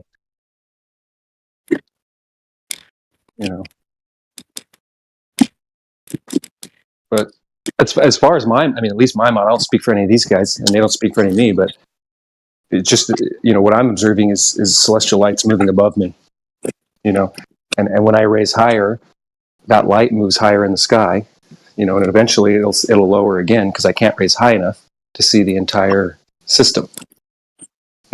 We can't raise high enough yet to see it all. You understand? Sort of. Well, you can't. We can't raise high. Weather balloons, 28 miles, 30 miles, you still can't see it. You do see it's when I watch weather balloons, it looks as though there's a local light right up. It's really just right there, and it's and you can see some of the spots on the Earth being shined and illuminated. And if you go any higher, what more can you see? And there's times you see the moon and the sun together. You seen those? Moon and the sun together? Yeah. Have you seen any weather balloon footage where you see the moon and sun both up together? Oh man, didn't we see that on April 9th? There's some good ones. Well, no, not an eclipse. Come on, buddy boo. I'm talking from far distances away from each other. I don't know how much weather balloon footage you've watched in your life. I've seen a decent amount of ones. I've seen one where I've seen one where it shows the moon also far away. Yeah. Right, and it's some black. What do you think about that? Well, to me it looks like we're seeing these two objects above an Earth that Star trails. This guy's obsessed with star trails. Do you see star trails if you leave Earth, though? I mean, when eventually would you not see star trails? Stay mad. What altitude would you not see star trails, though? Because if you're on a rotating ball, that's what's causing your star trails. So when you leave the ball, when would you not see star trails? To respond to that guy. I wasn't talking. Ask Flatties. I wasn't talking. What? This guy's bringing up star trails. Yeah, some of the high altitude footage though of some of these weather balloons, it's showing a horizontal horizon. It's showing a massive amount of Earth, like you said. Earth is gigantic. I agree. And it's so big that it seems like the horizon's still converging to a point where there's limitations even at 28 miles high. But eventually, you rise high enough on a ball, you're not going to see a sunset. You know, because you know what I mean. Because the ball would be rotating. You'd just have a different perspective. Well, and I was thinking about on the moon. Think about it. On the moon, they didn't see any sunsets when they went on the moon landing mission. They didn't see any sunsets. Well, even on the globe model, the sun setting is also just something that's happening optically. It's not like the sun is literally dipping below you, and it's just there dipping below the horizon. It's not. It's occurring on the globe model. That's not true. The globers say that the sunset is caused by physical Earth curve. Yeah. What are you talking about? Oh yeah, that's exactly what I'm saying. It's still not like it's dipping below. It's not like the sun is actually there, just dipping below you. It's not like the sun is ever at an angular size where it's below you and above you also. That's also due to Earth curvature. That's exactly what I was saying. Right. Well, if you raise high enough, you'll see the sun again, and so you can see multiple sunsets. That works on how a flat parallel, how perspective works. So if you're low, the horizon will block it, and then you raise high, and you'll see the solar disk again. Speaking of perspective, I wanted to show you an image since you're talking about perspective. I don't know if I've showed a few flat earthers this. They didn't really give me an explanation other than obfuscate, to be honest. But maybe you can explain this. It's the worst. You send something in. But it's the moon appearing upside down or more upside down. As further you go south, right? 90 degrees north, see the moon and this size and same size basically, but you see it with those patterns and then looks upside down in the South Pole. What are your thoughts on that?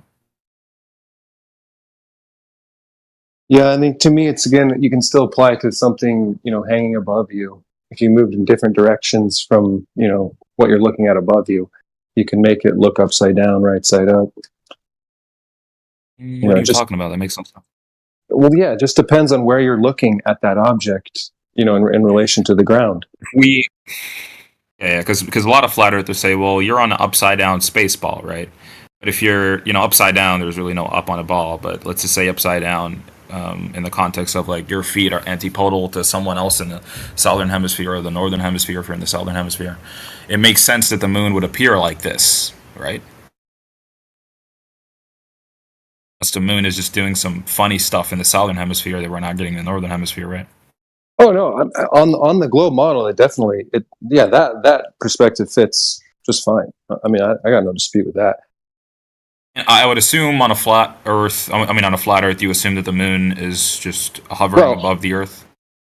That's a good question. I'm not positive, and that's why I'm like, I don't know what to claim, because when I watch these weather balloons, you're seeing these two lights above the plane. Locally, it looks like a plane. Observably, it looks like a plane. Even from 28 miles, it looks like these balloons are hovering above a stationary plane. And when I see two celestial objects above that plane, and it looks like they're moving, not that the Earth is turning with the balloon above the Earth, separated from the ground. Can you envision that? When the balloon's up 28 miles away from the surface of the Earth, are you still believing the celestial lights are the ones moving now? Or are you saying that the Earth is turning and the balloon is attached to the turn? Does that make sense? Causing the sunset. I see what you're saying. It still doesn't really explain the images that I posted with the moon. Well, you understand what I'm saying. Well, yeah, I told you with the moon, yes, if you believe that you can be pulled to the center of a sphere, and you can walk across that sphere in all directions and go to the poles, then yeah, you can believe that the moon, you're seeing it from going up and down a ball, sure. But you also have to believe in other things to make that. Sure, I have to believe in those other things, but okay, guys, just let me interject here. Can I get a unanimous vote on drunk driving? I think we should legalize it, right? Only if you have a Tesla and it's automated. No, I think drunk driving should be legalized and low speed limits in front of school zones and. I drive better when I'm drunk. I feel like the speed limit in school zones should be completely removed. What do you think about that, guys? Yeah, take out the lane dividers too, all the lines in the freeways. Yes, remove it all. Yep. Oh, and make all the red lights blue and all the green lights see-through. No, just remove lights in general. Just remove them. Oh, right. And no more emergency Total brakes. fucking Or anarchy. how about no more oh shit handles? Total fucking road anarchy. You want Mad Max out there, dude? What's your problem? Interesting. They muted him. But yeah, how do you picture that on a flat Earth, Rubber? Because a lot of people, a lot of flat again- earthers, and we were talking about the moon and stuff. Like a lot of flat earthers would say that the moon is above the surface of the Earth at any given time. It's not in like some other medium, and Yeah. that it kind So- of like moves around the Earth because the Earth is stationary. So Mhm. even Yeah. say you go to where the southern hemisphere. I don't know if you guys don't have a southern hemisphere, but like you go around the disk or whatever. You'd Well, see the that's the moon- thing is you're claiming you're kind of putting a model into people's minds, and like I Yeah, said but like before, that's usually what you guys say though is like that the Earth no, is like that you're generalizing. That's a poor No, taste. you already know that this is not true. Yeah, that's a But a lot of bringing it flat up, earthers do Matt. adhere to the disk Earth because it makes the most sense. No, I don't know where. Like I don't know what poll or what survey you took personally of all these. You believe the Earth is. People have their own beliefs that they're kind of learning as they go. But what's happening is you're questioning the heliocentric model more. You're questioning the globe model more instead because that might give you answers more than just claiming this is what this is, this is what that is. Fine. I'm asking you personally, what shape do you think the Earth is? So far, I don't have a physical solid shape of any of the platonic shapes, out of the 5. It might be just a plane. It might just, who knows? It's a good question. If anything, what? Couldn't be. It couldn't be just a flat plane, like a square. Couldn't be. Well, that's where I'm open to it. Like and because you don't know how the sky works. The Earth could be a plane, but the sky could be something different even. That could be something different. I don't know. I'm just open to the possibility, but just like you're open to the possibility of the countless planets and exoplanets and the quasars and the nebulas that they bring to you in the heliocentric model and the dark matter, just like you're open to everything they give you, we are open to everything that we uncover. Does that make sense? I mean, I don't. Maybe you guys just aren't mainstream. Sorry, go ahead.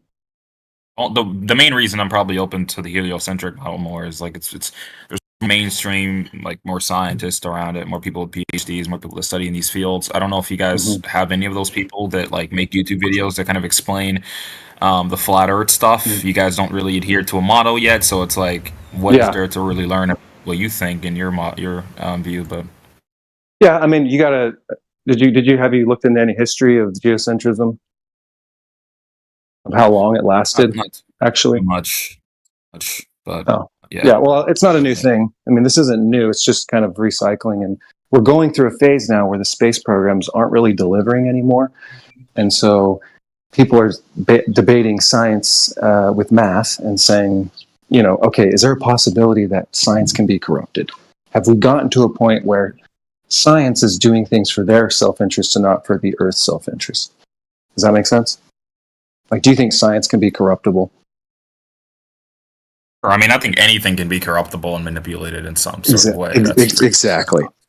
And some of these people, you're saying science, I mean, they might be given a model, they might be given the maths where they don't give another option that, okay, they're only going to focus on these formulas. So for 20 years, there's nothing else for them to consider. So they're going to stay with the model they know. It doesn't mean they're lying. It just means that's all we know. It's just like, well, I would assume at the least of this, just from logical reasoning, that they would be lying if I don't think this is just like a big mistake. I would say that if they are lying or if something is wrong about the Earth shape, then this is probably a lie, right? Well, if you do talk to some of these people, I mean, a lot of them end up saying it's the best we know. It's place fillers, it's placeholders. There's some stuff that we can say that, yeah, to us it's a theory and a law, but as we look more into it, it starts to unravel.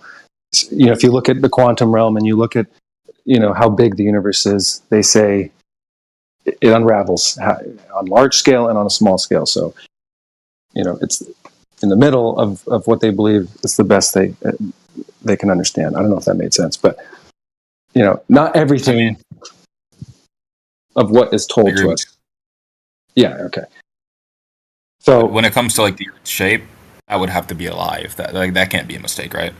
I think like everything else in terms of like the universe, the size of the universe, like when the universe, first, yeah, I, came I to mean, be. depending on your scale of lie, like when you're saying how many scientists and all that, I think it's compartmentalized where people on very small scale, like high school science teachers, they're not going to, they're not going to believe it, right?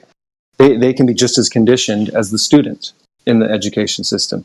They don't know that they're lying. They're just giving an education that they were taught. And so that's all they consider. That's all they know. But I think people that deal in space programs, even they wouldn't all have to be lying if they're working in the space programs. Do you understand how?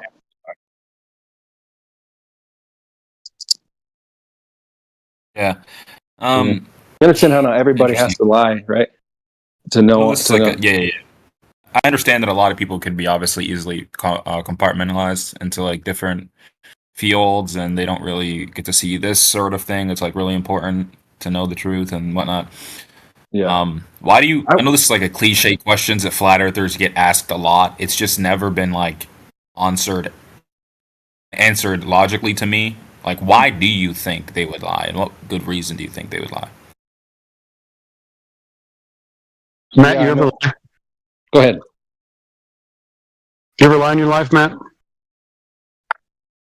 Did I ever lie in my life? Yes, of course. Yeah. Right. Why'd you do it? Well, I can't give you to one lie, but if I lied, I would probably have a good reason to lie, unless like I was a kid or something. Really, like, Can there be any good reason to distort the truth?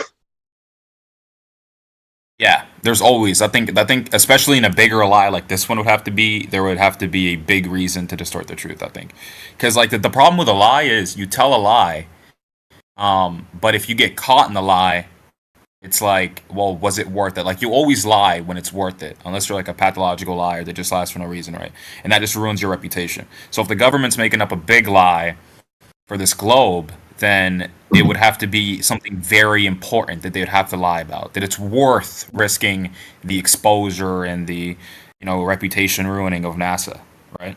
Well, I think you're projecting maybe perhaps your motivations for lying or why you would justify it on the government. The reality is if the Earth is not curving, it can't be measured anywhere to be curving, and yet the claim is that it is. Then why do you think they would, perpetuate something like that? Well, I don't know.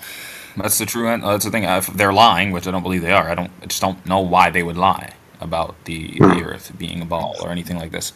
I don't understand what good reason they'd have, unless they found some like secret land that they don't want anyone else to go to. What would be the interest of lying about a secret land, though, for people that were in power back then? Why would they hide that?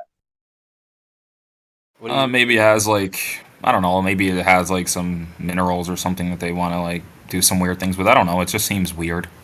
Don't want to lie about. It just seems weird. Everything seems. But if other land was available, wouldn't that change the maps of Earth? So it's like, well, not if it's a lie. Not if it's a lie.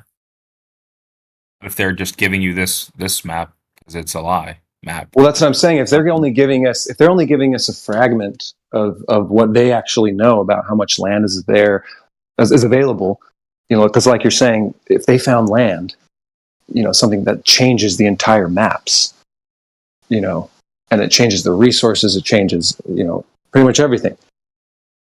Do you think that's something they would want the public to know about too? It depends. It depends on like economical like things with it. I mean, unless it's weird, because I would assume that they'd have people working there if there's like some minerals or something important to lie about there. And wouldn't you want to industrialize a place like that so you could use it? Or would you just have a lot of agents that work there that go home to their families as well, and then they could get caught up? So it's like, it just seems like way too far fetched and way too sophisticated. But also, there isn't really any limits. I mean, there's some limits to where you can't go on Earth, but like human beings have basically been everywhere on Earth almost, on the surface at least. So it's like you can't go to the poles legally without permission. So you have to have like some sort of permission, but when you're there, you can explore. There's people there. Yeah, well, who gets permission to do that? And I guess the question would be is why are there private entities that own it? Like the Rothschilds do own a part of it. Like, and that's just like a fact of reality. The Rothschilds partitioned it. They're part of the partitioners that had a hand in that. Same thing with the creation of Israel. Like, it doesn't seem that far fetched to me. There's a. I mean, it seems pretty far fetched because like it seems far fetched when beginning of we humanity. historically know they partitioned it. Like, why is that? Throughout humanity, you'd have to find a time like where people knew that there was land to hide, and then they had the technology to start hiding the land. And then Well, I mean, isn't that the role of like mysticism, right? Like, talk about like something like Atlantis. Like, what would be the answer to that, right? Like, it seems as if we do have like stories throughout society of lands that seemingly have vanished, and then we do historically know that like there are certain areas of the earth that are partitioned by world governments and by private entities of extreme wealth to make it so that you don't have permission to go there. It's like, well, it seems like a pretty interesting case. It's like, well, there's stories of stuff. There's stories of entire continents that cease to exist. That people literally claim it sinks into the ocean because it just ceases to exist. And then there are private entities that partition the existence and acceptance of states. Like the Rothschilds had the political power in the 1900s to literally change the agreements that the British had made with the world after the fall of the Ottoman Empire. And so why is it, if it's conceivable that people have enough power to create states that go against the legal bindings of the entire world, why is it inconceivable to say that they also have the ability to partition the secrecy of certain states? That doesn't seem that unlikely to me. This is nothing new either. Soviet Union has hidden maps, colonial powers hidden maps, China hidden maps. They've been hiding maps for centuries. Yeah, there are islands that the Soviets don't even acknowledge exist, simply because if they don't acknowledge they exist, that they don't get put onto the world map that we use. Because they're a select member. There's only a select couple members of the world system that recognize territory, right? And so if it's not agreed upon by like all parties involved, then it just doesn't go on the map, right? And there's a lot of them that we know about that they're willing to like say do exist because we know about them, but there are hundreds of islands off the coast of like Russia that continue to not be recognized by the world or the world government simply because the people that have to agree upon it are the Russians, and they refuse to put their vote in to acknowledge the existence of these like geological structures because it benefits them to keep them veiled to some extent. And so it doesn't seem like unrealistic to me that there are larger it's just land geopolitical masses. things, man. Well, It's yeah, just geopolitical. Well, yeah, but so take it on a mass scale then. China, yeah, but think about it. Like China claims that they have a lot more territory in the South China Sea than they actually have. Yeah, but that's some other different people than what agree. we agree. But on a larger scale, I mean, first of all, I don't want to make any assumptions. So do you agree? Do you think about the giant ice wall or something? Do you think that we're blockaded by that, or? Yeah, I believe in the ice wall. I mean, it is weird that no matter what direction from any of those continents you take, you do hit ice. So yes, you do hit ice, but on your model, you have an explanation, but you also need a tilt. Why wouldn't you just sail out to sea? Why wouldn't you just sail out to sea? Because the ice wall would have to be everywhere. So why don't you just sail out to sea and then you just keep going? Or but you're saying sail out to sea like it's crossing a small river. It's not. I don't think you understand the endeavor of just sailing to an ice to an ice continent and then sailing around that continent. I don't think you understand what that would take. Yeah, sure. I know. It's easier said than done. But like with the globe model, you have the North Pole and the South Pole, and they're both at distinct locations. So in the middle of that, you have the equator. So like wherever your equator is, you can sail anywhere. With the globe, you have to go to the North Pole or South Pole. You can go anywhere, and you're going to hit the ice wall eventually. Yeah, on the globe model, yes, you will hit ice. And on the flat Earth model, in that model, whatever, don't say model, but in reality, you will hit ice. I guess in reality, everywhere. As far as we know,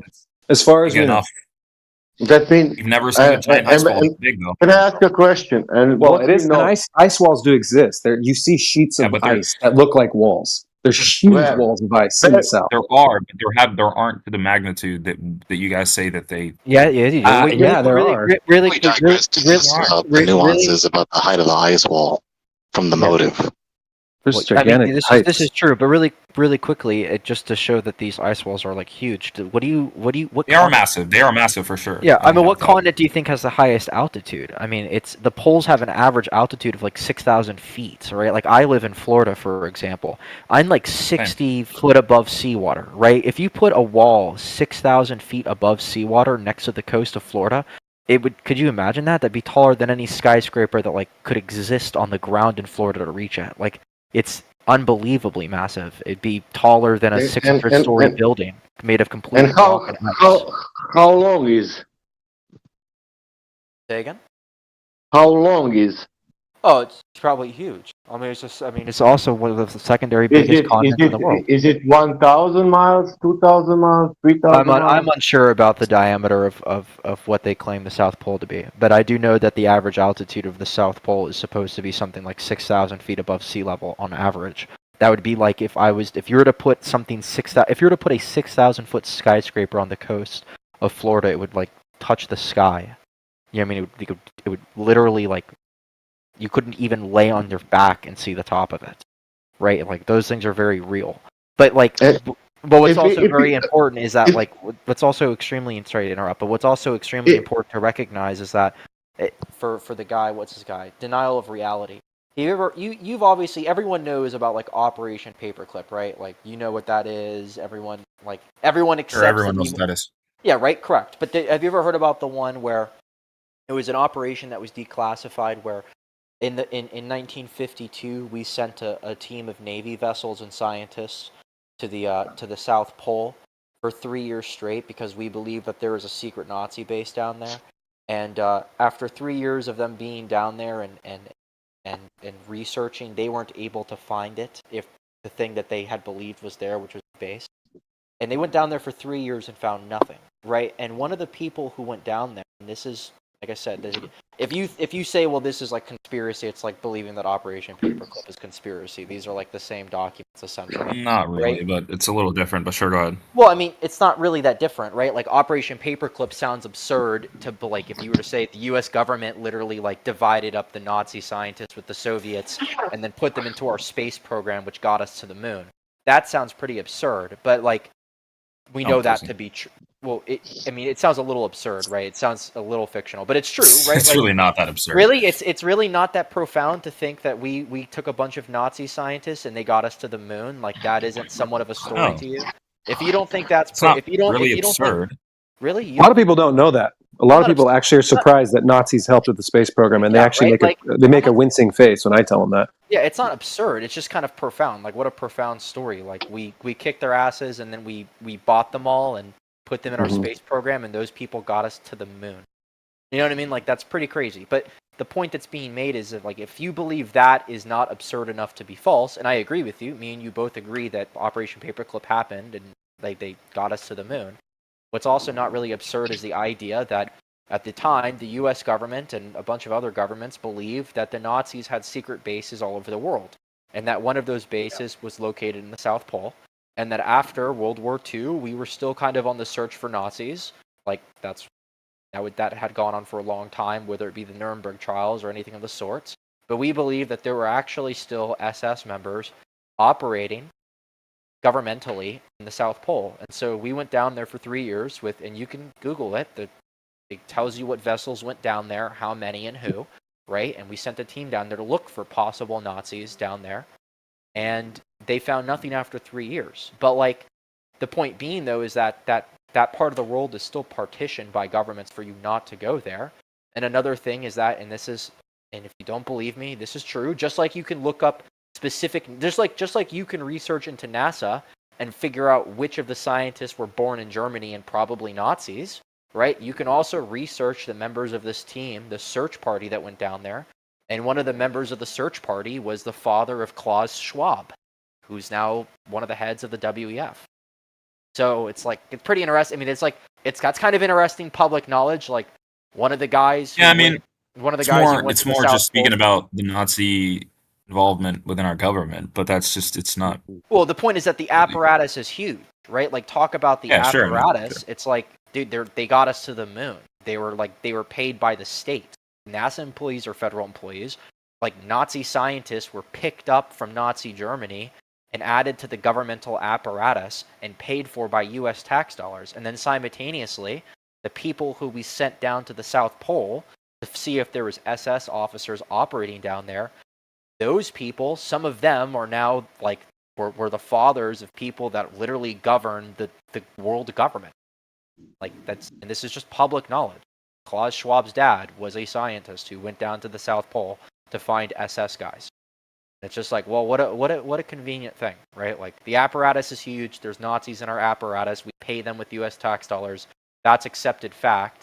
But it's somehow not accepted fact that the government and the apparatus had a reason to believe that they were down there, stayed there for 3 years in a desert, found quotations nothing. But all the people that went down there, not all of them, but a large number of them, ended up being large world government figures with immense amount of powers and are capable, and their children are capable of influencing the global apparatus. It's just like, and it's at the same time, this goes hand in hand with the fact that there are literally private entities that partition the state of Israel's existence, and they're also the same partitioners of the South Pole literally before the Holocaust. Like, these people, there are people who have been in play as players for a very long time. They created Israel, they partitioned the South Pole, and these same people and these same apparatuses therefore then claim that there are government Nazi bases in the South Pole. Go down there for 3 years and find nothing. Like, well, why do they believe that, and how come they found nothing? Like, it's very obvious that these key players have an apparatus that includes knowledgeable sources. If anyone was to say where there were secret bases, I imagine it would be the Nazis. Right? Correct me if I'm wrong, but weren't the Nazis already in the South Pole before, or am I tripping? Yeah, no, of course. Well, then they'd have some sort of a reason to be there. And they were in India as well, and that's why we also did operations in India to see where these guys were. Goebbels and a lot of those other guys went to India to see where the origins of the Aryans were, quotation. And we for a long time believed that there were a lot of Nazis operating out of Nepal. And there are operations that the U.S. government has held to see if they're still in play. Because there was a lot of them down there. And we had reason to believe they were in the South Pole as well. And it turns out that the people that we picked up from Paperclip 6 years later would say, yeah, a lot of scientists are down there doing things. And they went down there and supposedly found nothing, but now those people who went down there, their sons are the heads of the world government. That's quite interesting. Mm-hmm. I would feel bad. How do we tie this back into the initial subject? Well, when he claims that there's an absurdity to believing that the world is well, I guess the best way to put it, suppressing the existence of other continents. It's like, well, I don't know how you could not reach that conclusion to some extent. Like, why is that not possible? We see it geopolitically. It's not that it's not possible. It's just that it's very sophisticated, which wouldn't make it not possible. It is pretty far-fetched, which doesn't make it not an possible. objective Again, critique, but it's something that you'd need a lot of evidence to believe. I would say, at least for me, because the people have different levels of evidence. Yeah. For me, it would have to be a lot of critique. We can't just go past that. No, I That's agree just with your them. I believe that he's fair in saying that he needs epistemic closure for these issues. And I can't provide to you the map of these objects, but what I can say to you is that for hundreds of years, like, places have kept locations in secret, and even geopolitically today we see that. And we also do see that there are people that are so powerful. There are people that are so powerful that are not part of the government that are capable of influencing the actions of governments. And so you don't absolutely corporations do that all the time. Correct, right? And so the Rothschilds do it as well, right? Like, in a very historical legal sense. Like, they literally created the state of Israel. They changed the map. And so there are private entities that are so powerful that they're even capable of manipulating the strings of, like, the state actors in geopolitics. And so if there's states that can do it, and if there's individuals who are so powerful that they can supersede the state and do it, I don't see why it's far-fetched to believe that there already are some that aren't recognized. Why is it far-fetched to believe that some people whether it be state or private actors, have partitioned land in order to prevent people from knowing about the geographical features of some other parts of the world. That seems rather believable. And it's not just that it's believable, it's been done by both states and private entities in secret and in public. It's been sort of done even now, sort of in a very small way, right? You'd agree with this, right? Where we see this happen, it's like in a very small way, like where Russia I or think China Israel is quite large. There's a nebulous subjective rhetoric that's playing down the fact that he's just having allowed to geopolitical factors. It's very low. I mean, Israel became a step, like the land was always there, right? Land was always there. Yeah, correct. It's not as if they created the island, but it's just, Yeah, the land was always there. having the power as a private individual to remove 4 million people from a territory just because you told the government to do so is pretty crazy. It's pretty crazy. It's pretty crazy. Like they have there are individuals with the power to make millions of people move out of the way just because they decree it. It's like, well, the father of why can't that Yeshiv. happen somewhere else? He's the father of Yeshiv. You're asking, Yeah, no, for why, sure. why, you know what I mean? Like, wouldn't we know why? And the point that I'm making about that in particular is say, well, don't these people have, like, isn't there people these places? Did they just go home to their families and stay quiet? It's like, well, what if they're just all gone? what if they just moved them all and we all just cope? And How sad would it be to be born into that too? And you have to abide by your family bloodline's rules, or else. Oh my God! So glad I wasn't born into a Rothschild bloodline. Yeah, I mean, even with this, with the the other undiscovered continents that are that you believe that could exist, I would try to logically reason it to see okay, even if there were these continents, how would it work? Wouldn't you want to industrialize these continents? Do they have materials of some sort that you would want? Something like that. Well, how big is the continent? And like we were saying, it changes the maps. So if it changes the maps, then where are we really living? Yeah, it might not be that. Well, the thing is, it might not be that large, and that's a perfectly fine. I agree with you that maybe these things are not that large. I feel like we would all know if there was an Australia sitting around, right? But I don't. It doesn't. Considering that the U.S. government literally said out loud that they have reason to believe that the Nazis had been operating some type of secret base somewhere in the southern, hemisphere of the world, and couldn't find it, but that was just the word around town. It's like, well, I mean, I don't know. It's like, well, they didn't find it. I don't think they didn't believe it for no reason, right? You're asking me, well, who lives there? It's like, well, yeah, they had a reason.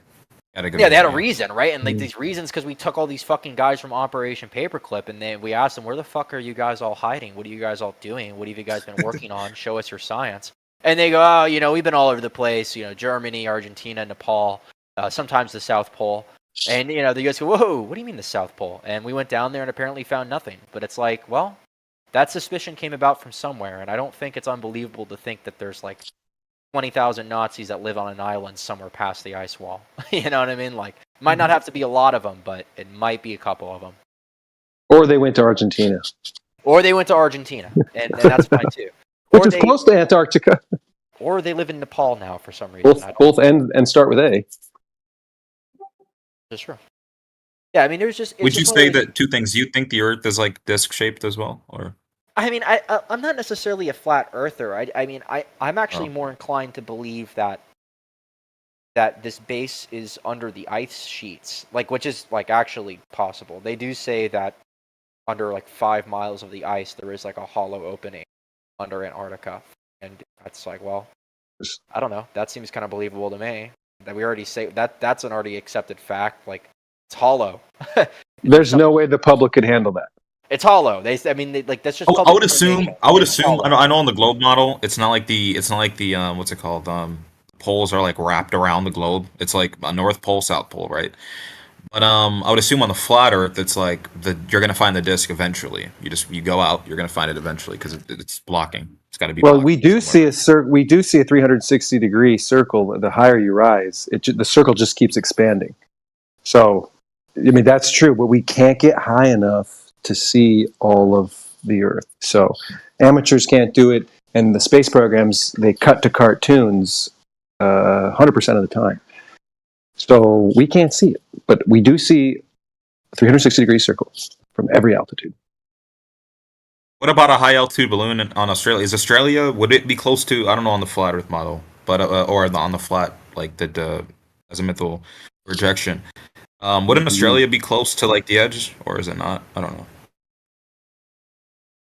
I don't know. That's the I don't. But where do you think you'd have to send the balloon off? Because I'm thinking, hundreds of miles off the coast of Australia. No one's going out into the middle of the Something ocean. like that. I mean, you go 100,000 feet up, you can see a lot more, and maybe you could see the what's it called, ice wall there. I don't know. Maybe. Well, eventually you'll see ice, maybe, but yeah, it's. I like the experiment, but it's so conceptual that it probably never happened. I mean, people have sent balloons up the sky 105,000 feet, 120,000. But not off of the coast of Australia, like hundreds of miles. Because even if you set it right off the coast, I don't even think you'd see ice. You'd see more. You'd just see water still. You'd see ocean. Depends. So, you think the government would be operating? Would you say the government would be operating hundreds of miles across Australia? But this the one issue I've always had with the ice wall is like first someone would have to discover it, right? And something like first someone would have to go hundreds of miles out to the coast. I think of water. Though. I mean, and then find it, and then they govern. And from that, hold on, and then they from govern that, the skies, though. They govern the skies. They map the skies, and they don't give us the full maps. I mean, they've got weather balloons up there that can stay aloft for months. We know that, like weather balloons that have satellites on them that just go on the currents, or some of them just stay aloft in their somewhat relative position. But they definitely can govern the skies. They know exactly what's going on up there. They've been doing it for years. I'm just saying, yeah. I mean, weather modification's been around since the 40s. So they know exactly what's going on in the skies. What is the logical error, Matt? The logical error for what? What you were about to say? Oh no, I was just saying. Yeah, he did kind of like interrupt me a little bit, but what I was saying is like, when you sail out, like I'd assume like for the start of like the ice wall and something, that like eventually someone would have had to continue to travel beyond Australia, continue to travel, find the ice wall, and then be like, okay, there is land above this ice wall that's really, really large. You know what I mean? It just seems a little bit. It's not like a logical error, I would say. It just seems like, okay, this is pretty sophisticated and weird. How do you plan it? How do you make this make sense? You know, that's really what I was saying. But just because something is possible doesn't mean that it is likely to happen. Yeah, yeah, that's what I'm saying. It's possible in this perspective, maybe. I don't think that's likely, right? That's basically what I'm saying. Yeah, but if it's possible, human endeavor tries to make it possible and explore it. Oh, you're an old soul. Thank you, Bane. And if you go south from Australia, you will hit Antarctica, which is ice over a landmass.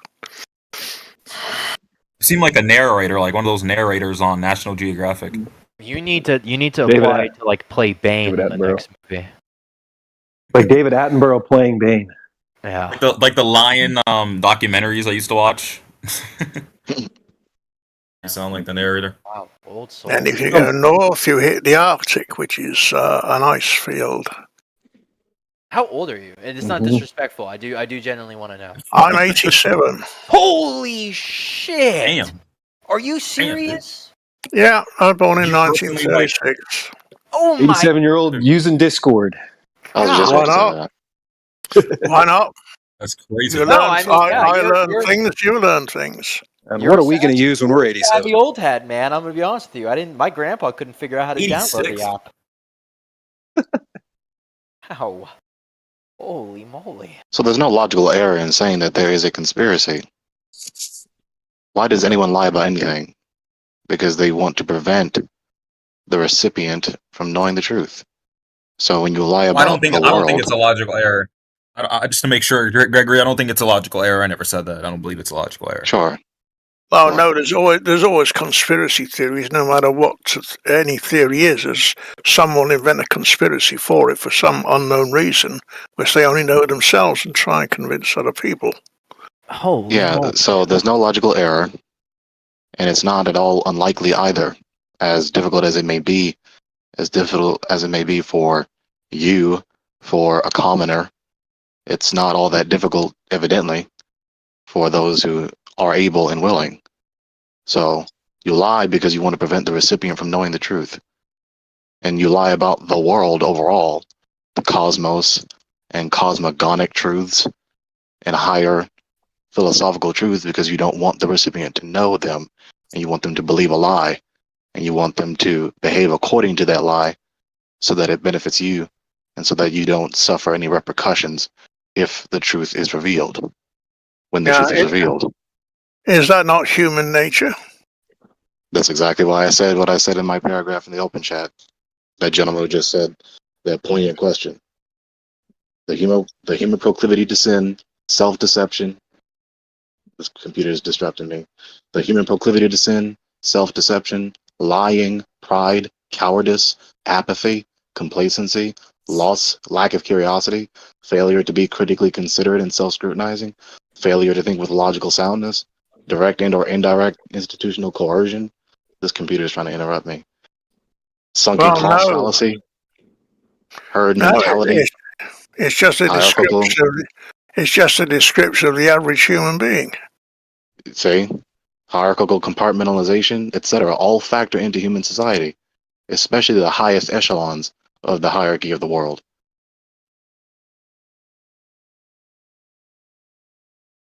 Unfortunately, we're the ones who elect them to that position. Who it applies to, not all of them.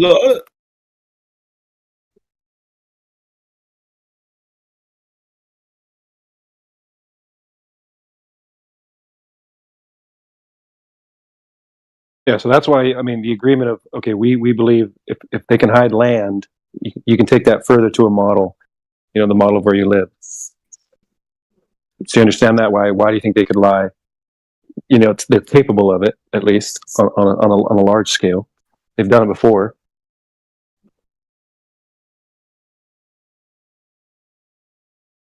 All the wickedness that happens in the world, all the wickedness that we are thoroughly aware of, from the perspective of the person that's trying to critically consider what someone like me is arguing, all the wickedness that happens in the world, why all of a sudden is lying about the cosmos off limits? It's just not consistent. Mm-hmm.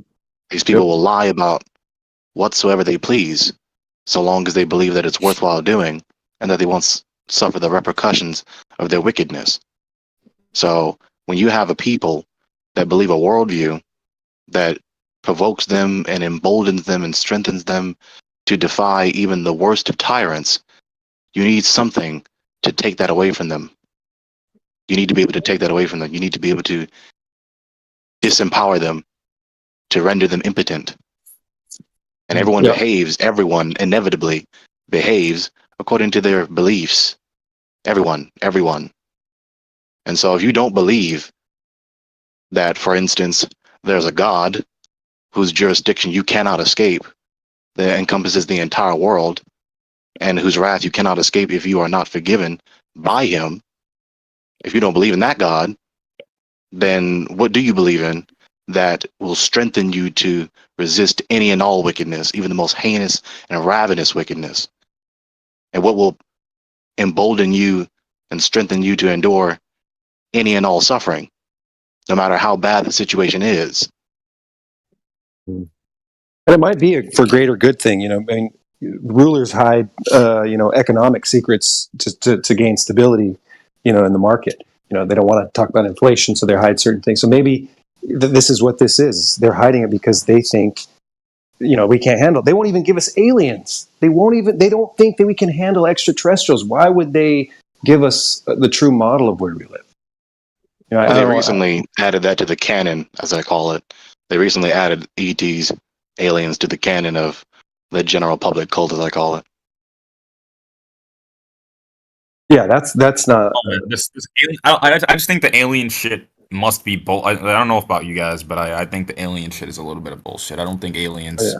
I mean, unless the aliens' plans were to just spy in like this weird way with these like little materials or something, or these little just objects of technology that they have. It just doesn't make any sense for aliens to arrive here somehow in some weird way, unless they're just spying on us. I don't think. Well, then it makes you wonder, why wouldn't the government come out and say, okay, it's us, you guys, look, here's the, I mean, I guess they can't, because maybe they're working on technology and they want you to, it's better off if they think it's aliens rather than government.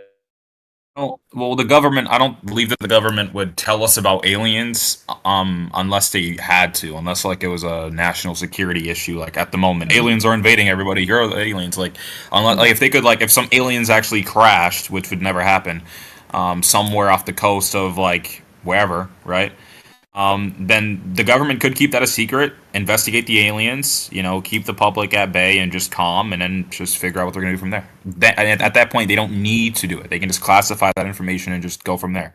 If it's like a public safety risk, then they have to, basically. Forced to. The other thing is when someone sneaks out a photograph, let's say, is of an alien craft. It could well be that it's an experimental aircraft developed by one of the defense companies, which they don't want anyone to know about it. So it's put out. Possibly it's an alien one, but it's not. It's British. It's Earth human invention, but they don't want to say that it's a new type of stealth craft to keep it hidden from their commercial enemies. That has also got to be thought about. Here's another peculiar detail about the so-called aliens. Why is it that pretty much all of these aliens, so-called, never preach the gospel or anything similar to Abrahamic philosophy, and usually preach a pantheistic, monistic, apotheosis doctrine, similar to the serpent in the garden? Why is that?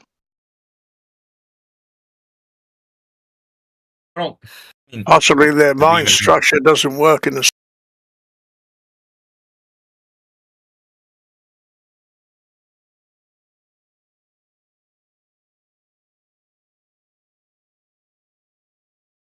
I'm getting to that.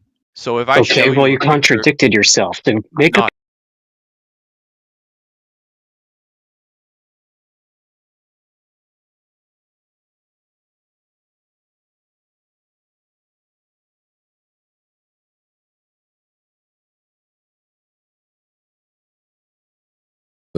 You just don't like the way it sounds, so you guys are getting upset and triggered. But that's what you think. Point blank, period. And you can't not think that.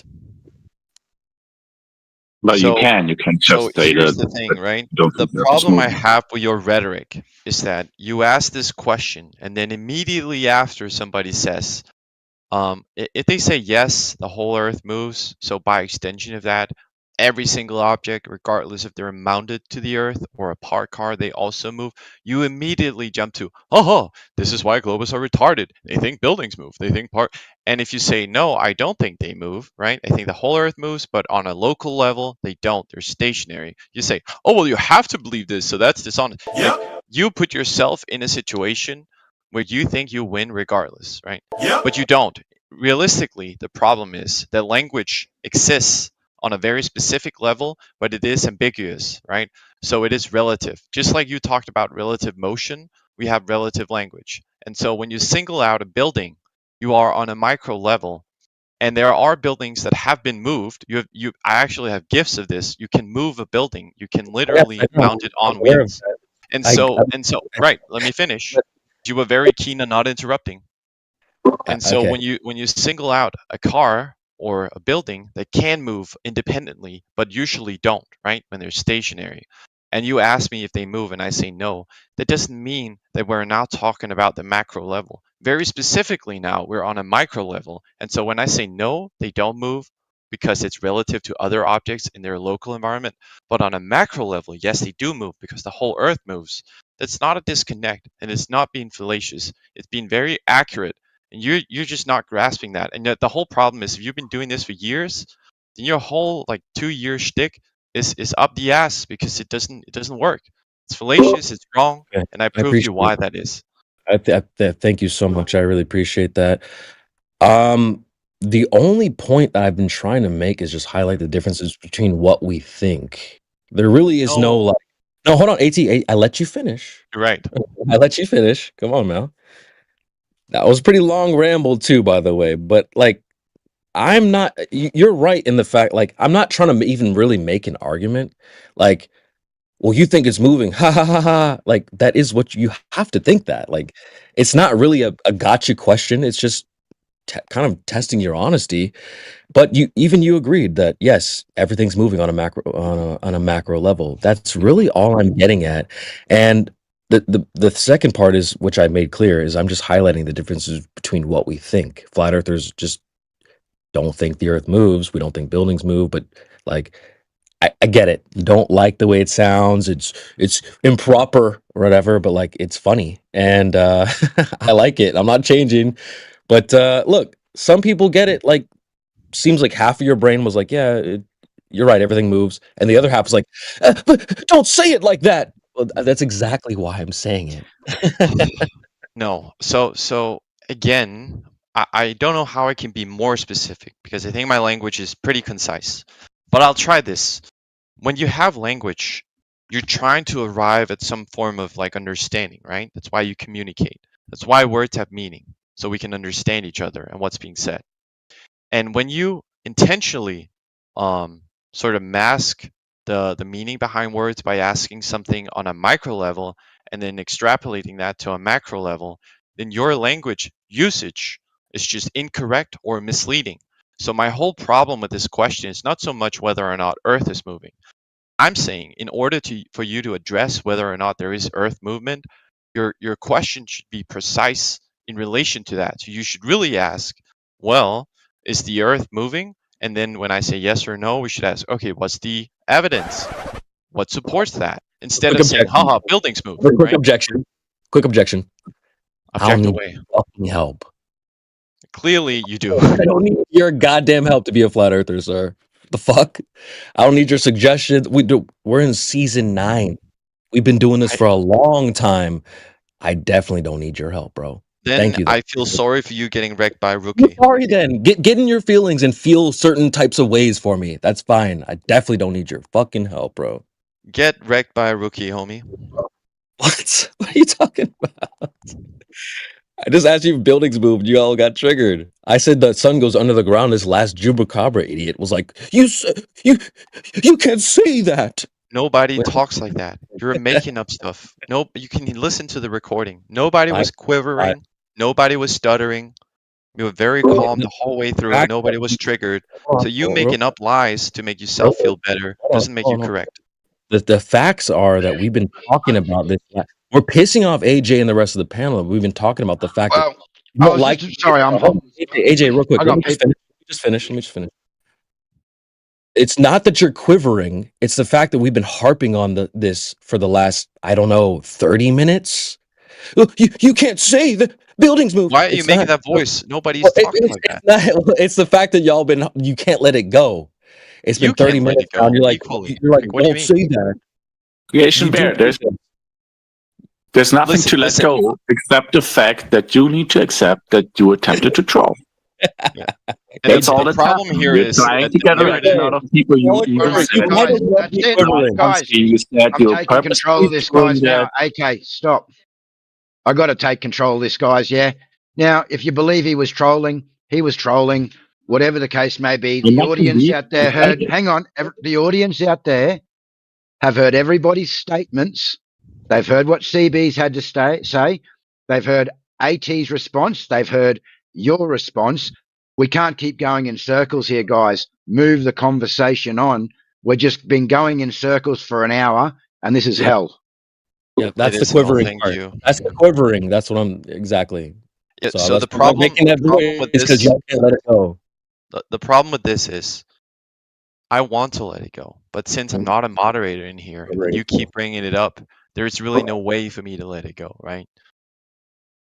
I've already made my point clear. So AT, you believe that, as per the conversation, that the Earth is rotating. Okay, so maybe you can provide some evidence for that, and we can go down that path to get off this track. Yes, very concise. I like that. I think whoever the best evidence to show Earth movement and Earth shape comes from space. So I would always like to refer to my NASA pictures that I love. We can also go with ESA, right? But we're very lucky to live in a time where science enables us to have live feeds from space where we can actually see the Earth rotating. Stop the cap. Oh, so his evidence, folks, is YouTube. Great job. They used to make fun of flat earthers for trusting YouTube videos. So good job. So this is what I mean by trolling. What was that intersection? Like you just having your opinion in? Okay. Honestly, no one's ever called me a troll. This is new for me, but I appreciate it. I like this is new territory. That's fine.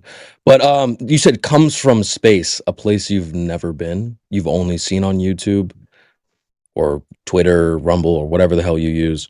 On the So, internet. Yeah, sure. yeah, facts. On a screen somewhere. So what? So where in reality can you go to space? Well, I imagine you would have to have clearance and you would have to be educated, but you could go to space. I didn't ask you how, I asked you where. Well, from everywhere, there's launch capability, so. So I said, where can I go? So like, do I just launch myself into the You sky? want a site? Like coordinates? Or what are you asking for? Like, so your idea of space is just up, like up there? Yes. Okay. Can you have gas pressure without a container? Well, clearly, yes. Can you provide a demonstration without using the claim at hand? So, can I do an experiment that doesn't invoke the phenomena that Hold on. occurs when gravity is extrapolated on a macro level and is clearly containing I don't gas? know. Hold on, AT. I don't know if you heard, because I speak English. I don't know about you, Do you? but I asked, can you provide a I demonstration? thought you spoke gibberish. My bad. I asked if you have gas pressure without a container. You just brought up some other words that I didn't say. Gas pressure without a container without using the claim? Can you do that?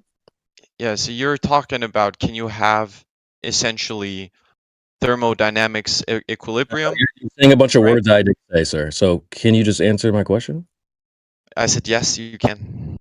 So can you? I asked you. I don't know if you speak English, but I asked you. Can you provide a like? Can you give us? Can you demonstrate that without using the claim at hand? I don't know how I would do that. Oh, why are you saying yes? It can be done. What do you mean? We have it on Earth. Where's the container, homie? Can you I point it said, out wait, for me? wait, 1 second. I said without using the claim, because that is the claim. We're addressing that claim specifically that the Earth itself is like an open system with no container. So we'd like to see an example of that or a demonstration. But just Funnily pointing enough, if you're it works interrupting. like that on Earth, I would have You're to already escape interrupting. Earth. And since I haven't gone to space, I couldn't really give you a demonstration, could I? My question here. So we're contending with that claim, right? That's the claim in question. So we're asking for an example or demonstration of this claim. So using the claim, you're already No, I know what you're cutting- saying. And honestly, since you're being disingenuous, my answer will be just as much disingenuous. And without you interlocuting while I'm talking, my How is answer you- would you simply finished be, without you question? interrupting again, that is very What are you interrupting? I wasn't even finished. Why are you being impolite? What? I wasn't even finished speaking, and I'm the one interrupting. That is crazy, and I'm not being disingenuous at all. You are crazy, I think is more accurate. I don't understand what's happening. Then finish up and let me answer. Holy shit! So the claim in question is that the Earth is an open system. There is no container, just air, and then our space. Repetition is not finishing up. So are you done? Holy smokes! Are you going to add something or are you going to repeat it? Because you don't need to I was repeat it for trying me. to. I was trying to. By repeating Can yourself? Can you provide a demonstration without using the claim, please? Okay, by repeating yourself. Awesome. Thank you for wasting my time. So again, I'll say this. Being as disingenuous as you are, my answer would be, I don't take a position. Why are you cutting me off again? He's muted. Move on, AT. Move on. He's muted. Right, so I'm saying, my answer I will then change to, I don't take a position on whether or not you can. Maybe you can, maybe you can't. So I don't have burden of proof to make a demonstration whether or not you can have gas pressure without a container. I'll say this: if you think that you can't have it, you'll have to demonstrate where the container is on Earth, and the floor is yours. I appreciate that. Thank you so much.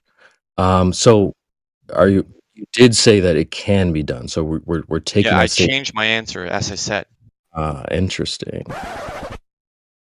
So why are you change your answer? Because apparently you don't want to have a conversation, you want to have a debate, and we're going to debate, I'm going to wreck you. So regardless, like...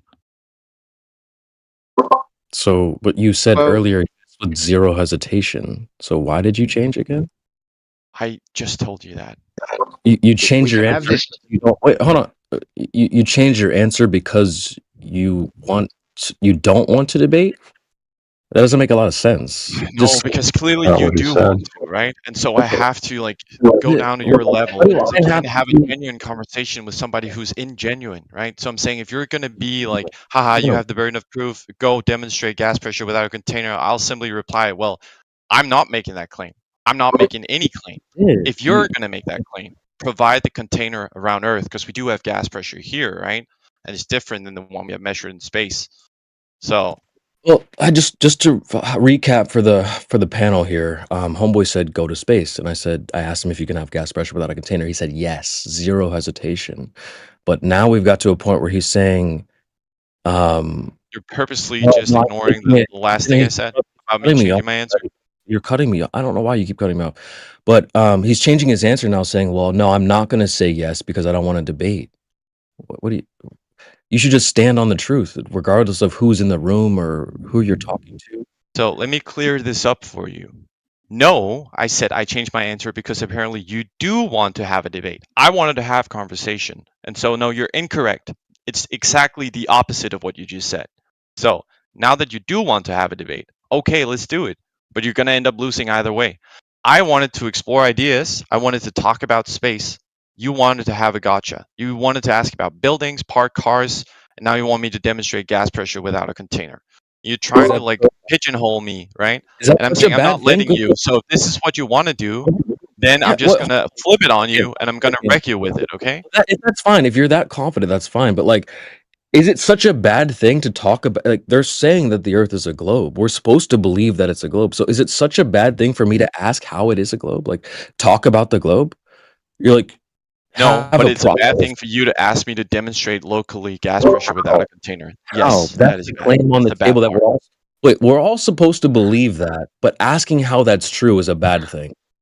No, because you're saying that the globe hinges on that being true. Of course, that's one you of would the. have to demonstrate that then, right? That is your claim. Yes. No, wait. That is literally how it works. Real fast, because you already agreed with what I just said when you said that we have pictures from space and they don't show a container. So that is the worldview, that there is gas pressure and then outer space, like you said earlier. So I'm not saying anything out of the ordinary that you don't believe. We're just trying to address that and say, okay, well, if that's true, can we prove that? And you're like, well, that's bad for you to ask how to prove it. No, you did not ask how we can prove it. You asked for an example or demonstration of it. Exactly. You asked for another example where I localized what is happening on a macro level in an experiment. And I said the only way I can think of is if I go outside this local environment, and I can't do that. So in order for us to have this conversation, I cannot give you additional proof. Because we already have proof. We have evidence. And you're not engaging with it. You're saying, oh, fuck, I'm screwed here. So now I better have him give me another example. Can I just I'm say just what not letting you. Can I say what I'm actually... I'm not saying that at all. Remember earlier when I asked you to not use the claim in question to prove the claim you're trying to prove? That's the problem. You're trying to use the claim as the proof. Well, there's outer space. Okay, how? Well, if you go to outer space, that would prove that there's you can't do that. That's why I'm asking you. It's whether it's local or somewhere else or whatever. It can't be done, can it? Like that. That's so, here. In essence, what you're saying is the only way you would believe space is if you could localize an experiment on Earth that shows space. Huh? Yes. This is how it works. That is crazy. Well, Is it? Wait, which is more crazy? Just believing off rip on something you saw on YouTube, or like actual proof that you have in reality? I'll go with the proof in reality than So what I saw on YouTube. disingenuous part comes out again and very apparent to everybody listening. You're saying that you saw on YouTube. This isn't like an independent guy claiming that's not what space. he's This is saying. NASA on their website. This is ESA on their website. This Oh, the is internet. independent agencies, yes, also posting on YouTube. So But here's it the isn't problem. just like a baseless YouTube channel spewing out space conspiracy. This Well, is that's well-funded organizations okay. internationally It's not about the agreeing funding. It's about about this the concept with behavior of data, that. and you don't have anything to rebut to that. So you default to, I well, do. I actually I do. need another example Wait, for I me do to have even. a. I'm saying Are it you right not now. going to let me finish? I mean, if you're Yes, going to I be do this have a rebuttal. disingenuous, I'm just I'm going to saying the disengage. rebuttal I'm right going to let you now. have I your do own have a little rebuttal. talk to yourself. I have a rebuttal. I'm saying it right now. That it's not about the funding. It's about the behavior of gas pressure in reality. Not about what the internet says or what funding you have. It's about the behavior of gas pressure in reality. That's my rebuttal. No, your rebuttal is the only way I will look at the data at face value I'm not is if you saying can any of that. is I'm not if saying you any can of that. is, I'm not is saying if any you of can that. conjure another experiment, but this also happens. I'm When you not require saying so much additional information on top of what already exists, there's that no I'm saying that information. part, I'll just say I don't take a stance on it. I'll say, maybe you can, maybe you can't. I don't know. Maybe you can. You already said you can. No, I didn't. Because if you remember, what I said is I changed my answer, right? Yeah, it's recorded. You did say you can. Are you bricked, homie? What do you mean change your answer? It means that the original answer I gave was no longer the answer I wanted to give. So I Because took it back and I gave another one. That is then what I you meant. well, I'd take it Is back that because I don't unclear want to you? to. Then I'll smoke you and then I'll say it again. Like that doesn't. You Yeah, you're being again. smoked on. We You're being know grilled. you changed your answer. There's no such. You Season can't say 9, by done changing for. your answer. That's crazy. I mean, you're crazy. Not really. No, Yes, he's not. You're crazy, said the guy that thinks his house is moving. Oh god, interesting. Yeah, demonstrations are not the only way to prove something. Actually, they are kind of the weakest way, because demonstration is just like a simple, very isolated aspect, and you make it more apparent, but not with the same mechanism usually. So demonstration is kind of presupposing that you're already engaging the idea that is being demonstrated as a reasonable one. Otherwise, the demonstration is not going to show anything. Yes, it does. Not really. It can demonstrate how, for example, why oil has the lubricant properties. For example, by taking sheets of paper as the as a substitute for the molecules, the long molecules that oil has, and then stacking them on top of each other and showing that they can slide on top of each other. But that only holds any value as a demonstration if you're already supporting the thought of long carbohydrate chains being what oil consists of, and that they form those kind of surfaces that can slide off on each other. Otherwise, this is not demonstration, holds no value. Demonstrations are not evidence. They're making something. They're making a certain aspect of a model or a certain understanding of reality or a certain part of it very easy to understand and show aspects of it in a very neat and isolated and simple to show manner. I mean, how can you then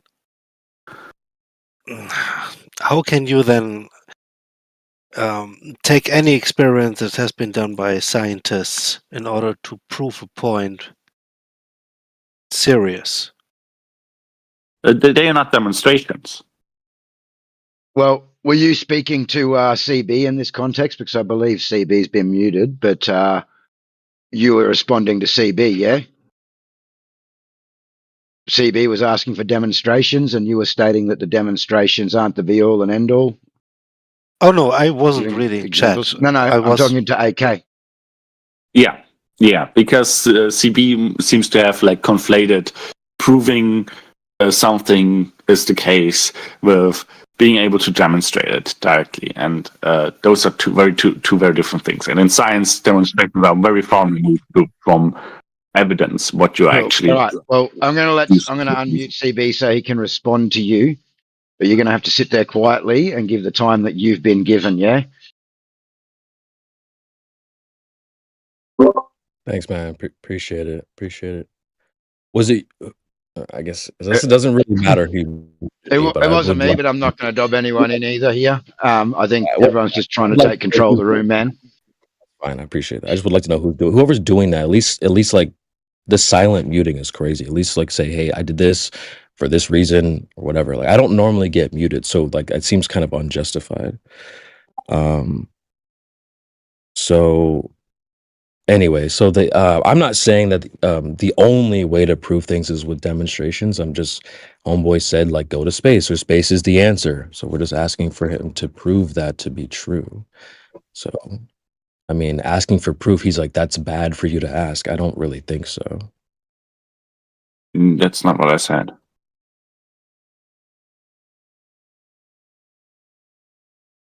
Was that you, AK? Well, who said? No, it was AT. AK. Well, no, it was AK. AT's muted. Yeah, I know that's not what you said, AK. I think you were saying something more like demonstrations aren't the only way to prove things, but I'm not sure that's the only way to prove things. Incorrect. I said that they are not a way to prove things. Oh, so not at all. Okay. Yeah, gotcha. Not at all. Gotcha. But definitely don't agree with that. But all right, fair enough. Well, how would we prove that outer space is real? Yeah, I don't know. All right, fair enough. So is it bad to ask for a demonstration of gas pressure without a container? Seeing that is the claim. Well, it's unreasonable. Why? Well, if you actually investigate the claims that are being made and the physical properties that the gases have and how this is all connected together, then it's apparent that it's not feasible to demonstrate this occurrence on a small scale in any way that would actually be called a demonstration, rather than like proving a point with multiple different points of evidence that are then put into conjunction. And this is why I mentioned earlier, why should you ever trust in any experiment that is being presented to you in order to make your belief a statement also? Okay. Well, demonstrations are things that make an aspect very apparent, and they are often using things that are very far removed from the actual thing. And they're just showing how something works in principle, right?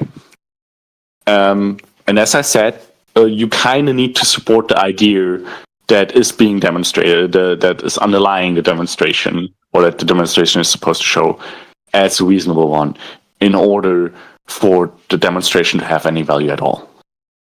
And evidence and experiments, they are handling the actual thing. They're investigating the actual thing that is in question. Now, they don't always put everything together and test all aspects at once. You can isolate one aspect, and then you can isolate another aspect, and then you can realize that reality is continuous, and both of those aspects in reality have to be true at the same time.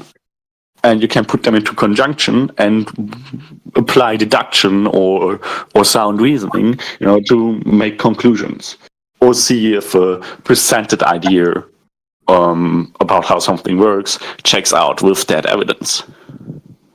Right. So if you have a container, who you can measure what the properties of the container are and what you are going to do with it, and to release it into the atmosphere again, which is also contained, which we claiming is to be. So your treatment is then true, but according to your global whatever, it's like, how does this actually work? Because what I've heard is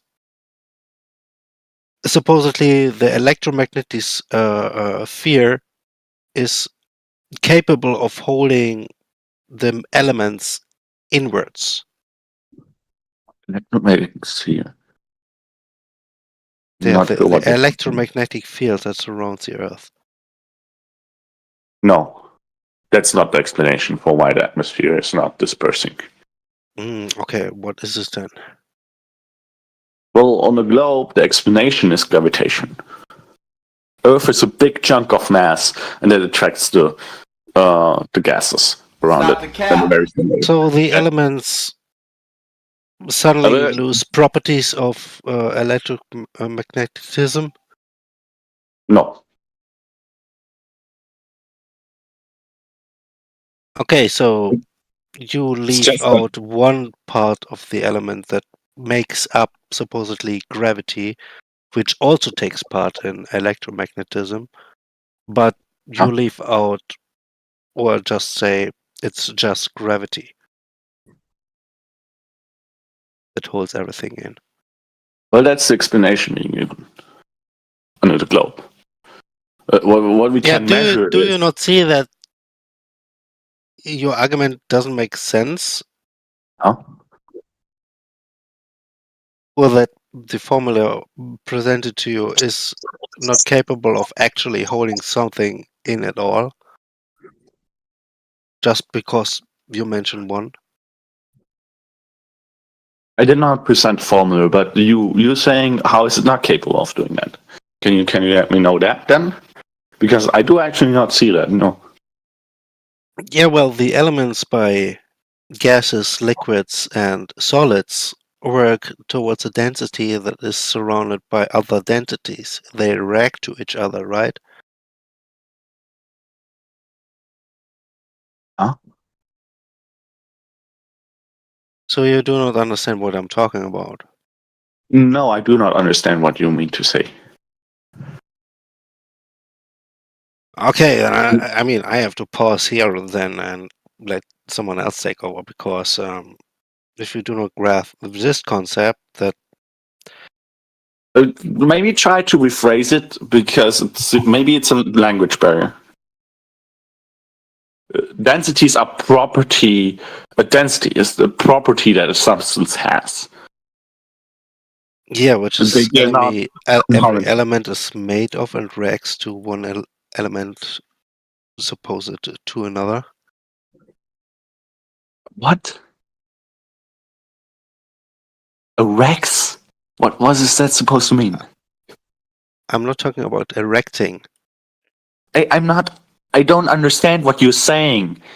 Can you try using different words? Try speaking other? Okay, where do you lost me?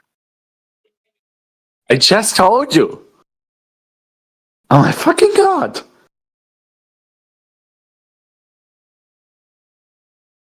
First of all, elements are like not liquids. Like you can't identify an element by, oh, this is liquid. That's the liquid element, and that's the solid element. And that's the gas. Like an element can exist. Those are states. Liquid, what is the solid, chemical table then? Is it just imagination? Liquid, solid, and gaseous. Those are states. Elements are different substances that can all be that can be in liquid, solid, or gaseous states, right? But each element can be in any of those three states. Which have all different densities. Densities are not inherent to the elements.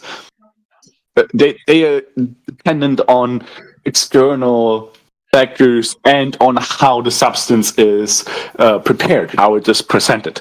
You can change the density of a glass of sugar by simply stomping it down, right, and crushing it into finer pieces, and then the density of it will be bigger, and then it will heat up in that process a little bit. But once you let it cool down, it will have all the same parameters, being under the same pressure, being in the same temperature, but it will have the same mass, but it will have a different volume from before. So its density will change. Density is not inherent to the elements.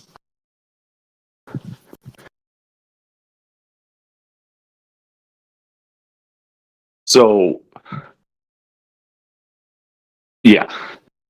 But what we're saying, densities are attracted to each other, or denser things are going further down than less dense things, or what are you saying?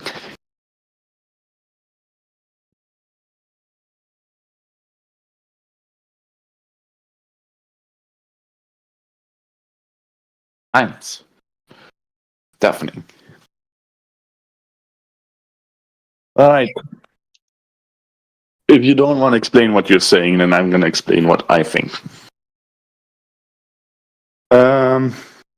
As far as I can see, the only reason that has been brought forward for there being a container around Earth, and therefore the idea of a globe not having a container being ridiculous, and the constant ask for proof and demonstration of gas pressure without a container, is that the pressurization of gas is treated as the antecedent to that is a container. That's the logic thought. And then it doesn't matter if you have a gradient or what the pressure fluctuations is doing or what the tendency of the system overall is. If you don't have a container to begin with, then you can't build up any pressure of any kind whatsoever, no matter if it forms a gradient or not. I think that's the only reason to think that there is a container around Earth, because we have not found the container. We can't show it. Look, there it is. This is how it works. We don't have a working understanding of its properties, and so on. So wouldn't that just be an argument from ignorance, that you don't know anybody who has apparently found this containment, therefore it can't exist, or it means it can't exist or be found in the future, when we have other things such as... Yes, that would be an argument from ignorance, saying, oh, nobody has found it, therefore it's false to say that it is there. Right? But I would say it's not of sound reason to say that it's there, because the only reason to assume it's there is fallacious. We can observe that. So how's it fallacious when we go and read gas laws about they don't pressure? apply. Hang on a second. About pressure, yeah, and laws on entropy that we can demonstrate to be real on the Earth. So then, how is applying those laws on the Earth then a fallacious argument? Well, and doing that correctly is not fallacious, but if you do so correctly, then you cannot conclude that there has to be a container around Earth. And why is that? Can you explain that further to me, please? Okay, so first with entropy, you said? Well, we with can start with entropy, gas pressure, because I suppose to first have pressure, we need something for those gas particles to press upon. Okay, so gas pressure, basically the sum of laws, Boyle's law, whatever the other laws are that sum up to the ideal gas law. Do you mean those laws? Yes. Yeah, okay, they don't hold in the air around us. Very simple. I don't know. Okay, we can go into why that is, but we first need to agree on the facts, right? So why I'm saying that this doesn't hold in reality in the air around us is if you take a lab, right, it's just a normal room basically, and you have it at a normal room temperature, like 18 to 20 degrees Celsius, something like that, right? And then you measure the pressure in it, and then you go to this. You have another room at a higher altitude. That is the same volume. And you have it at the same temperature, 18 to 20 degrees Celsius. And you measure the pressure in it. The pressure in the higher room will be lower than in the lower room. Now that violates the ideal gas law and those other gas laws. Because according to those, that would just be a pressure gradient. The pressure should be the same. No, that would just be a pressure gradient according to, yeah? According to those laws. Pressure gradient, we still require pressure in the first instance, which still requires a container or something for those gas particles to press upon. No. Yes. No. Oh, as per gas law, yes. So a hand wave dismissal to me, stating gas laws, is not going to... There's no gas law that says a hand wave dismissal for pressure gradient. Hang on a second. There is. It's called pressure. And the antecedent to that pressure is containment. So to have a pressure gradient, you first require a container. The containment. Yeah, okay, containment does not mean a container. Okay, containers are hollow objects. We need something physical to contain that gas. Okay, physical does not mean it's an object. Per square inch. Yeah. Physical does not mean it's an object. Light is not an object either, and it's physical. Well, light is not containing gases. We're not talking about I'm not light. saying We're talking about. We're talking about physical containment. We're talking pressure. Yes, but we're talking about what that means. Prevent okay. entropy. Okay, so yeah, EJ, we need to get on the same board, on the same page about what exactly it means and what is excluded from that, okay? And that's why I'm talking with those examples about like something physical, something being physical does not mean it has to be an object, right? Something can have a velocity. That velocity is physical, right? But it's not an object, okay? So just something being physical does not mean it is tangible, it's an object, okay? And then there's a difference between containment and container.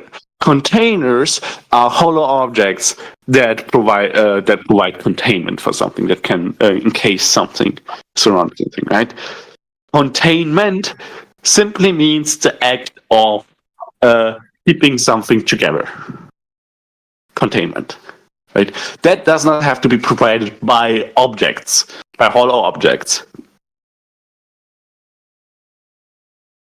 It has to be physical, in this case, yes, sure. But we also have established that something having a physical effect or being physical does not mean that it has to be an object. It can touch and move around and so on. Well, right? I would disagree because containment refers to something keeping something within its limits or preventing it from spreading, out beyond a boundary. So containment can still be physical, and a container can also be something that's physical. But either way, you understand what I'm explaining about gas pressure. I'm not going to play semantics with words. Yeah, I'm not playing semantics with words either. But it's really important to me that we understand each other. So what you just told me. Okay, I'm also sure I understand, but I'm not sure if you understand me, because what you just told me showed me that there was that you picked up something that I was not laying down, right?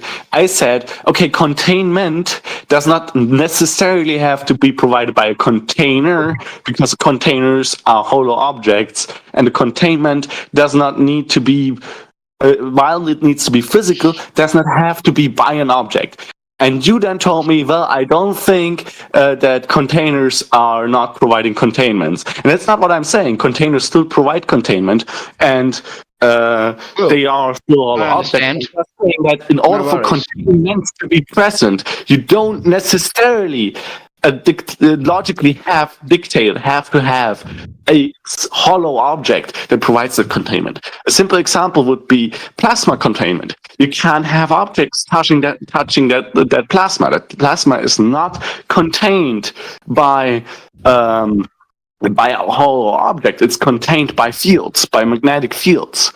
And those fields, they are physical, but they are not objects. And those fields are in a contained environment. But regardless of that, that brings us back to the first question. That provide a contained environment. Listen, dude.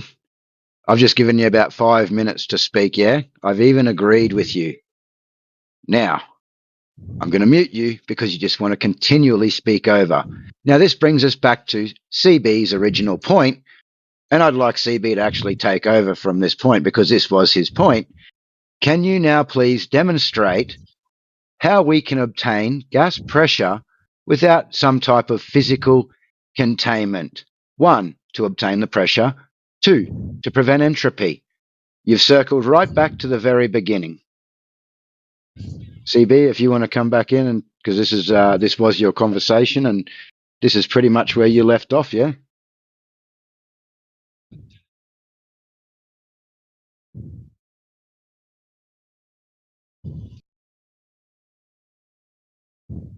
Can I get on? Oh, thanks. Can I respond real quick to what you said? Nobody is claiming that there's no physical containment of the air around Earth. Even on the globe, there is containment that is provided by gravitation. Just like containment of plasma is provided by magnetic fields. And 2, no, I already established that I don't think it's reasonable to ask for a demonstration of that. AJ, you and I, we had a conversation of trying to get there to the point of agreeing or see if we can agree on whether there has to be a container, like an object around Earth containing the gas, or why I was about to explain why I don't think that has to be the case. And that's independent of global or flat Earth or anything like that. Unfortunately, it's not about what you see and find as reasonable, yeah? We're just going off what we can see, verify, and demonstrate, and that would be gas laws. And in this instance, the globe appears to be the only thing, or state, or whatever you want to call it, that can break these laws, yeah? And you haven't been able to demonstrate how. You've made lots of claims as to why it occurs. You've said that it's, it can be something else that's containing it. It doesn't have to be something physical. You haven't proposed what that could be, and you haven't given a mechanism for this containment, yeah? All right, so again, the assertion that they are breaking those laws is incorrect. That's a statement I'm making, and we can try to see if it is reasonable or not. But I don't see your conclusion that they are broken substantiated with sound reason. And in all the years that I've been dealing with this, I've not been able to uncover that. It's always just blindly stated, and you have to go from the premise that they're breaking those laws, but they are not actually. If you go into it, you notice that they're not actually breaking those laws. With the entropy, for example. Keep making these statements, but you're not supporting them with any type of evidence. Yeah, you're not showing, okay, so according to those laws, this and this should happen, and applying all the factors that are present allegedly or measurably, and then showing that there's a conflict between what should happen and what is actually observed in reality. You're just blanket saying they're breaking those laws, and you're doing so with poor reasoning. The reason that you're bringing up, for example, that the atmosphere around Earth, without a container around it, breaks the law of entropy, is that dispersed gas has a higher entropy than gas that is ordered in some sort of way, right? So that that has one part of no such thing as ordered gas. There's no such thing as gas that is in order. It's all moving. Well, it's still buoyancy still applies, right? Even in gas. higher density gas sinks to the bottom, lower density gas rises. There's very good dispersion, so gases in general mix very well, but there's still the density gradient from high at the bottom to low at the top, right? Yeah, but you have different pressures, which then apply different variables. Well, anyway, so the reasoning for there has to be a container around it, and it breaks the law of entropy if there wasn't, is that the gas dispersing upwards, if there's no container, would have a higher entropy than the gas staying close to the surface of Earth, right? That's the reason. This is why we are asking you to explain this. And all right. So I'm getting there, right? I'm just trying to establish that I understand the reasons that are being given, at least to some degree.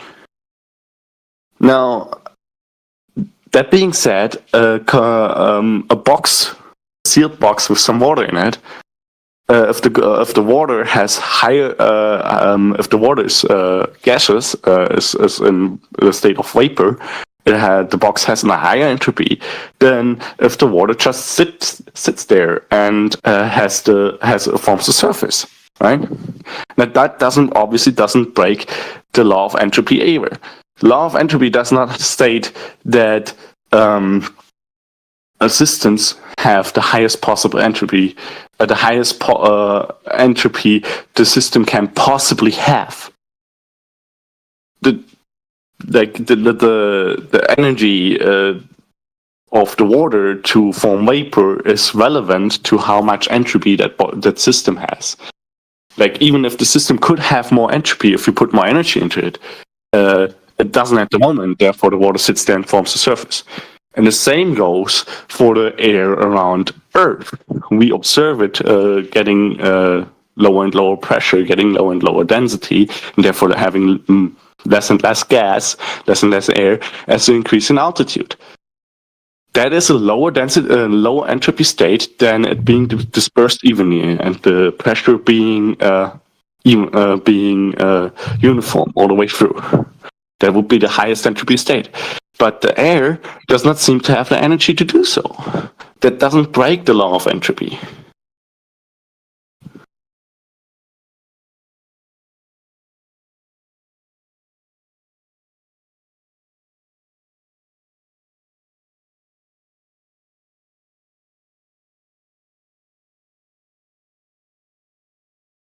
Same goes for the ideal gas laws.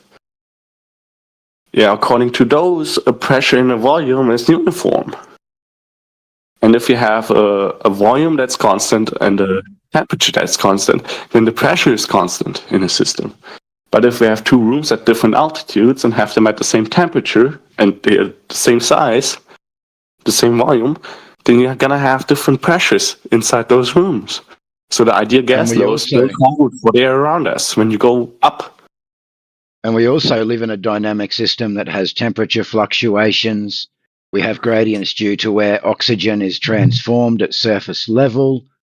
But we do know that oxygen, or gases, travel in all directions randomly.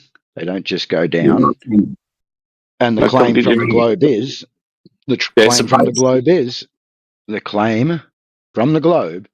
that these gases that are transformed at ground level where oxygen's at its strongest and these gases are at their densest, I suppose you would say, has no effect on these gases until they reach a point where gravity's at its weakest. I mean, you need to demonstrate this. This is just a claim.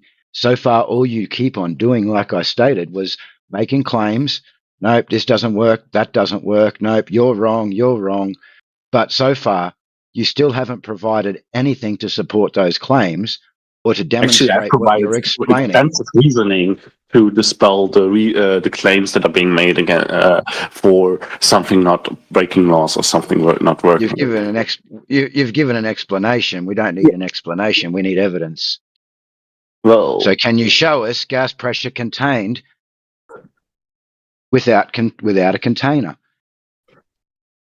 Can you demonstrate this in reality for us? No, I said so already that I don't think Okay, it's feasible cool. No to worries. demonstrate this as a whole. Yes, But it should what I don't be. understand is why suddenly there's only an all or nothing approach. Why is sound reasoning suddenly and deduction suddenly not applicable to find out how reality works anymore? Because to Iloba's statement, the vacuum that is surrounding the Earth actually, without a container, should suck our air out. Do you understand why we ask you this question? That is incorrect. Evidently so. We measure Give midway. us an example. The air around us is an example. So then the air around us should be going I have off never low suffocated. pressure. Even if you're going to say that the outer space vacuum is not actually a vacuum, it's just a really low system, right? You have a high pressure here, you have a low pressure way the fuck out there. Why isn't the air leaving us and going out there? It isn't, though. We can agree that it isn't, right? We can agree that we measure a low grade vacuum at Mount Everest. We measure low to mid grade vacuums at the ceiling of how high applies turbine planes with turbine engines can fly, right? We measure that, and we measure that there is no constant updraft of. That there's no attempt of the air, no measurable attempt of the air to equalize that gradient. What you got to remember, mate, the pressure on Earth, right, at sea level is 14 psi. That's at sea level. It's using a horizontal frame of reference for that gradient. Yeah, and you're still having to figure out how you have a pressure when you're sitting here saying no, it doesn't have to be a physical container. What's the container that's causing this gradient to happen within this system of pressure? All right, so according to what I can figure out, it seems to be, and I don't know what the mechanism is, okay, because there's actually a pretty good case for the fact that you can't demonstrate gravity to a sufficient degree. So gravitation as an idea is very questionable. So I don't know the mechanism, but I know that things fall down when you pick them up and when you drop them, right? And I also know that this So the pressure, mate. I know it's not sunk. I know it's not sunk in yet, mate. I know it's not sunk in, but your pressure at sea level is a horizontal frame of reference across all the mean sea levels. It's a horizontal frame of reference. Why are you guys dogpiling him? You interrupt me for something that's literally not relevant right now. Okay, so I know when you pick something up, when you drop it, it falls down. It appears to accelerate, right? And I know that this corresponds to the weight that we can measure something to have, and I also know that I can measure air to have weight. Okay, it has nothing to do with the weight. And I also know that with that knowledge, with all of those pieces together, I can predict how big the pressure under sea, for example, how much the pressure is going to increase when I descend down into water, and I can also predict with the same formula how much pressure is going to decrease when I increase my altitude. The air around us seems to be in hydrostatic equilibrium. And the only thing that it could form that equilibrium with is whatever causes things to fall down, is whatever causes things to have weight, whatever causes me to push down on the ground right now. When things are falling down, mate, listen, you've said enough now. You've said enough. When they fall... You're cutting out. Yeah, you just disappeared, bro. Too bad. Well, he's still gonna go on about the horizontal reference frame, I think. Yeah, that doesn't really matter. Like, in my understanding, it's the physical difference of moving, of things falling down. Like when you just drop them, they're falling straight down, and that establishes difference between up and down and left, right, forward, backward. Because if you rotate 90 degrees horizontally, then your left, right becomes forward, backwards, and it's not physical different. But if you rotate 90 degrees upwards, then you're what's causing this pressure gradient inside of this containerless environment. How did we get left, right, up, and down? When he goes to talk about horizontal, you're like, well, that doesn't matter at this point. But here we are waffling on about left, right, up, and down. Okay, sorry, it really doesn't matter, actually. Well, whatever causes things to have weight is my answer. And I don't know what that would be. I've not been able to uncover a working understanding or an idea and an explanation of why that is happening over planet Earth, if the globe is not true. On a globe, it would be gravitation. It would be gravity. But I don't know if gravity checks out or not. I think it's also sad that you have to defend gravity and the whole sort of like stringent ideas that the globe hinges on in order for any globe argument to take shape. Because I think you have very good reasoning behind what you said at first, but then you're put in this corner where you have to defend gravity, and we know that gravity is incomplete, right? Even at a Planck level, gravity breaks down. And so we have lackluster information about some of these things, also thermodynamics, right? Pressure and systems, and how gravity is sort of interlinked or speculated to be, right? And I think it's sort of sad to see that any globe argument defaults to either you have to prove gravity, you have to prove gas pressure, or you have to measure a curve. And if you can't do those things, well, then GG, and you get dogpiled. I think that's sad. It's sad to see. And also, I think it's unfair to say that you have to prove something with an experiment for it to be considered true. Because if something is unique, I'm not saying that it is, but if it is, then you cannot create an experiment to simulate that. It cannot happen. And so if it's the case that it's unique, it would never suffice because you could never experiment away. And if it's not unique, it's still very cumbersome to even orchestrate an experiment that demonstrates gas pressure without a container. And so the default is usually you have to do all these things. And if one of them is incomplete, well, then we live in a flat Earth. Well, then you didn't validate it, didn't you? So yeah. But it would be more even. Yeah, then you didn't validate it, so you move on. You accept that. You don't know, and you move on. Yeah, but that doesn't debunk the globe. So incomplete knowledge. Outer space. Wait, I'm still talking. Hello. Yeah, but you keep waffling. You keep waffling. That's just it is because you haven't shut up. The only time you've ever stopped running your mouth was to listen to Amish tell you that you didn't validate anything. You're being disrespectful as fuck, and I know I'm the one who gets muted Yeah, because I'm not an admin. Yeah. Because you're gonna sit here and say, "Well, you got to make me validate pressure without a container because my globe model says that I have to have all of this pressure on this Earth, and it doesn't go anywhere. Yet it lives in a vacuum." Well, if you want to argue with people who don't want to argue with you that space is real or fake, how about you go argue with the Flat Earth Society? They're not going to challenge you on whether or not space is fake or not. They're actually going to agree with you that space is real. But then they're also going to say, well, I can't see the flat Earth from outer space because when we go out there, gravity influences the way light moves. So it actually looks like a sphere from outer space. If you want to argue with that kind of argumentation, why don't you go and argue with them and quit coming here? It sounds like you got a problem with talking to us here about the thing that needs to be validated, period.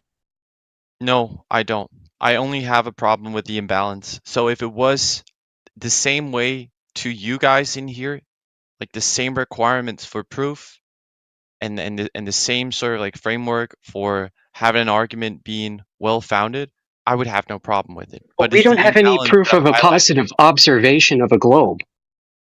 So we don't believe what we don't see. No, I gather that. But okay, so you have the burden of proof, not us. Thank you. No, yeah, and I'm with you. But I'm saying, like, if you show, for instance... And why did you say the opposite if you're with me? I'm getting to that. So if I show you contradicted yourself. Then make up your freaking mind. I'm not contradicting myself. If I show you a picture from space, you're not going to look at the picture. You're going to say, well, explain thermodynamics. Right, because the claim is in the picture. Pressurized system next to a vacuum. That's the claim in the picture. Data doesn't make claims. Wait, why are you being disrespectful? Oh, because I'm tired of your antics. Usually you're like level-headed. I know. But that's okay. I know sometimes I can be tempered as well. But Just be honest. I think I am being honest. I think like my whole take is that you have good arguments and you have sound way of thinking and reasoning, but And you don't also have any. have a tendency. You also You have a none. tendency to default to something that is not relevant.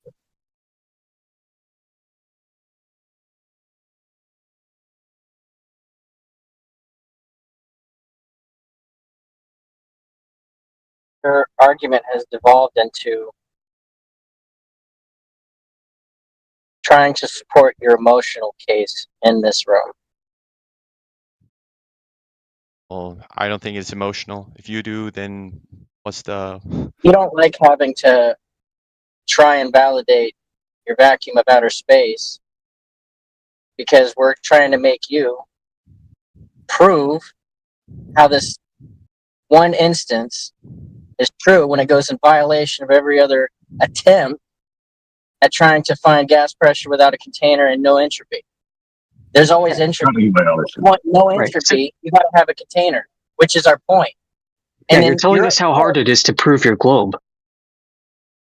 Well, it's equally hard. That's what we're hearing. How you can't prove it, and you are the frustrated. Pancake hasn't been proven either. Let's be fair.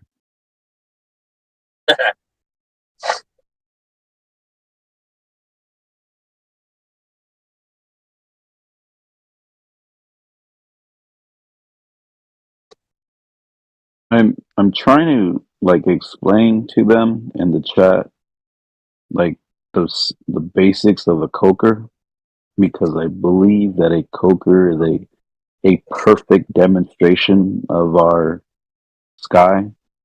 But I don't know why, like AK, I don't know why you don't get it.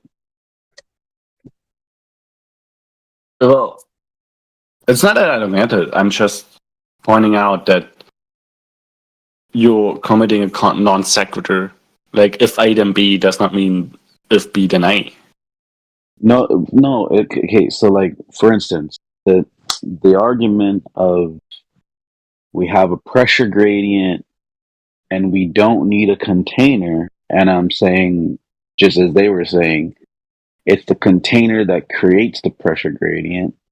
And then I don't know if it was sarcastically or just, mockingly, but someone's like, well, then how do you explain how the zero gas pressure all the way at the top? And then I said, well, that's exactly what a coker does, is that at the bottom it's the heaviest, the most dense, right? Whatever form of liquid or gas that you put in it, whatever carbon, whatever, it's thermal fracking. So whatever you put at the bottom, and that it's going to have, and you induce this temperature, then there'll be a byproduct. And as it cools, the higher it goes, not only is you get a byproduct and it changes its carbon makeup, but there also be a less pressure. So it makes sense.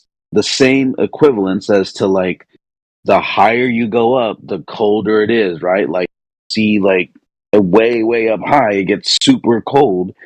And there's also less pressure up there the higher you go. I mean, go ahead. Yeah. And so you're saying that the very tip of the coker is vacuous. There's a vacuum up there in the top of the coker. No. It's not. It's not a vacuum. No, there's still a pressure to it. It's just it's the least amount of pressure. It's the least amount, and it's the top of it. But the point though, but one of the main points is that's why I said if you were to make a hole in the coker, that coker wouldn't be able to have a gradient because the air from outside would equalize with the temperature inside, and then you won't have that gradient and byproducts either. The pressure, you mean, not the temperature. No. The temperature from out. No, well, both. I meant the temperature because, like, let's say it's really hot. That heat will go in and it's going to disturb that gradient that was being created. You get what I'm saying? The heat will go out if you make Right. Yeah. The temperature will equalize, so then you won't have that gradient in that coker, and also the I think the pressure is more of a problem. So could you make a coker high enough that it's vacuous in the top, like so that all the different components are being separated out on the way up, and there's nothing else that goes even a little bit higher? I don't think they even make them that way, because the point of the coker is that they try to sell every level of byproduct that's created from it. So, like, from the top product all the way to the top. I'm sorry, for the bottom, as it goes through the process all the way to the top, they capture that as well because they sell it. I think it's like whatever the product is. All right. Yeah, but in principle, physically, like ideal-wise, do you think there's anything preventing, like, making the coker higher than even the highest product, so that all the products get separated out on the way up, and there would be nothing in the tip of the coker at the top? I don't know. I don't think so, because that wouldn't be the point of their. I mean, that's why. I'm not saying it being commercially viable. I'm asking if, in principle, you think if there's something physically preventing that. No. Okay, so there's nothing. There's nothing physically preventing it. Okay, so suppose we would do something like that, like have a coker and make it a little bit higher than it needs to be, so there's nothing reaching the very top of it. The top would be in a vacuum, right? Bottom would be under pressure, right? No, it's not going to be in a vacuum. That's what I think. I think what you're saying right now. You're saying there is something physically preventing it. Hold on. Just hear me out, okay? What you're saying right now is equivalent to a Glober bias explanation, because you believe in the vacuum at the edge of space bullshit nonsense. That's the belief, and that's what I'm trying to tear you away from. Like, it's not that there's a vacuum way up at the top. Don't tell me what I believe, because you're wrong, okay? So you don't believe that there's a vacuum? Well, I know that there's a vacuum above it. I can measure it. But the whole other stuff that you attach to it, no. Wait, hold on. What do you mean you can measure the vacuum space? Okay, I can measure at Mount Everest. We have a low-grade vacuum at the ceiling of how high the highest turbine engines can fly. We have about a mid-range vacuum. But that's not a vacuum, though. That's not a vacuum, though. Those are vacuums. There's no perfect vacuum. We don't have any perfect vacuums in reality. Perfect vacuums don't exist. Okay, AK, hold on, slow down. You're saying that at the top of Mount Everest, there's a vacuum? There's a low-grade vacuum, yes. Okay. So if that's what you consider a vacuum, okay, now, getting in the way you're wording it, okay? Okay, perfect vacuums don't exist. Like, there is no space that you can keep entirely empty.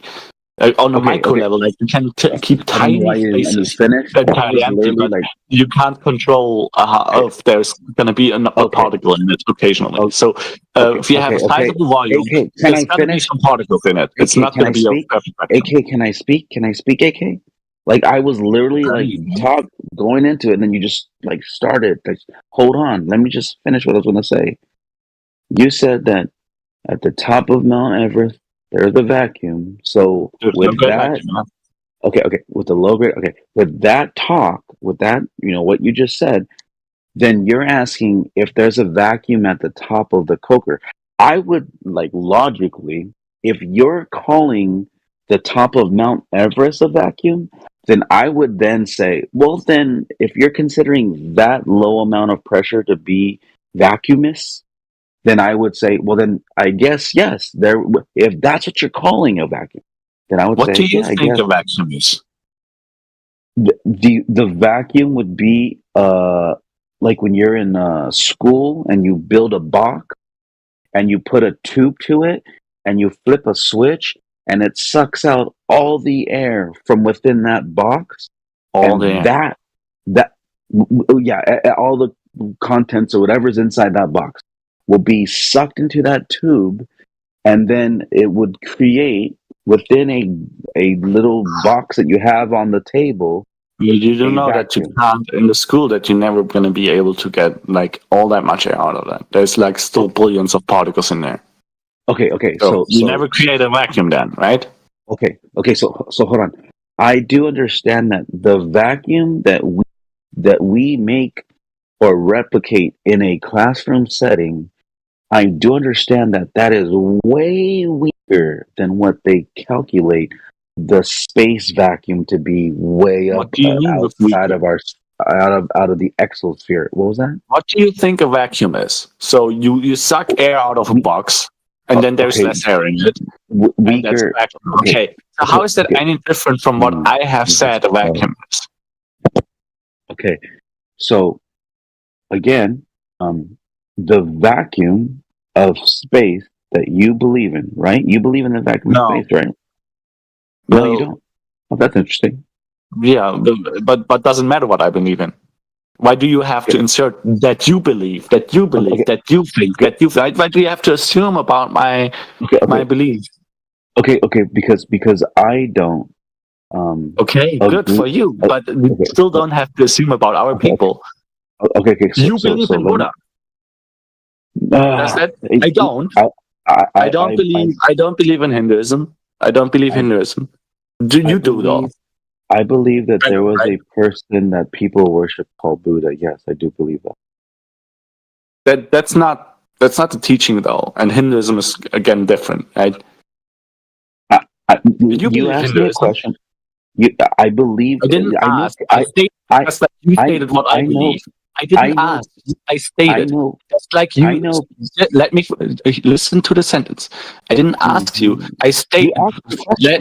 Hey, you interrupt at every point. You interrupt at the same time. You asked me a question and then no, I didn't. No, I didn't. You said, "Do you believe in Hindu?" And I was about to answer. Let me finish the sentence. I'll shut up. Go ahead. I'll shut up. Go ahead. Holy fuck! I got mute. Okay, so I didn't ask you what you believe. I stated what you believe, just like you did to me, in order to demonstrate how senseless it is. That was all. Okay, so with that being said, so if a person believes that there is a vacuum of space that is 10 to the -7 torr, that is right next to the edge of our sky there, the point then would be well, that is much stronger than whatever vacuum, quote unquote, would be inside of a coker, that would be able to be created inside of a coker. So this is why I am saying that vacuum of space, quote unquote, is a falsehood, because that is not created even naturally inside a coker. I don't think you even obtain those type of numbers. Is there with you saying on top of Mount Everest that that's a low gradient vacuum because of the pressure? Okay, then I would then take back what I said and said, well, with that explanation, then yeah, there would be a form of vacuum on top of the coker. If it would just be a low pressure gradient, the lowest pressure gradient of that coker. So I would agree. But if we are then not focusing on the fact that a coker, in all of this, it's contained, and in the containment is the only way that it produces a gradient, as well as allowing us to measure that pressure difference, because the pressure is being created by the temperature within an enclosed environment, which will create that pressure gradient itself. Does that make sense or no? So slow. Alright, so nobody's claiming there's no containment, right? That is not in question here. The question is if that containment has to be provided by a container. And what we can see is that at least for everything that is relevant around us, it's not the container that provides that provides us with the pressurized environment that we are in, because the gas does not uniformly and with obviously pockets of turbulence and fluctuations with temperature and so on, but does not. There's no attempt of equalizing the pressure.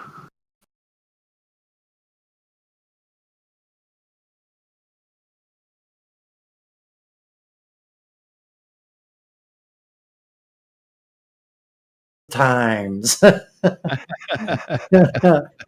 I'll catch you all later, man. All right, man. Mañana. Adios. All right. What's up, Matrix and everybody else in here? Oh, Flat Earth, dude. It's the music that I grew up with. Is that was that Hall & Oates? Did he Flat come Earth back? Math. Is that Yeah. Charles? Is this Charles? Yes, it's Charles. Oh my goodness. Hey, I'm an old Robert Bassano guy. How are you? I was just thinking about you because it was Robert Bassano's Planeta Veritas where I had my first conversation with That's John. right.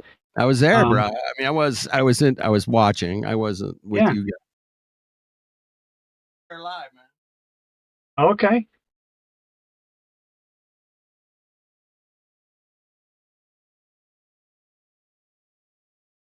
I'm currently procrastinating going to bed, but I really feel tired. Are you off for the summer? Yeah, but I've got a ton of training. Come back in here a little more often. Don't be shy. Yeah, I hope to. There's a couple more discords that probably you should check out. There's Earth Awakenings for sure. They would love you in there. That's Geo's. The thing is, I just want to be really careful of just not going where I'm not welcome. Like there are some places. Geo's is super moderated. Like he's like on top of that shit all day. Oh yeah, no, I meant this room. If it gets out of control, man. Yeah. He'll pull it. I was in a couple times, and it just like you can talk about it just went off the rails like in 2 seconds, and I try to be as kind and I'm with you, bro. I want to be cool. Start, screaming at me, calling me a liar and stuff. Yeah, I don't want to get loud. It's not good for your heart.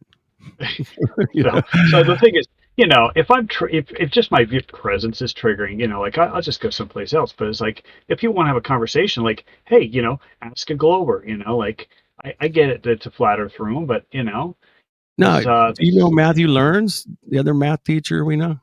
We have never spoken, but I've kind of rubbed elbows. He was just here like 5-10 minutes ago. He was here. Oh, really? He took off. Speaking of conversations, you should see what I tagged you in the live stream voice text with. The sphere is caught in the irreconcilable dilemma.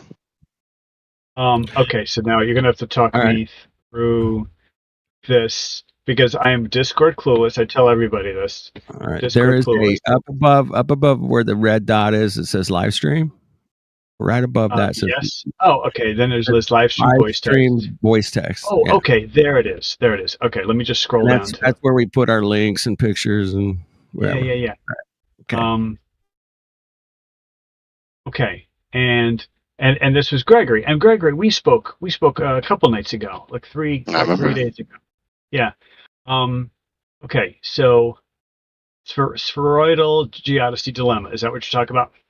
Mm-hmm. Oh no! You tagged me. Yeah. Okay. Right on, was it like the whole thing that you were sending in my direction? All right. First horn, second horn. Okay. The horizon is only an optical phenomenon. Summit of a water. Okay. So the word I'm going to object to is the word only. The horizon is an optical phenomenon that is based on literally the edge of a sphere. So it's not that it's only, like it could be like hologram is, it's a purely. So you're pre-assuming your sphere. So can that not happen on a flat surface? Well, hang on. Before you go that direction, if you argue that way, then you're impaled on the second horn. Okay, so what Matrix asked, and I believe it was Matrix, right? I am not pre-assuming a sphere because I've already measured the shape of the Earth many times. So I'm not assuming anything. But if you're claiming you've measured it, how come there's people that have been in here for longer than you've been around that haven't been able to measure it, and they've been trying to? Well, most of them don't digress to that yet, because it's kind of distracting from the dilemma. I'll hold. Hang on. Charles, you and Gregory, go for it, because I'm going to go. It's Gregory's argument. He brought him up, so let him just cook for a bit. Yeah, you go ahead and cook it, man. I'm going to mute up. All right. And Matrix, we'll talk in a bit. All right. So Gregory, horizon is an optical phenomenon, but it's not only optical. It is based on the edge of a sphere. Okay, so then that kind of knocks out the whole first horn. Now the second horn. I'm just reading this for the first time. Horizon is the summit of a water curve. You can only see to the horizon. We don't only see the horizon, we see beyond the horizon. Therefore, the horizon is. Okay, I understand the logic there, but it's the second part of the first sentence in the first statement in the second horn that doesn't follow, because that ignores that there might be other optical qualities, such as refraction. Right? So, yes, the horizon is the summit of a water ball, but you cannot only see to the horizon. Okay, so if refraction is going to make curved surfaces appear flat, extend the horizon away from us, and make objects that are completely obscured behind a much larger object while on the surface thereof appear to be on the top thereof? No, you had a bunch of statements in there. We could take them one at a time. So if it's no, then your appeal to refraction is empirically inadequate, because appealing to refraction is not going to account for the fact that we see beyond the horizon. Yeah, very, very slightly, by a fraction of a degree. But we should all acknowledge that we live in an atmosphere that has a density gradient. But not denying the density gradient. So again, your appeal to refraction is not going to account for the fact that we see beyond the horizon, when we wouldn't be able to see beyond the horizon if the horizon was the summit of a water curve wrapped around a ball. So you're denying that the atmosphere is a density gradient? Could you explain? I just explicitly said out loud in clear English, we're not denying there's a density gradient. So you're digressing attention to a density gradient, which is not at all logically relevant to the fact that refraction is not going to account for the fact that we see too far, that the horizon is not the summit of a water curve wrapped around the ball. It perfectly expresses downward atmospheric refraction. We live in a density gradient where the denser air is at the bottom, the less dense air is above. Then light will tend to bend down very, very slightly. But you just said that refraction cannot make curved surfaces appear flat. They can't extend the horizon away from us. And they can't make objects completely obscured by a much larger object appear on the top thereof, especially when they're on the surface thereof. Okay, so you're combining a bunch of statements together. You combined 3 statements together, to which I said no, which doesn't mean that I'm saying no to each of the individual parts. If we can parse them out, I'd be happy to discuss each one of those parts.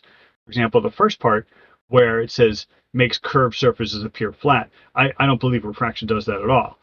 So it doesn't account for that. Next point. Okay.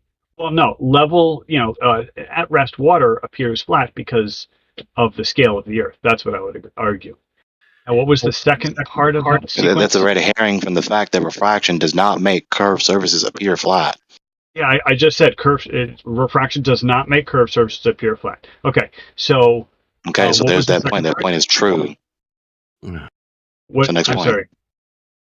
What point is true? The fact that refraction does not make curved surfaces appear flat. That point is true. So next point. Okay, refraction. You're right, but that's a straw man. Like no one's claiming that refraction makes curved surfaces. No, it's not a straw man because your appeal to refraction necessarily implies those implications which are false, and that which implies falsehood is false. No, you made that up. I don't know of any No, I glober. didn't make it up. If you're I don't know of appealing to any glober who refraction makes that to claim. account for the fact, if you're appealing to refraction to account for the fact that we see too far, then that implies that it appears flat, even though it's really curved, that the horizon seems to be that far away, but it's really closer, that the object seems to be visible on the top thereof, but it's really completely obscure behind a humongous wall of water curve. That's the implications of your appeal to refraction. No, that's not. Especially the word flat. There's nothing in the word flat that has anything to do with the discussion of refraction. Unless you say an argument to refute my critique, you just saying no cannot refute anything. Well, but you're making a straw man. You're making a claim that no glober is, to my knowledge, It's not a straw man. I'm attacking your position. Your position is appealing to refraction. I'm not attacking a straw man. I'm not attacking a straw man. I'm attacking the premise you explicitly appealed to earlier. You're not affirming the implications of your appeal to refraction. We know that. That's the point. You're not being consistent. So yes, we know you're not affirming the implications of your appeal to refraction. Regardless, your appeals to refraction imply that. Okay, so you're making you're making a sequence of statements that it's like you're putting words in my mouth that I'm saying this, that, or the other, and you're saying that I'm implying that, and I'm not implying that at all. For example, that refraction causes curved things to appear flat. I never said that. I never implied that. And then you responded with, appeal to refraction. I'm not appealing to refraction. I'm talking about refraction. We haven't even gotten to the details of refraction. But I've never said anything about curved surfaces appearing flat. And so I hope I haven't implied that, because I've never heard a glober say that or imply that. And that doesn't follow for me just to say light bends downward very, very slightly in the density gradient. That says nothing about something appearing flat. It does say something about us seeing very slightly too far over a curved surface. That logically follows. So if you want to say what's the implication? Yeah, the implication is that we see slightly too far if light bends down slightly due to atmospheric refraction. No. You're trying to refute the second horn. The second horn is logically sound. You attempted to refute it by appealing to refraction to account for the fact that we see too far. We would not be able to see ships reappear with optical devices that have zoom capabilities beyond the horizon if the horizon were the sum of a water curve wrapped around a ball. It's very simple. So you're attempting to account for the observation being irreconcilable with your spheroidal geodesy by appealing to refraction. There's refraction happening, which makes it seem as though the curved surface is level, horizontal, flat in its orientation, that the horizon seems to be further away than it really is, but it's much closer, and that the object that seems to be there on the top visible is really obscure behind a humongous wall of water curve. Yeah, well, the problem with this first statement in the second horn is the word only. It does not follow. Right, the word only. Like, for example, you could see buildings in Chicago. The second horn. You're not talking about the second horn. That's the first horn. Statement. It's the first statement of the second horn. Is the word only. Okay, and that does not follow. The word only, unless you're talking about we can only see to the horizon. Yes, that's what I'm talking about. If the Earth were a ball, then we would only be able to see to the horizon. With no atmosphere. Right. Without atmosphere. If the Earth were a ball with no atmosphere, well, then you might have an argument. Without atmosphere, not only without atmosphere. No. So, because the thing is, light if light always travels in perfectly straight lines, then the first statement of the second horn would make perfect sense, right? But light bends downward very, very slightly due to atmospheric refraction under standard conditions. So you got to take the word only out of there, which means the second horn collapses as well. So then the light would never have reached to us then, because the angle of incidence would be too tight in order for it to actually get around the curve rather than crash into the surface of the water rather than reaching our eye. So if you take a ray of light and then just Your globe just didn't have downward. I thought it was inward. What do you mean down? Inward. Yeah, You got to get your own words. Towards gravity. Downward's a flat Earth term. Shut up. So if you could, draw a circle on a sheet of paper and make a little stick figure, and then draw a line tangent to that, that would be the geometric horizon, right? Now, if you draw a second line that is just curved down just very, very slightly, you will be able to see slightly further than that geometric horizon. That's all. No, light is not being curved by the atmosphere. No.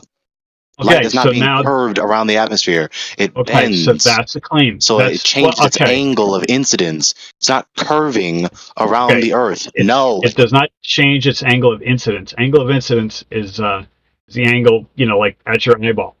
Okay? So it's not reaching your eyeball. If it's bending through the atmosphere, then it's bending too far down to reach your eye, and therefore it would not be visible. No, because if you fan out a whole series of light rays, at some point one of them is going to reach your eyeball. Are you familiar with the principle? The light is bending at an angle around a curve. It's not going to touch your eye. It's bending down to the ball, Something's going to touch your eye. Something's going to touch your eye. Are you familiar with ray tracing? It's not going to reach your eye. Not past the critique with some more quizzes. Stop doing that. So again, if you're appealing to refraction, then either you're making an appeal to refraction, which implies patent falsehood, and also implies that you wouldn't see the object. No, the light is not curving through the air. It is going to bend, and if it bends, it's going to crash into the ball and not reach your eye. So you wouldn't be able to see that happening. Gregory, can you explain to me the difference between curving and bending? Because I'm a little confused. Yeah, you can bend without curving. I can bend. You can bend without curving. It's not that difficult. That's an angle. Stop repeating the answer. Angle. That's an you can curve. You can bend at an angle, or you can curve. It's either two straight lines intersecting, or it's a curved line. It's a very simple difference. Bend doesn't equal curve. Okay. All right. So it looks like there's a little confusion with density gradient versus like two refraction mediums with like a hard boundary between them, like the traditional illustration of Snell's law. Right. The traditional illustration of Snell's law shows two mediums with a borderline. Medium 1, medium 2, and then light rays coming in at an angle will bend right at the edge of the boundary, right? So that's a bend, not a curve. But we live in a density gradient. The atmosphere, if you just go up 10 feet, you just decrease the pressure. Obviously, the density gradient is vertical, not horizontal. Yes. So that's going to imply that if there is a change in the angle of incidence, then it's going to go down to the ball, not to your eye. Yeah, okay. But at some point, this is why I was asking you about ray tracing, is that at some point something's going to hit your eye, right? And it's not going to be the exact thing that it would have been if we had no atmosphere, because the light has curved downward very slightly. Anyway, again, you need your light to curve around the ball to your eye. If there was refraction like that happening around your ball, it wouldn't reach your eye, so you wouldn't be able to observe. So what would you say? That's the implication of your appeal to refraction. There isn't two mediums. It's not It's not horizontally laid out either. The density gradient. There isn't two mediums, and the density gradient is vertical, not horizontal, and it's going to make the light go down at an angle to the ball and not reach your eye, and therefore you wouldn't be able to observe the phenomenon to try and appeal to refraction as an ad hoc rescuing device for the fact that it's an irreconcilable observation with your spheroidal geodesy. Right. So let's take a slight pause. Are you familiar with the Skunk Bay time lapse? Let's say I'm not. Let's see how you make this relevant to my reputation. So with the Skunk Bay time lapse, it was taken by a weather station up near Seattle of Bay. I guess it was Skunk Bay, and over the course of a day, in the imagery, you could see the bay, but then there's a jutting piece of land that comes up from the left, and then there's some mountains in the distance, and then some mountains even further beyond that, and then of course there's the surface of the water, and in the time lapse, which is obviously sped up, very greatly, you can see the water bulging and dropping, and you can see the land bulging and dropping, almost like the ground is breathing. Things are getting distorted. The mountains in the background literally rise up and fall back down, and this is all an optical phenomenon, because clearly there was no earthquake, there was no dramatic change in the shape of the earth. This was purely an optical phenomenon due to the changing weather conditions, the changing, whether it was the temperature or the humidity or something. There was one case where there was a boat that goes by, and then you see this big disturbance after the boat, and it was the exhaust of the boat. It was putting a bunch of heat into the air. And it's just fascinating to look at. With your Skunk Bay thing, I'd just like to point out, things did move up and down and bulged and flexed and did all sorts of cool stuff, but the horizon never changed. You can't really see the horizon. It's too much. As good of a point that is, let Charles make the relevant connection to my refutation. Oh, I'm not trying to do anything about your reputation. But refutation, not reputation. I'm sorry, I misunderstood. The point that I'm trying to make is that when I'm trying to talk about the shape of the Earth, I do not focus my observations on the horizon, because that is where the error bars are the greatest. Right? Because you have all sorts of effects, such as illustrated in the Skunk Bay time lapse. That's a very poor location to get accurate data, because how do you know it's accurate? How do you know, how do you know you happen to be in a high, refraction day or a low refraction day, or maybe it's going to change? Because of the Skunk Bay time lapse illustrating the changes that can happen in just the span of some hours. So I don't focus. I'm trying to address your question, because you posed this first horn, second horn. So I'm trying to be, a good citizen and respond to your questions. But that's not my area of focus. So I hope you understand that I don't Okay, try so to with focus that being on said, the horizon.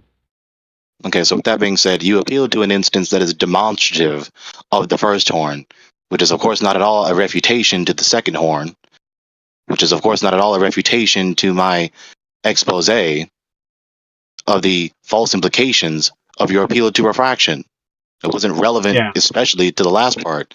You appealing to an instance that is demonstrative of the first horn is not at all a refutation to the fact that your appeal to refraction implies, by logical necessity, that refraction is going to make the curved surface appear flat, extend the horizon away from us, behind the objects that it should be in front of, and make objects that are on the surface of a much larger object and that are completely obscured by that much larger object to appear on the top thereof. So, for starters, we got to stop saying making curved surfaces appear flat. In terms of our reality, why would I stop saying the refutation? No. Well, yeah, but the refraction has nothing to do with curved surfaces appearing flat. You're missing the point. Okay, you have to stop that. Okay. My point is very clear. That is the implication, the logical implication of your appeal to refraction, to account for why we see farther than what would be possible on your ball. Yeah, so it just looks like you don't understand that atmospheric refraction causes things to bend downward very slightly. So again, your appeal to refraction implies falsehood, because you don't have two mediums, nor is the medium horizontally arrayed. It's vertical.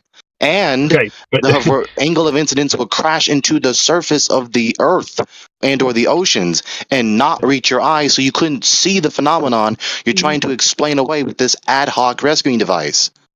Okay, so that's what I was asking you about ray tracing. Are you familiar with ray tracing? Let's say I'm not. Okay, so with ray Let's see tracing, how you make this relevant, because your previous instance, your previous digression wasn't relevant. So let's see if you make this relevant to my refutation now. I won't touch your reputation. Refutation. Trying to make a joke. Ray tracing. I laughed. Ray I'm tracing. laughing. Okay, thank you. At least I always try to get at least one person laughing in my audience. Ray tracing is, it's a computer technique where you can either start at a virtual camera and then just go upper left of the virtual image and then just start shooting out virtual beams of light going left to right and then top to bottom so that it covers the entire scene. And every time the beam of light hits a color, it returns that color back, and then you can build an image. Now you start putting objects in the scene, and the beam of light will then hit, like if it hits this sphere, well, the image will be of a circle, right? If it hits a cube, well, then you're going to get a series of geometric shapes. Hey, and then Charles, real quick, one quick one. Yes, sir. They can do this with Wi-Fi too now, right? You cannot do ray tracing with Wi-Fi. You can't? No. Yeah, they make pictures out of a room using Wi-Fi. They can make a picture. Well, if you have that, I'm going to get lost because I don't see the relevance of this digression. Yes. I think I know what you're talking about. So it's literally the beams of radio transmission bouncing off the surfaces. Okay, yes. Now I know what you're talking about. But you have to have something measuring the speed of light, to be something as sensitive as that. But the point I'm trying to make about ray tracing is that it seems to me, Gregory, that you're saying that the light, if it's bent, it's not going to hit your eye. And that's exactly right. The light that would have hit your eye, if it's bent, won't hit your eye. But my point is that something will hit your eye, and what's hitting your eye is something that's going to be slightly further than what you thought. Like looking over this curved surface, you're going to see something slightly beyond the horizon, which you wouldn't have seen otherwise. Okay, that's my point about ray tracing, is that you say it's not going to hit your eye. Yeah, the thing that would have hit your eye if we didn't have an atmosphere won't hit your eye with a little bit of refraction. But something else will hit your eye, and what will hit your eye in this case is the thing that is slightly beyond the horizon. Now, so for some reason, the light from the object that is obscured behind Earth curve, water curve, it's going out of its way to defy its nature and do a paranormal curvature flight path around the ball to your eye. Light does not behave like that. No.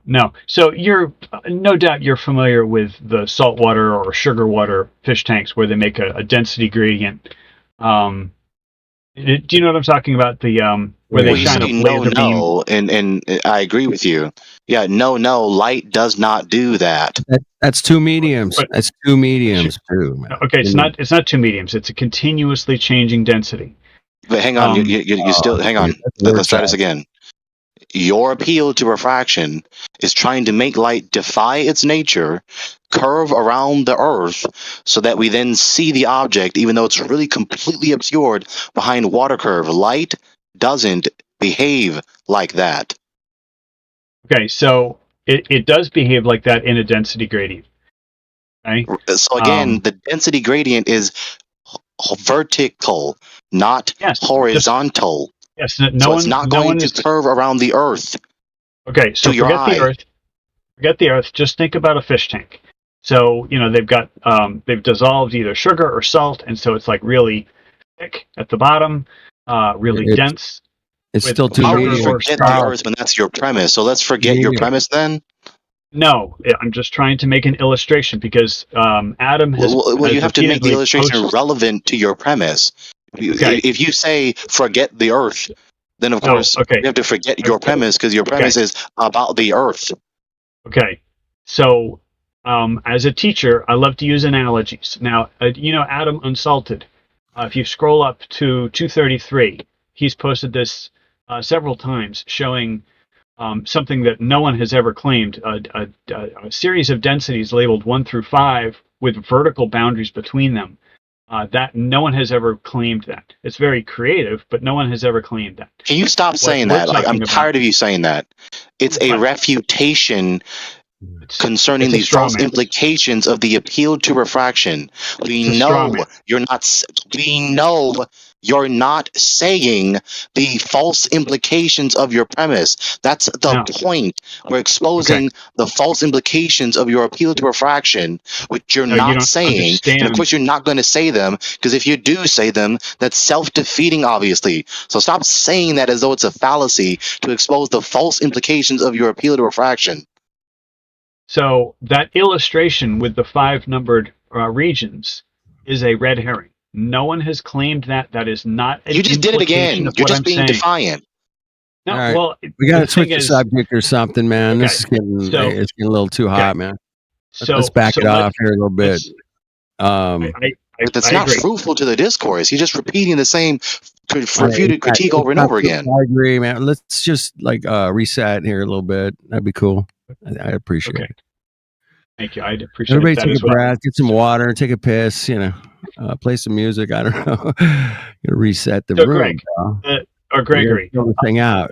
Gregory, I love you, brother. I mean, I love your passion. I love you remind me of Robert Bassano in a lot of ways, man. But I don't recognize that name. What is that? Who is that? No, what is that? Who is that? That's a man. Charles and I go way back, man, to 2016. Yep. It was crazy year, bro. That was crazy. Anyway, he's Robert Bassano, Plantis Veritas. Plantis Veritas, yeah. Anyway, he would say, it's not what you know, it's what you can prove. It's what you can prove. And it's what you can prove. Now, does refraction happen? We all know it does. Hell yeah. With a picture of Denzel Washington looking. Different densities. Yeah, it makes weird. Light does weird shit, man. We all got that, bro.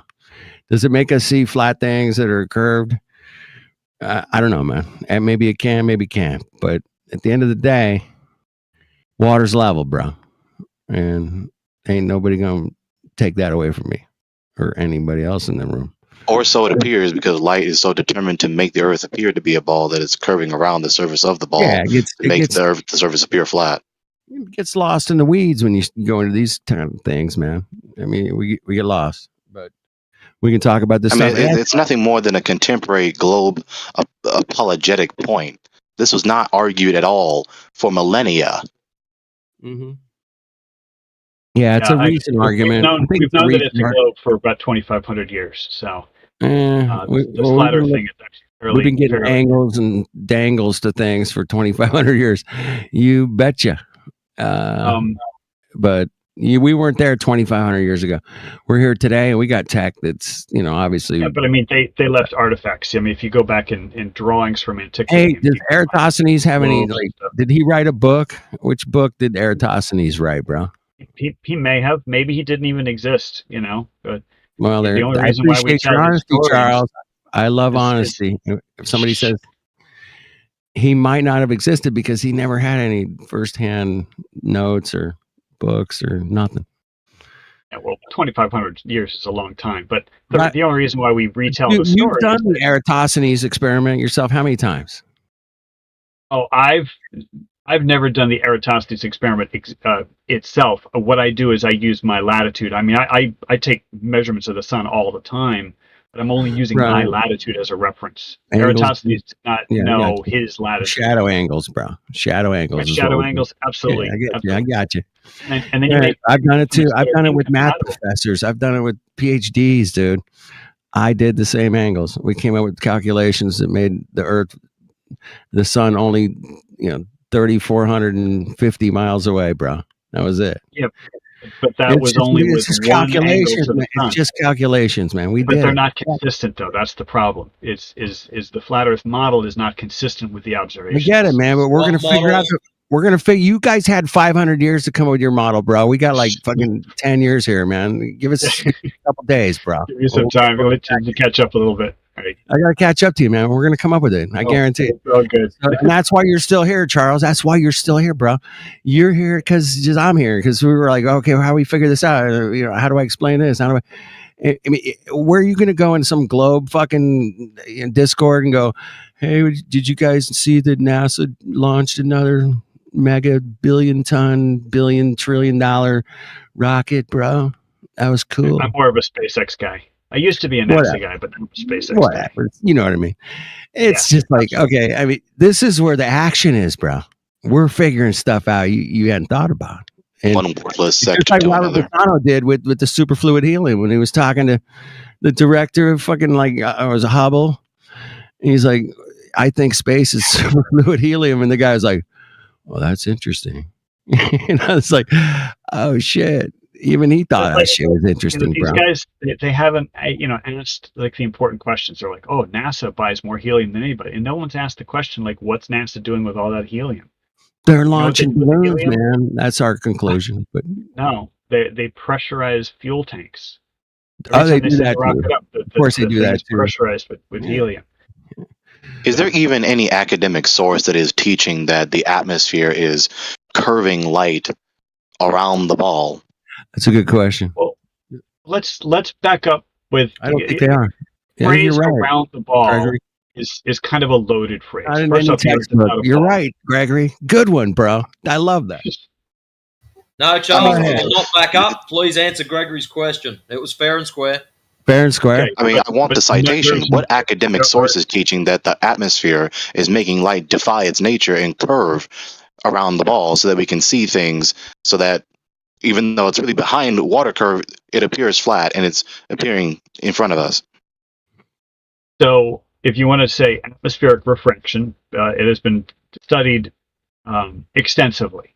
That's where we get the 7/6R. That's an approximation for the radius of the light bending through the atmosphere. We know what it is. That does not equal light curving around the ball, especially when the object is completely obscured out of our aided or unaided eye, so that it could eventually appear before us. So by a fraction of a degree, that's the part you're leaving out. You keep saying curving around the ball. Shoot. What about Canada? What about those long distance photographies, man? Yeah, I've researched every single one. Okay, mentioning a caveat doesn't rescue your position. Just because you want to rhetorically emphasize that it's relatively minuscule, it's not at all a rescue from the fact that you don't have any good reason to believe the atmosphere is curving light around a ball. Okay, first off, it's not a ball. So, you may stop saying ball. The Earth is not a ball, okay? No one says the Earth is a Pick ball. the word that I can say to identify your position. You could say globe. Okay? Globe. What's the difference between a globe and a ball? Well, a ball is Or something sphere. children play with, right? A sphere. How about that for pedantry? planet. That's not How about- respectful. Okay. All right. How about planet? How about having light curve downward very, reactive. very slightly towards the planet? How about that? That would be a more accurate statement. Sure, but how about this for pedantry, right? You didn't make a significant distinction between my word choice and yours. Everyone who is not trying to be pedantic can clearly see that my word choice is synonymous and semantically sufficient to identify your position. So, ball, globe, spheroid, pick your synonym. What I said is accurate. Okay. So light bends down in a density gradient. That has been carefully studied. That's been extensively studied. There are entire books that have been written on atmospheric refraction. Which is not an instance of light curving through the air. It is. It's not. It Okay, the only problem you've got with that, Charles, light downwards. in order for it to bend, it's got to go from a lighter medium density to a heavier medium density. It doesn't do that at 1 foot of elevation. No. So how That's does why I it bend brought up- down if it doesn't change density? Well, if you're in a horizontal density gradient where the layers love are cool, horizontal bro. to each other, like that's why I brought up the fish tank. Is that And you're not. The atmosphere is not a horizontal density gradient. It's vertical. So not only is the density gradient vertical and not horizontal, you don't have two mediums for the light to stretch through, right? So there's the second flaw, and by implication, the light would not reach your eye. It would bend down away from your eye. You don't have any academic citation to prove that light is curving through the air around the water curve because of the atmosphere. There's three critiques. Yeah. Well, let me address the vertical versus horizontal, because you've made that distinction multiple times.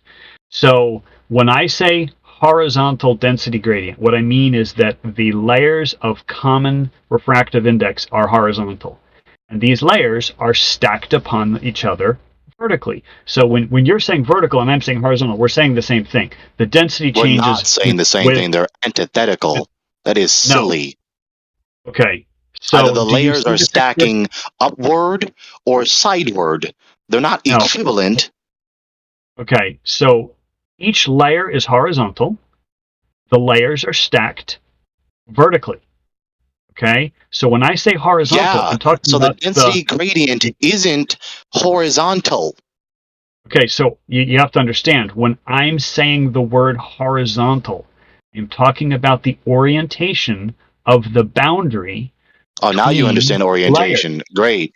So acknowledge what I said is true, right? What I said is true, correct? All I'm saying the density gradient is vertical, not horizontal. Be honest, Charles. But I've never said otherwise. Okay. So you don't need to contend with me on that.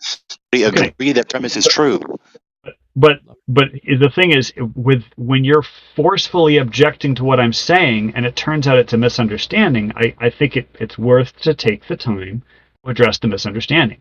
Right? So when I said horizontal, you thought I meant something else. So I meant horizontal layers. Okay? The density gradient changes vertically. Okay? Which is what you were saying, which is, I'm agreeing with you. I've been agreeing with you the whole time. It's just we had our wires crossed.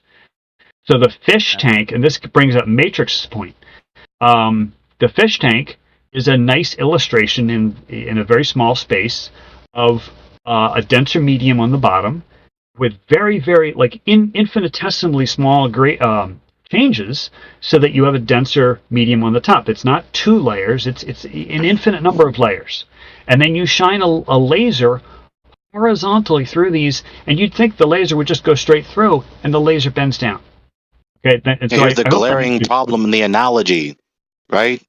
What's the glaring problem? The thing in the tank is not completely obscured by a non-transparent object, unlike the object in the distance obscured by water curve. Okay, so we're not talking about obstruction here. We're just trying to walk through a logical sequence of steps. Right now, we're on the light curving. You need to turn off condescension mode.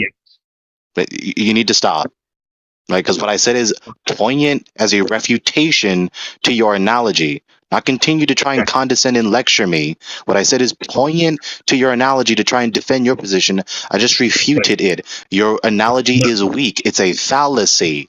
Your appeal to this analogy is weak because it is not analogous to the thing you're trying to defend, which is the idea that this object completely obscured behind water curve around this humongous ball wrapped in water and or gas is having light bend around its curve so that we can see it, so that it makes the surface appear flat, so that the thing that is completely obscured appears on the top thereof, rather than not being visible. So the analogy is broken. So there are a lot of pieces to the puzzle, and if we break it down step by step, we might be able to reach at least a place where you can understand what I'm saying, because I don't think you understand the concept. Okay, so you're not gonna concentrate your reply to refute my refutation. You're just gonna continue to try and lecture me. Well, no. If we could approach this step by step, because a few moments ago you seemed to say this isn't lecture time. I don't know why you Globers have to have this explained to you. This isn't lecture time. This is debate time. I'm debating you. I don't need you to lecture me. We need you to make your retorts concise to refute what I said, not bore us with lengthy lectures that don't actually get around to being a poignant refutation to my refutation. Okay, so you might want to just stop interrupting me when I'm mid-sentence. You might just want to stop lecturing me. I don't know. So because that would really help. Because if I'm trying to say it would really help if you stop trying to lecture me and bore the audience. So concentrate your reply to refute what I just said, if you wish to refute it.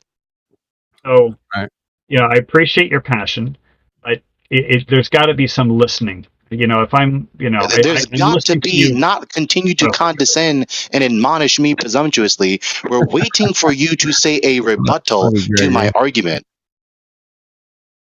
So, please don't interrupt. Let me get a sentence out. It sounded like you said it goes against light's nature to bend or curve downward, and that's false. Well, wait a minute, man. What about the lights in the sky, man? They're trillions of miles away, bro. I mean, we're just focusing on. I'm just saying, man. Why are those bending? Downward gently. Are those lights bending? That's just a quick question. Yes all or right. no? When you look up in the sky, is the light I see in the sky is- bending? Yes or no? So, simple question. With a nuanced answer. Okay, atmospheric refraction is not key. Fucking Charles, don't give me that shit. Come on, we're OG, bro. We're OG, bro. So and OG. You don't demand somebody answer a yes or no question. Do you remember? You don't demand somebody answer a yes or no question when the answer is a little bit more nuanced. I don't want to give nuance to say yes or no. Remember, come on, Jibby Jedi, man, he was the best. He was the best, and I'm his protege, bro. So. Why don't you go ahead and give me your shit, man? Come on. We show up a debate like half baked. Do you remember that debate I had with Jimmy? Dude, I remember everything, bro. I remember. I prepared like 80 slides, and then he comes in and he was like, "Yep, I remember all that shit, bro." I just want you to know I'm OG too, and I was just when we look up in the sky, atmospheric refraction is near zero. Does that answer your question? Well, thanks for that fucking avoiding a yes or no question. I appreciate it, bro. But, right on the horizon, atmospheric increases. Well, no doubt, man. If I see the moon on the horizon or the sun, it's going to be all jacked up. Little distorted. Yes, exactly. Yeah, I get it. We've seen it all. We've done all that shit, and we'll keep doing it. That's why we're here. That's why we're still here, bro. It was so interesting to see you in here tonight. I'm like, oh my goodness, Charles. I'm like, I hadn't seen you since like 2017, maybe at the last time I talked. Where have you been? Dude, I've been right here, man. Discord. We did hangouts until they killed that shit. And Google Hangouts, and then if you're gonna like stream or live streaming, all that. Yeah, it was great. And people were using OBS. That was real big for a while. Or you could actually just do it, dude. It was so easy, bro. You could like 12 clicks, and you could start a live stream from YouTube using Google Hangouts. You can have 10 people on a panel and live stream right now. That's the way we did it. That's exactly the way we did it. Do it with like the dumbest laptop ever. Yeah, it was so awesome, bro. My first live streams were all Google Hangouts. It was all so easy to stream right to YouTube, right? But I use StreamYard now whenever I do a hangout. That's a good one. I like StreamYard. I just still use OBS or whatever. We get on Discord, usually on Discord or something like that now. It always seemed like OBS, like the people who used it, they always talked about like configuring the settings endlessly, and it just sounded really complicated. It is complicated, man. It is definitely a program generated powerhouse, man. If you know what you're doing with it, man, you can do lots. But yeah, you got to spend months and months and months figuring it out. But anyway, good to see you back around, man. Don't be discouraged with any conversations that go on. Oh no, it's all good. Gregory and I are mixing it up. Yeah, you guys are mixing it up. I appreciate the conversation very much, man. When it comes to do you make any content? I don't think do you make any content. What's that? You have a YouTube channel? I did, man. They took it away. Oh. What did you do? You got to do something bad to get your channel taken away. Medical misinformation, bro. It's probably during the thing that we're not allowed to mention. It was some old shit I did fucking years ago, and I happened to have 2 strikes, and they just found a third one. Yeah, I'm sorry to hear that. It's okay, man. Don't worry about it. The funny thing is, all the Globers. I do music on Rumble. A lot of truth, flat, good rock, live stream. Okay. Yeah, I do everything on Rumble now. But it's what's funny is it's only one day a week, bro. Oh, okay. All right. Like all the Globers, they're like establishment guys. like all the flat earthers are the anti-establishment guys, and it's like I'm anti-establishment, like, you know. So like, I don't have anything in common with these globers except the shape of the earth. Well, but like, dude, I got one for you, bro. You're gonna take this one and smoke it because I got to go to bed in like 20 minutes. Okay. But we're taking my airplane, man, and you and I are taking off from Toronto, Canada. Okay. Now, when a plane takes off from Toronto, Canada, it has a spin velocity of 500 miles an hour, right? Okay. And About that. Oh yeah. So we have conserved momentum or conservation of momentum, whatever, at 500 miles an hour, right? Yes. Now we're going to fly to the equator and we're going to land. And how fast is that velocity over there? I mean, it's 1,000 miles an hour, right? Yeah, right. So we have to make up 500 miles an hour velocity. How do we do it? And what's the mechanism? Do they teach this in flight school, in the manual? I don't. And what's the mechanism called that makes up 500 miles an hour on that flight? Oh, it's just called maintaining your heading.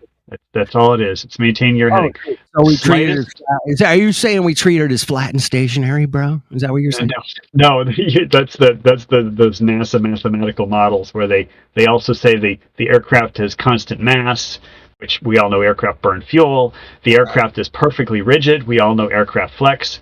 The aircraft is perfectly symmetrical. We all know that there's no aircraft in history that's ever been symmetrical. There's a bunch of assumptions that are also there, in addition to the Earth being flat and stationary, that people don't mention all those other things. But, what's the how does it catch up to 500 miles an hour? But yes, Charles, okay. listen, Charles, quick. Yes, sir. The obvious in the situation is that if pilots were trained to treat it as a globe, they would be trained to treat it as a globe, and they're not. And you know that. And just admit that. No, I don't know that. Their navigation systems Oh, are fuck all off, man. You globe-based. talked to probably 20 pilots. I know I have. Don't give me that shit. I all of them saying, yeah, we're just treated as flat and stationary. Oh, yeah, locally. Yeah, absolutely. Absolutely. Yeah, because the Earth is so huge.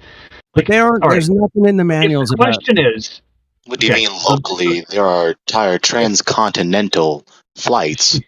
right, but right above the ground, right where you are, right Good, now, Gregory, keep on, thank you. pushing the stick down to get around the curve. Okay, it appears flat I'm not and saying level. that, dude. We're making so up they just 500 maintain their miles. heading.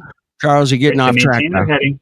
You're Okay, getting off so track, my bro. question to you, and this is I very want important to the the name of this mechanism that makes up that 500 miles an hour. Give me the name of that mechanism. I don't care what you call it. You can make up the name. maintaining a heading. Maintaining a heading phenomena. No, that's not a So phenomenon. you're flying It's- directly south, and all of a sudden you're magically going to pick up an extra 500 miles an hour to the east.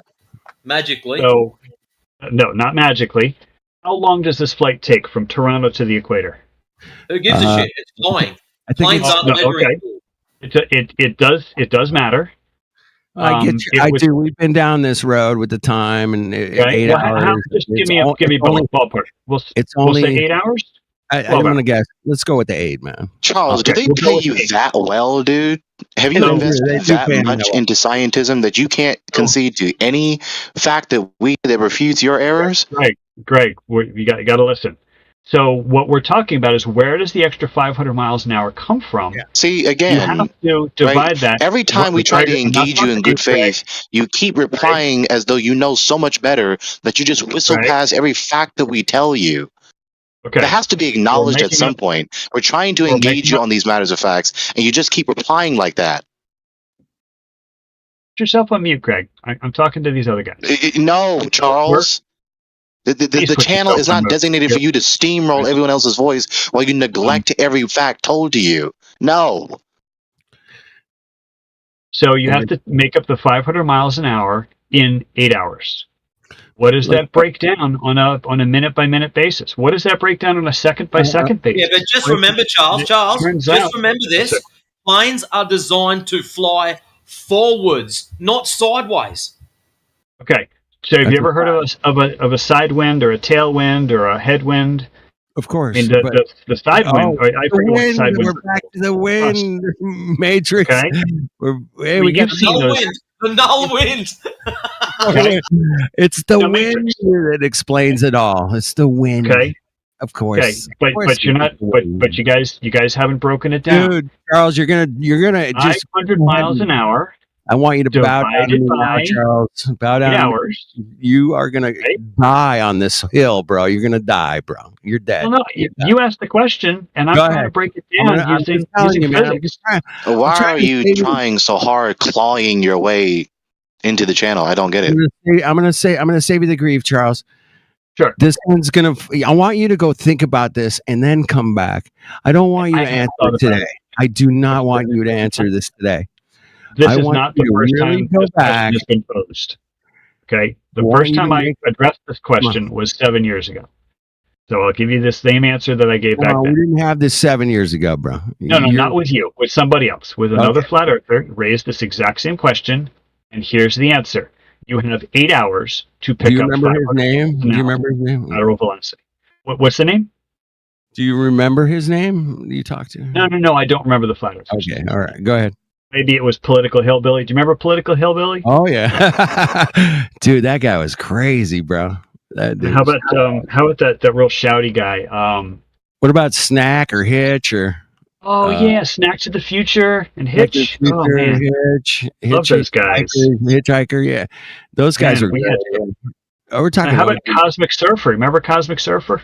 Fuck me, yeah, I forgot about him. From South Africa. Yeah. Man, those were the times. There was good times. We'd get into all sorts of stuff like 9/11 and all kinds of stuff. It was free for all. We're not gonna talk about it here. Okay. No, we can't do that here. We got to stay on Earth here, bro. This is flat Earth. But basically, the answer to your question is you have 8 hours to pick up 500 miles an hour, and if you do the math, you find out that it's less than a breeze sideways. And airplanes fly in all kinds of weather. Fly sideways. That's what we're trying to get through your head. You're saying pick up these miles Matrix sideways. Okay, Matrix. You've seen these photos or the videos of planes trying to land in a crosswind, and they're very dramatic, and the plane is like crabbing. Of course, I you know what that means, right? Yep. So that's in a crosswind of like 20 knots, 30 knots. We're not talking about wind. We're talking about Earth rotation only. So you want to talk about wind? You've just nullified Earth rotation. You've made it stationary. No, I haven't. Yes, what I'm saying is that airplanes are flying in the atmosphere, and the atmosphere is not 100% static all the time. There's always currents of air moving in whatever direction. And therefore, the Earth is a ball, or what? No, not therefore. I'm just saying it's a math problem. How do you pick up the 500 miles an hour? So that doesn't refute his point, then. It takes you 8 hours. Your reply isn't refuting him, then. So it's a math problem. How much speed? So your reply isn't refuting him, then. I'm not saying this for no reason, Charles.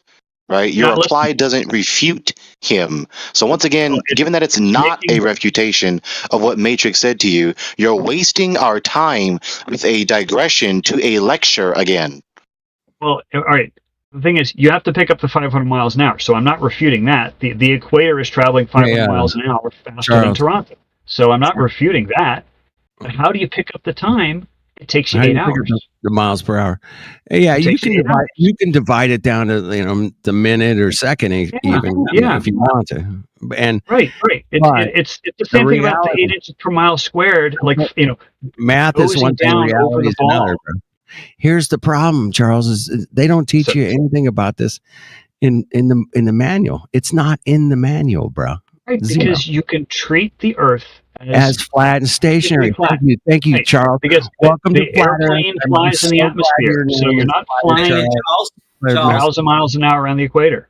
Charles, and to add insult to injury, if we decide to fly further than the equator and land right down in South America, number one, it's got to speed up. Then number two, it's got to slow down. So is it speeding up or slowing down? Oh, it speeds up to get that's a problem. to the equator. Now, my friend, 8 hours. Flat Earth. So it's a very simple modus tollens, or is it a modus ponens? Let's see how I say this. If they teach pilots to fly around a ball that is spinning through a cosmic vacuum, and the Earth is not a ball spinning through a cosmic vacuum, but is the antithesis thereof, being a flat stationary plane, then every flight would end in a tragedy. Not a flight ends in a tragedy. Therefore, they're not teaching the pilots to fly around a ball flying through a cosmic vacuum. So, if it's negligible, then it doesn't need to be like up in front. Like pilots don't need to nose down over the curve. We're not nosing down. We're talking about when you drive down the street. Do you neglect the topography of the road? No, but I don't take my hands off the wheel. So why would you neglect the cosmos you're trying to fly around in? You gotta think about this. Me when I was mid-sentence. You can't ask the question. I only needed a closed-ended question. I'm going to complete this logic sequence. You said no. So just as you would not neglect the road, the environment you're trying to traverse through, why would pilots do that? They don't. They navigate according to exactly. They maintain their heading. That's exactly what I was saying. They maintain their heading. Right. So given that they don't neglect the cosmos, the environment they fly around in, then it's not negligible. They're not flying in the cosmos. They're flying in the atmosphere. Hey, the Earth is a part of the cosmos. They fly around through the air. They fly across the world. They fly transcontinentally. So yes, they're flying in the cosmos. Oh yeah, through the heavens. Hold on, Charles. Hold on. Sure. Go ahead, Greg. Yeah, you're right, man. They're flying in whatever cosmos, air. It's all similar, right? Isn't it similar? Yeah, I think you're right. Specific region of the cosmos. He's just being pedantic. Yeah, no, but I mean, we don't. The airplane pilot doesn't worry about orbiting the sun. Okay, so that's not part of the manual. Which is deflecting from my point. So you're saying. Which is deflecting from the point. You're going to keep talking through me so that I don't complete the refutation. I know what Charles meant by that they don't orbit the sun, because we're supposed to be corkscrewing around the sun as we chase it through the cosmos. Is that right, Charles? It's actually at an angle. It's not that one animation wasn't exactly correct. The motion of the sun. Anyways, that's beside the point. It's way beside the point. So he said it's negligible. It's not. Obviously, it's not. No, the difference between being on a ball flying through the cosmos or a flat stationary plane is not negligible. That's true. That's true. At human scale, Charles, that's true. I mean, we do have what's our curvature? 8 inches miles squared. Charles, listen, we got different physical dynamics on a globe versus a flat Earth, and just admit that. Say, yeah, it would be different. There is no physics on a flat Earth. Like, you guys don't even have gravity. I mean, dude, fuck gravity, man. What kind of canard is that? That is idiotic. And like, what holds up the sun? What holds up the moon? That guy's going to come here and he's going to kick your ass if you don't. He passed away, right? At least, he did pass away, but he's going to come through me. Somehow, maybe, I don't know, but he's going to tell you. Charles talking about there is no physics on a flat Earth, as though the seer is a necessary antecedent for the laws of physics whatsoever. It isn't. But there are no laws of physics. The laws of physics don't exist on a flat Earth, so there's no gravity. That is stupid. Now you need to justify. I'm going to press you. Justify saying that. Let's try again. Justify saying that. There's no gravity on a flat Earth. So what? That doesn't mean there's no laws of physics whatsoever. But the laws don't make any sense. They're like Wile E. Coyote laws. Just because you don't understand the laws of physics doesn't mean they don't exist just because we don't share your geodesy. Your argument is terrible. I understand the laws of physics very, very well. So then you would recognize that geodesy doesn't make the difference between the concrete reality of the laws of physics or not. Your argument is terrible. Yeah, you like to say that about things I say, but that's okay. It's all good. It's all good. I just refuted your premise. You don't have a justification to say there are no laws of physics just because we don't affirm the Earth's surface to be spheroidal and affirm it to be horizontal. That's stupid. The laws of physics have to be violated for the first law. Such as what? Which law are we talking Gravity. For one, gravity. Oh, so just continue to beg the question for your add-on rescuing device that is unverifiable. Okay. breaking news. Gravity's a law. Did somebody say that? It's ridiculous. So because we don't have the so-called law of gravity, we don't have any laws of physics at all. The laws of thermodynamics don't exist. Mass attracts mass, and you have a problem. Einstein denier. Einstein denier. Einstein denier. Charles, man, are you hip with the Einstein versus Newton, bro? It's completely irrelevant. The only impact it has in the entire solar system is the precession of the equinoxes on Mercury. Speaking of irrelevant, you being churlish about us denying the so-called law of gravitation, does that at all therefore follow that there are no laws of physics at all, because we affirm the Earth's surface to be horizontal? That is stupid. I was being facetious when I said there was no laws of physics. What I said is, what I meant. Oh, now he's being facetious. The laws of physics as we understand. See how easy it is to rescue yourself when you are caught in error. The laws of physics as we understand them literally don't make sense on a flat Earth. Okay. So we have light bending. You understand them. I get it, bro. Okay, how about we do this the sensible way? Let's go through these laws. Let's go through one at a time. Let's do it. Okay. Gravity is not a law. Gravity is more of a rule. Shit goes down. Solids go down. Liquids go down and spread out until they're contained. Gases bounce around and do what they like. Probably complying to density and buoyancy. Yeah, maybe. Well, density and buoyancy. Well, density is mass per volume. You're probably going to get lost with big G and little g. Okay, buoyancy requires gravity. However, you have to go more than just say stuff goes down, because there are equations and various as well as we do. No one knows what the mechanism is that causes shit to go down. Shit goes down. It's irrelevant. We don't disagree with that. Right. Well, it's not that it goes down. Knows what 2016. Is this 2016? It must be. I mean, Charles, you have to stop trying to stifle Matrix. He has arguments that are worthwhile being said and listened to. Matrix, what do you think about the Cavendish experiment? Great parlor trick. So, how is the magic done? Because it's duplicated in physics labs across the country, you're across going to the ask world. a question instead of answering mine, but anyways. No, but that's a fundamental part of gravity. A fundamental part of gravity is mass attracting mass. You're still doing it again, Charles. He doesn't realize that talking over me doesn't do anything. Because I've got a megaphone. I'm sorry, I was trying to finish the sentence. What were you saying? It doesn't matter because you spoke over me. I said, I've got to go to squash tonight. I have to go and get ready. So, before I go, have a great night, everyone, or day, or whatever time you're up to. Charles, it's measured flat. So, you might want to look into that. Everyone else, have Check a good that one. one out, Charles. All right, Matrix. It's always good to talk with you. Peace to you, Matrix. I hope Peace, you have Matrix. a conversation. Love you, brother. Good luck on your squash. So are you going to acknowledge, right? Not disingenuously and dishonestly try to rescue yourself from the critique by saying, "Oh, I was just being facetious." No, you said it seriously multiple times that there are no laws of physics, or that there would be no laws of physics if the Earth's surface were horizontal. That's the idea you affirmed, and I patently refuted that. So, are you going to acknowledge that that's wrong and that I refuted you, or are you going to remain stubborn? it's a pretty heavy claim, Charles. Think about your answer. Think about the laws of physics, as we understand them, don't make sense on a flat Earth. That's my statement. Okay, what about the law? What about the first law of thermodynamics is just logically irreconcilable with the premise the Earth's surface is horizontal? Okay, so what's your line of thinking on that? No. It's a question to you.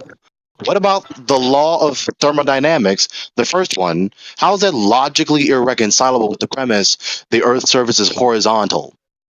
Well, the Earth's surface is not horizontal, so I'm not really sure where you're going with this.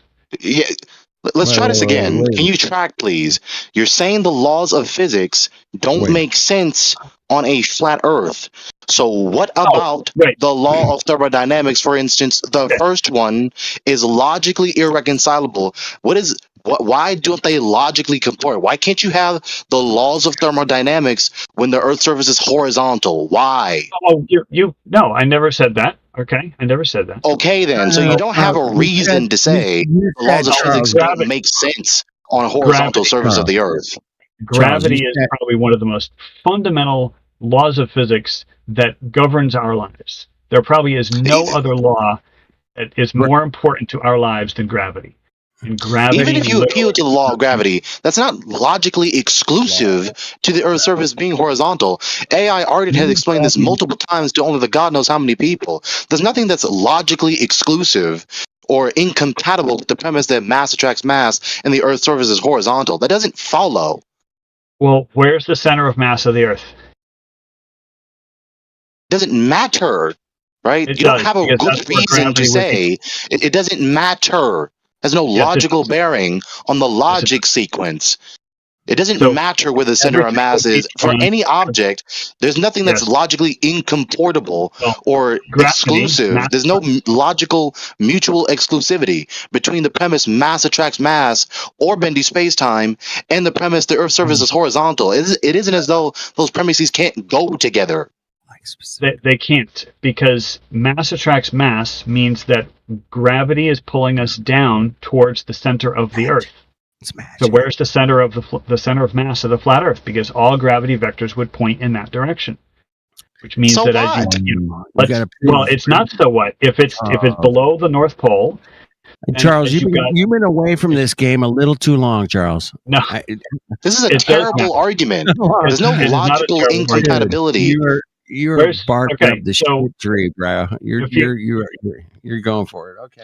So Gregory, if you were to draw a cross section of the flat Earth, right, it would be a horizontal line with some kind of a land underneath it. So if you were to place a dot representing the center of mass of the Earth, like the ground, the rock, the lava, whatever is underneath the ground, it has a center of mass. Okay, and you'd have to place a dot on your diagram.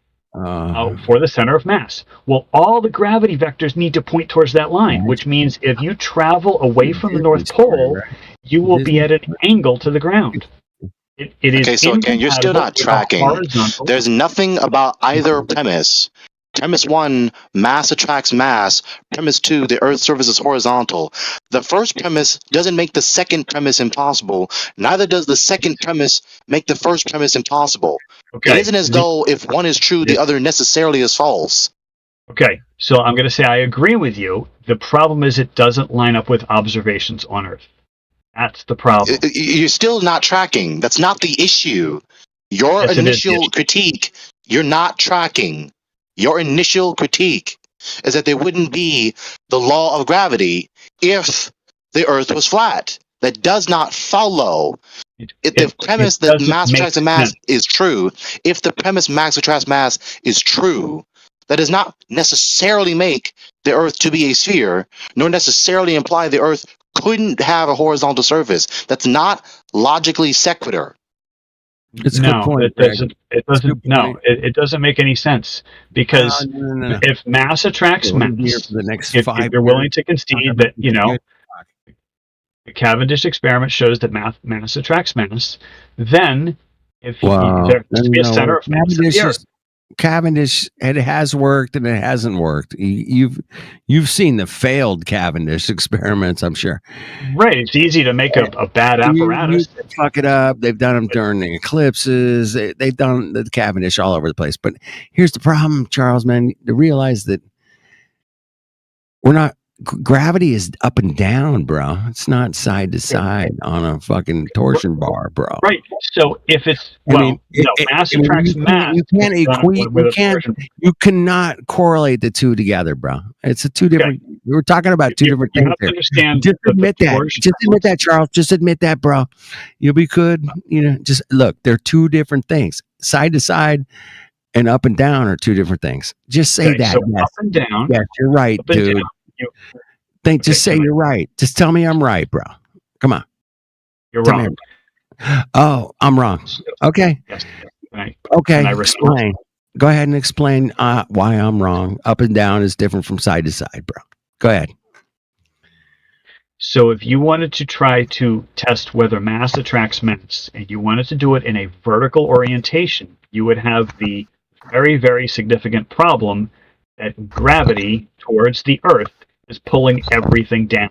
So how would you measure how would you measure a very, very, very, very minuscule amount of force between two, say, lead balls, Oh my God! oriented Lead balls. vertically? They're both being pulled down towards the What Earth about with the brass? a huge I amount have of brass force. balls myself. Charles, we can concede to that. We can concede to the supposed logical implications. Okay. We can concede. Listen. We can concede to the logical implications you're trying to spell out, which is, to my credit, right? There's nothing about premise one that necessarily implies, there's nothing about mass attracting mass that necessarily implies the Earth's surface is not horizontal. That's the problem with your premise. So acknowledge the refutation. Except for the part that it doesn't line up with observation. You're still missing it. You're still missing it. Did you see the picture I just posted? You're still missing it. I don't need to see your picture. You're not following the critique of your logical sequence. Your logic sequence is, if mass attracts mass is true, then the Earth cannot have a horizontal surface. That does not follow. Okay, can I agree with you? Okay, Yes, then. you So can. if you agree with Okay, me, Carl. then you concede that you saying the initial premise that I just refuted is false. No. If you take a look So you're at the not being picture- logically consistent. If my refutation is true, if you agree with my refutation, then it does necessarily imply that your premise, which my refutation refutes, is false. Okay, so if you look at the picture that I just posted in chat, let's say we have mass attract mass. On flat Earth. Right? Let's say we have mass attract mass, and let's say the Earth is flat. You Okay, are so I'm going to give you both of those. You're scratching Okay, your I'm gonna give you ball, both. here, bro. Go ahead. Right? Like, he can't even be logically consistent. This is his problem. I just gave him this lecture. He's trying to lecture us about what would be the implications of mass attracting mass on a flat surface, on a horizontal surface. We get it. We've already No, you don't. conceded to that. No, you don't. You don't get the implications. That's the problem. We do get it. Let me just get out a sentence. If we have mass attraction, We're tired of hearing you lecture for so long, dude. You're not engaging what we're saying to you. You are giving us straw man, and you want to burn it. We don't want no your gravity. We don't want anything from you. Just show us the curvature.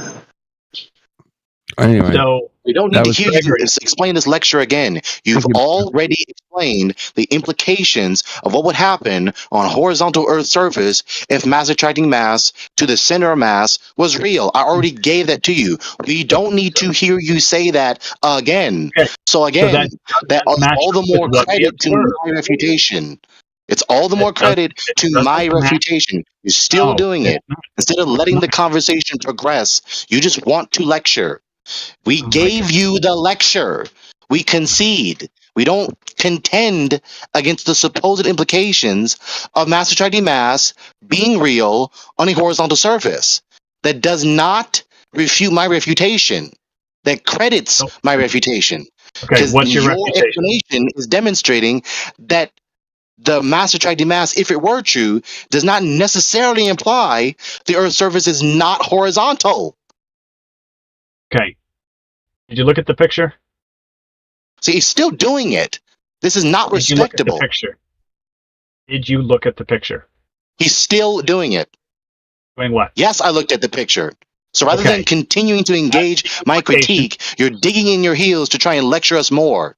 That's not respectable. So one of your favorite words is implication. If A, the Earth is flat, and B, mass attracts mass, then C, gravity has to work like that picture. You'd have gravity vector would be at a diagonal, anywhere besides the North Pole. Okay, that's the implication. If mass attracts mass and the Earth is flat. Hey, Charles, are you familiar with specific gravity? Specific gravity. Have you ever looked into this? Okay, you are. Yes. Okay. Good. Tell us more. Tell us more about it. No, I'm just saying, Gregory keeps saying that I'm not saying anything against his reputation, but the implication is that the gravity vector would be at a diagonal to the surface. We don't need to hear you say that again. Stop repeating that. We don't see that in the real world, Gregory. That's the problem. We don't see that in the need real to world. hear you repeat that. Stop. Can you make sense of it? Because it doesn't sound like you're. It sounds like you're trying He's to just take a not win. engaging. He doesn't have the acumen, or he doesn't have the piety of character to turn off his condescension, his invincible ignorance, and engage in a dialogue. He's just stuck on trying to finish whatever he wants to say, not acknowledging that I've explicitly said to him in the microphone, in this voice channel, at least 3 times, I concede. I don't resist. I don't disagree with the logical sequence you're explaining, with the implications of both premises, mass attracting mass, and the horizontal Earth surface being true, and what would be implied by those premises if they were true. We're not contending against that. So I've already said the refutation to his premise at least 5 times now. He's just not engaging. So that means gravity doesn't work on a flat Earth. That's the conclusion. Gravity does not work on a flat Earth. So now he's just contradicted himself. If this is how gravity would work on a horizontal surface, therefore gravity doesn't work?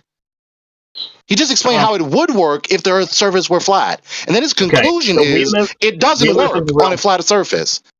He just contradicted himself. We live in the real world. Okay? So you must be familiar with that Richard Feynman quote where he's like, you can have this most beautiful theory, but if it contradicts experiment, it's wrong. Okay? Which is not the issue. The issue isn't the empirical adequacy of the implication. The issue is the a priori idea that if mass attracting mass were true, then it necessarily follows the Earth's surface cannot be horizontal. That's the point. So your explanation of the implications of both premises being true and the implications of that is antithetical to the premise that if mass attracting mass were true, then it necessarily follows that the Earth's surface is not horizontal. That's the point. This is just one humongous red herring. We live in reality. So if I grant you your he just reset. You heard that? If I grant I just engaged in critique. And after I said the critique, he just repeated he's just going to repeat the very same critique I just engaged. Right Rather than engage my critique, my rebuttal to his critique, he's going to repeat the critique I just engaged. He's not engaging. Oh my goodness. You're not even going to let me say anything. So let's say the Earth is a horizontal surface. And let's say mass attracts mass.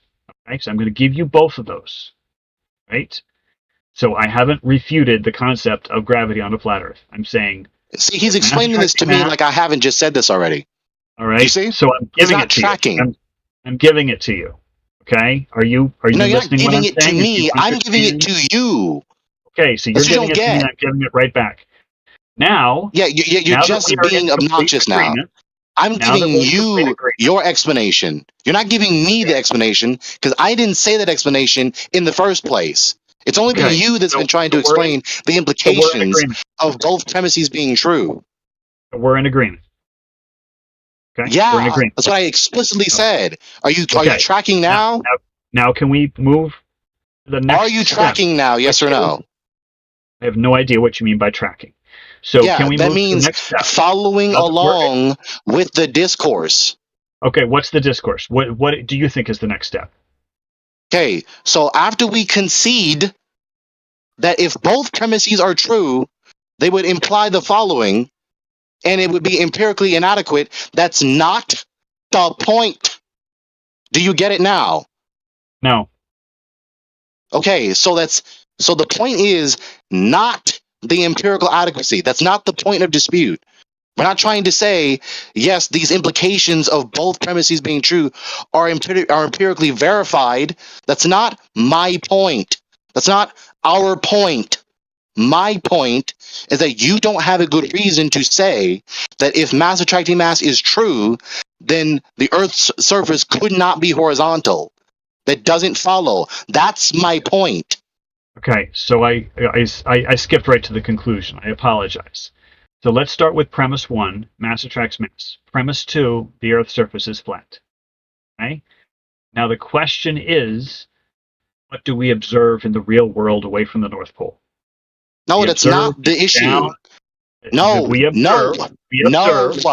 Let me finish. No. Let me finish. No. We observe that No. gravity points down. No. Gravity does not Stop. point diagonally. Stop. That's what we observe. No.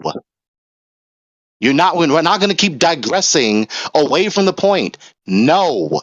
That's not the point. My point is an a priori argument, not an a posteriori argument. The issue is not the empirical adequacy of both premise of the implications of both premises being true. That's not the issue. What is the issue?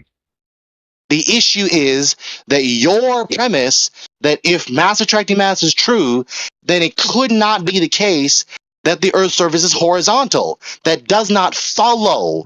That's an a priori logic sequence, not an a posteriori matter of empirical verification. So you know what reductio ad absurdum means, right? Yeah. Okay, so that's where you have like a sequence of statements, and then if you end up with something that is contradictory, that means one of the statements earlier in the sequence is false. That's why I said it can't be gravity can't work on a flat Earth. Okay, so you refuted the false implications of a premise I never affirmed to be true. So you're attacking a premise I never affirmed. So you're attacking a straw man, which is a red herring from the point I actually made for the 7th or more time. Then make it again. Make the point again. Because I thought we were in agreement with at least one of the two premises. Yeah, I can tell you're not familiar and not accustomed and not adept to actually thinking through your premises to be coherent with one another.